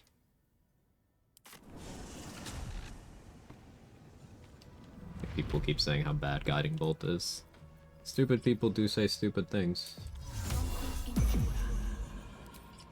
Like, it's very plain to see that Guiding Bolt is good. Look at the damage die. It's an attack roll. It gives advantage on the next attack roll. It is simply objectively good.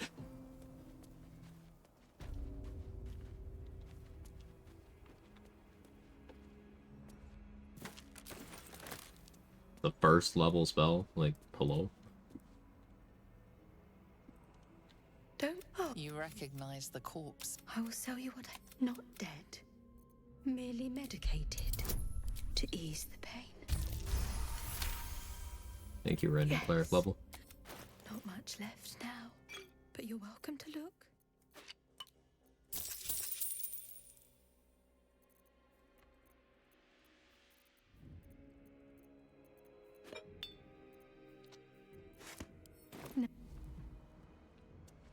They don't optimize stats chart once, they think they know shit. But the thing about that machine is it doesn't even make sense there, because chart her default stats, she has the most accuracy Guiding Bolt can have, and it is accurate. It's more accurate than the stuff that they're clicking on other characters, but they're like, oh, sharp misses. Like, ugh. I hate that stupid brain rot meme, because she's literally more accurate than everybody, except for Astarion. But Astarion's not more accurate until he bites someone. Bah. It's also an evocation spell. Yeah, it's incredible. But these Sisters of Pain zombies, never understood what they are. Yeah, they're zombies, functionally. Malice Thorm and his staff here at the House of Healing, even before the Shadow Curse broke out, they were, torturing people to death, etc., etc. And now they're just doing that while undead. Let's see.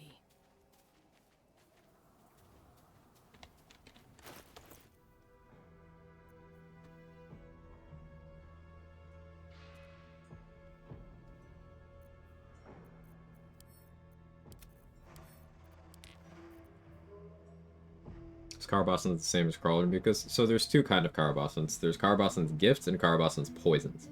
The Poisons are the same as Crawler Mucus. The Gifts are different. The Gifts are throwables that, and there's only 10 of them in the entire game.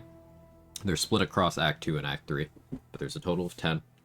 They impose vulnerability to slashing, piercing, and bludgeoning damage, as well as paralyzing. Used Sacred Flame on Goblin. Shark can't hit. Celasta 2 demo has an int scale fireball in their sorcerer too, which I found funny. What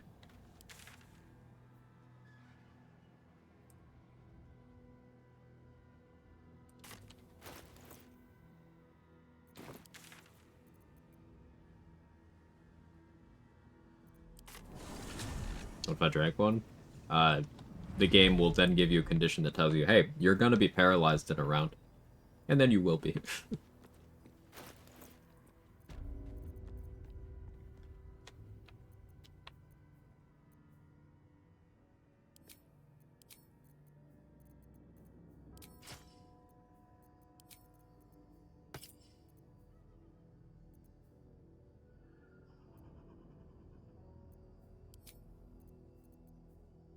Never bought the Whispering Promise.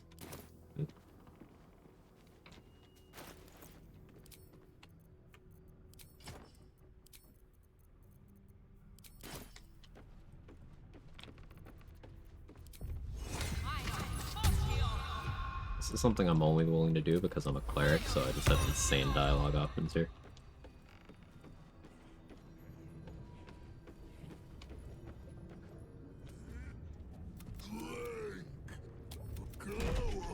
Leaning. Go on, drink. Make it drink. The lick. Now tell me a story. A fable. A saga. Guide me.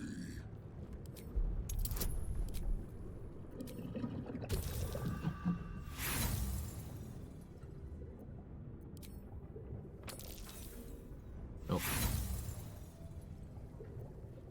We doing this? You ask, you drink, then you amaze, enthuse, astound me. Didn't really want to switch elixirs, but... Tell me of foes fell, villains vanquished. Beast, ask, question, make your query. With Cleric, you can put on Thaumaturgy for advantage on the performance checks, then you can switch between Guidance and Resistance for the other checks, and you also get a Constitution save option with advantage. So it's just, it's great here.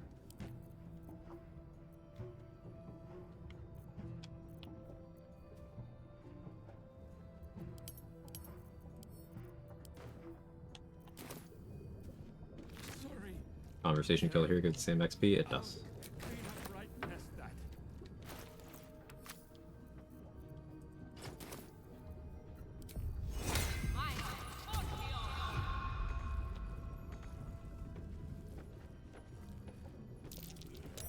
That's curious.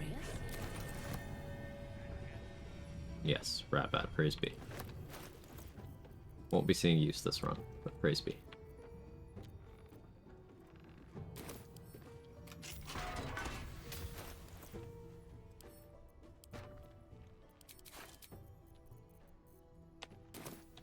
Holy object acquired.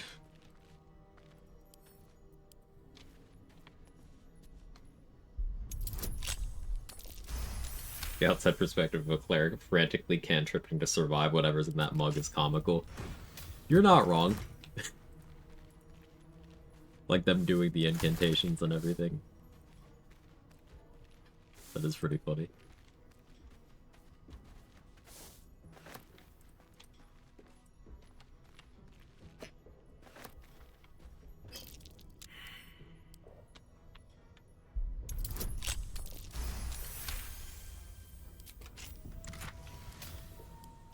Unstrung bastard. So, this is another tenacity weapon. This one's a two-hander. While you're drunk, you have advantage on attack rolls. You also create a blast with each attack, dealing 1 to 4 thunder damage for 3 meters. So that 1 to 4 doesn't get any damage boosts. I'm not sure that it's your damage at all. So it doesn't get like lightning charges, callous glow, or anything. Excuse me.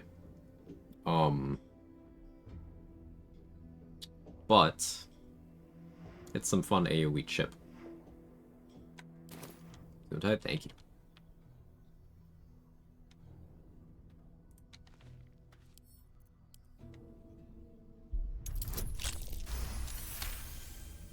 So I'm trying to think of the spec we do for that. Drunk Funk seems likely because at level 3 you get a feature increasing... Well, it functionally replaces your drunk effects with one that's got only benefits and lasts for longer. So it makes it a lot easier to use that weapon. So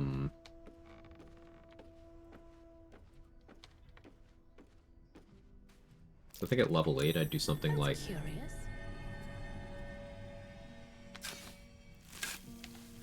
4-3-1.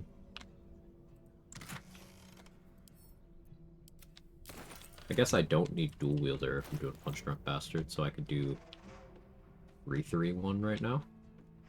3 Hunter, 3 Monk, 1 Warlock.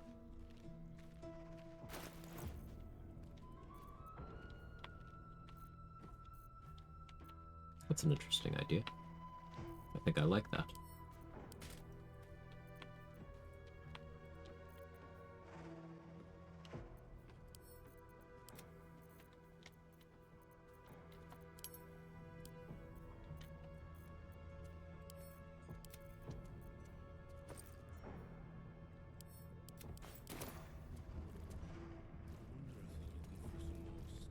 Paladin, because you'd have to be drunk to pick it. Well, here's the thing, Bashet. Paladin might make an appearance in this build, because if my intention is to miss, well, Thunderous Smite does not consume a spell slot or my bonus action when it misses. Yet the tenacity triggered by it would still count as a spell. So it would be a way for me to get spell tenacity without necessarily needing to do Booming Blade. So for one action, I could Booming Blade, and then let's say that hit, I would have the option to click Thunderous Smite. Miss that. And I wouldn't have to break my concentration with something like Ensnaring Strike.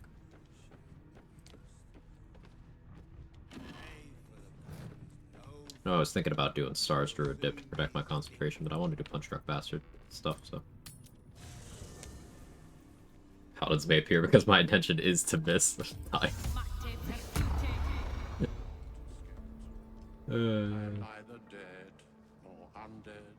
Listen, it's in the build command.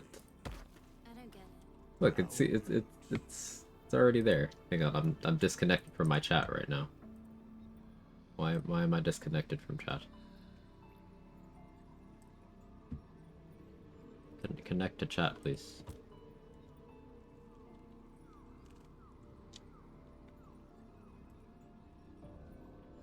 You know, that's really weird. Yeah, I totally didn't see your message in OBS, Ansel, because I wasn't connected to chat. Twitch, fix your shit. Can I touch your face? No. This vessel Wrong is. person. Sorry, Brett. Wrong short person. You find Mum and Pops? I don't believe you.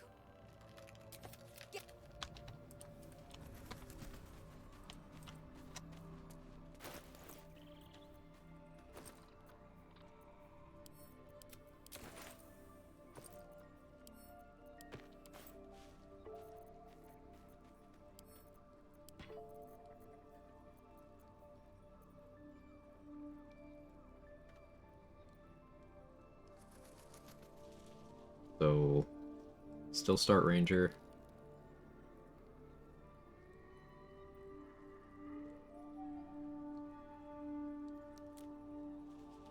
Yeah.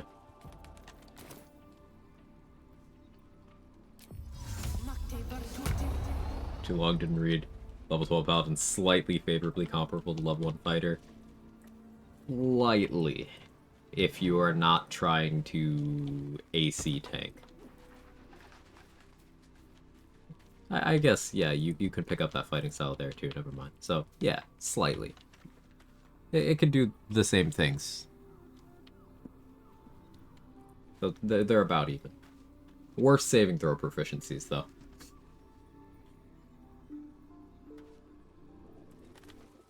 Thou hast now a bosom companion. Hey, Dost Gideon thou stuff. require a new...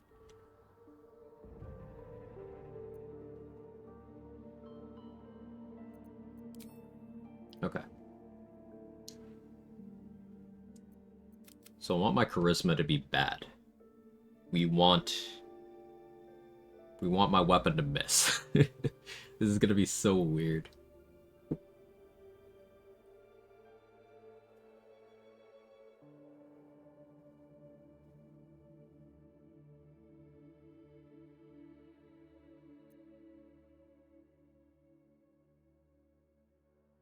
Do I take...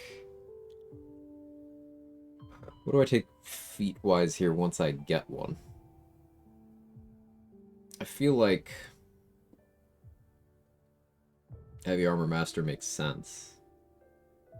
So that could help me get my strength up to 20, and I get some damage mitigation.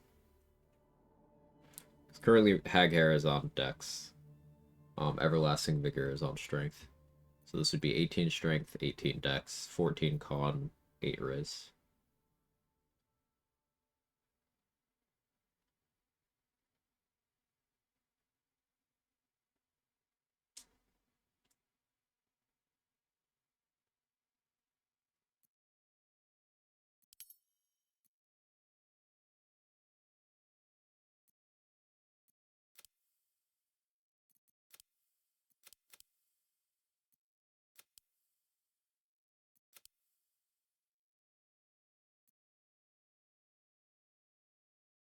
No, I think I just stick with the same. We go Wisdom. Because I can go Monk after the Warlock level. Yeah, we do that. We'll get Insight Proficiency.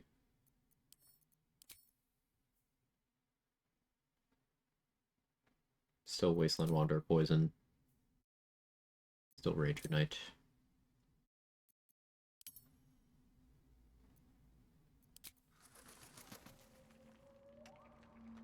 KSI for more strength. Good joke. I enjoyed it.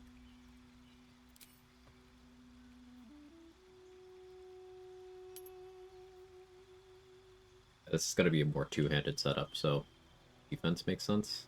Missing out on two-weapon fighting for my hand crossbows would be a shame. What gear do I plan on wearing? I don't really think I want to do Helldusk here, though maybe just defense Helldusk is a vibe.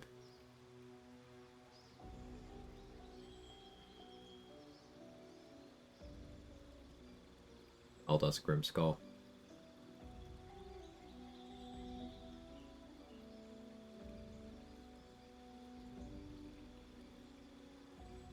I'll do that. Adamantine Splint is better, but I'll do it this way anyway. And I think I'm going Hordebreaker instead of Colossus Slayer.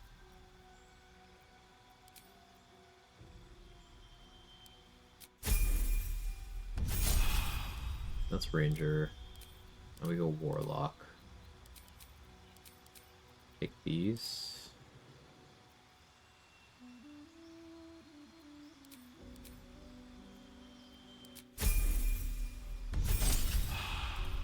Now we go Monk.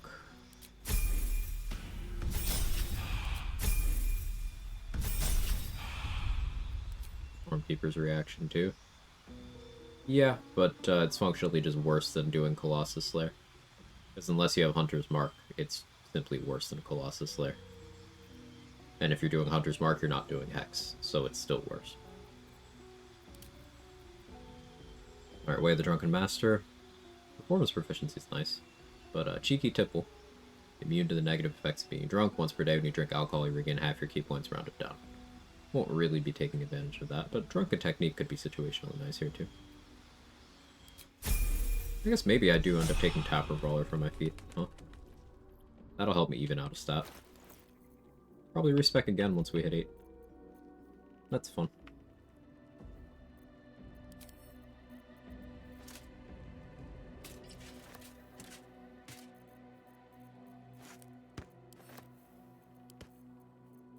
Alright, 24 AC, be 26 once we get Shield of Faith again.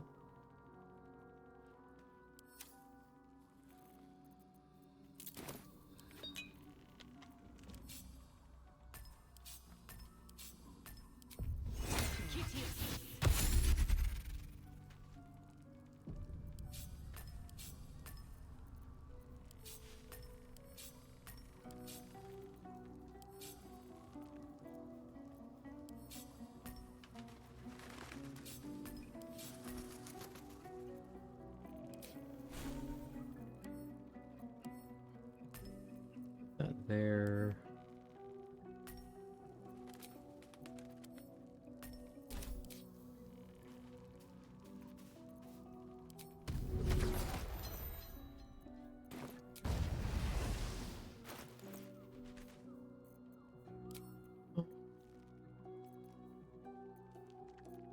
Palace Glow would be nice, but be okay.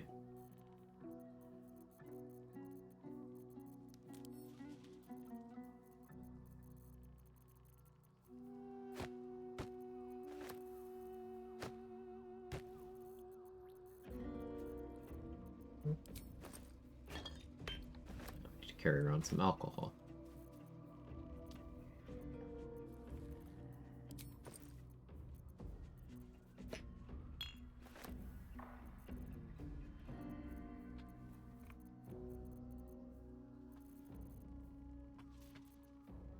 That should do for now. I can love carrying around alcohol, hell yeah.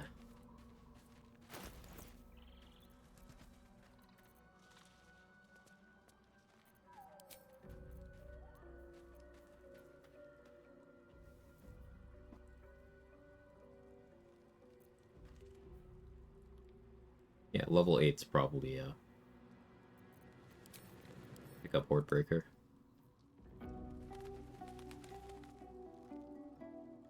So my unarmed strikes right now are going to be Dex rather than Strength. Yeah, I'll definitely want that respec, but that's what I needed to do right now. We're going to try this out. Where should we test drive?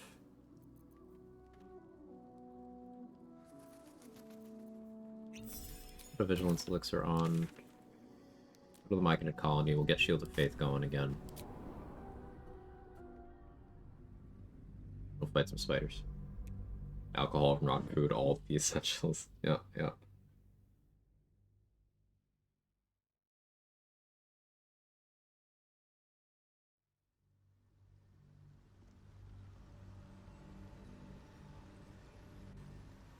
Public intoxication.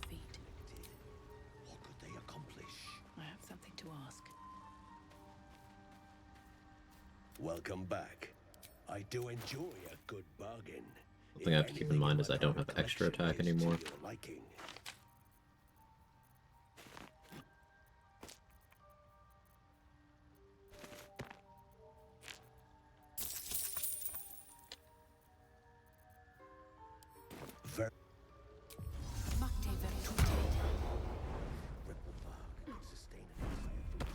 And I won't for some time.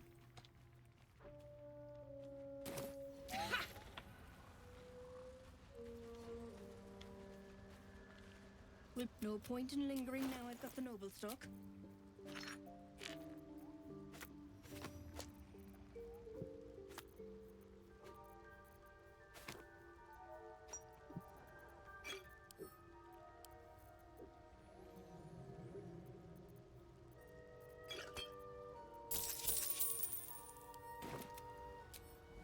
Better wait till the hubbub's died down.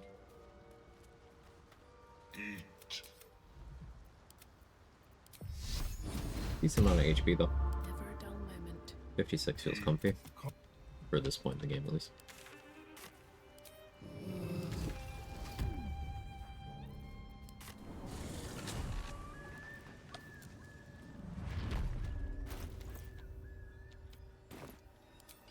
Best be on my way.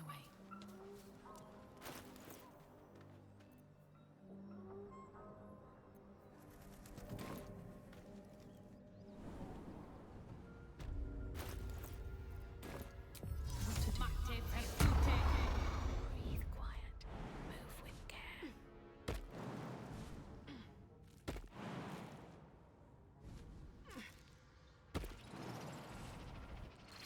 Have to keep going.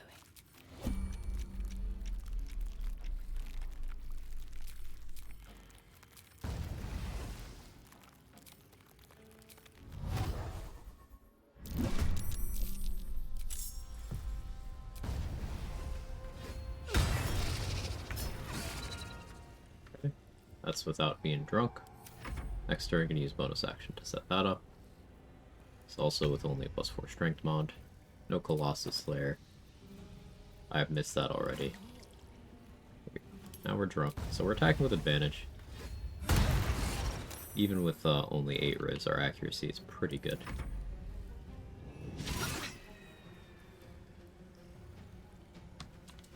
That's okay, it creates a situation where either way I hit, I get something.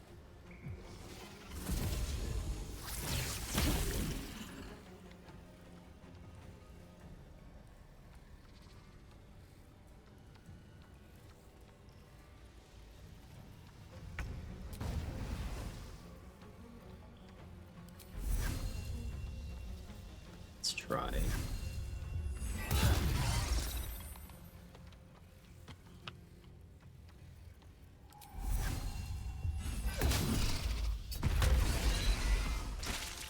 That's juicy. I liked that. Time to press ahead.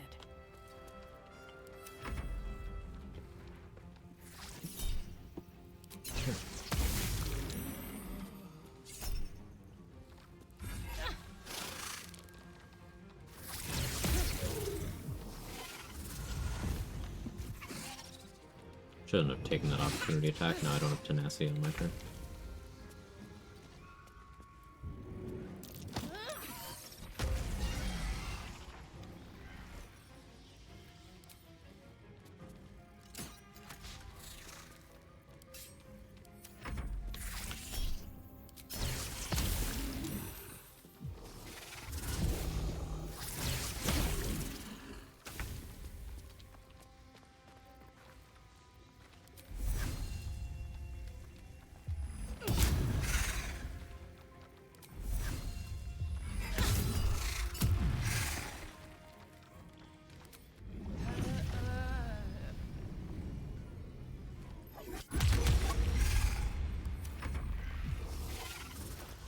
Broken technique.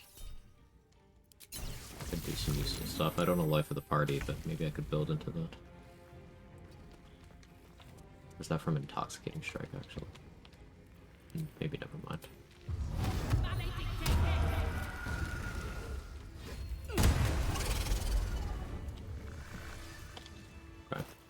Intriguing so far.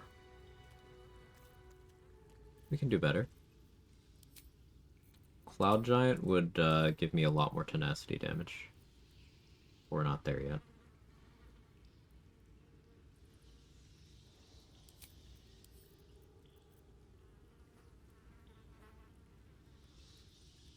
What are the order of events here? We're gonna find out. Softer than a whisper.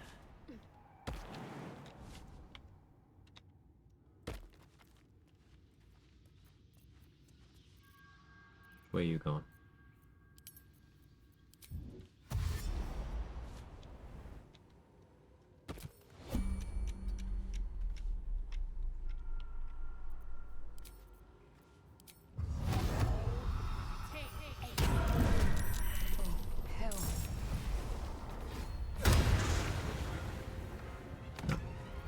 Do get the favorable order. That's neat.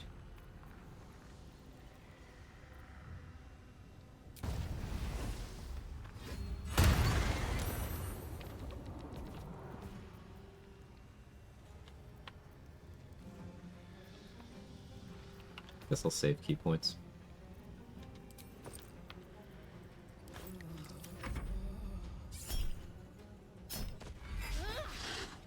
I need to not do that. Taking opportunity attacks is a bad idea.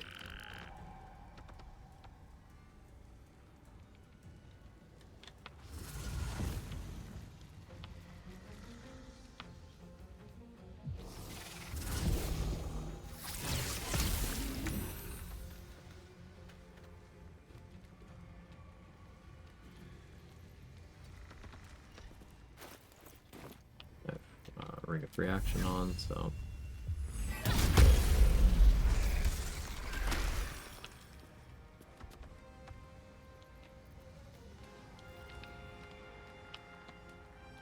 Breathe deep and move. yeah, I'll punch you.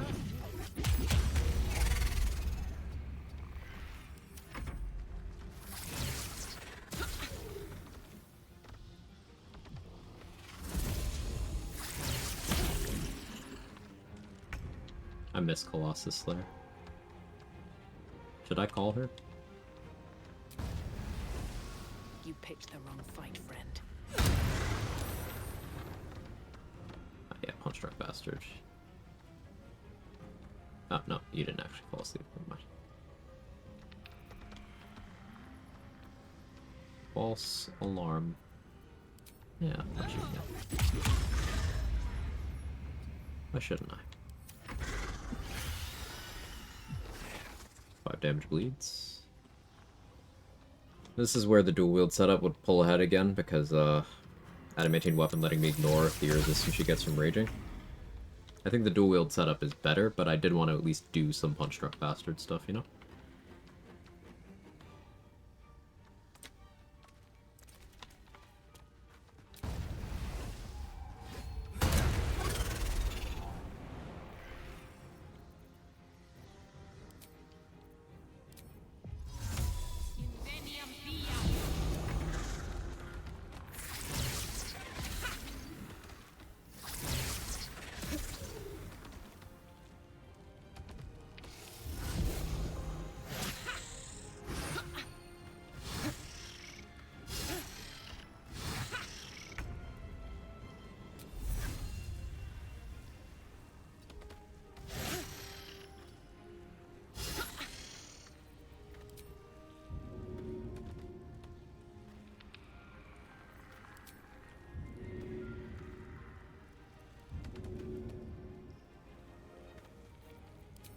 Come on, don't stay idle.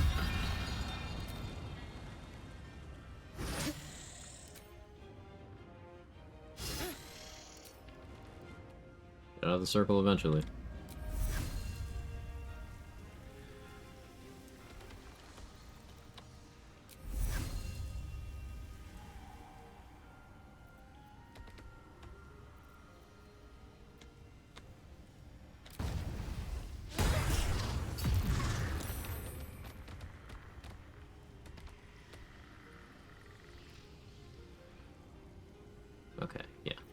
So, drop poison's a nay on this. Good to know. Yeah, homie data.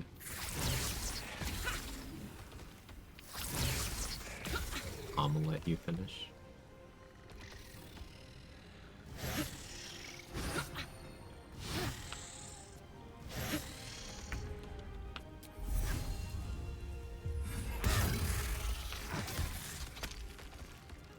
Hexblade's curse over there is nice.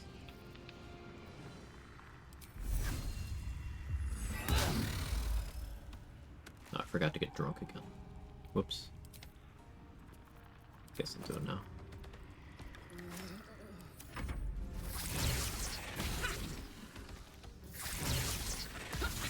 Fun thing you can do once you get the Amulet of the Drunkard in Act 3, drinking alcohol kind of acts as a healing potion, because the healing that you get from getting a drunk condition applied to you will happen immediately.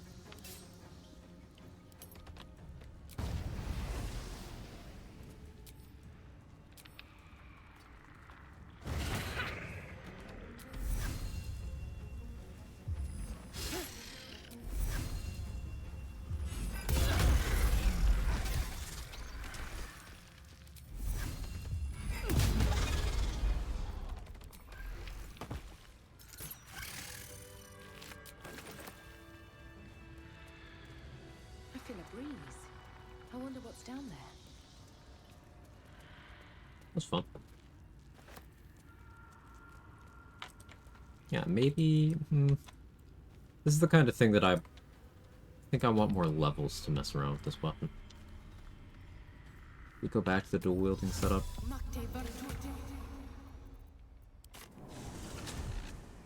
The question about the Raphael trick, you knock him out and not kill him? Yeah, you can't kill him. Like, you don't have to worry about, oh no, I did it wrong, because if you don't have non-lethal on, he'll just be at 0 HP and nothing will happen. And the game does not allow him to die before Act 3, so it doesn't affect anything about the story at all.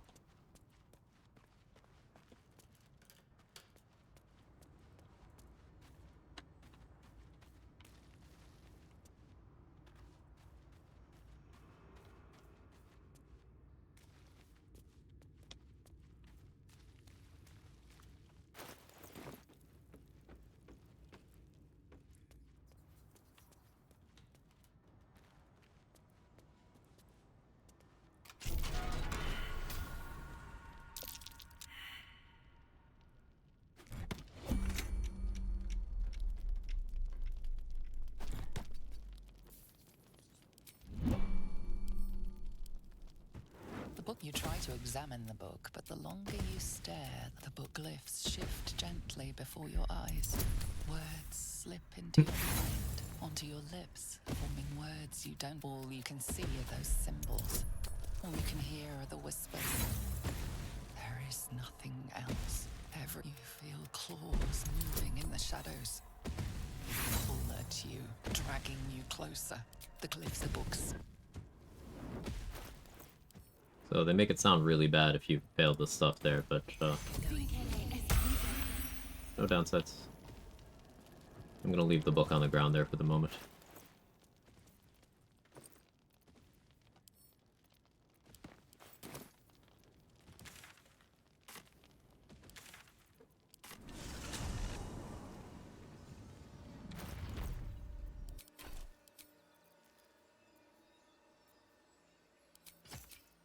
Alright, brief drunk buck was fun. Let's go back to the comfort zone. Very well. What about Corilla? Corilla also can't die before Act 3. She follows you around throughout the game. You can find her in 2 different places in Act 1, 1 in Act 2, and 3 places in Act 3. Yeah. 3 places in Act 3, not including the House of Hope, where you can also find her 2 different places. But yeah, Raphael assigns Corilla to just follow you around throughout the game. Is that how you get Infernal Robe? No. Infernal Robe is from killing Karlach for Mizora.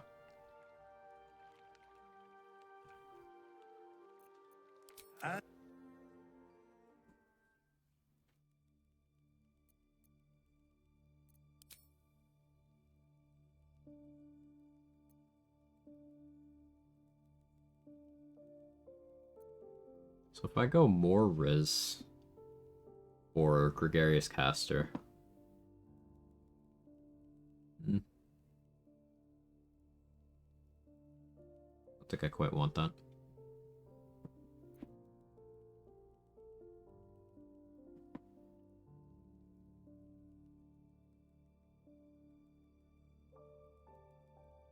Currently I'm level 7.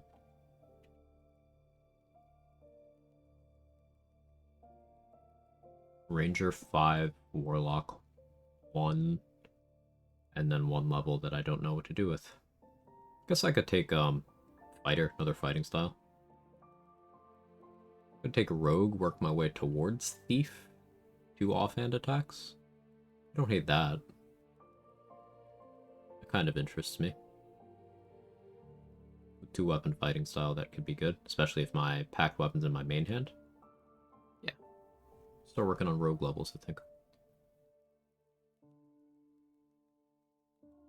I could go 4-3.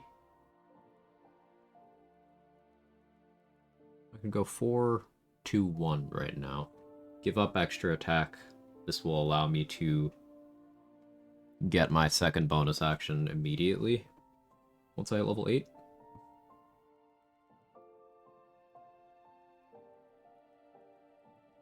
No. We'll just go 5-1-1 right now. Level 8 I'll get bonus action dash, which plays nicely, yeah.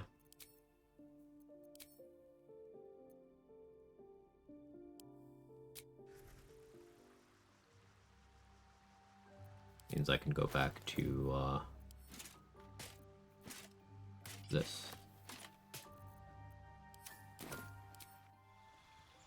In the chime for a failed perception check in this game is the equivalent to your DM going, hey, what's your passive perception? 13? Okay. I don't agree. But maybe that's having the game knowledge. Perception just kind of doesn't matter in this game.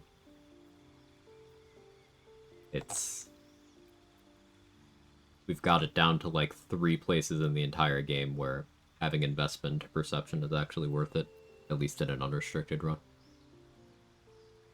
And even then, in a completely unrestricted run, doesn't matter there, because you can just throw 20 bodies at it until someone succeeds.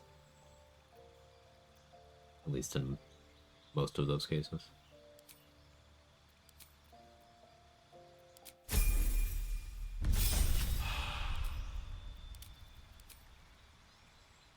Missed you, Colossus Slayer. Got Uncle's hair? Yep. We put it on dexterity.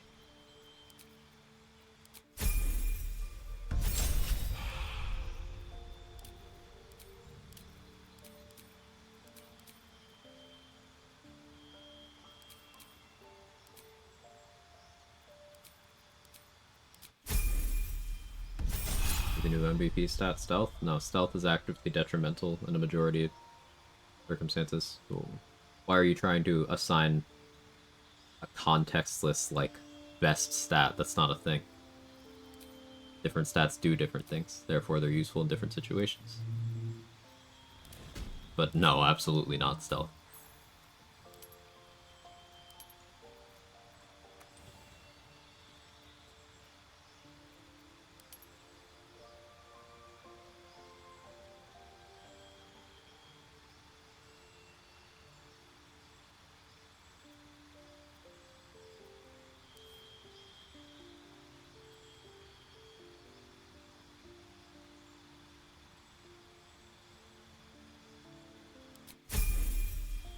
Curiosity, like in D&D, perception just kind of accidentally becomes king.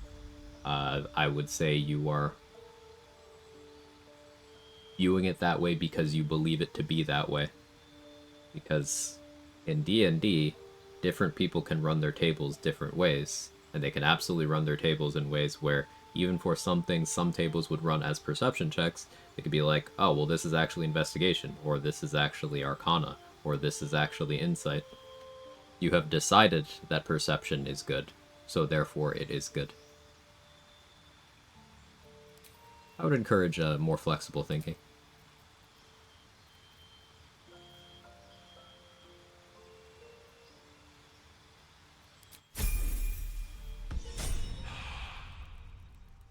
I'm trying to argue. I'm not arguing either. Always room for more. I'm just right.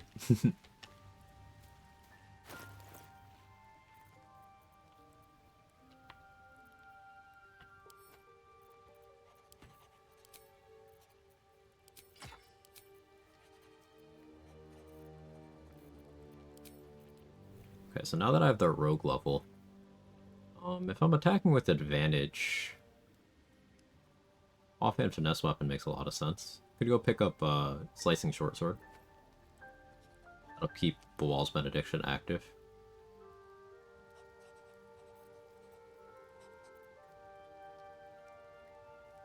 Offhand Fowler is interesting.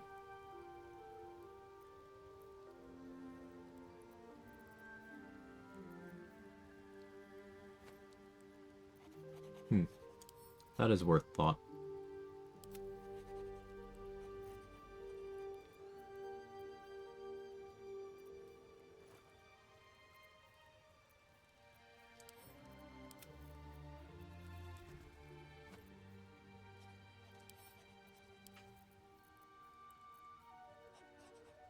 Hunter's Dagger is pretty good there. Put this for now. Felt like Larry had tried to follow that philosophy early on, then gave up. Say hard pistache is nature check and not perception. Yeah, like there's a few weird things. Like there's even one dig spot in Act 1 that is perception and not survival. But ultimately, whether it's one or the other doesn't matter, because for dig spots you can always just dig if you know there's a dig spot there. You can just dig until you get it. So even if you haven't played the game before and don't have the game knowledge, if you see a failed survival check, you know that it's most likely a dig spot.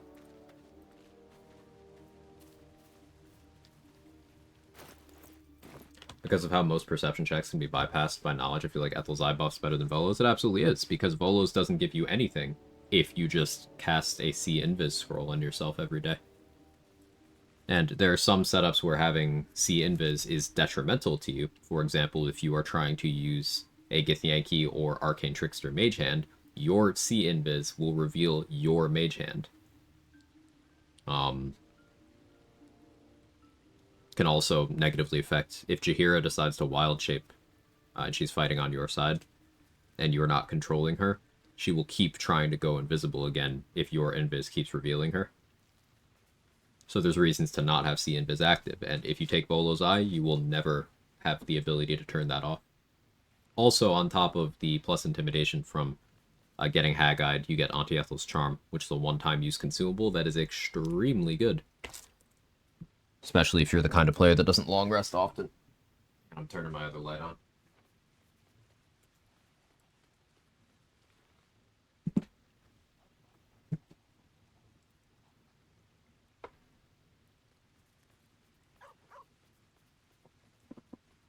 Found a method to get Hag's Eye on Will. Ooh, tell me more, Ted.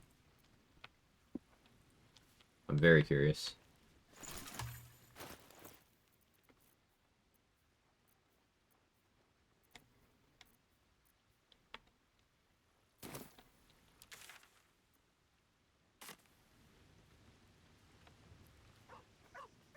Disguise self before first interaction in Tea House. That simple? Amazing. I'll have to try that.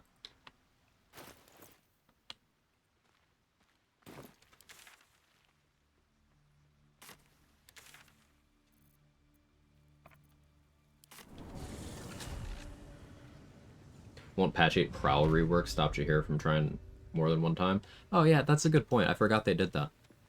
Yeah, it might actually be fine now for that purpose.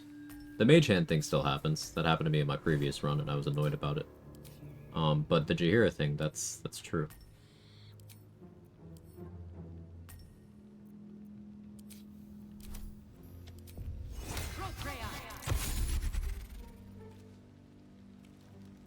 Side note, it's been very cool to watch you build craft in real time. We'll usually catch the tail end of runs where you're pretty much fully online, seeing this side of things is neat. Learn a lot about how to think about builds. Yeah, I'm glad. Sometimes I'll try a concept and I won't be quite satisfied with its performance, at least with what I have available to me. Like the Punch Drunk Bastard setup that I was doing. That could totally work. It's just... I prefer doing this right now. Talk to her, she'll tell you to go away because you have one eye, then disguise yourself into something else and talk again. She'll ask if you want the deal. And you did it, and she went through with it? Yeah, that's awesome. See, always learning, and Ted proving my hypothesis that everyone likely has some scrap of information about the game that might seem second nature to them that has everyone else going, oh shit, I gotta do that.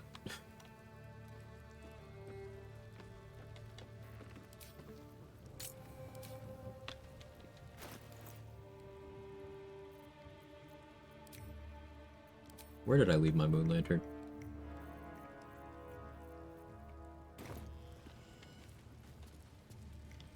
How you doing, pal? Looking for... There is, lots. But I've got scavenger's rights, so it's all mine. Unless you're willing to trade for it.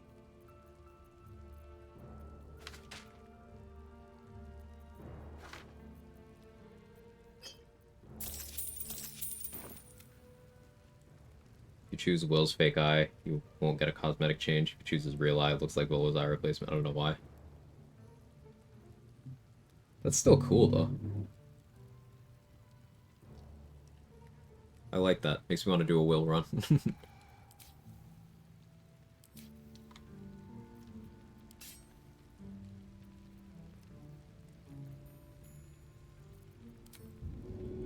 need a little extra edge. Just out of view.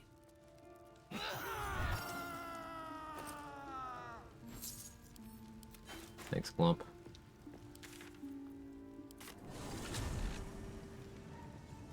Can you do the same thing after getting Volo's fake eye? That's a good question. I don't know if I would want to, considering getting Volo's eye removes Volo as a vendor until you rescue him again in Act 3. But if you were to save Ethel for like a really late, to the point where you don't care about having Volo as a vendor anymore, I think you could create a case where that's beneficial. So, still worth looking into.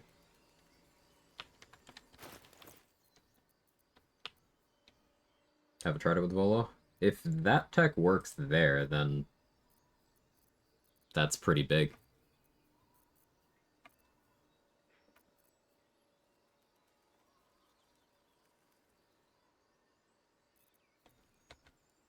I don't remember where my moon lantern is.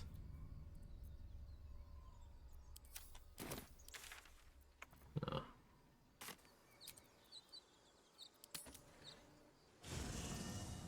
Gonna need to do more long rests and other maps. Thirst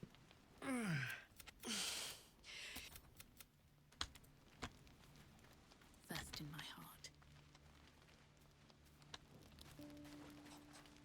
Your mind Gods. She makes a mockery of everything the Black can already feel her scheming. Fail. And I made a mindless blob. I always knew what my future held. Got your mindless blob right here.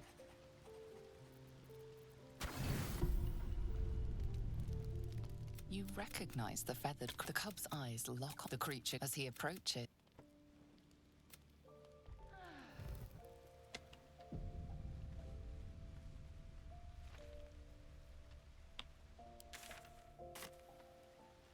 Scratch his ball. Dog pants through a ball held firmly in his mouth. He relinquishes the ball. It is well.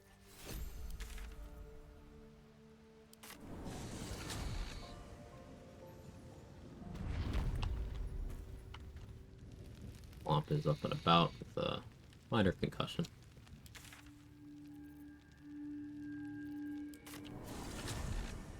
Let's go back to the Myconid colony. Let's get our Shield of Faith going again.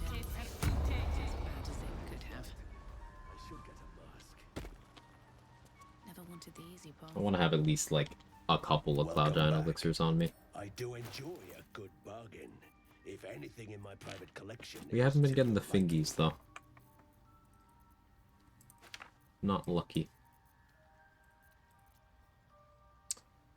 Getting Azer Hammer could be pretty good, now that I think about it.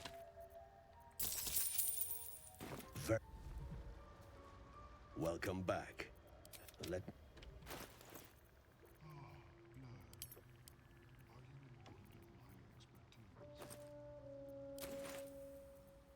not I, but our guests.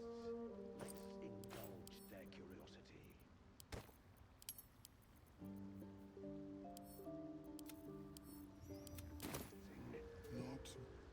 If I told you found an interpretation of game mechanics abuse situation where inspect button is an abuse, makes perfect sense. What are you thinking? Something like, the Mayrina Ethel thing? Or something else?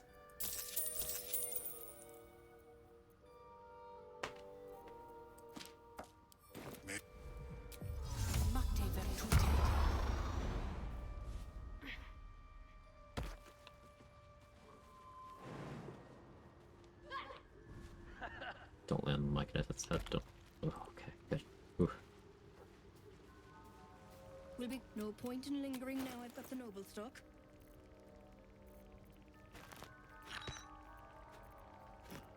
Where's all the fingies?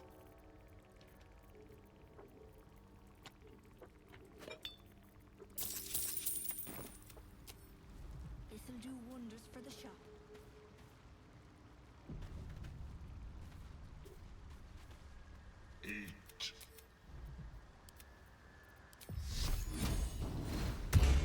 I've got a long road ahead.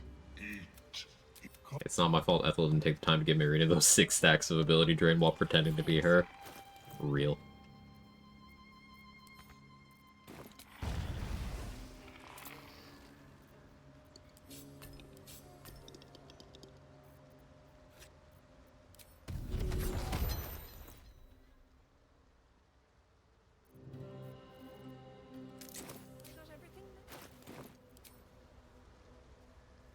You look like you want to say the magic words, like I think I asked that question some time ago. This time got enemy justice in Moonrise Towers. Can I somehow get rid of it? No.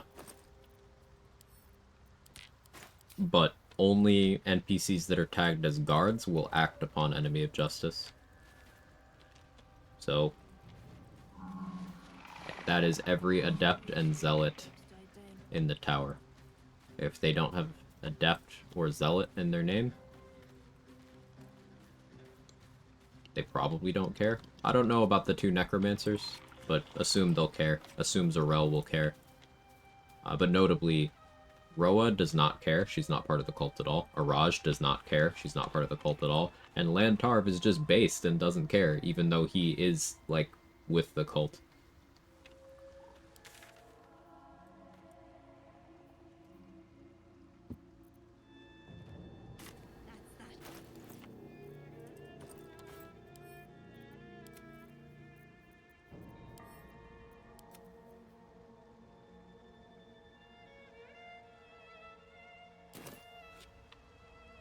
I think game and layers, lore layer, where you're, say, Shadowheart, Amnesiac, worshipper of Shar, on a mission to retrieve the artifact, and there's mechanics layer, game's way to adapt lore to rules.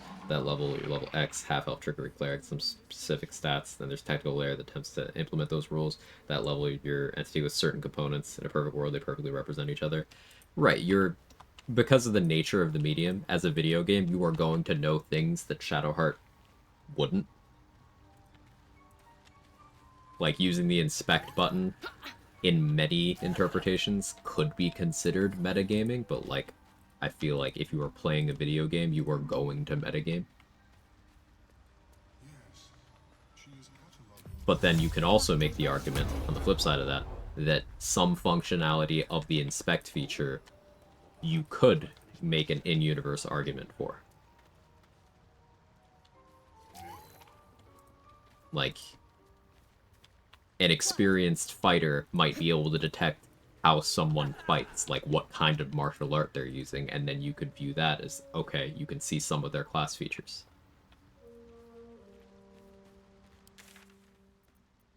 It's an interesting thought experiment.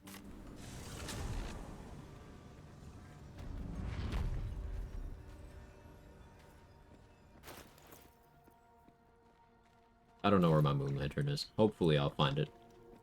Hopefully. +4 initiative right now. See how it works out. Not fixing that. Don't want to draw any attention. Okay, turn around. Can't risk being in open view. You attacked someone.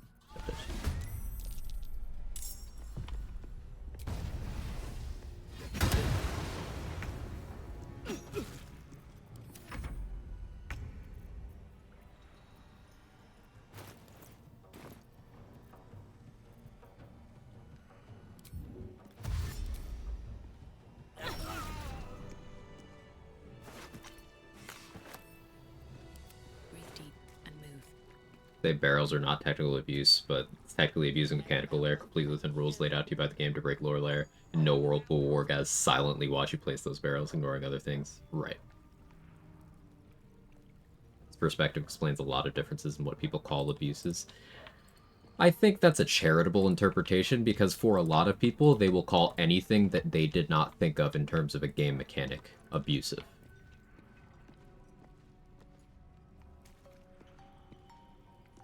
Like, you can create a pretty good in-game, like, lore or flavor thematic argument for, like, a stealth archer who's attacking from a dark area outside of the turn order, succeeding stealth checks, and they keep shooting.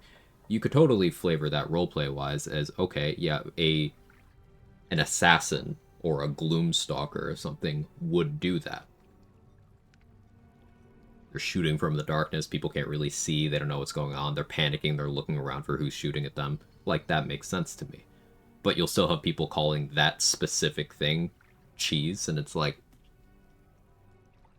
It's literally the description of those classes to do that.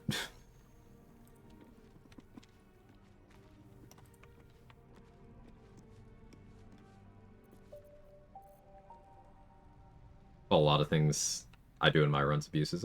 Yeah, I mean, it's totally a subjective thing, and sometimes I'm not even consistent with what I label to be okay and not. But I am definitely focused on the technical layer. I want to push things to see what is possible. Softer than a whisper. Anything to that absolute talk, do you think?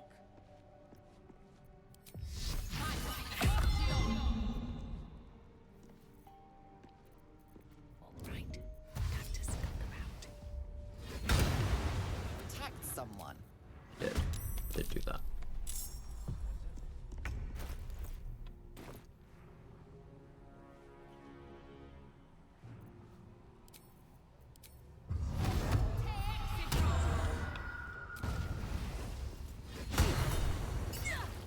Morgana Evelyn is proud of her cheese play because she views this stuff a lot like how I do, where it's like, okay, knowing what you're doing isn't cheese.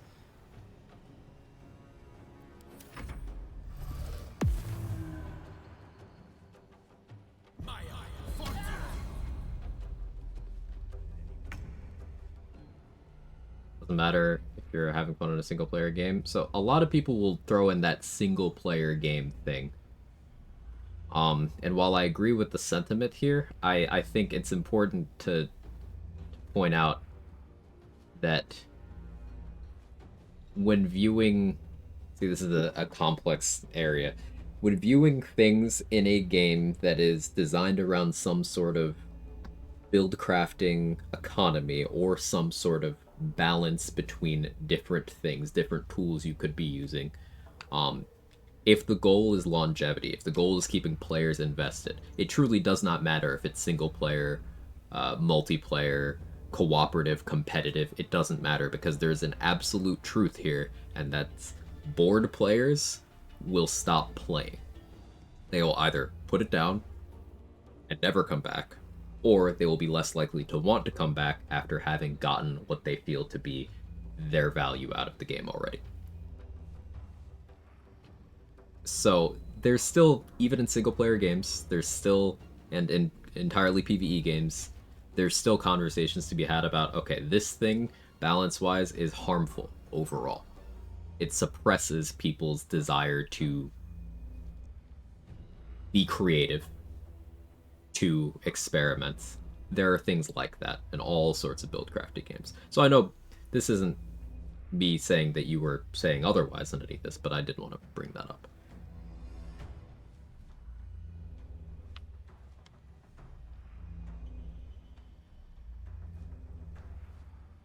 Imagine if that was applied to every aspect of the game. The second you've gone through the game once, you can no longer play because it's a metagame to know the bosses of the game already. You'd be surprised some of the things people claim. Yeah, in the end, it's to each their own. Right.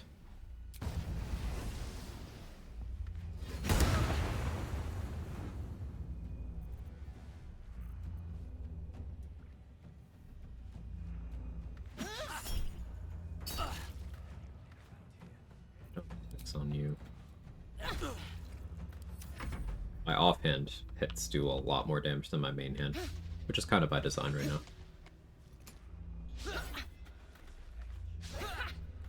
I have a buddy who only plays Fallout Skyrim on God mode, bugs the hell out of me. That's how he enjoys playing it. Right, I could never have fun playing that way.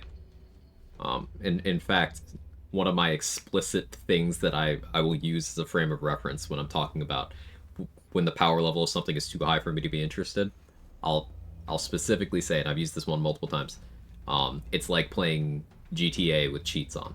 It's fun for like 15 minutes, but then after that, I could be doing literally fucking anything else with my time. But not everyone's built that way.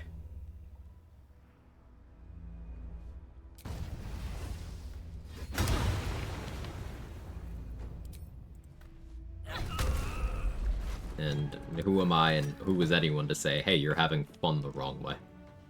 I want to have a word. Shit! What now? This.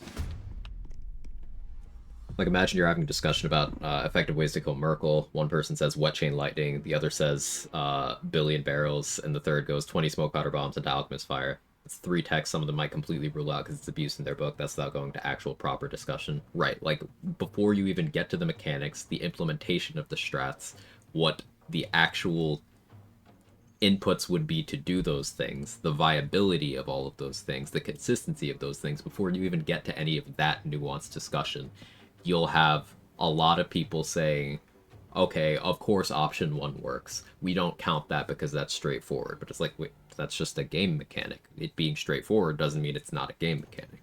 Then option 2 of the barrels, it's like, well, everyone knows what happens when you put a bunch of barrels in front of something. That's also straightforward.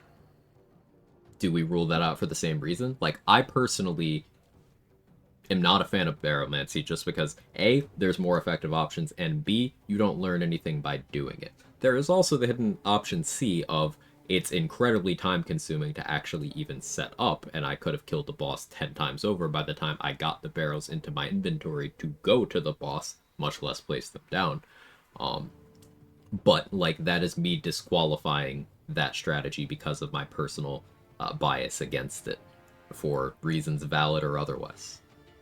And then option 3 of throwing smoke powder bombs into an alchemist fire surface, well, that's something that I don't disallow in my runs. You'll see me do that relatively often. But other people might be like, well, smoke powder bombs are supposed to explode once. And it's like, yeah, they are. But for some people, there's value in the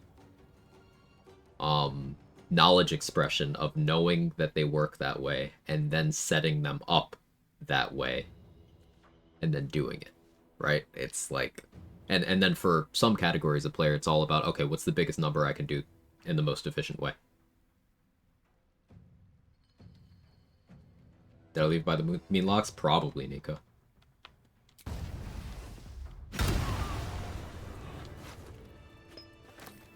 Probably.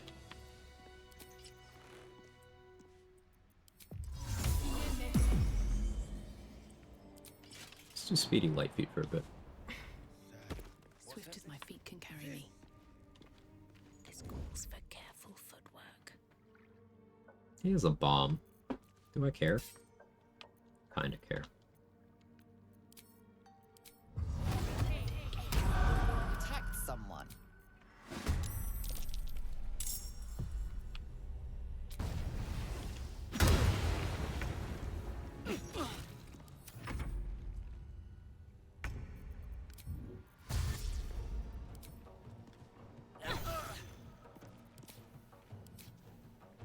Colossus Slayer knocked him down that low.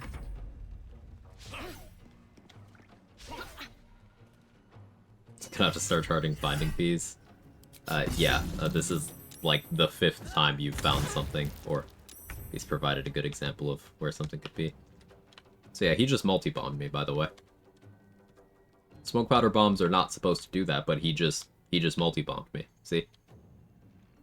So like, it's even something the enemies will do to the players.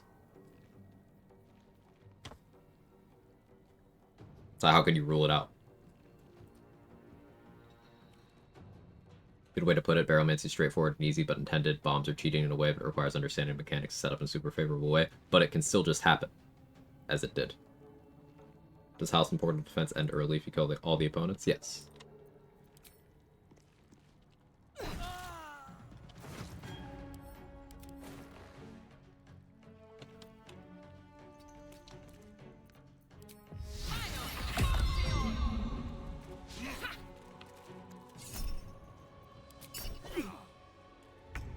Me, it's definitely not an exploit if NPCs can. I'm inclined to agree, Chris, but like, it does enter into some murky waters of like, the AI is not... It's generally not going to make optimal decisions for how to use certain things, and there's levels to the abuse. Like, that guy caused a smoke powder bomb to explode twice, and that did a lot. I mean, this is the most damaged I've been in a little bit. But like, we know that if he had been... like, okay, let me set up an Alchemist Fire first, he could have gotten more explosions. But he's not gonna know to do that. But the tech is still happening, because it's something that does happen accidentally when you're throwing bombs. It's just like how the tadpole duplication thing that I do intentionally, because they didn't fix it in like a year, I'm okay with doing that because it happens accidentally so frequently. I'm just like, fuck it, I do it on purpose now.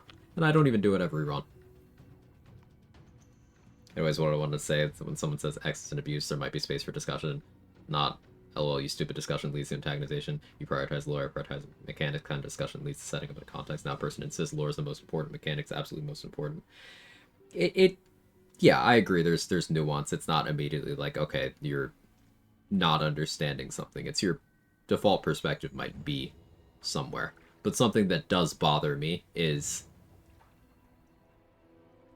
like, when asking about a topic that falls squarely into the area of mechanics, and then shooting down everything is like, okay, no, that's too cheesy, that's too cheesy, that's too cheesy. You asked a mechanics question, I gave you a mechanical answer. Like, wanted tips for how to deal with this enemy? Here's tips for how to deal with this enemy. You don't like it? Your problem.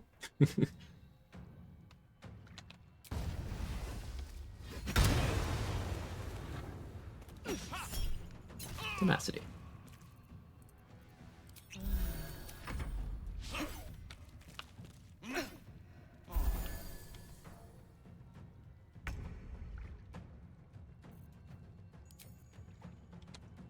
I follow the rule that if it's in the game, it's not cheese. I lean that direction too, machine. There are some things that I'm absolutely just not willing to do. Like, I'm making that clear. I tend towards the side of, hey, anything goes. But like, we had this discussion a little bit earlier in the stream, but I don't use camp casting companions.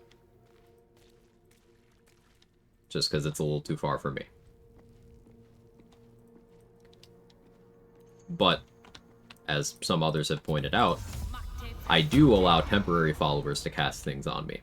Which is different, but in such a, like, splitting hairs kind of way. It's just a matter of ease of access. So, like, how different is that? In terms of the impact, in terms of, like, the actual effects that I'm getting, there's no difference. It's just my access to those effects. So you could totally make an argument that I am splitting hairs, that it's not a logical divide. Using a 5-finger discount. Just glut plus gut. Yeah, that's exactly what I'm referring to. Temporary followers, which are not companions. some seemingly arbitrary decisions make sense for challenge runs. I think it all feeds into the fact that the only rules and stipulations that matter for your runs are the ones that you, the runner, want to use. And nothing else matters.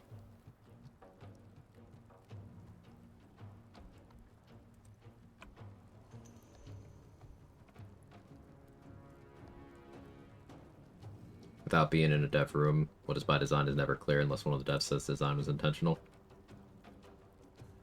I don't know if I'd go never, but often, yeah. There's some things that I feel are far more clear-cut, like the end turn button allowing you to cast without resource costs, that seems, at the very least, an oversight. Because things have clearly defined resource costs, like, when you hover over them.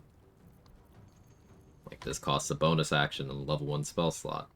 Being able to bypass that level 1 spell slot, well, there's entire mechanics that are like, hey, this limited resource allows you to do that. Doing it all the time for free by ending turn with particular timing? But I do think that the core sentiment there of there's some things that people will label as a bug immediately. It's like, you don't know. Like the whole discussion of DRS effects. You don't know which ones are bugs and which ones aren't. Larian has specifically singled out certain ones to remove them as DRSs in honor mode, but left other ones that we know they know about untouched. So, like, I don't think we can call the ones that they left in bugs. Because we don't know.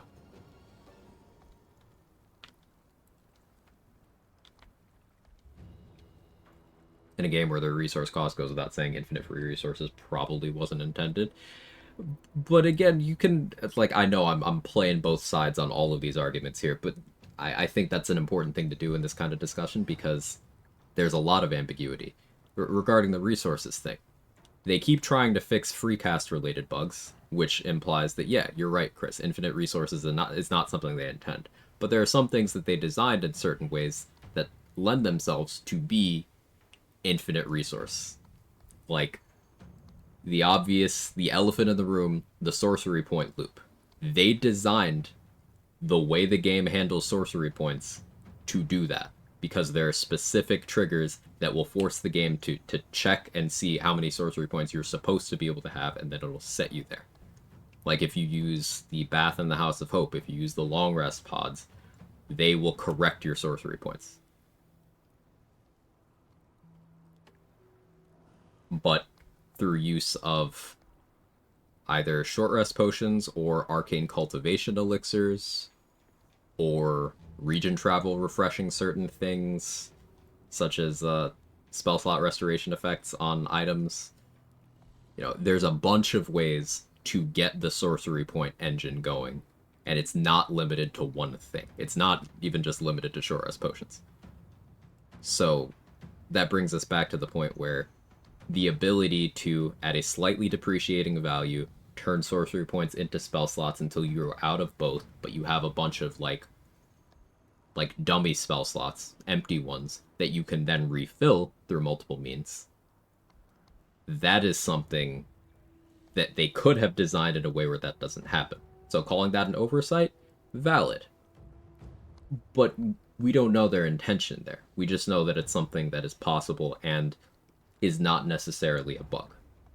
So how can we know? And I think at the end of the day, we weren't in the call when they designed that.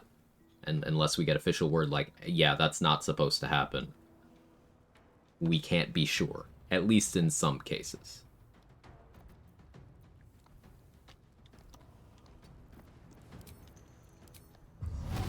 That doesn't mean you can't be like, hey, this specific thing, that's too far for me. I don't want to do it.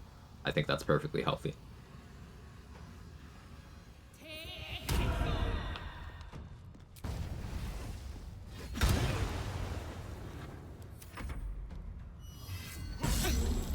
Yeah.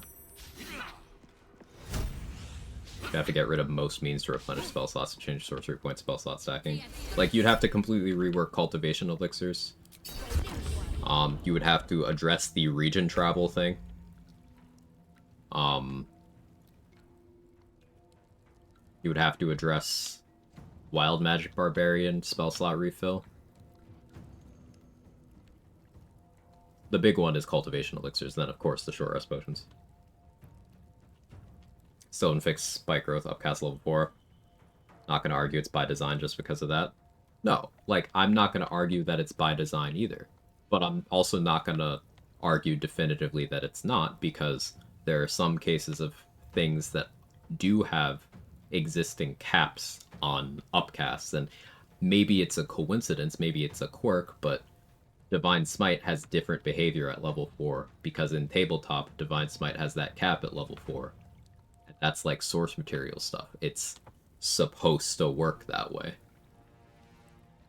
So I'm not gonna argue definitively that certain things are by design, but I am gonna argue that you cannot be sure. That there's plenty of cases where you cannot be sure either way. So the compass you use there is what you are personally okay with.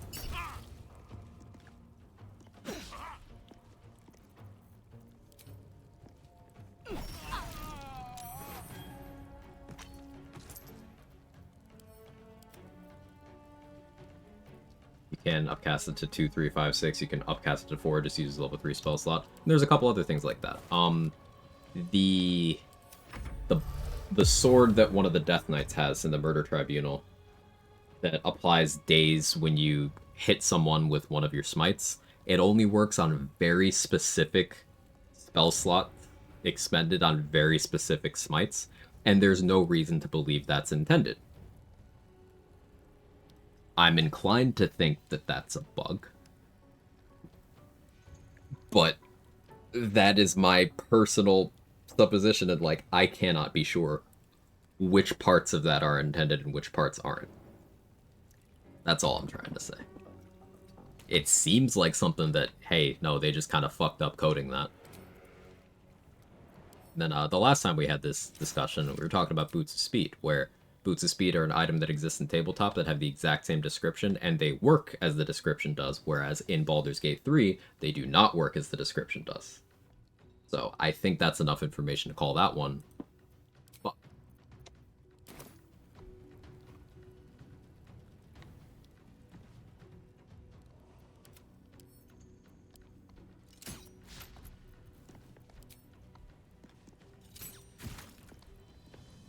hey, I raw dogged that. Nice.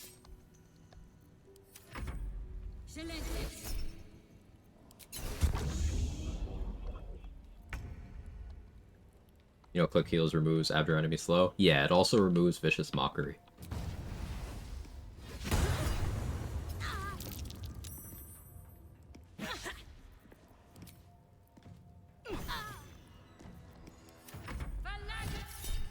Which, like, why? Why? But it does. Even dipping a weapon removes Vicious Mockery. Yeah, and like, that is definitely weird code at play. I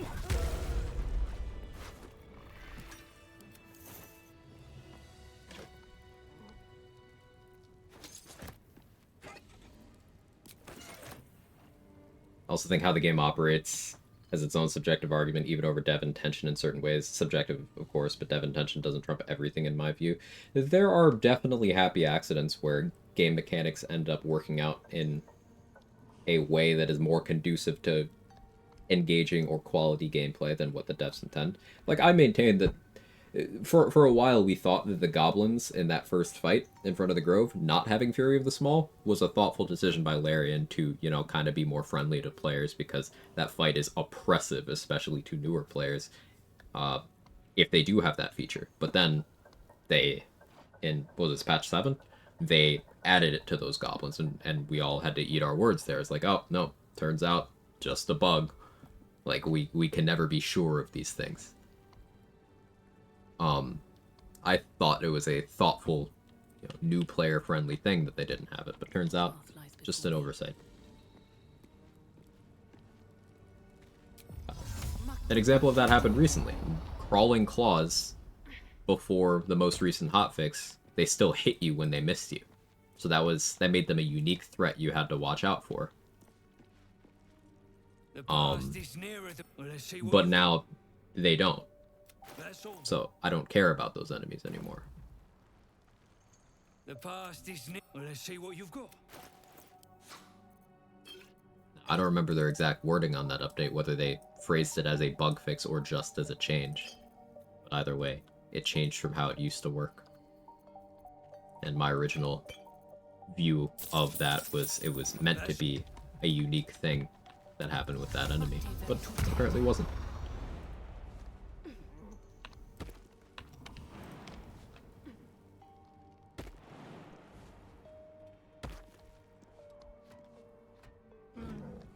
Don't forget the moon lantern.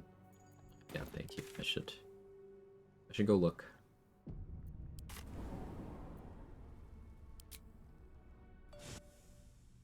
Just really need unnerf everything mod brings everything strongest version along all the patches. Simpler than door. Yeah, like an unnerf everything mod is something that, I mean, you know this. I've been asking for that for a long time.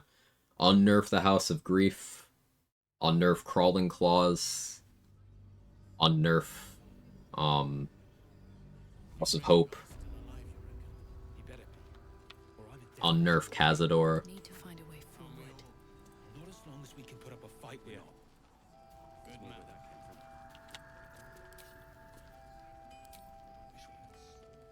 Been blessed.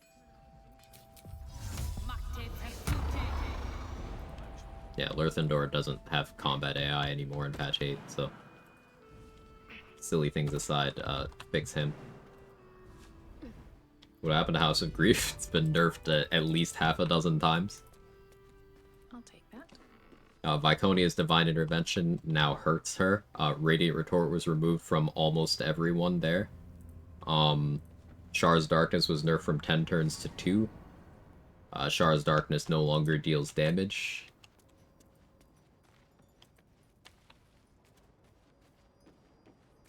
There was another thing that I'm forgetting right now.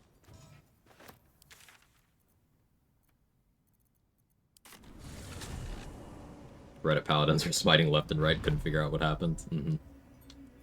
Like, you know how Viconia has Radiant Retort and nobody else down there does? It did not used to look like that.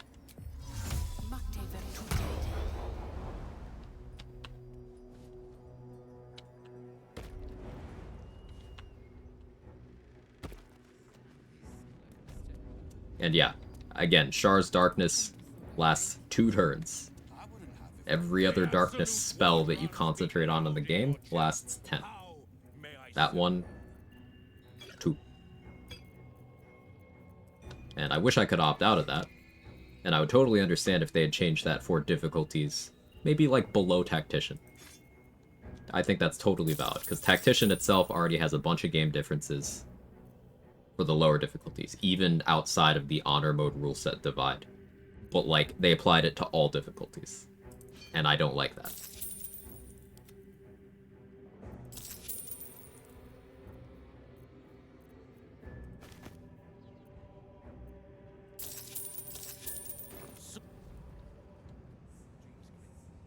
My brothers had the dreams too. Same as me. Remember that fight being much more difficult the first time did a release never occurred to me, so heavily changed. It makes me want to look through all the major patches. Not only have you learned more all-time lowly, to the point where you could handle that early version, I'm very confident you could, but also it's gotten easier in almost every numbered patch. There are some things that have gotten harder, for sure. They've added more legendary actions to things. They gave shield to Balthazar.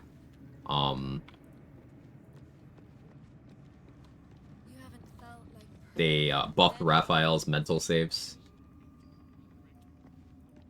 All sorts of little things. They gave Chasm immunity to Cazador and Ethel in the Phase Fighter Matriarch in Honor Mode. They gave Alert to Gortash and the Cloaker. Necromite's got Armor of Agathis. Ketheric got his damage reduction. And a stat increase. Like, they have made some things harder. They've just made other things easier.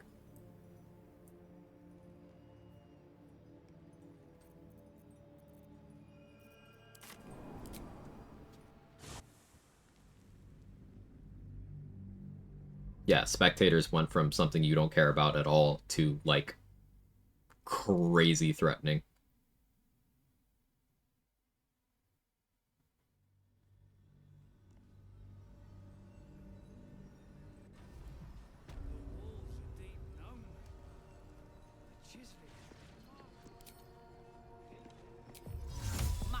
Going with Rat Bat builds, 3 Thief, 3 Vengeance, 1 Hex, 5 Swords. Use the Bat with Hex and Hunter's Mark without being too busted, also being able to smite.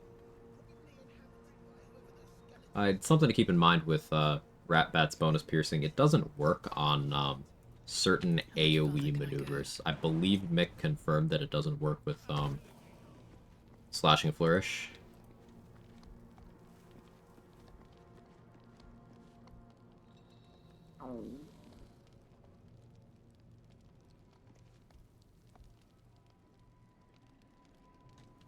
I know it works with Horde Breaker and Volley, so extremely common Hunter W. But now it's got the grappling hook, and his sisters are now reviving, not at Call the Weak Threshold.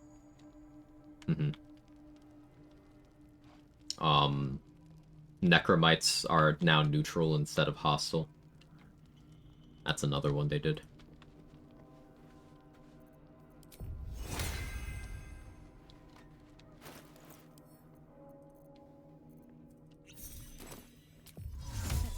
If everyone else minds their business, I'll be fine. On my way. Shove moss in your own gob and stay quiet. You, that rubble needs On my way. You attacked someone. I did do that. That's the thing that I did.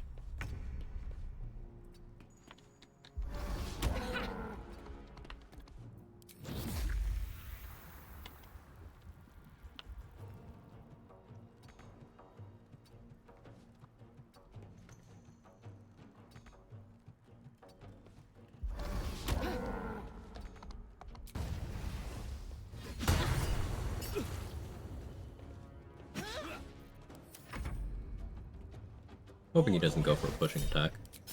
Save shield in case.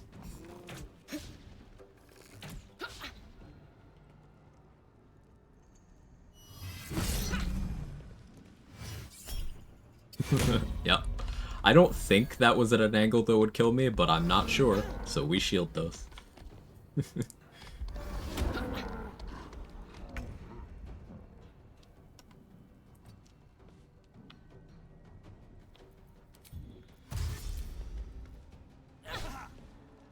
Oh yeah, I don't know my reaction right now.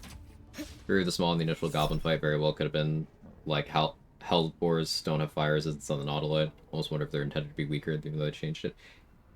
Yeah. The Nautiloid itself has a bunch of different rules. Like, you can't crit miss.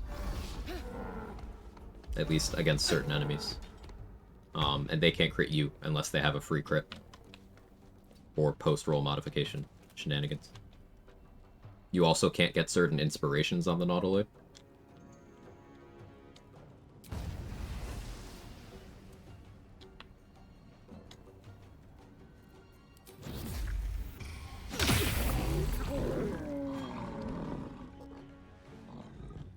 Corrosive Strike is so good, man.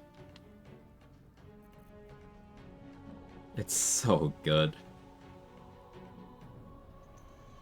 Can't believe I haven't been using this weapon more. Like, I knew it was good. It's just one of those things where it gets lost in the shuffle of so many weapons being good. Like,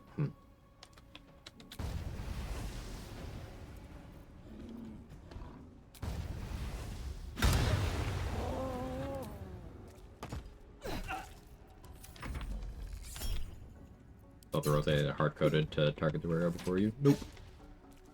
Not a thing. It's funny how people say it's cheese to flee a fight when that's the first mission. Flee this fight. Crazy, right?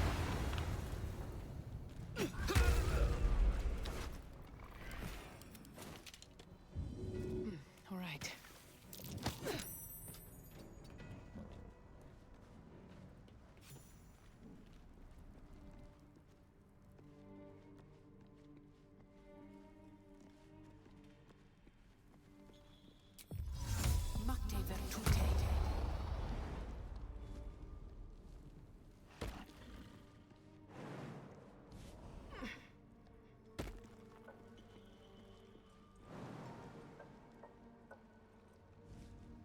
How much of that damage was from cleric passive? I'm exhausted.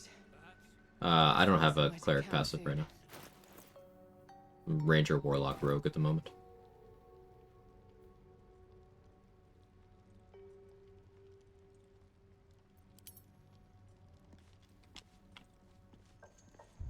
Pick up argument solver. I have not yet.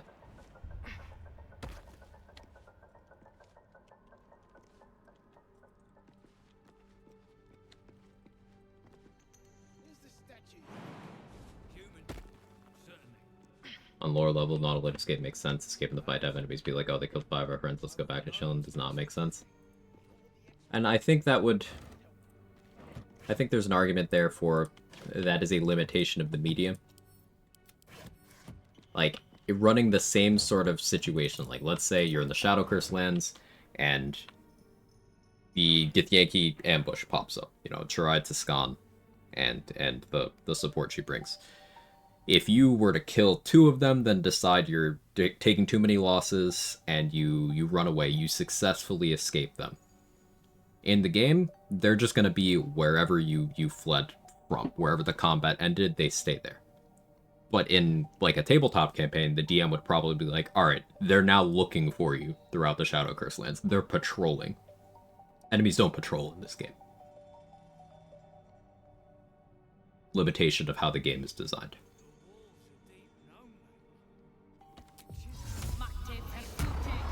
And there are areas in the game where they specifically do not want you to be able to flee, or at least they don't want you to be able to flee easily. Like the Merkel Arena, it's designed to where you don't have your flee button, and you can't run far enough.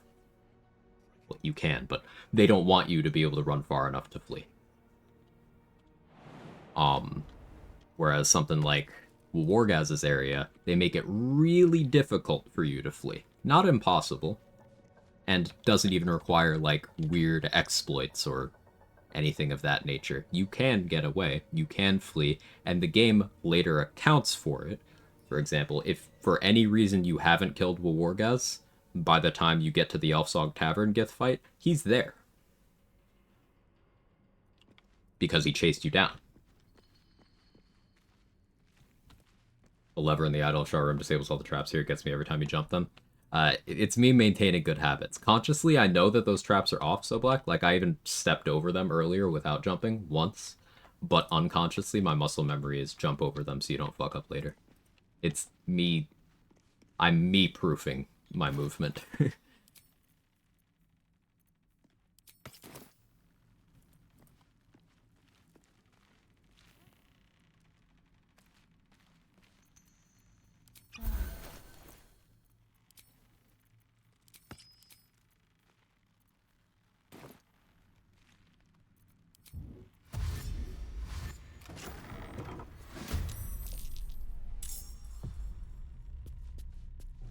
Is you being unable to shoot through doors while enemies can do it until you close them and open back game devs intent, I wonder?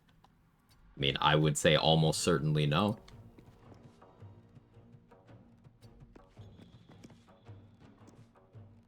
And I know what you're getting at here, but I'm still going to present other examples. Enemies were specifically given, or NPCs were specifically given the recover HP thing, and they can do it in a way that ignores things that block healing.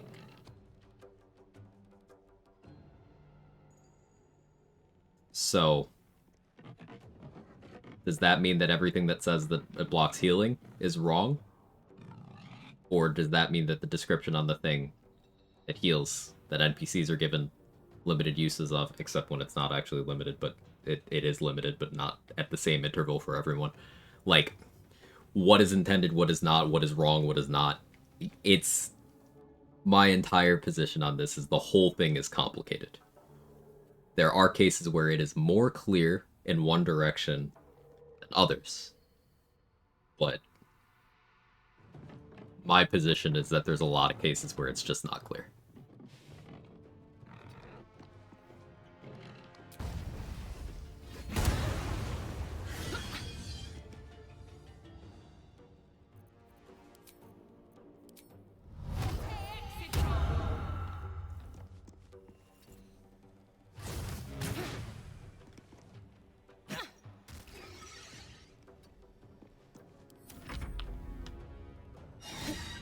If you don't kill Wargaz, you meet him later. Yeah, if you don't kill Wargaz in Tiscam, they will be in the Elfsong Tavern.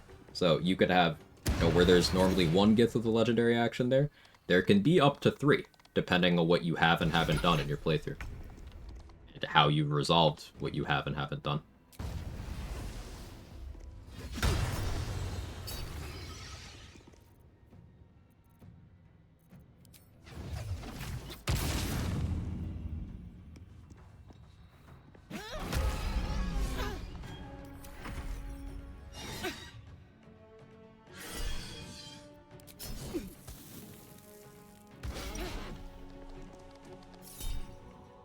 Crazy, I didn't know that. Yeah, there's a lot of places in the game where they account for weird gameplay things you could have done.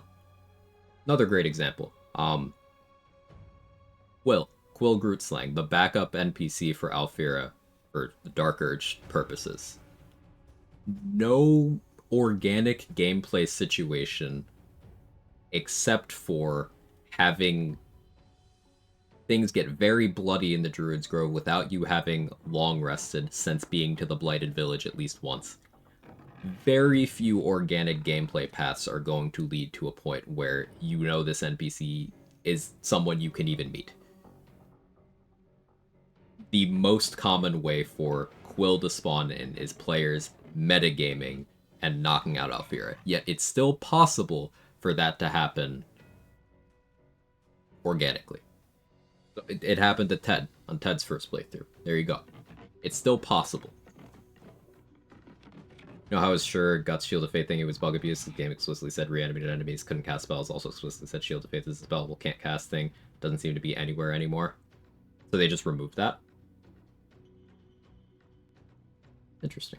It's arguing all my friends that it was Dragonborn, not Alfira, that shows up for Dirge.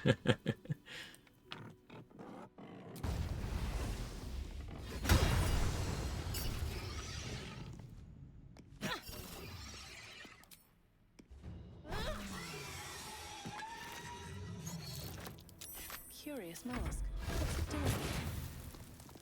This belonged to American, one of Hell's foot soldiers.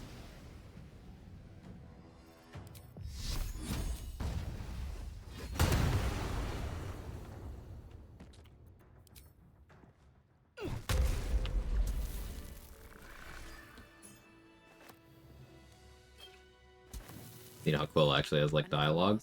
She's a whole ass person. She's got her own personality. She's not just like a clone of Alfira, except for her stats. Don't look at her stats. She's literally a stat block clone of Alfira to the point where she has tiefling features instead of dragonborn features. So don't look at that. But in terms of personality-wise, she's her own person. And the fact that they took care to have a backup NPC most people would never see outside of one specific set of events on one origin. That's really cool. She have pants yet? No.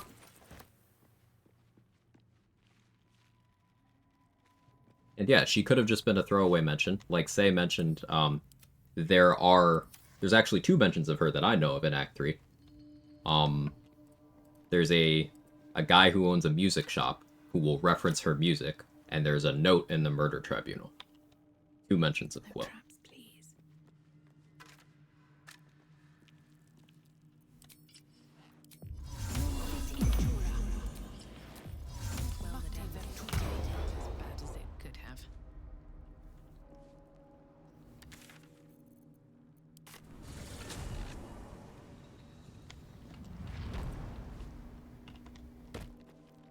Yeah, there's been entire videos made on backup NPCs and how fully formed or half-finished some of them are. But it's a cool topic. And it's one of the ways Larian fills in for unconventional gameplay paths.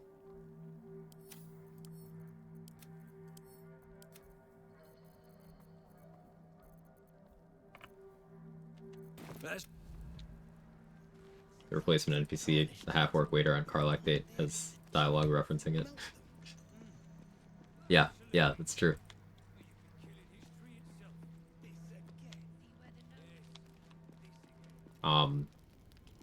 Ceres herself is a replacement NPC. Ceres, the tiefling you can meet in Last Light in Act 2. If Zevlor and Asherak die before the point where one of them would be making a victory speech, Ceres will show up earlier than normal, and you'll meet her in Act 1.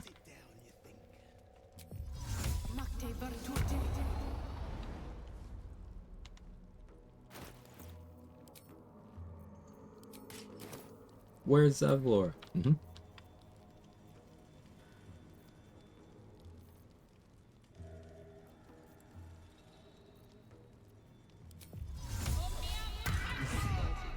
Sort myself. Friends still ain't caught a whiff of since. Oh, true soul, no less. What do you think, you should split your head open and poke around in there if you lot don't. The stench don't. In that case, want to earn some. But whatever the spoils, we'll drop you a fat cut. You in? Now move. I need a quick word. Pull near from the rubble. Time near. You have Serpent Fang Toxin? I kinda don't want you to have Serpent Fang Toxin.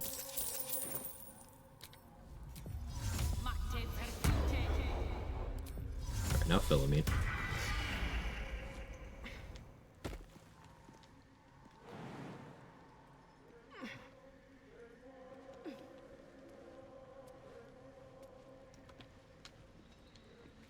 Yeah, regarding the priest discussion, there are a bunch of cases of NPCs having, like, slightly modified version of spells that are class actions, or having class actions that are slightly modified versions of weapon maneuvers that'll be, like, named the same, have the same icon, even show a resource that they're not actually using.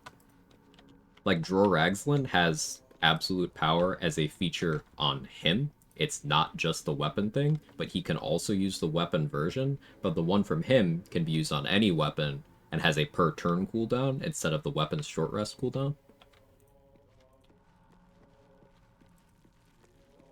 Who? Sorry. Dror Ragzlin.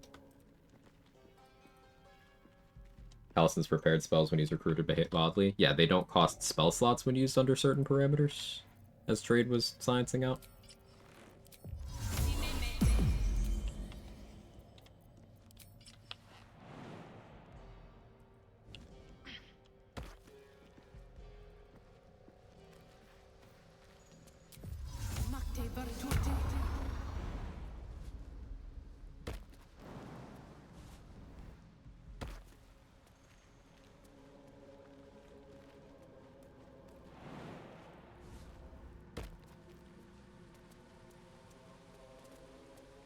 Got my eye on you, Balaki.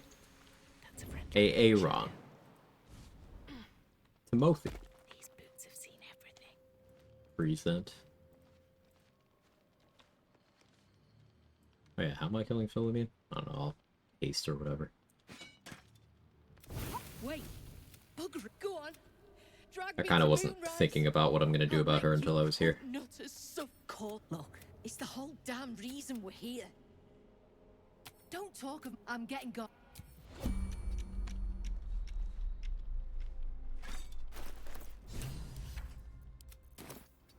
Imp. I don't want a booming blade because that could kill her. I guess I'll just do this. Oh, that was no damage. Oh, that was better.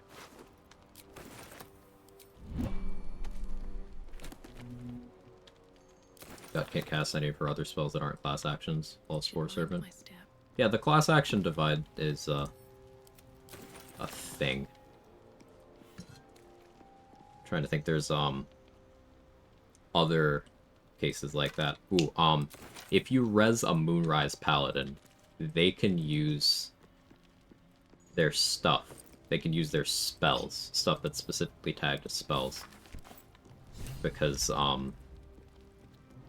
they're class actions, but they're also spells, but they're class actions.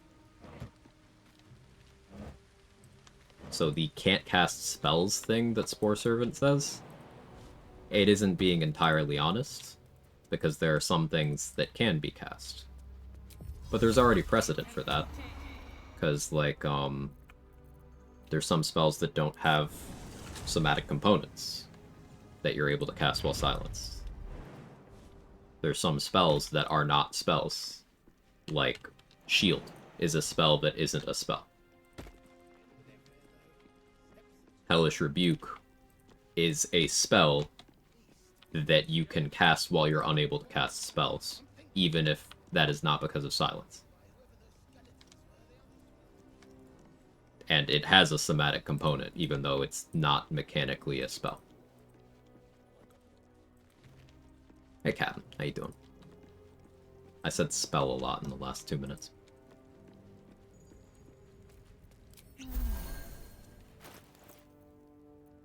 Now, how long have I had that on? No, not very long. That's fine, though.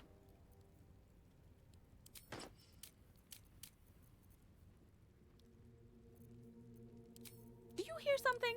I believe there's a Kevin near you. There. Look at him. He's Kevining.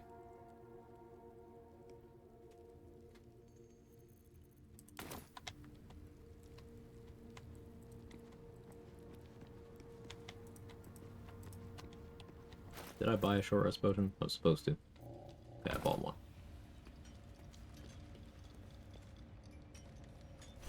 Nothing compelling I can do with it, though, so let's just do this.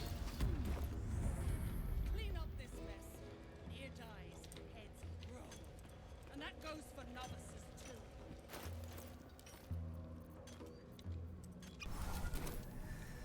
You want the amulet of being worthy on?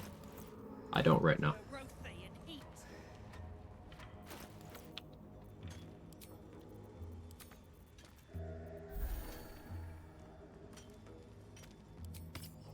Good catch. That would have been ouchie.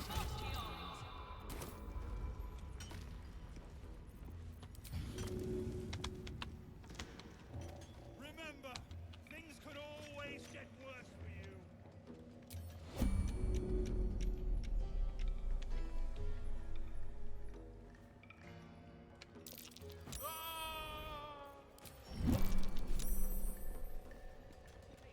Way to spell it out.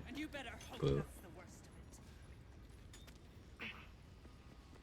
Don't care about Thud's hat. No, it sucks. It's bugged. Well, either it's bugged or the description is wrong.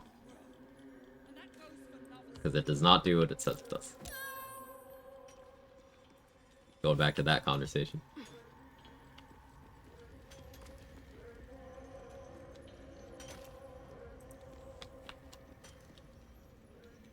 Target Goblin Priestess, Shield of Faith, inherits target Shield of Faith. While it does alter cast and cost remove spell slot, doesn't remove level nor school. It's level 1 spell on game source level, and can replace its spell with its enemy spell and spell flags. So I do think it falls into this area of it's an oversight, because it is still a spell. It's just not a spell that's disabled by the Spore Servant thing. Because of the weirdness of the gray area of class actions that are also spells, because there's other spells that act that way. But then also the Spore Servant thing with she will use other healing spells. She'll use other spells including healing, as others have reported.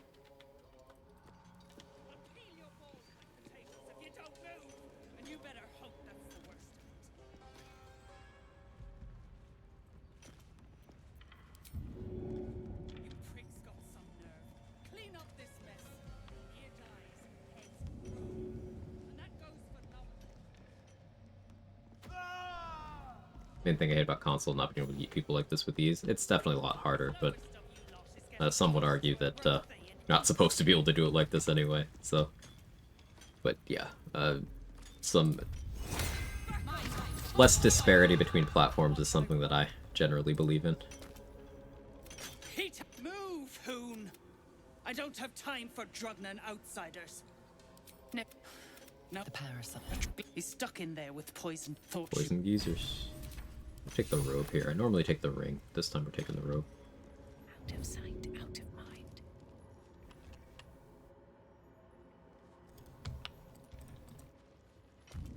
I'll peel your balls like potatoes if you don't move! You attacked someone. Only the guards are allowed to do that. Let's not be hasty. Is about to demonstrate. You've convinced.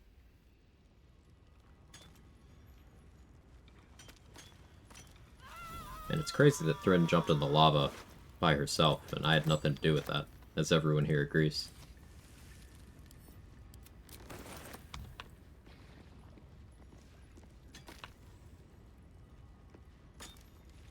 Moving in. I feel like Thrin should comment on the fact you're wearing her shoes.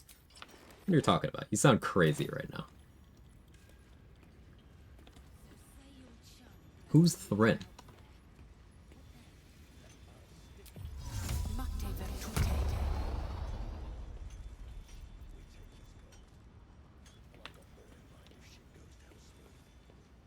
You sure we can trust him? Shit, of course I ain't sure. I ain't even trust you most days. But we got nothing to lose. It all goes to plan, and our asses get paid. If it goes belly up, we got a scapegoat.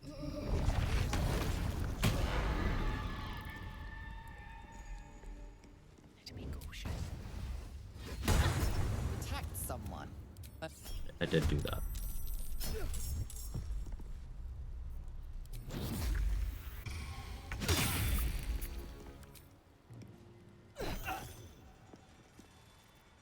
They're all surprised. Okay. Check whether her Shield of Faith is a spell phase in Grimishka. Ooh, that's a good idea.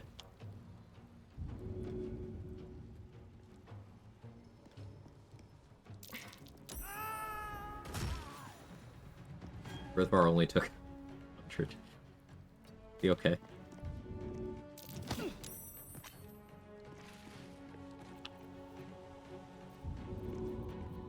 But I don't want you acting, so I'm gonna finish the job there.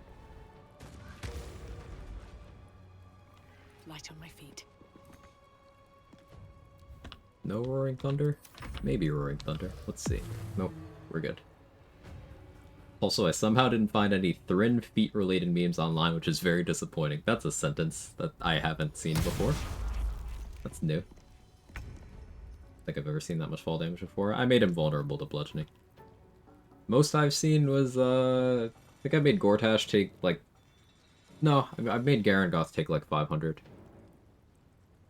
It'd be between those two. You could make Bludgeoning Bone take that shit really far.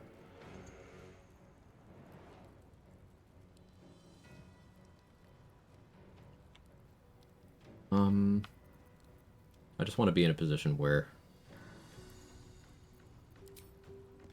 Try me. Thunder arrows won't be an issue. I think I'm fine here.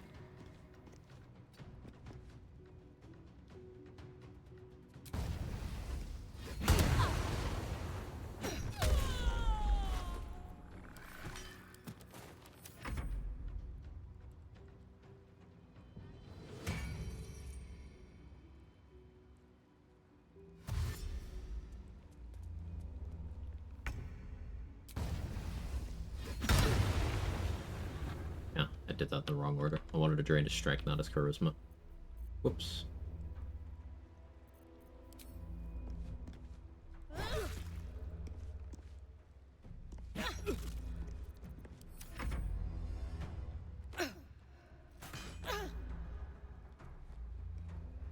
Argument's not that Guts Shield's not a spell, it's that it's also a class action, therefore it can be cast as Spore Servant. Instead it wasn't a spell. I haven't been entirely following the combo, but yeah, I mentioned that they're Moonrise Paladins, for example. They have spells that you can use while Spore Servant that are in the class action area, so I think that matters.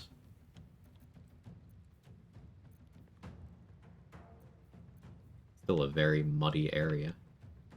I think we can all agree on that. Shining Staver of Skulls is pretty good. Built-in bonus Radiant would be good against some stuff in Act 2 that I haven't fought yet. Shadows and such. Wraiths. See myself using that. Girl's Greatsword we love. On-demand AoE. Especially with Oil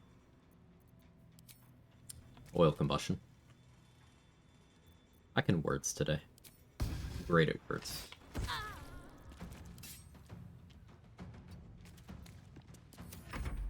I'd expect can't cast spells to mean things that are spells can't be cast, not spell can be cast if they're also something else. We'd expect that for sure. but I think things like this probably the practical, like the game development reason why Glut's resurrection thing is so restricted, between that and also breaking plot triggers. I think there's certain things that in terms of implementation for how NPCs are meant to use them, shit gets real weird when they're outside of their own environments. That makes sense.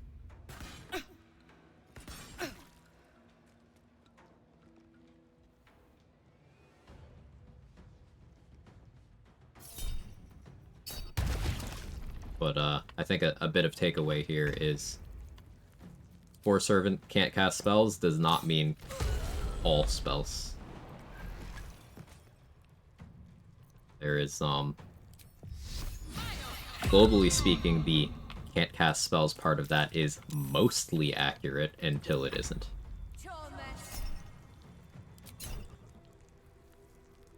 Do I care? I have shield. How often do you get to shield a magic missile? Do it for the novelty.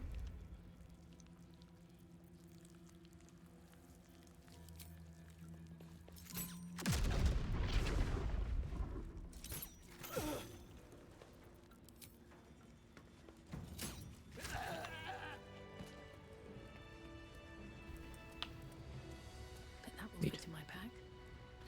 Yeah, Nick. Another mask. The Maragon's leader might still be around here. So how does this do? Can I get that to do enough? So up to 18 here? Do I need 22? I need 22. So I don't have... A Cloud Giant would be a big help here.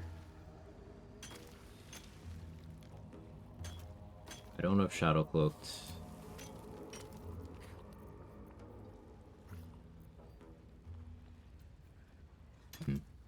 How would I do this? Main hand, Gregarious Caster. No, I don't have the kit to do that right now. Oh well. Get back. Is Gulak the best use for Transkin Warhammer? I wouldn't say so. It's pretty good on Assassin.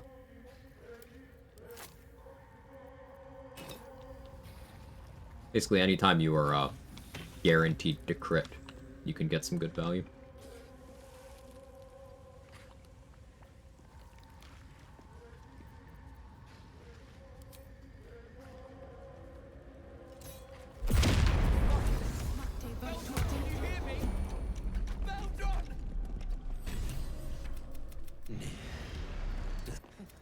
So you care.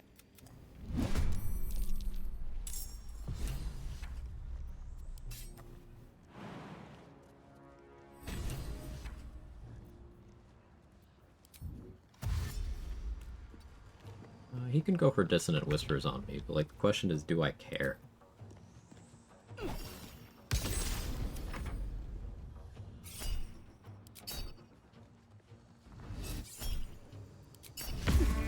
Turns out I care a little. Hey, what if I... Would Pact of the Blade, Assassin, multi be solid? What, you're thinking Blade Pact, Gulak at 5, and then Assassin, and you'd fill out the rest of the levels? Who did I not kill? Oh, that guy. Right. I can't even catch my breath.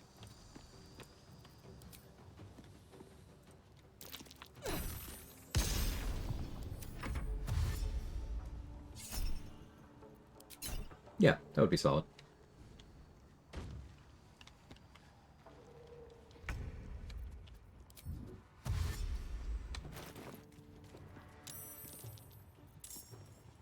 I didn't check his inventory, I don't think. Hopefully that doesn't screw me. You should never have come here.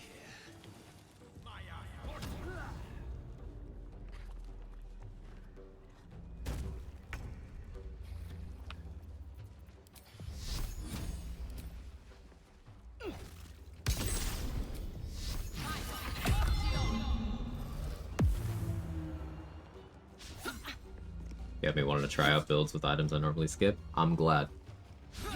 Often my inspiration for a run will be I'll just scroll through like the wiki and look at a item category that I don't normally use.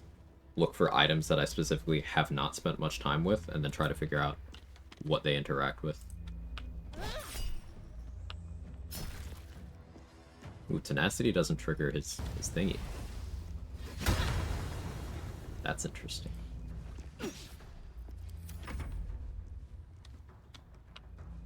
Suser Bloom does not prevent her shield of fate, so I give up. So as far as the game's concerned, not a spell.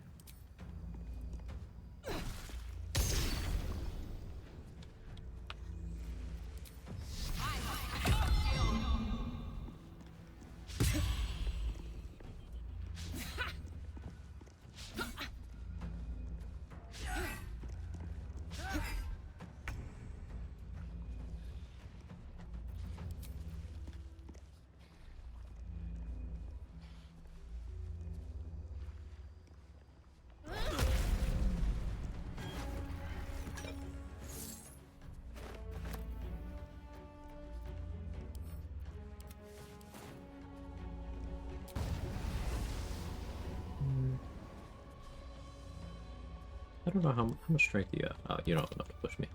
I'm Dragonborn. I'm heavy. Can't push me.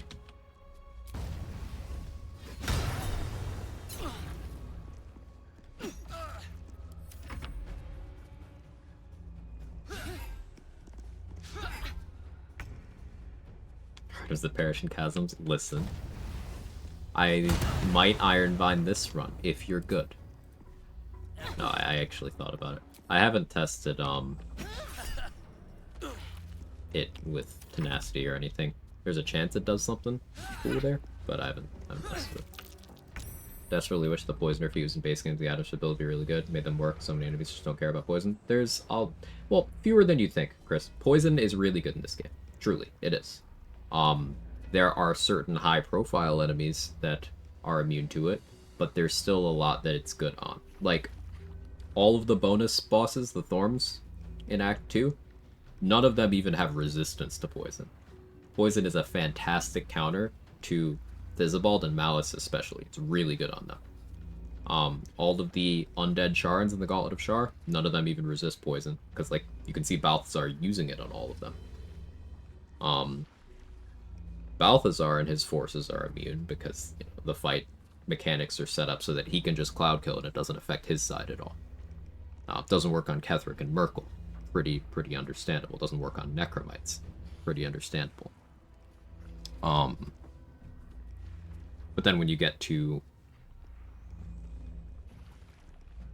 Moonrise, it's good in everything there except for the Necromites and Ketheric specifically.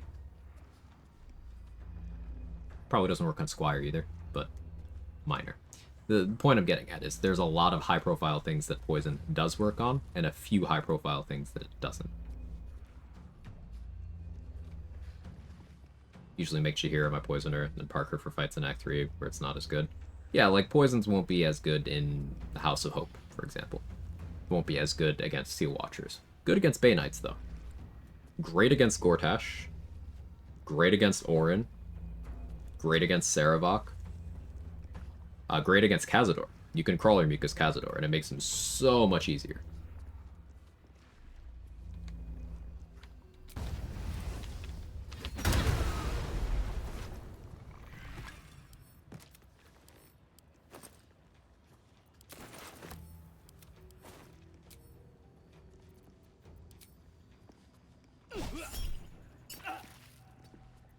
Got all my bonuses on right now.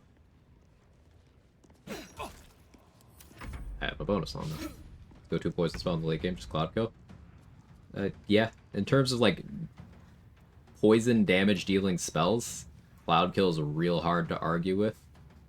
The premier poison damage sources in this game are either bonus poison on items or the stacking toxin family. So simple toxin, serpent fang venom, wyvern toxin, purple worm toxin. It's not part of that family, and it doesn't stack, but Thizzabald's Belly Glimmer is also good. Like, those things are really good. And then Cloud Kill is really good. You can get value out of Ray of Sickness, though it starts to become more of a question of opportunity cost. Why would you do that instead of other things on that spell slot? Same with Chromatic Orb Poison. Why would you do that instead of the other Chromatic Orbs? But you can create arguments for. Ginny Scimitar has extra poison built in. Yeah, it's a good weapon. Hellbeard Halberd has poison built in. That's pretty good. Viconia's Mace, the Handmaid's Mace, has poison built in. That one's decent. Can Ethel please teach us Chain Ray of Sickness? That would be cool. There's some NPC spells I really wish we had access to. Ethel's Ray of Sickness, Mystic Carrion's Cloud Kill. Roland's spells, especially Roland's Fireball. Roland's Fireball does heat metal. That's so cool to me. Well, I shouldn't be surprised, consider. And so, Ballas Cloud of Daggers. To Moonrise Towers I go. Certainly not. And I'm Dad. I can't wait. No, okay. I'm grateful, don't mistake me. But here are things the cult would like to know. That business is what sent us after. Did they? Hang on, so if a weapon of Shillelagh has tenacity, does it use your strength or your wisdom? Use your strength. Tenacity always goes off strength. It's not the... doesn't look at anything else. So, like, my Corrosive Flail is my packed weapon right now. So it's going off... it's my hexed weapon, excuse me. It's going off my charisma. So, -1. But my strength mod with this elixir on is +5. So tenacity is still 5. See?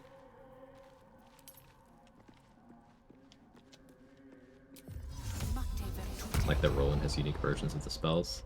Yeah, and he gets all of those in Act 3, where part of his storyline is he is a much better wizard than Leroican is. He's just better at magic, period. And in a good bit of show rather than tell, he has the spells to back that up. I know this design. Shah's faithful wield crossbows like these. Gotta deal with the mimics at some point. I really feel like it right now. Roland's magic missiles 5d4 plus 5 that can daze for 3 turns, sadly level 3. Yeah, he's also got a color spray that confuses, a thunder wave that knocks prone, a fireball that heats metal. His mage armor is more like Shield of Faith than mage armor, and we love it for that.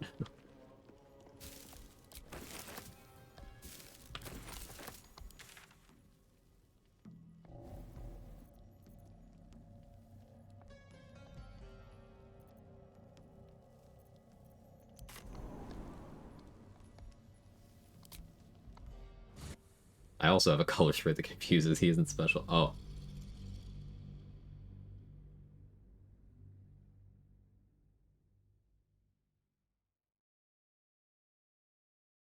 What other spells are like that?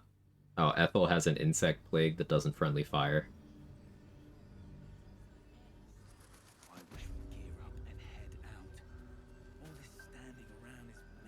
It's like one more cool one that I'm not able to think of right now.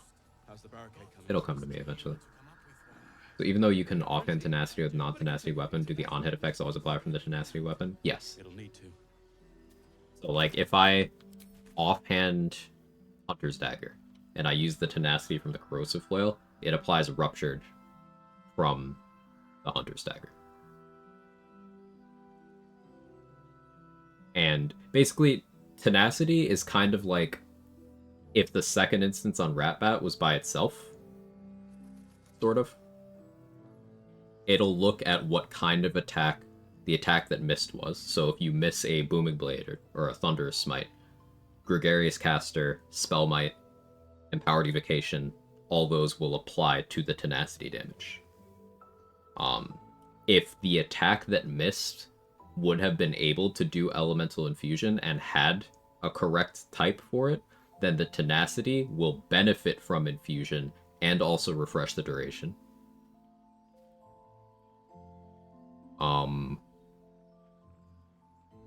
It can apply coatings. It doesn't apply ability drain, I'm noticing. I thought it did, but it doesn't. That's something I've noticed today. What else can it do? It does not trigger... It didn't trigger Nier's legendary reaction, which is interesting. Wonder what other enemy things it doesn't trigger. It does get, you know, Rhapsody, etc. So in Act 3, we probably end up doing offhand Rhapsody. A Tenacity Soul Branding question. I don't know that I've ever tried that. Have to keep going. I'm assuming it wouldn't apply because of the Rat Bat clause. Like, Psionic Overload works. But something more traditional, like Bloodhell Dusk, doesn't. You notice it triggering any other Retaliation Rebuke abilities? It does not trigger Armor of Agathis. We know that much. I don't know if it triggers Hellish Rebuke. That I'm not sure about right now. And I made some notes. Let me check my notes. No, that's just stuff that goes on it. But here's what's there.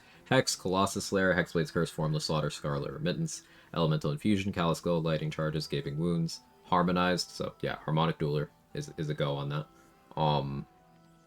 Valor Loose Shriek, Bloodthirst, that's Horns of the Berserker, Gregarious Caster, that's Potent Robe, Empowered Evocation, Spell Might, Martial Bravery. That's what I got on that so far. Psionic Overload. I should add that to that.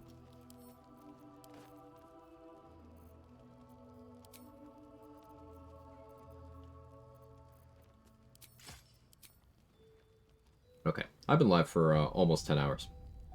As much as I want to keep going at level 8, I know if I do that, I'll be live for another hour and a half, and I don't want to do that. So, thank you everybody for hanging out, for all the support, for the deep mechanical discussion, and the discussion of the ethics of unconventional gameplay mechanics. I always like talking about that stuff with you. Who's live? Where can we go? Kara's still doing level 1 fighter stuff. She's over in Act 2. Kaylee's on. Kaylee's doing no-hit stuff. Manly Tier's also on, doing solo on her Shadowheart. Go check him out. Yeah, let's go to Kaylee.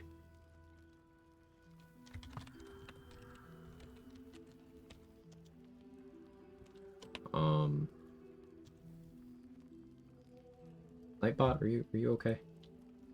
Are you here? No? Okay, Nightbot's asleep. Kaylee's doing a no-hit run. There we go. Kaylee's doing a no-hit Giant Barbarian run. She's used this rule set to already complete the game no-hit run as Astarion is an Arcane Trickster, as Gale is a Divination Wizard. I used the rule set to complete the game as a Tav, just Shadowmuck, all pure class, tons of restrictions, hard stuff. Very, very cool, if you ask me. So give her lots of support and watch all of her strats, tips, tricks, all that. I'll be live more of this run tomorrow. That's it. Bye.